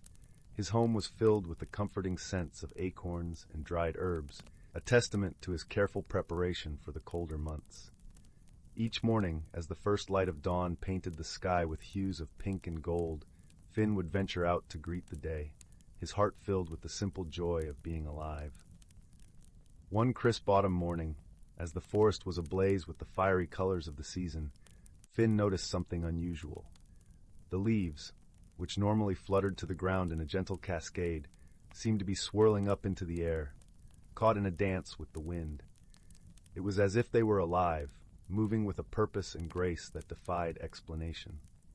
Intrigued, Finn decided to follow the path of the dancing leaves. As he darted through the underbrush, the cool breeze ruffled his fur, carrying with it the earthy scent of the forest. The leaves led him to a clearing bathed in golden sunlight, where a group of woodland creatures had gathered. At the center of the clearing stood an ancient stag, his antlers crowned with a halo of mist that shimmered like stardust. His presence commanded a quiet reverence, and the creatures around him watched with wide eyes, their breaths held in anticipation. The stag, whose name was Eldrin, was the guardian of the Whispering Woods, a being of immense wisdom and gentle strength. With a voice that resonated with the deep timber of the forest, he spoke to the gathered creatures. "The time has come," Eldrin announced, his words weaving through the air like a soothing melody. "The cycle of the seasons is upon us, and with it, the magic that sustains our world. We must come together to maintain the harmony that allows us all to thrive." Finn listened intently, his heart swelling with a sense of purpose. He understood the balance of the forest was a delicate one, reliant on the cooperation and understanding of all its inhabitants. It was a lesson passed down through generations, a truth as old as the forest itself. As Eldrin continued, he explained the task at hand. "The winds of change are strong this year, and they bring with them the whispers of ancient magic. We must harness this magic to ensure the forest remains vibrant and alive through the coming winter." With a nod of understanding, the creatures set to work. The birds took to the skies, their wings cutting through the crisp air as they spread seeds across the forest floor, ensuring new life would spring forth when the seasons turned. The rabbits and foxes worked together to clear fallen branches, creating cozy burrows and dens to shelter them from the cold. Even the smallest insects played their part, tending to the soil and helping it breathe. Finn, with his nimble paws and quick mind, was tasked with gathering the leaves that danced through the air. He scampered to and fro, collecting them in great armfuls and placing them in a pile at the center of the clearing. As the pile grew, it shimmered with a soft, otherworldly light, infused with the magic that Eldrin had spoken of. Once all the tasks were completed, Eldrin stepped forward, his hooves silent on the forest floor. With a graceful dip of his head, he touched the pile of leaves with his antlers. A brilliant light erupted from the center, spreading outwards in a wave of warmth and energy that enveloped the entire forest. Finn watched in awe as the light danced through the trees, illuminating every leaf and branch with a golden glow. It was a sight of breathtaking beauty, a testament to the power of unity and the magic that flowed through the natural world. As the light faded, a deep sense of peace settled over the forest. The creatures, their hearts filled with contentment, returned to their homes, knowing that they had played a part in maintaining the balance of their world. Finn, too, made his way back to his nest, his feet crunching softly on the carpet of leaves. As he settled down in his cozy home, he felt a warmth in his chest, a quiet satisfaction that came from being part of something greater than himself. In the days that followed, the forest thrived, its inhabitants living in harmony with one another and the world around them. The magic of the seasons continued its eternal dance, guided by the wisdom and friendship of those who called the Whispering Woods their home. And so, as the stars twinkled in the velvet sky and the moon cast a gentle glow over the land, Finn drifted off to sleep, his dreams filled with the promise of new adventures and the comforting knowledge that the forest and its magic would always endure. In a quaint village nestled among rolling hills and emerald forests, there lived a young apprentice named Lila. The villagers knew her by her gentle smile and the tiny bluebird that often perched on her shoulder.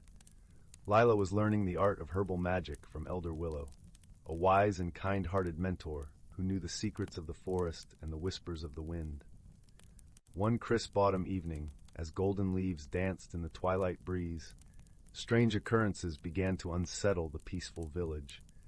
The air was filled with an unusual melody that seemed to come from nowhere and everywhere all at once. It was a hauntingly beautiful tune, like the soft strum of a harp mingling with the gentle rustling of leaves. Though it brought no harm, the melody lingered in the villagers' hearts, leaving them with a curious sense of wonder. Lila, intrigued by the mystical music, decided to unravel its mystery.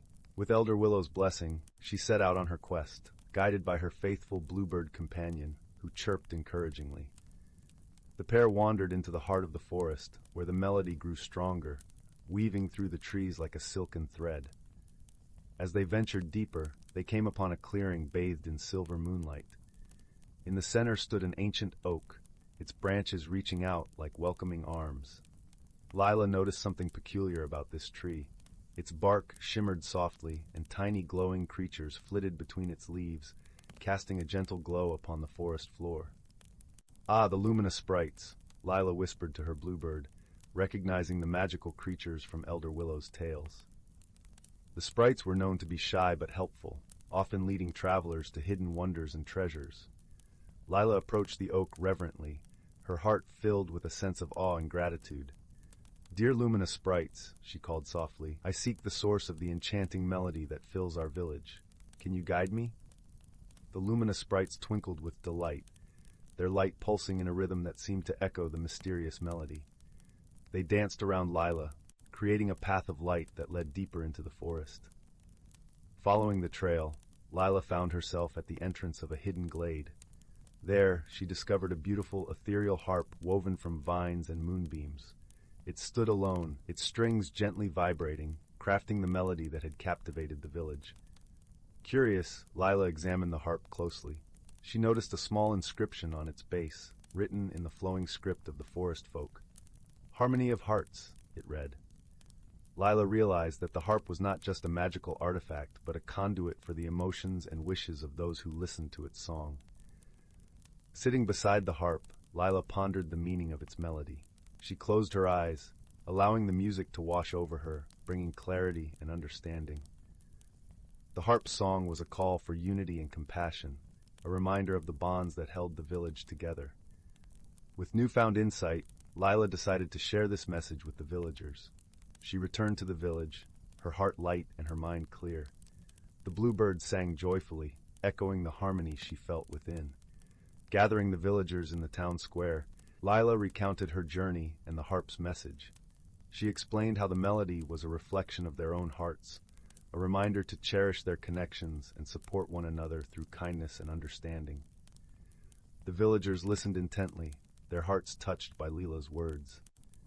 As the moon rose high above, casting its gentle glow, they joined hands, creating a circle of unity and warmth.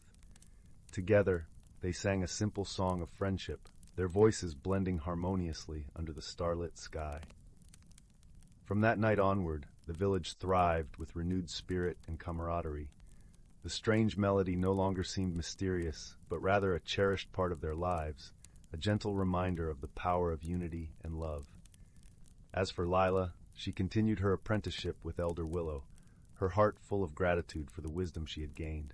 The luminous sprites often visited her, their playful lights dancing in her garden, a testament to the magical bond she had formed with the forest.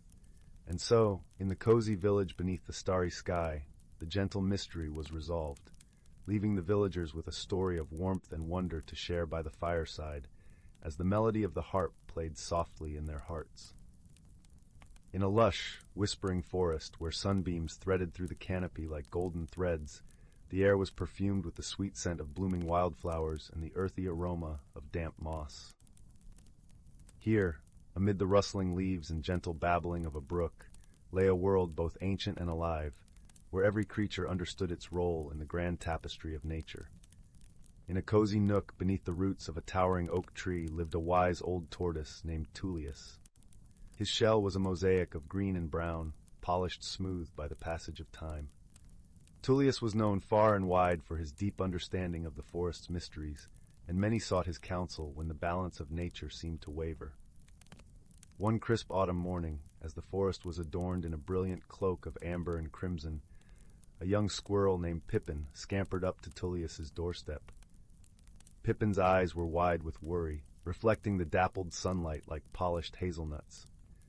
"Tullius," he chattered, his voice a blend of youthful eagerness and concern, "the acorns are not falling as they should. The trees are whispering of a change, and the wind carries a chill that speaks of something amiss." Tullius nodded, his eyes twinkling with ancient wisdom. "Ah, young Pippin," he said, his voice as warm as a sunlit glade, "the forest speaks to those who listen. Let us venture to the heart of the woods, where the oldest tree, the grandfather oak, may offer guidance." Together they embarked on their journey, their path cushioned by a carpet of fallen leaves that crunched softly underfoot. The air was alive with the chatter of birds and the distant call of a doe, creating a symphony that sang of the forest's rich life. As they traveled, the gentle rustle of the wind seemed to echo the harmony of nature, a reminder of the delicate balance that sustained the forest.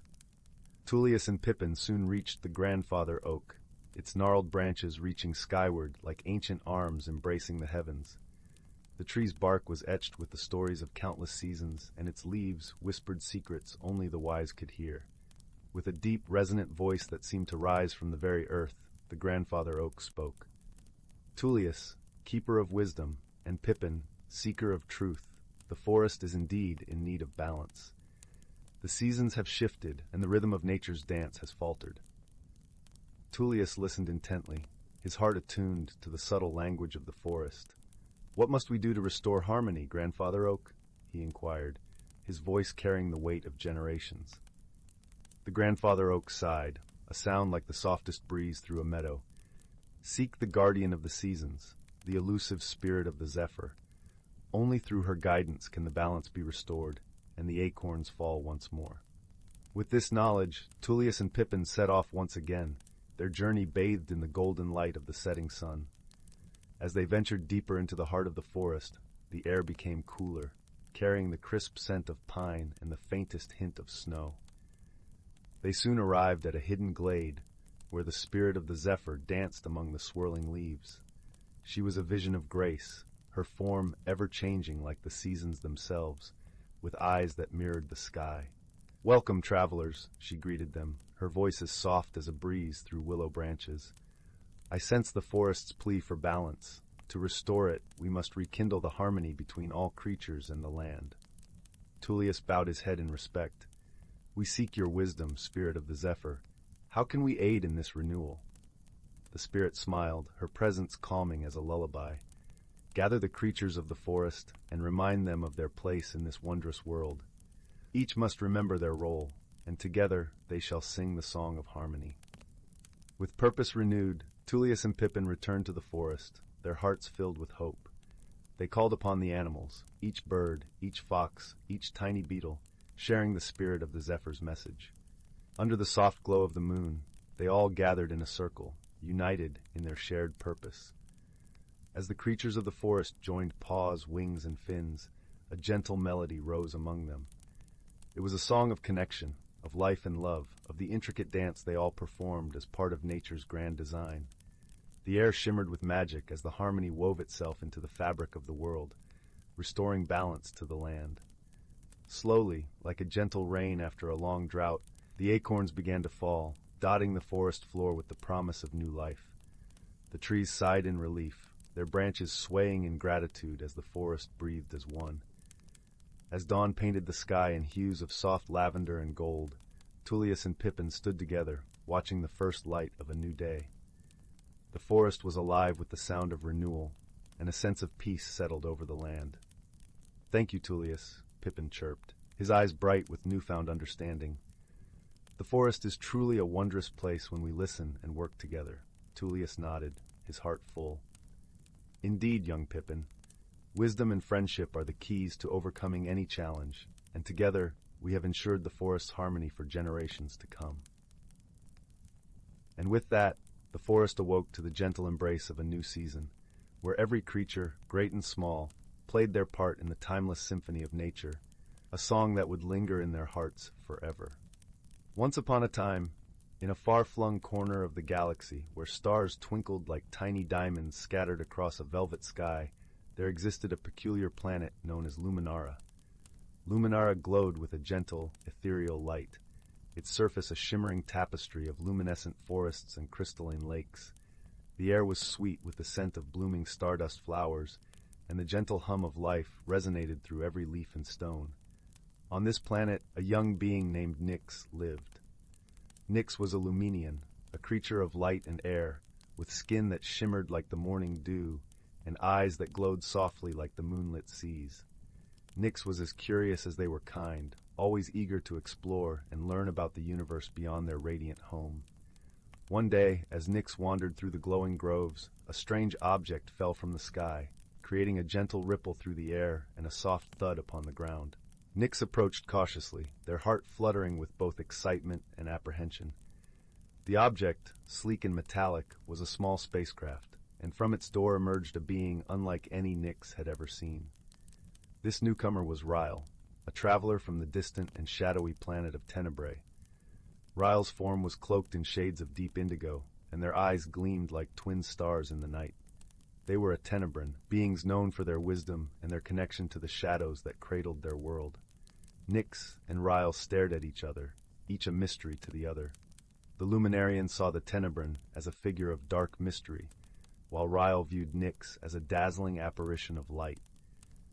For a moment, they stood in silence, the air between them buzzing with the potential of new beginnings. Their first attempts at communication were fraught with misunderstandings. Nyx's bright gestures and melodic voice seemed incomprehensible to Ryle, who was used to the quiet, subtle language of shadows. Likewise, Ryle's whispered words and gentle, flowing movements were a puzzle to Nyx, accustomed to the vibrant expressions of their own kind. Despite these challenges, a shared determination to understand each other slowly began to build a bridge between them. With patience and creativity, they found common ground in the universal language of kindness and curiosity.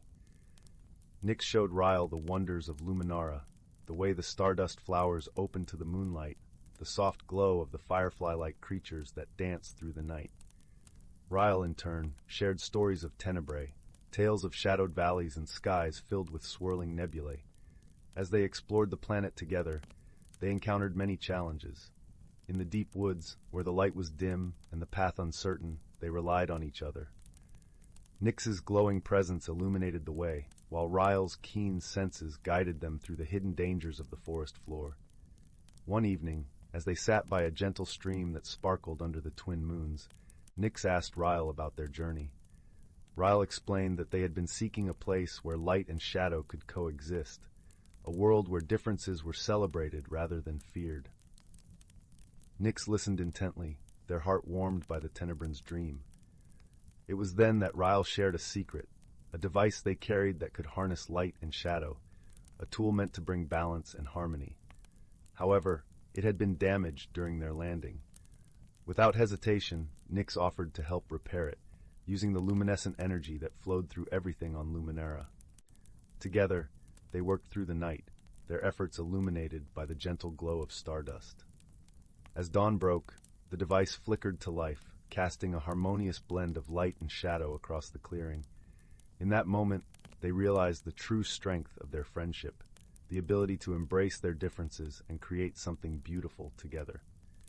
As the sun rose, painting the sky in hues of pink and gold, Nyx and Ryle stood side by side, their bonds stronger than ever.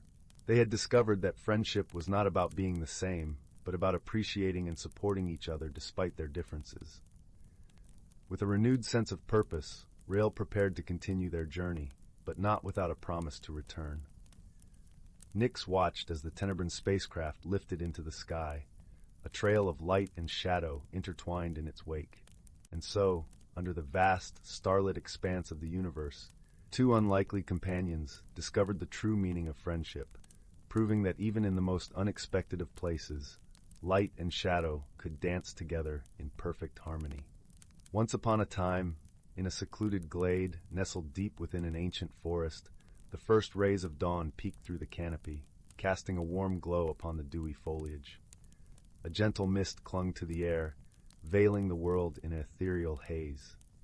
It was in this enchanted realm that the hidden lives of nature's creatures unfolded, intertwined with the rhythms of the seasons and the whispers of ancient wisdom. As the rising sun bathed the clearing in golden light, a family of deer emerged from the undergrowth, their graceful steps leaving delicate imprints on the mossy ground. The majestic stag, his antlers adorned with intricate carvings etched by time, led his herd to a crystalline stream where they quenched their thirst. Nearby, a pair of rabbits frolicked amid the wildflowers, their fluffy tails twitching in delight. Overhead, a kaleidoscope of butterflies danced among the branches, their gossamer wings catching the sunbeams like stained glass. A family of squirrels scampered along the boughs, gathering acorns and chattering merrily, their bushy tails swaying in rhythm with the gentle breeze. In a secluded hollow, a wise old owl perched atop a gnarled oak, her amber eyes the embodiment of ancient knowledge. She watched over the forest's denizens, her feathers ruffling as she imparted the timeless wisdom passed down through countless generations. "Listen to the whispers of the wind, my friends," she hooted, "for they carry the secrets of harmony and balance." As the seasons danced their eternal waltz, the forest transformed, cloaked in the vibrant hues of autumn or blanketed in the pristine white of winter. Yet, through it all, the creatures adapted, their lives intertwined with the ever-changing tapestry of nature. When the first buds of spring unfurled, a chorus of birdsong filled the air, heralding the arrival of new life. The forest floor erupted in a riot of color as wildflowers bloomed, their petals unfurling like tiny beacons of hope. Nearby, a family of foxes emerged from their den, their kits frolicking amid the daffodils, their russet coats shimmering in the gentle sunlight. As summer's warmth enveloped the forest, the air hummed with the buzz of busy bees, their golden bodies darting from blossom to blossom, gathering nectar to sustain their hives. In a sun-dappled glade, a herd of majestic elk grazed peacefully, their antlers silhouetted against the azure sky. Yet, even in this idyllic realm, the forces of nature held sway, reminding all of the delicate balance that bound them together. When the first rumbles of thunder echoed through the canopy, the creatures sought shelter, their instincts guiding them to safety. As the storm unleashed its fury, raindrops danced upon the forest floor, nourishing the thirsty earth and replenishing the streams. In the aftermath, a vibrant rainbow arched across the sky, its prismatic hues painting the forest in a kaleidoscope of color. It was then that the creatures emerged once more, their eyes alight with wonder at the magical display. For in this enchanted realm, the boundaries between reality and magic blurred, and the natural world was imbued with an enchantment that transcended the mundane. As dusk fell, the forest stilled, and the creatures settled in for the night, their slumbers guarded by the watchful eyes of the ancient owl. Her gaze swept over the peaceful glade, and a contented hoot escaped her beak. "Remember, my friends," she whispered into the velvet night, "the true magic lies in the harmony we share with the world around us." And so the hidden lives of nature's creatures unfolded, woven into the tapestry of the seasons, guided by the wisdom of ages past. In this enchanted forest, where reality and magic intertwined, the delicate balance was cherished, for it was the essence of life itself. Once upon a starlit night, a young girl named Lily stood by her bedroom window, gazing wistfully at the velvety sky. Though only 9 years old, she felt a yearning for something more, a pull towards the great unknown that echoed in her restless heart. In the small village where Lily lived, changes came rarely, and life followed the steady rhythm of the seasons. But Lily's curious spirit longed to spread its wings and explore the vast world that lay beyond the rolling hills and ancient forests surrounding her home. Little did she know, a magical journey awaited her, one that would teach her the true meaning of growth and transformation. One evening, as Lily wandered through the woods, she stumbled upon an enchanting sight, a glittering pool nestled among the towering oaks. Mesmerized by its ethereal beauty, she knelt beside the water's edge, and that's when she saw it, a tiny glowing speck dancing upon the surface. With a delicate touch, Lily cupped the speck in her hands, and it unfurled into a dazzling sprite, no bigger than her thumb. The sprite's gossamer wings shimmered like crystal, and its eyes twinkled with ancient wisdom. "Greetings, young one," spoke the sprite in a voice as soft as moonbeams. "I am Zephyr, a guardian of these woods, and I sense the yearning in your heart." Lily gasped, her eyes wide with wonder. "How is this possible? Are you magic?" Zephyr chuckled, a sound like tinkling bells. "Magic exists all around us, dear child, if only we open our eyes to its wonders." From that moment on, Zephyr became Lily's guide, introducing her to the hidden magical realms that coexisted with the world she knew. Together they explored enchanted glades where pixies danced among the wildflowers, and ancient trees whispered secrets of bygone eras. Yet as wondrous as these experiences were, Lily's true transformation unfolded within her heart and mind. Zephyr's gentle teachings helped Lily understand that growth was not merely a physical change, but a journey of the spirit. With each new adventure, Lily learned valuable lessons: patience from the steady trickle of a stream, resilience from the oak that weathered storms, and courage from the brave little sparrow that took flight. And just as the natural world around her shifted with the seasons, so too did Lily's perspectives and dreams evolve. Lily's dearest friend, a kind-hearted boy named Ethan, bore witness to her remarkable journey. Though he could not see the magical beings, he supported Lily's explorations, offering a listening ear and a shoulder to lean on when the path grew challenging. One autumn day, as the leaves turned to fire and the air grew crisp, Zephyr appeared with a somber expression. "My time in these woods is nearing its end," the sprite said, her voice tinged with melancholy. "But fear not, little one, for the true magic lies within you now." Lily's eyes shimmered with unshed tears, but she nodded, understanding that all things must change and grow. With a tender smile, Zephyr continued, "The seeds of wisdom I have planted in your heart will blossom into something extraordinary. Embrace the uncertainties of life, for they are windows to new discoveries and personal growth." As the sprite faded into the dappled sunlight, Lily felt a warmth blossoming in her chest, a newfound confidence and appreciation for the journey that lay ahead.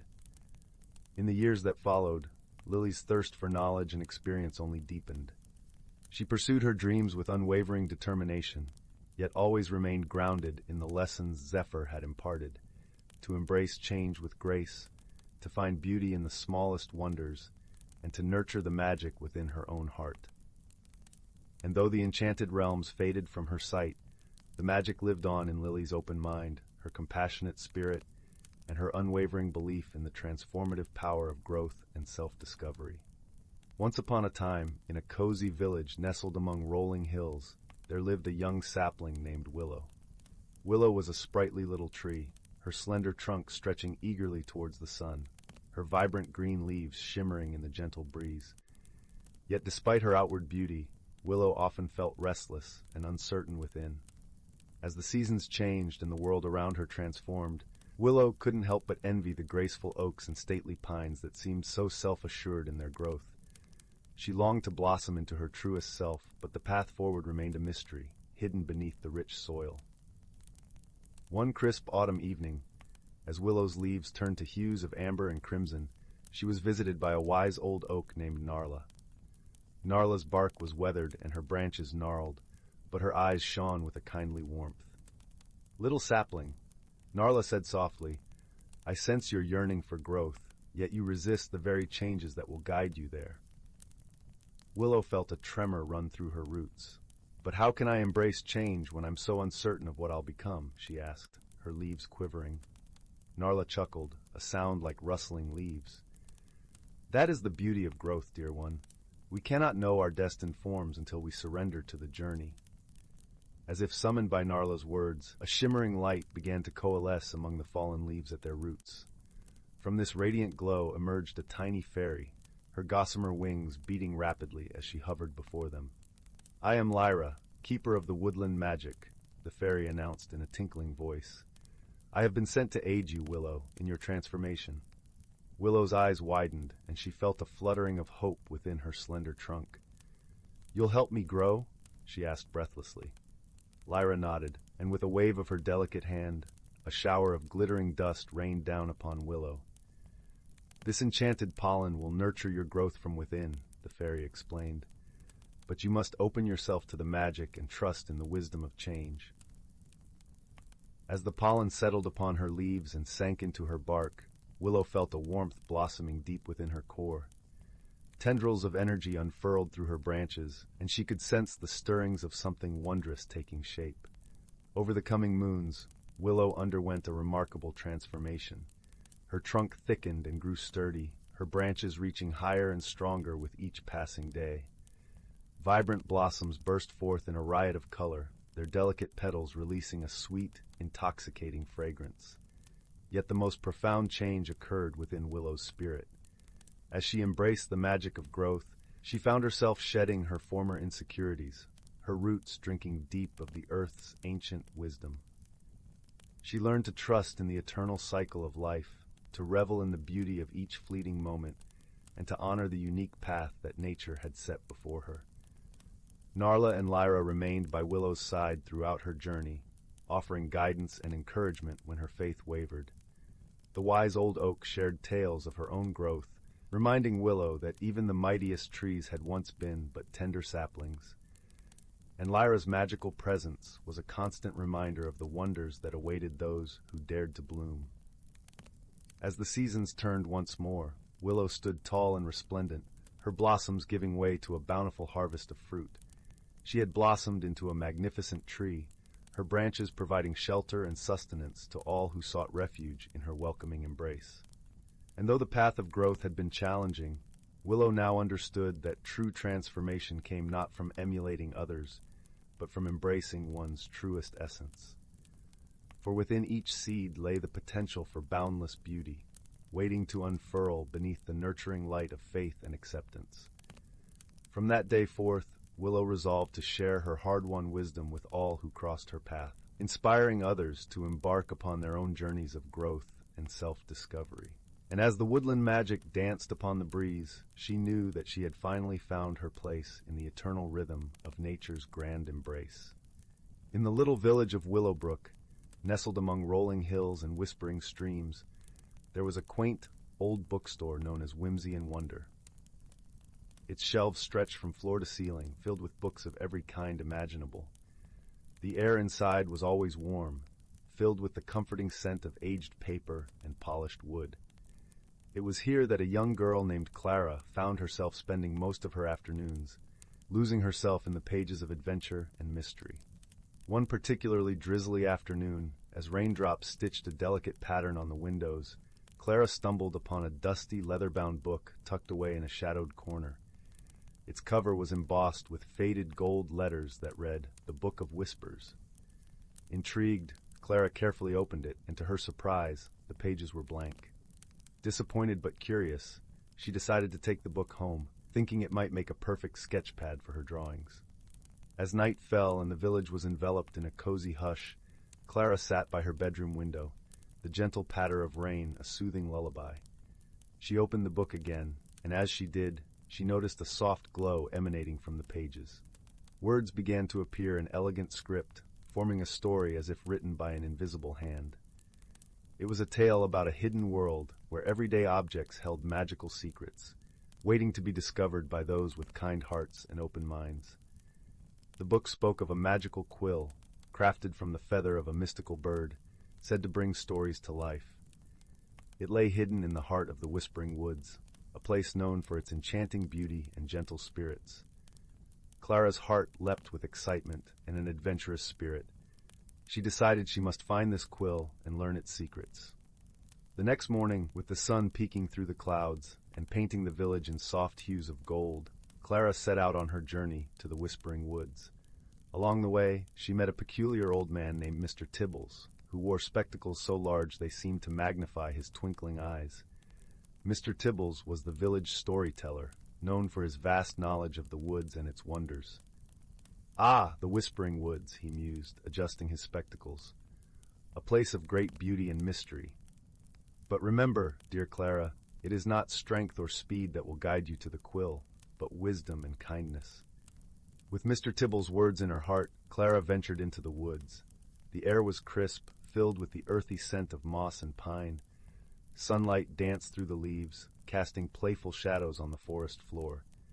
As she walked deeper, she felt a gentle sense of calm, as if the woods themselves were whispering secrets of ancient times. It wasn't long before Clara encountered a small, timid squirrel named Oliver, who was frantically searching for his lost acorns. With a kind smile, Clara offered to help, and together they found the acorns nestled beneath a pile of autumn leaves. Grateful, Oliver decided to accompany Clara on her quest, chattering cheerfully and offering bits of wisdom about the forest. Further along, they came across a wise old turtle named Gertrude. Her shell was etched with patterns that told stories of the forest's past.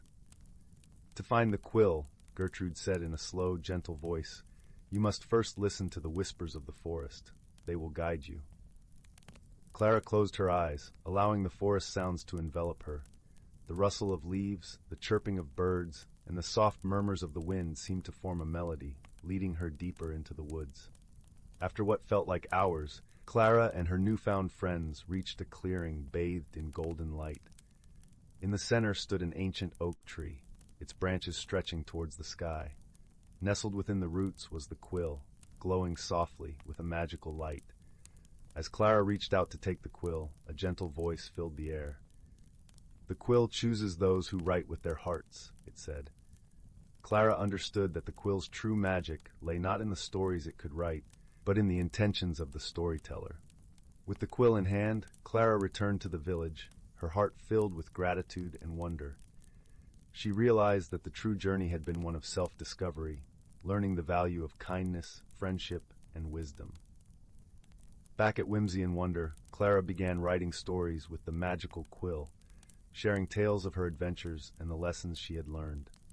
The bookstore became a haven of warmth and imagination, drawing people from near and far who came to listen to Clara's enchanting stories.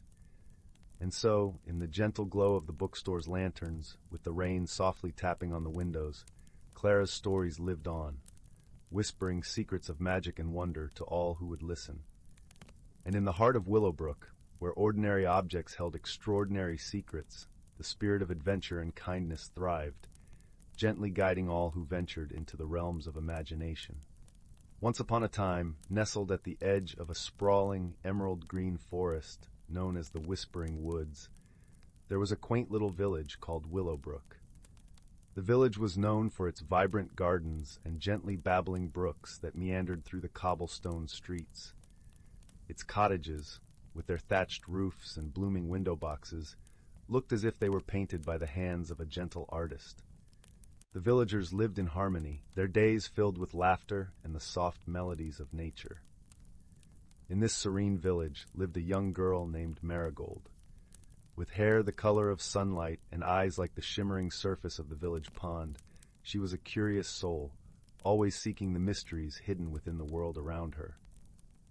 Marigold had a heart full of kindness, and she spent her days helping her neighbors and tending to the lush gardens that surrounded her home. One misty morning, as the dew glistened on the petals of the garden blooms, Marigold set out on her usual walk through the Whispering Woods. The forest was alive with the soft rustle of leaves and the melodic chirping of birds, creating a symphony that accompanied her steps. Each breath filled her lungs with the fresh scent of pine and earth, grounding her in the beauty of the world. As she wandered deeper into the woods, Marigold discovered a path she had never noticed before. It was a narrow, winding trail, barely visible beneath the carpet of fallen leaves. Intrigued by the promise of adventure, she decided to follow it. The path twisted and turned, leading her through a part of the forest that seemed untouched by time. The trees stood tall and proud, their branches forming a canopy that filtered the sunlight into a gentle, golden glow. Before long, Marigold came upon a clearing bathed in the soft, dappled light of the sun. In the center of the clearing, nestled among the wildflowers, was an ancient oak tree. It was the grandest tree Marigold had ever seen, its trunk wide and gnarled, telling tales of centuries past. As she approached, she noticed something unusual. Hanging from one of the lower branches was a small, intricately carved wooden box. It was adorned with delicate patterns of vines and leaves, and it seemed to emanate a gentle, inviting warmth. Marigold's heart fluttered with excitement and curiosity. What was this mysterious box? Who had left it here? Her fingers trembled slightly as she reached up to take it down. As soon as her hands closed around the box, a gentle breeze swept through the clearing, carrying with it the sweet scent of honeysuckle and a soft, whispering voice that seemed to come from the very heart of the forest. "Open it, dear child," the voice murmured, "and discover the magic within." Trusting in the kindness of the Whispering Woods, Marigold carefully opened the box. Inside she found a small, shimmering stone that sparkled with all the colors of the rainbow. It was warm to the touch, and as she held it, she felt a sense of peace and joy wash over her. The voice spoke again, this time with a tone of gentle wisdom. "This is the Stone of Serenity. It holds the power to reveal the hidden wonders of the world and to guide those who possess it on a journey of understanding and growth." Marigold's heart swelled with wonder and gratitude. She knew that the stone was a gift, and she vowed to use it wisely. Tucking the stone safely into her pocket, she thanked the forest and promised to return soon. Over the following days, Marigold found that the stone indeed held a special magic. When she held it close, she could hear the thoughts of the animals in the forest and understand the language of the trees. She marveled at the hidden world that had always surrounded her, now unveiled by the stone's gentle glow. One sunny afternoon, as Marigold sat by the village pond, she noticed a young fox watching her from the edge of the woods. Its eyes were filled with a mix of curiosity and caution. Marigold reached for the stone, and holding it close, she called out softly to the fox. "Hello there, little friend," she said with a gentle smile. "Do not be afraid." The fox tilted its head, surprised by the sound of her voice, which seemed to resonate with understanding. Slowly it approached, its bushy tail wagging slightly. "My name is Finn," the fox said, his voice echoing in Marigold's mind. "I have never met a human who could speak the language of the forest." Marigold laughed softly, her eyes sparkling with delight. "It's a gift from the forest itself," she explained. "Would you like to be friends?" Finn hesitated for a moment, then nodded, his eyes softening with warmth. "I would like that very much." From that day forward, Marigold and Finn became inseparable companions. Together they explored the hidden wonders of the Whispering Woods, guided by the magic of the Stone of Serenity. They discovered secret glades filled with rare flowers, hidden streams that sparkled like diamonds, and ancient trees that whispered stories of the past. One evening, as the sun dipped below the horizon and painted the sky in hues of pink and gold, Marigold and Finn sat together on a hill overlooking the village. The air was filled with the soothing scent of lavender, and a gentle breeze ruffled their hair and fur. "Do you ever wonder what lies beyond the woods?" Marigold asked, her voice soft and contemplative. Finn nodded, his eyes fixed on the distant mountains. "I do. There is a whole world out there, waiting to be discovered." Marigold sighed, her heart filled with a longing for adventure. "I wish to see it all," she said, "to learn and grow, and to understand the world beyond our village." Finn looked at her with admiration. "Then we shall go together," he declared, his voice firm with determination. "The Stone of Serenity will guide us on our journey." And so, with the blessing of the village and the gentle encouragement of the Whispering Woods, Marigold and Finn set out on a grand adventure. They traveled through lush meadows and across rolling hills, their hearts filled with excitement and wonder. As they journeyed, they encountered many challenges and made new friends along the way. In a bustling town nestled in a valley, they met a wise old owl named Sage, who shared with them stories of the world and taught them the importance of wisdom and patience. In a village by the sea, they befriended a playful dolphin named Calypso, who showed them the beauty of the ocean and taught them the value of kindness and cooperation. Through each encounter and challenge, Marigold and Finn grew stronger and wiser, their bond of friendship deepening with every step. And as they traveled, the Stone of Serenity continued to guide them, revealing the hidden wonders of the world and lighting their path with its gentle glow. One day, as they rested beneath the shade of a towering oak tree, Marigold turned to Finn with a smile. "Do you know what I have learned on this journey?" she asked, her eyes shining with the light of understanding. Finn tilted his head, his curiosity piqued. "What is that, Marigold?"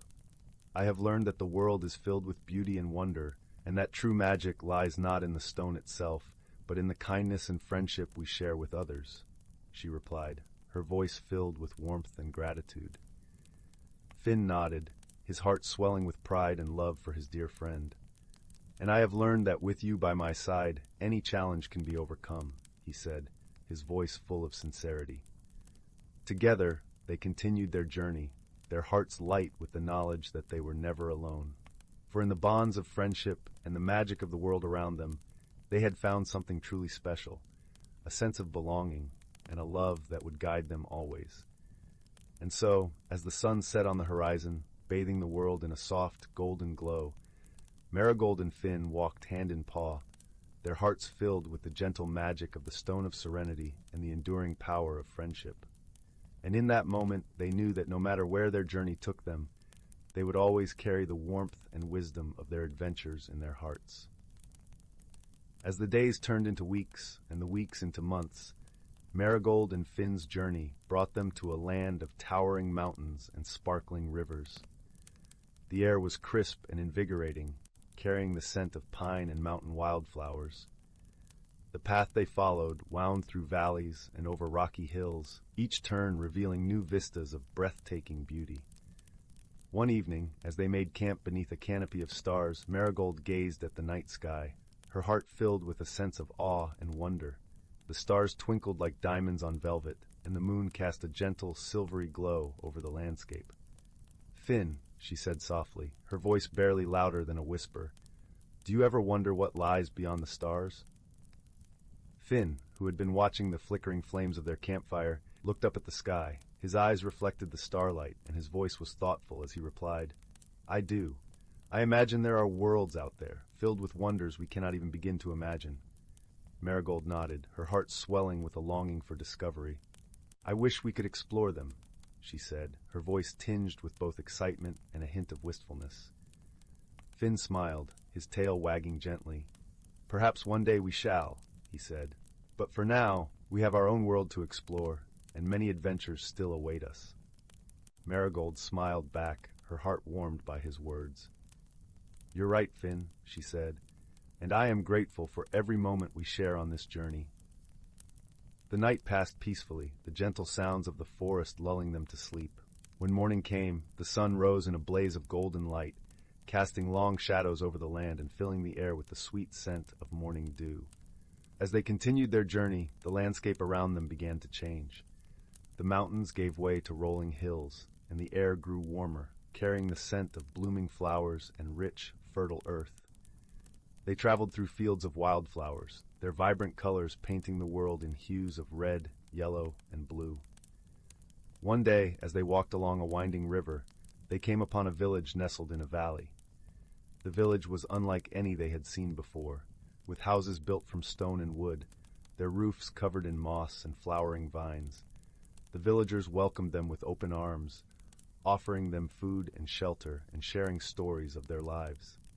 In the village, they met a young boy named Leo, who had a spirit as bright and curious as Marigold's. He was fascinated by their tales of adventure and longed to join them on their journey. "I want to see the world beyond our village," Leo said, his eyes shining with excitement. "Will you take me with you?" Marigold and Finn exchanged a glance, their hearts warmed by the boy's enthusiasm. "You are welcome to join us, Leo," Marigold said, her voice gentle and kind. "But know that our journey is not without its challenges." Leo nodded, his expression determined. "I understand," he said, "and I am ready to face them as long as we are together." And so their group grew by one, and together they continued their journey, their spirits lifted by the bond of friendship that united them. As they traveled, Leo proved to be a quick learner, his youthful energy and curiosity a source of joy for Marigold and Finn. He marveled at the wonders they encountered, from the towering forests to the crystal-clear lakes, and each day brought new discoveries and new lessons. One afternoon, as they rested by a shimmering lake, they noticed a group of creatures playing in the water. They were small, with iridescent scales that glimmered in the sunlight, and their laughter was like the tinkling of bells.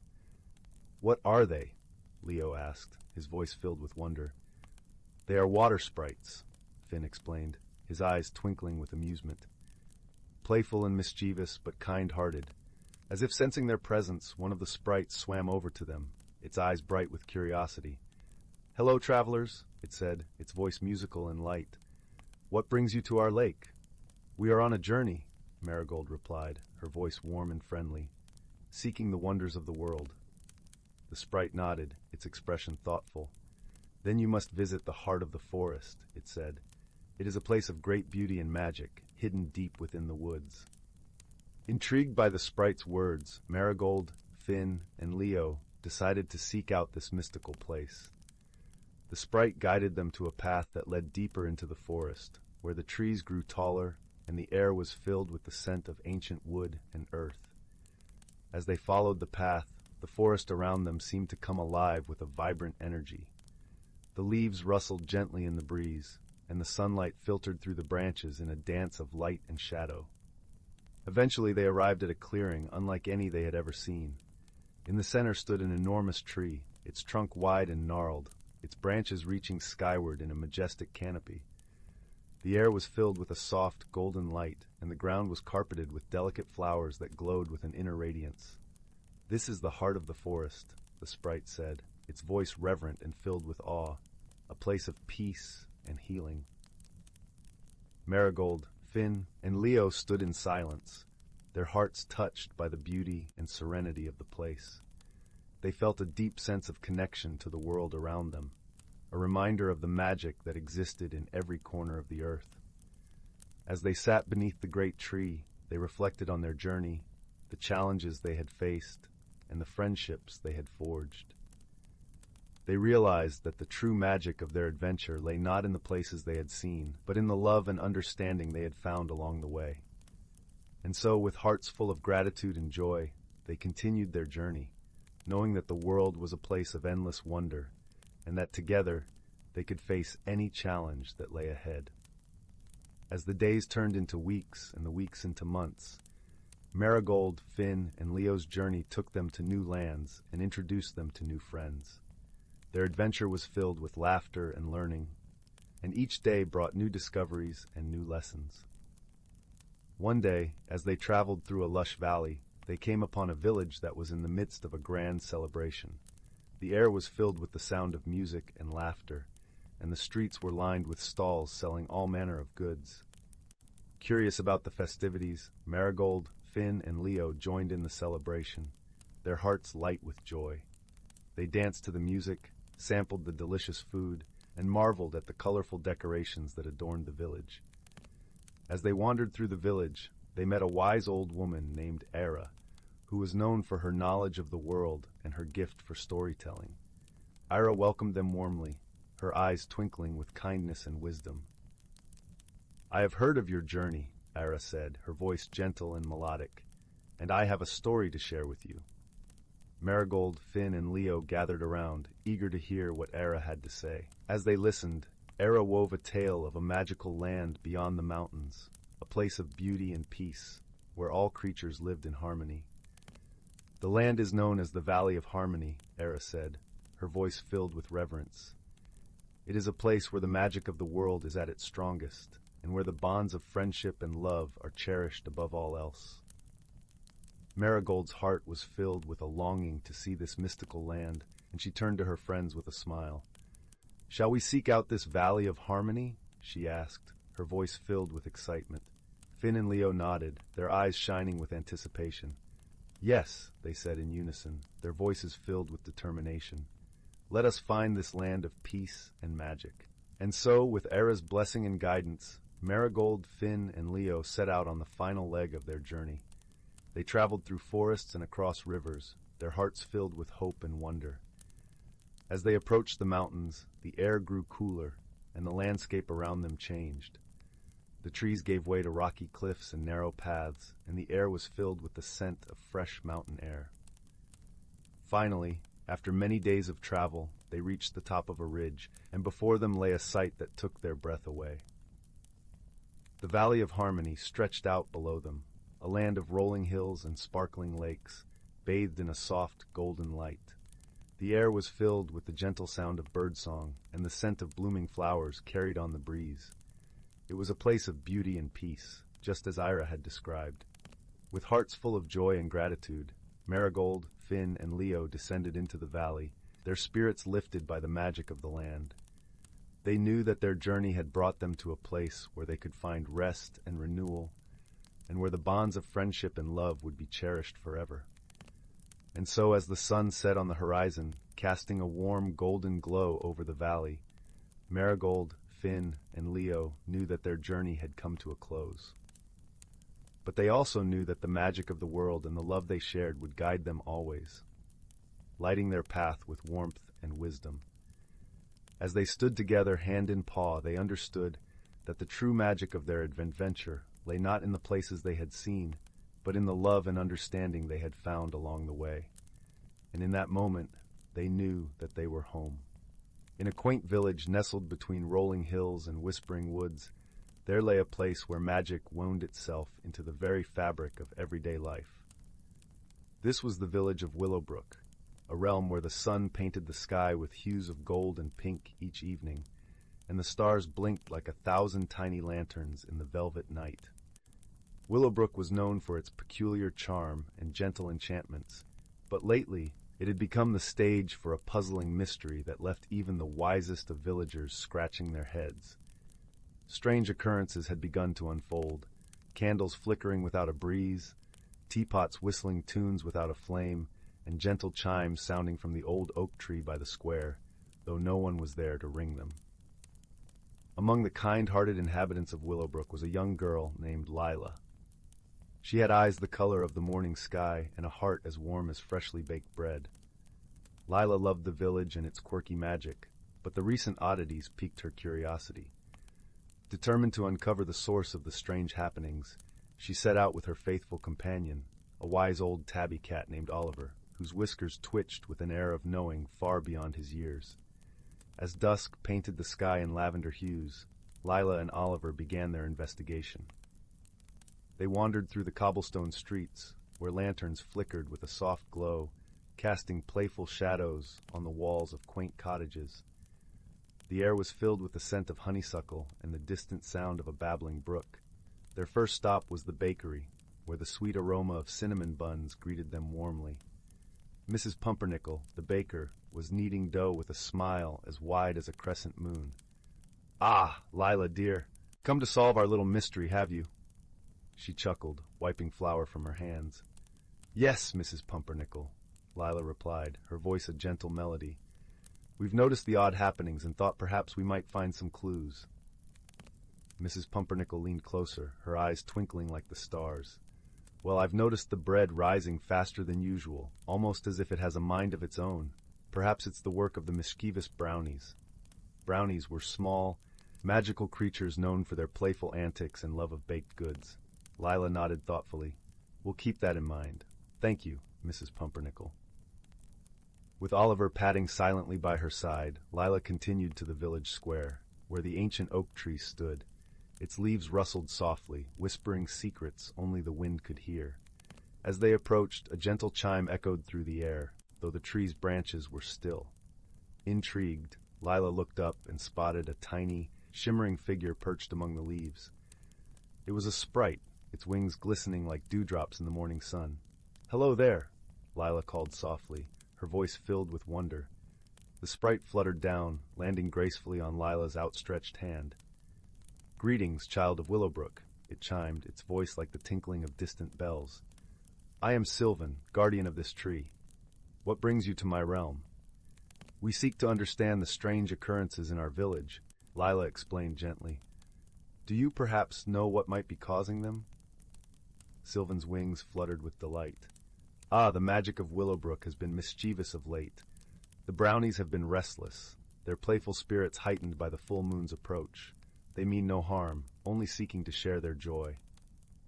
Lila's eyes brightened with understanding. "Perhaps we can find a way to help them channel their energy without causing confusion." With a nod of agreement, Sylvan whispered a plan to Lila. They would host a moonlit festival for the brownies, a celebration where their antics could be welcomed and enjoyed. That evening, as the moon rose full and bright, Lila and the villagers gathered in the square. Lanterns were hung from every branch, casting a soft, inviting glow. Tables were set with sweets and treats, and music filled the air, an enchanting melody that beckoned all magical creatures to join in the revelry. As the brownies appeared, their giggles like the rustle of leaves, they danced and played, their joy contagious. Lila watched, her heart full as she saw the village come alive with laughter and light. Even Oliver, usually reserved, found himself pawing at a stray ribbon with uncharacteristic abandon. The festival continued deep into the night, a celebration of magic and harmony. As the first light of dawn painted the horizon, the brownies thanked the villagers with a gentle breeze that wrapped them in warmth and contentment. With the mystery resolved and balance restored, Lila returned home, her heart as light as the morning mist. As she drifted into a peaceful slumber, she knew that in Willowbrook, where magic and kindness intertwined, there would always be a place for wonder and friendship. And so, beneath the gentle gaze of the moon and stars, the village of Willowbrook settled into a tranquil hush, wrapped in the comforting embrace of another enchanting day.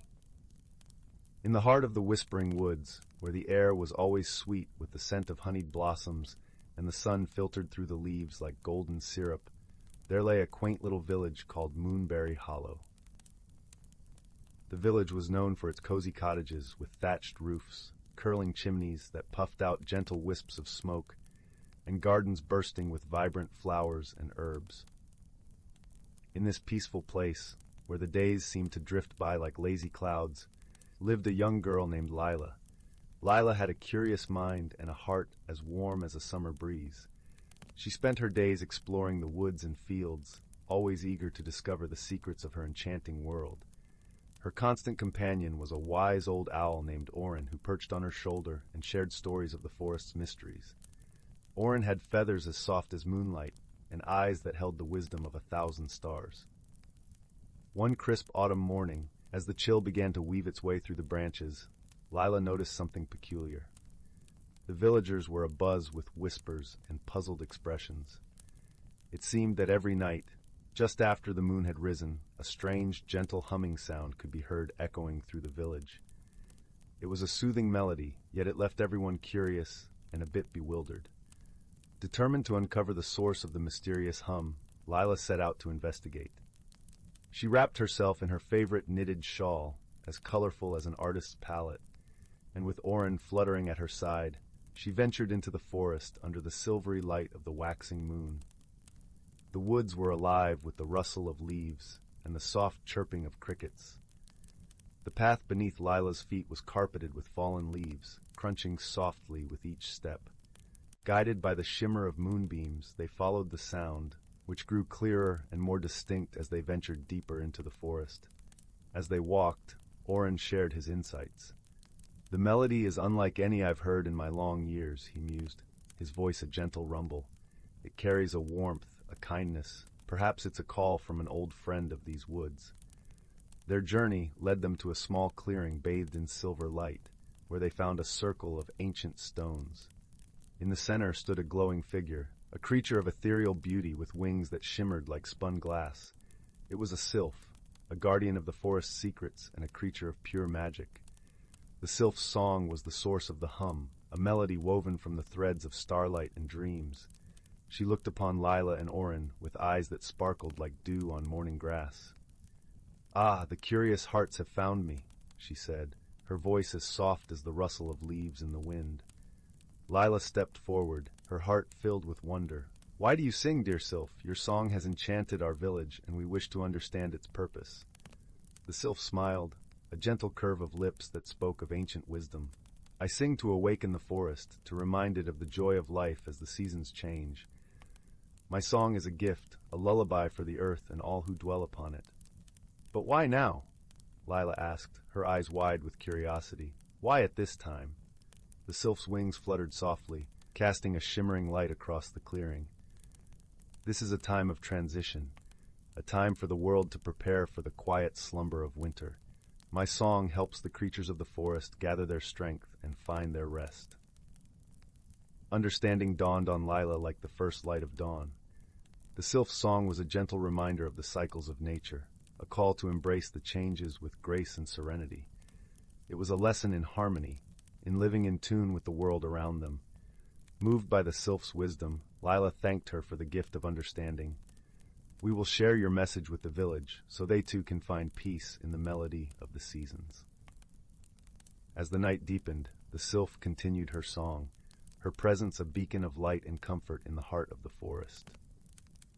Lila and Orin made their way back to Moonberry Hollow, their hearts light with the joy of discovery and the warmth of friendship. The next day, as the sun painted the sky in hues of pink and gold, Lila gathered the villagers and shared the sylph's story. They listened with rapt attention, their worries eased by the knowledge that the hum was a song of nature's love, a gentle reminder of the beauty in every change. And so, the village of Moonberry Hollow embraced the sylph's song, letting its soothing melody guide them through the shifting seasons with hearts full of peace and gratitude. In the whispering woods, where magic and wonder danced hand in hand, Lila's journey had brought a deeper understanding of the world, a lesson woven into the very fabric of their lives, like a timeless lullaby sung beneath a blanket of stars. In the heart of a lush, whispering forest, where the trees stood tall and wise, there existed a forgotten glade bathed in perpetual twilight. This place was known only to the creatures of the forest, and a few rare souls who dared to venture beyond the well-trodden paths. The air here was imbued with the scent of pine and earth, carrying the gentle rustling of leaves like a soft lullaby. It was a realm where magic lingered, hiding in plain sight among the shadows and the light. Elliot, a curious young boy with a heart as open as the sky, discovered this hidden world one golden afternoon. His hair, tousled by the wind, glimmered like autumn leaves in the sun. He had been wandering through the forest, drawn by a deep-seated yearning for something he could not name.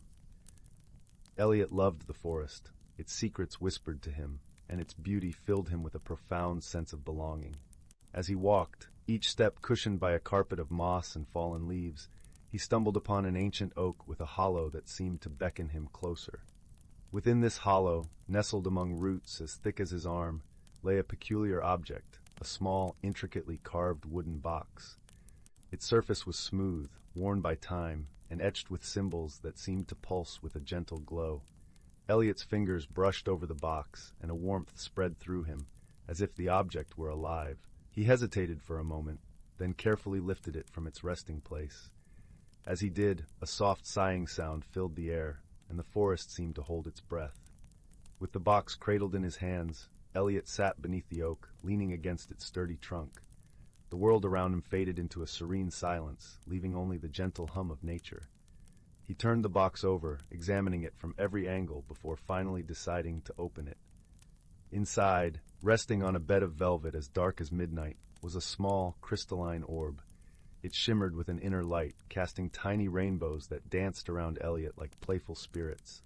Mesmerized, Elliot reached out to touch it, and as his fingertips brushed the surface, a tingling sensation raced up his arm. Suddenly, the orb began to glow more brightly, and a soft voice, warm and melodic, filled the air. "Welcome, Seeker," it said, resonating with a kindness that wrapped around Elliot like a comforting embrace. "You have found the heart of the forest, a gift of magic and mystery." Elliot blinked, his eyes wide with wonder. "Who are you?" he asked, his voice barely a whisper. "I am the guardian of this glade," the voice replied. "And you, dear child, have been chosen to carry the heart and listen to its song." The orb pulsed gently, and with each pulse, Elliot felt a connection forming, a bond with the forest and its secrets. "What do I do with it?" he asked, curiosity mingling with a sense of responsibility. "Listen," the voice advised. "Learn. The heart will guide you, reveal hidden truths, and teach you the language of the world around you. But remember, true power comes from understanding, not control." Elliot nodded, his mind awhirl with possibilities. He closed the box, feeling the weight of the orb settle within it, and tucked it safely into his satchel. As he rose to his feet, the forest seemed to awaken, the trees whispering encouragement, the leaves rustling with approval. Over the following days, Elliot returned to the glade, drawn to its serenity and the promise of discovery. He spent hours sitting beneath the ancient oak, listening to the heart's gentle murmur and learning the subtle language of the forest. Each day brought new revelations, a hidden path, a secret grove, the laughter of a brook that meandered through sun-dappled glens. One crisp morning, as the first rays of the sun painted the forest in shades of gold, Elliot encountered an unexpected visitor. A fox, its fur as red as flames, emerged from the underbrush. Its eyes, sharp and intelligent, regarded Elliot with curiosity. "Hello there," Elliot said softly, extending a hand in greeting. The fox approached cautiously, its nose twitching as it sniffed the air between them. Sensing no threat, it sat back on its haunches and regarded Elliot with a look of expectation. Elliot remembered the heart and its promise of connection. He retrieved the box from his satchel and opened it, letting the fox see the shimmering orb. The fox tilted its head, eyes reflecting the orb's light, and for a moment, Elliot felt as if he were gazing into a deep well of ancient wisdom. The fox blinked slowly, then trotted forward, brushing against Elliot's leg in a gesture of trust. Elliot smiled, a warmth spreading through him. Here was a friend, unexpected and wondrous, brought to him by the magic of the forest. From that day on, Elliot and the fox were inseparable. They explored the forest together, the fox leading Elliot to hidden places he never would have found on his own. In return, Elliot shared his discoveries and the knowledge imparted by the heart. As the seasons changed, Elliot grew in wisdom and understanding. The forest, once a place of mystery, became a living tapestry of stories and songs. He learned to read the language of the wind, to interpret the dance of the leaves, and to find beauty in the smallest details. But as Elliot's connection with the forest deepened, so too did his awareness of its fragility. He noticed signs of change, trees that stood bare in the wrong season, streams that ran dry, and animals that seemed restless, out of sync with the natural rhythm. One evening, as the sun dipped below the horizon, painting the sky in hues of crimson and violet, Elliot sat with the fox by his side, pondering the forest's plight. The heart glowed softly in his lap, its light casting gentle shadows. "What can we do?" Elliot asked aloud, his voice tinged with worry. The fox looked at him, its gaze steady and calm. Elliot felt the heart pulse in response, a silent reassurance that they were not alone. "Together we must find the source of this imbalance." The voice of the guardian spoke, its tone gentle yet resolute. "The forest has chosen you, Elliot, to be its champion. Trust in your bond with the heart and your friendship with the fox. They will guide you." Determined and hopeful, Elliot set out the next morning with the fox at his side. They traveled deeper into the forest than ever before, following signs and whispers that only they could perceive. The journey was long and arduous, but Elliot's heart was buoyed by a sense of purpose and the unwavering companionship of his fox friend. As they ventured onward, the forest revealed more of its wonders. A hidden waterfall that sang with the voices of 1,000 dreams, a glen where flowers bloomed in colors more vibrant than any rainbow. Yet alongside these marvels, Elliot also saw the signs of distress, trees that wept sap like tears, birds that called mournfully to the empty sky. One evening, as they rested beneath a canopy of stars, Elliot felt a shift in the air, a subtle change that sent a shiver down his spine. The fox, ever perceptive, rose to its feet, ears pricked and alert. "We're close," Elliot murmured, sensing that the source of the forest's imbalance lay just ahead. Together they pressed on, their path illuminated by the silvery light of the moon. Finally, they arrived at a clearing unlike any other. Here, in the center, stood a tree of immense size and age, its branches stretching wide like the arms of a guardian embracing the world. But this tree, once the heart of the forest, was withering. Its bark was cracked, its leaves brittle and lifeless. Approaching the tree, Elliot felt the heart in his satchel grow warm, its light pulsing in harmony with the tree's faint heartbeat. He understood then that the heart and the tree were connected, two halves of a greater whole. Elliot knelt before the tree, placing the heart upon the earth at its roots. He closed his eyes, reaching out with his mind and spirit to the guardian voice within the orb. "Please," he whispered, "show me how to help." In response, the heart flared with light, and Elliot found himself enveloped in a vision. He saw the forest as it once was, vibrant and alive, its creatures thriving in harmony. But then a shadow fell over the land, a darkness born of neglect and imbalance, threatening to unravel the delicate weave of life. The vision shifted, and Elliot saw himself, the fox by his side, standing as a beacon of hope. He saw the heart, its light spreading across the forest, mending the fractures and restoring balance. Elliot understood. The heart's power was not his to wield, but to share. To heal the forest, he needed to awaken the magic within every living thing, to remind them of their place in the grand tapestry. With newfound clarity, Elliot rose and turned to the fox, his faithful companion. Together they began to circle the great tree, the heart's light guiding their steps.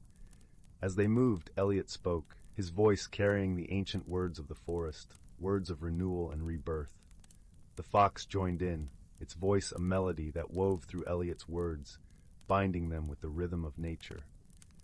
Around them the air shimmered, and the forest seemed to sigh in relief, the shadows retreating as light spread like a healing balm.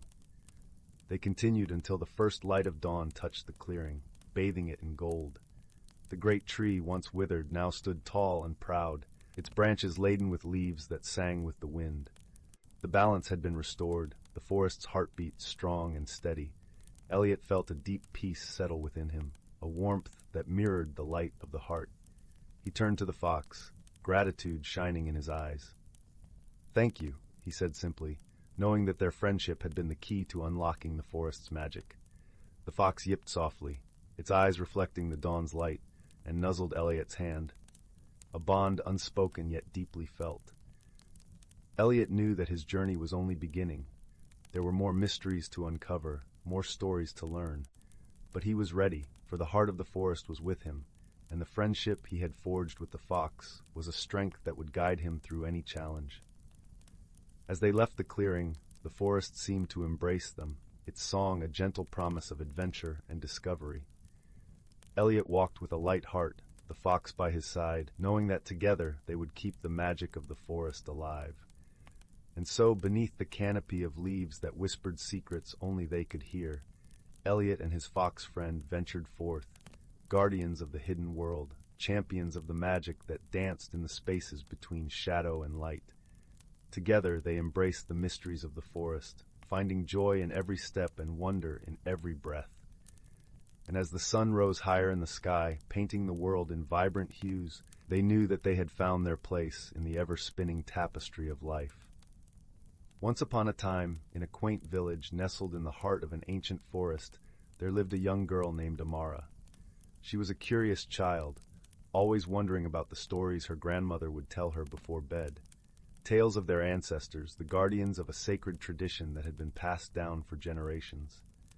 One summer evening, as the fireflies danced in the twilight, Amara's grandmother beckoned her closer. "My dearest," she said, her eyes twinkling with wisdom, "it is time for you to learn the ways of our people." Amara's heart raced with excitement as her grandmother unveiled a carved wooden box, adorned with intricate symbols she had never seen before. Inside lay a delicate silver necklace, its pendant shaped like a crescent moon. "This is the Moonstone," her grandmother explained, "a sacred talisman that has watched over our family for centuries. It holds the memories and teachings of those who came before us." With reverence, Amara's grandmother placed the necklace around her neck, and in that moment, a surge of warmth and connection flowed through her.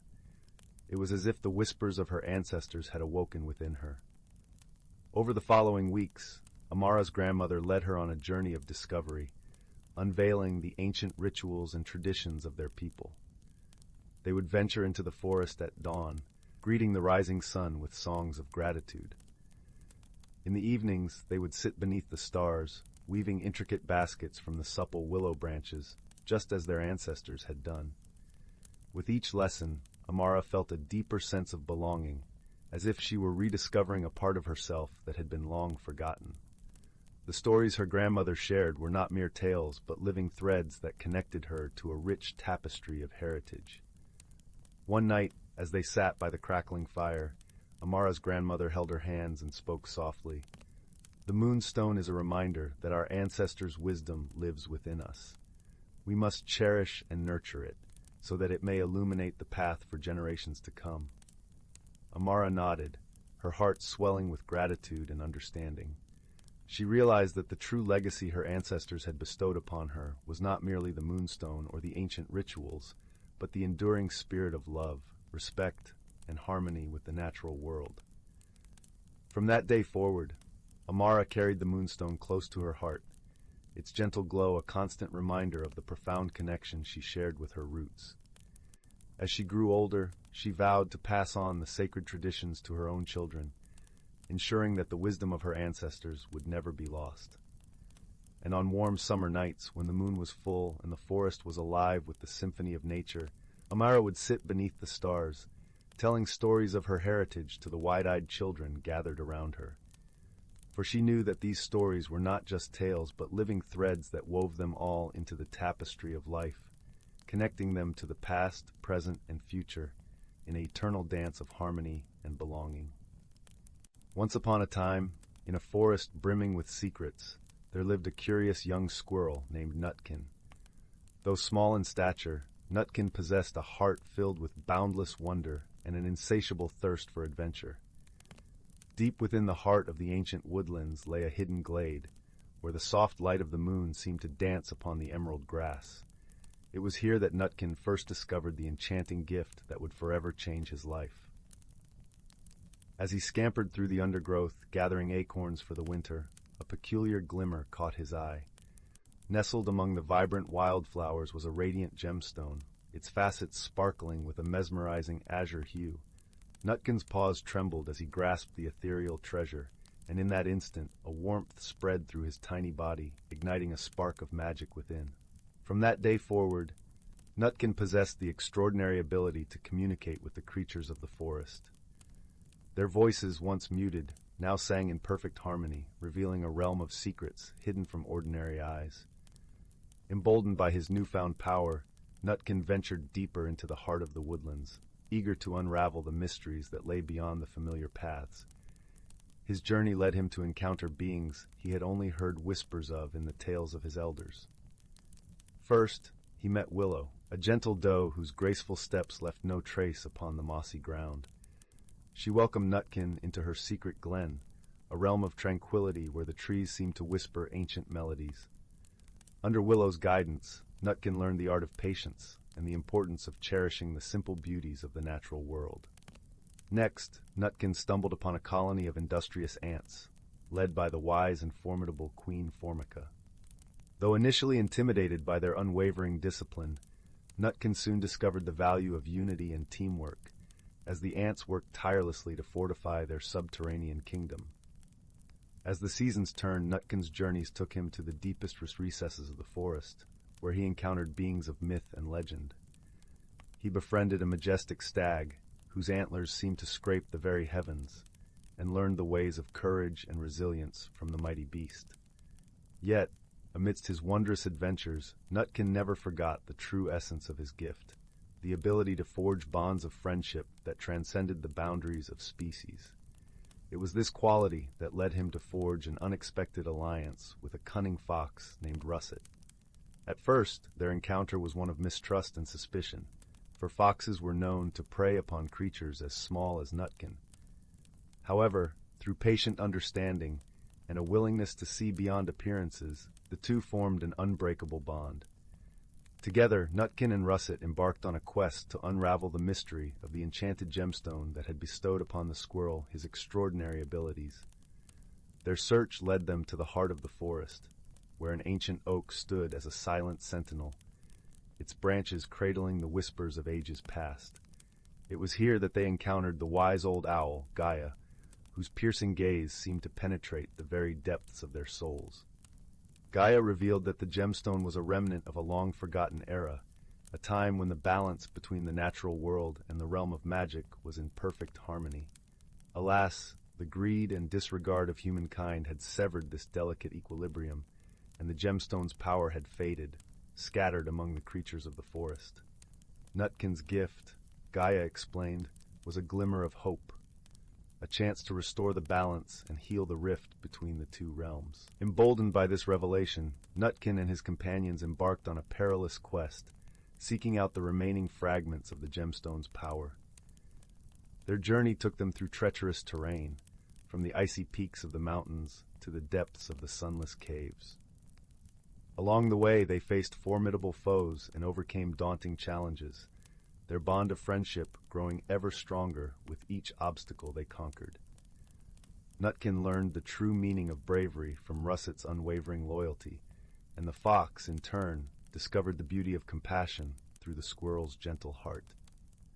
At last, after a journey that tested the limits of their courage and endurance, they uncovered the final shard of the gemstone's power, hidden deep within the hollow of an ancient redwood. As the shards were reunited, a blinding radiance engulfed the forest, and the harmony between the natural and magical realms was restored. In that moment, Nutkin understood the true significance of his gift. It was a reminder that friendship, love, and understanding could transcend even the most formidable barriers. As the forest rejoiced in its newfound balance, Nutkin knew that his journey had forever transformed him, opening his eyes to the wonders that lay beyond the familiar paths. From that day forward, Nutkin became a guardian of the forest, using his ability to communicate with all creatures to foster understanding and preserve the delicate equilibrium. His tale was passed down through generations, a testament to the power of friendship, courage, and the indomitable spirit of exploration. And so as the moon casts its silvery glow upon the ancient woodlands, the whispers of Nutkin's legacy echo through the rustling leaves, reminding all who listen that true magic lies not in gemstones or enchantments, but in the bonds we forge, and the journeys that shape our souls.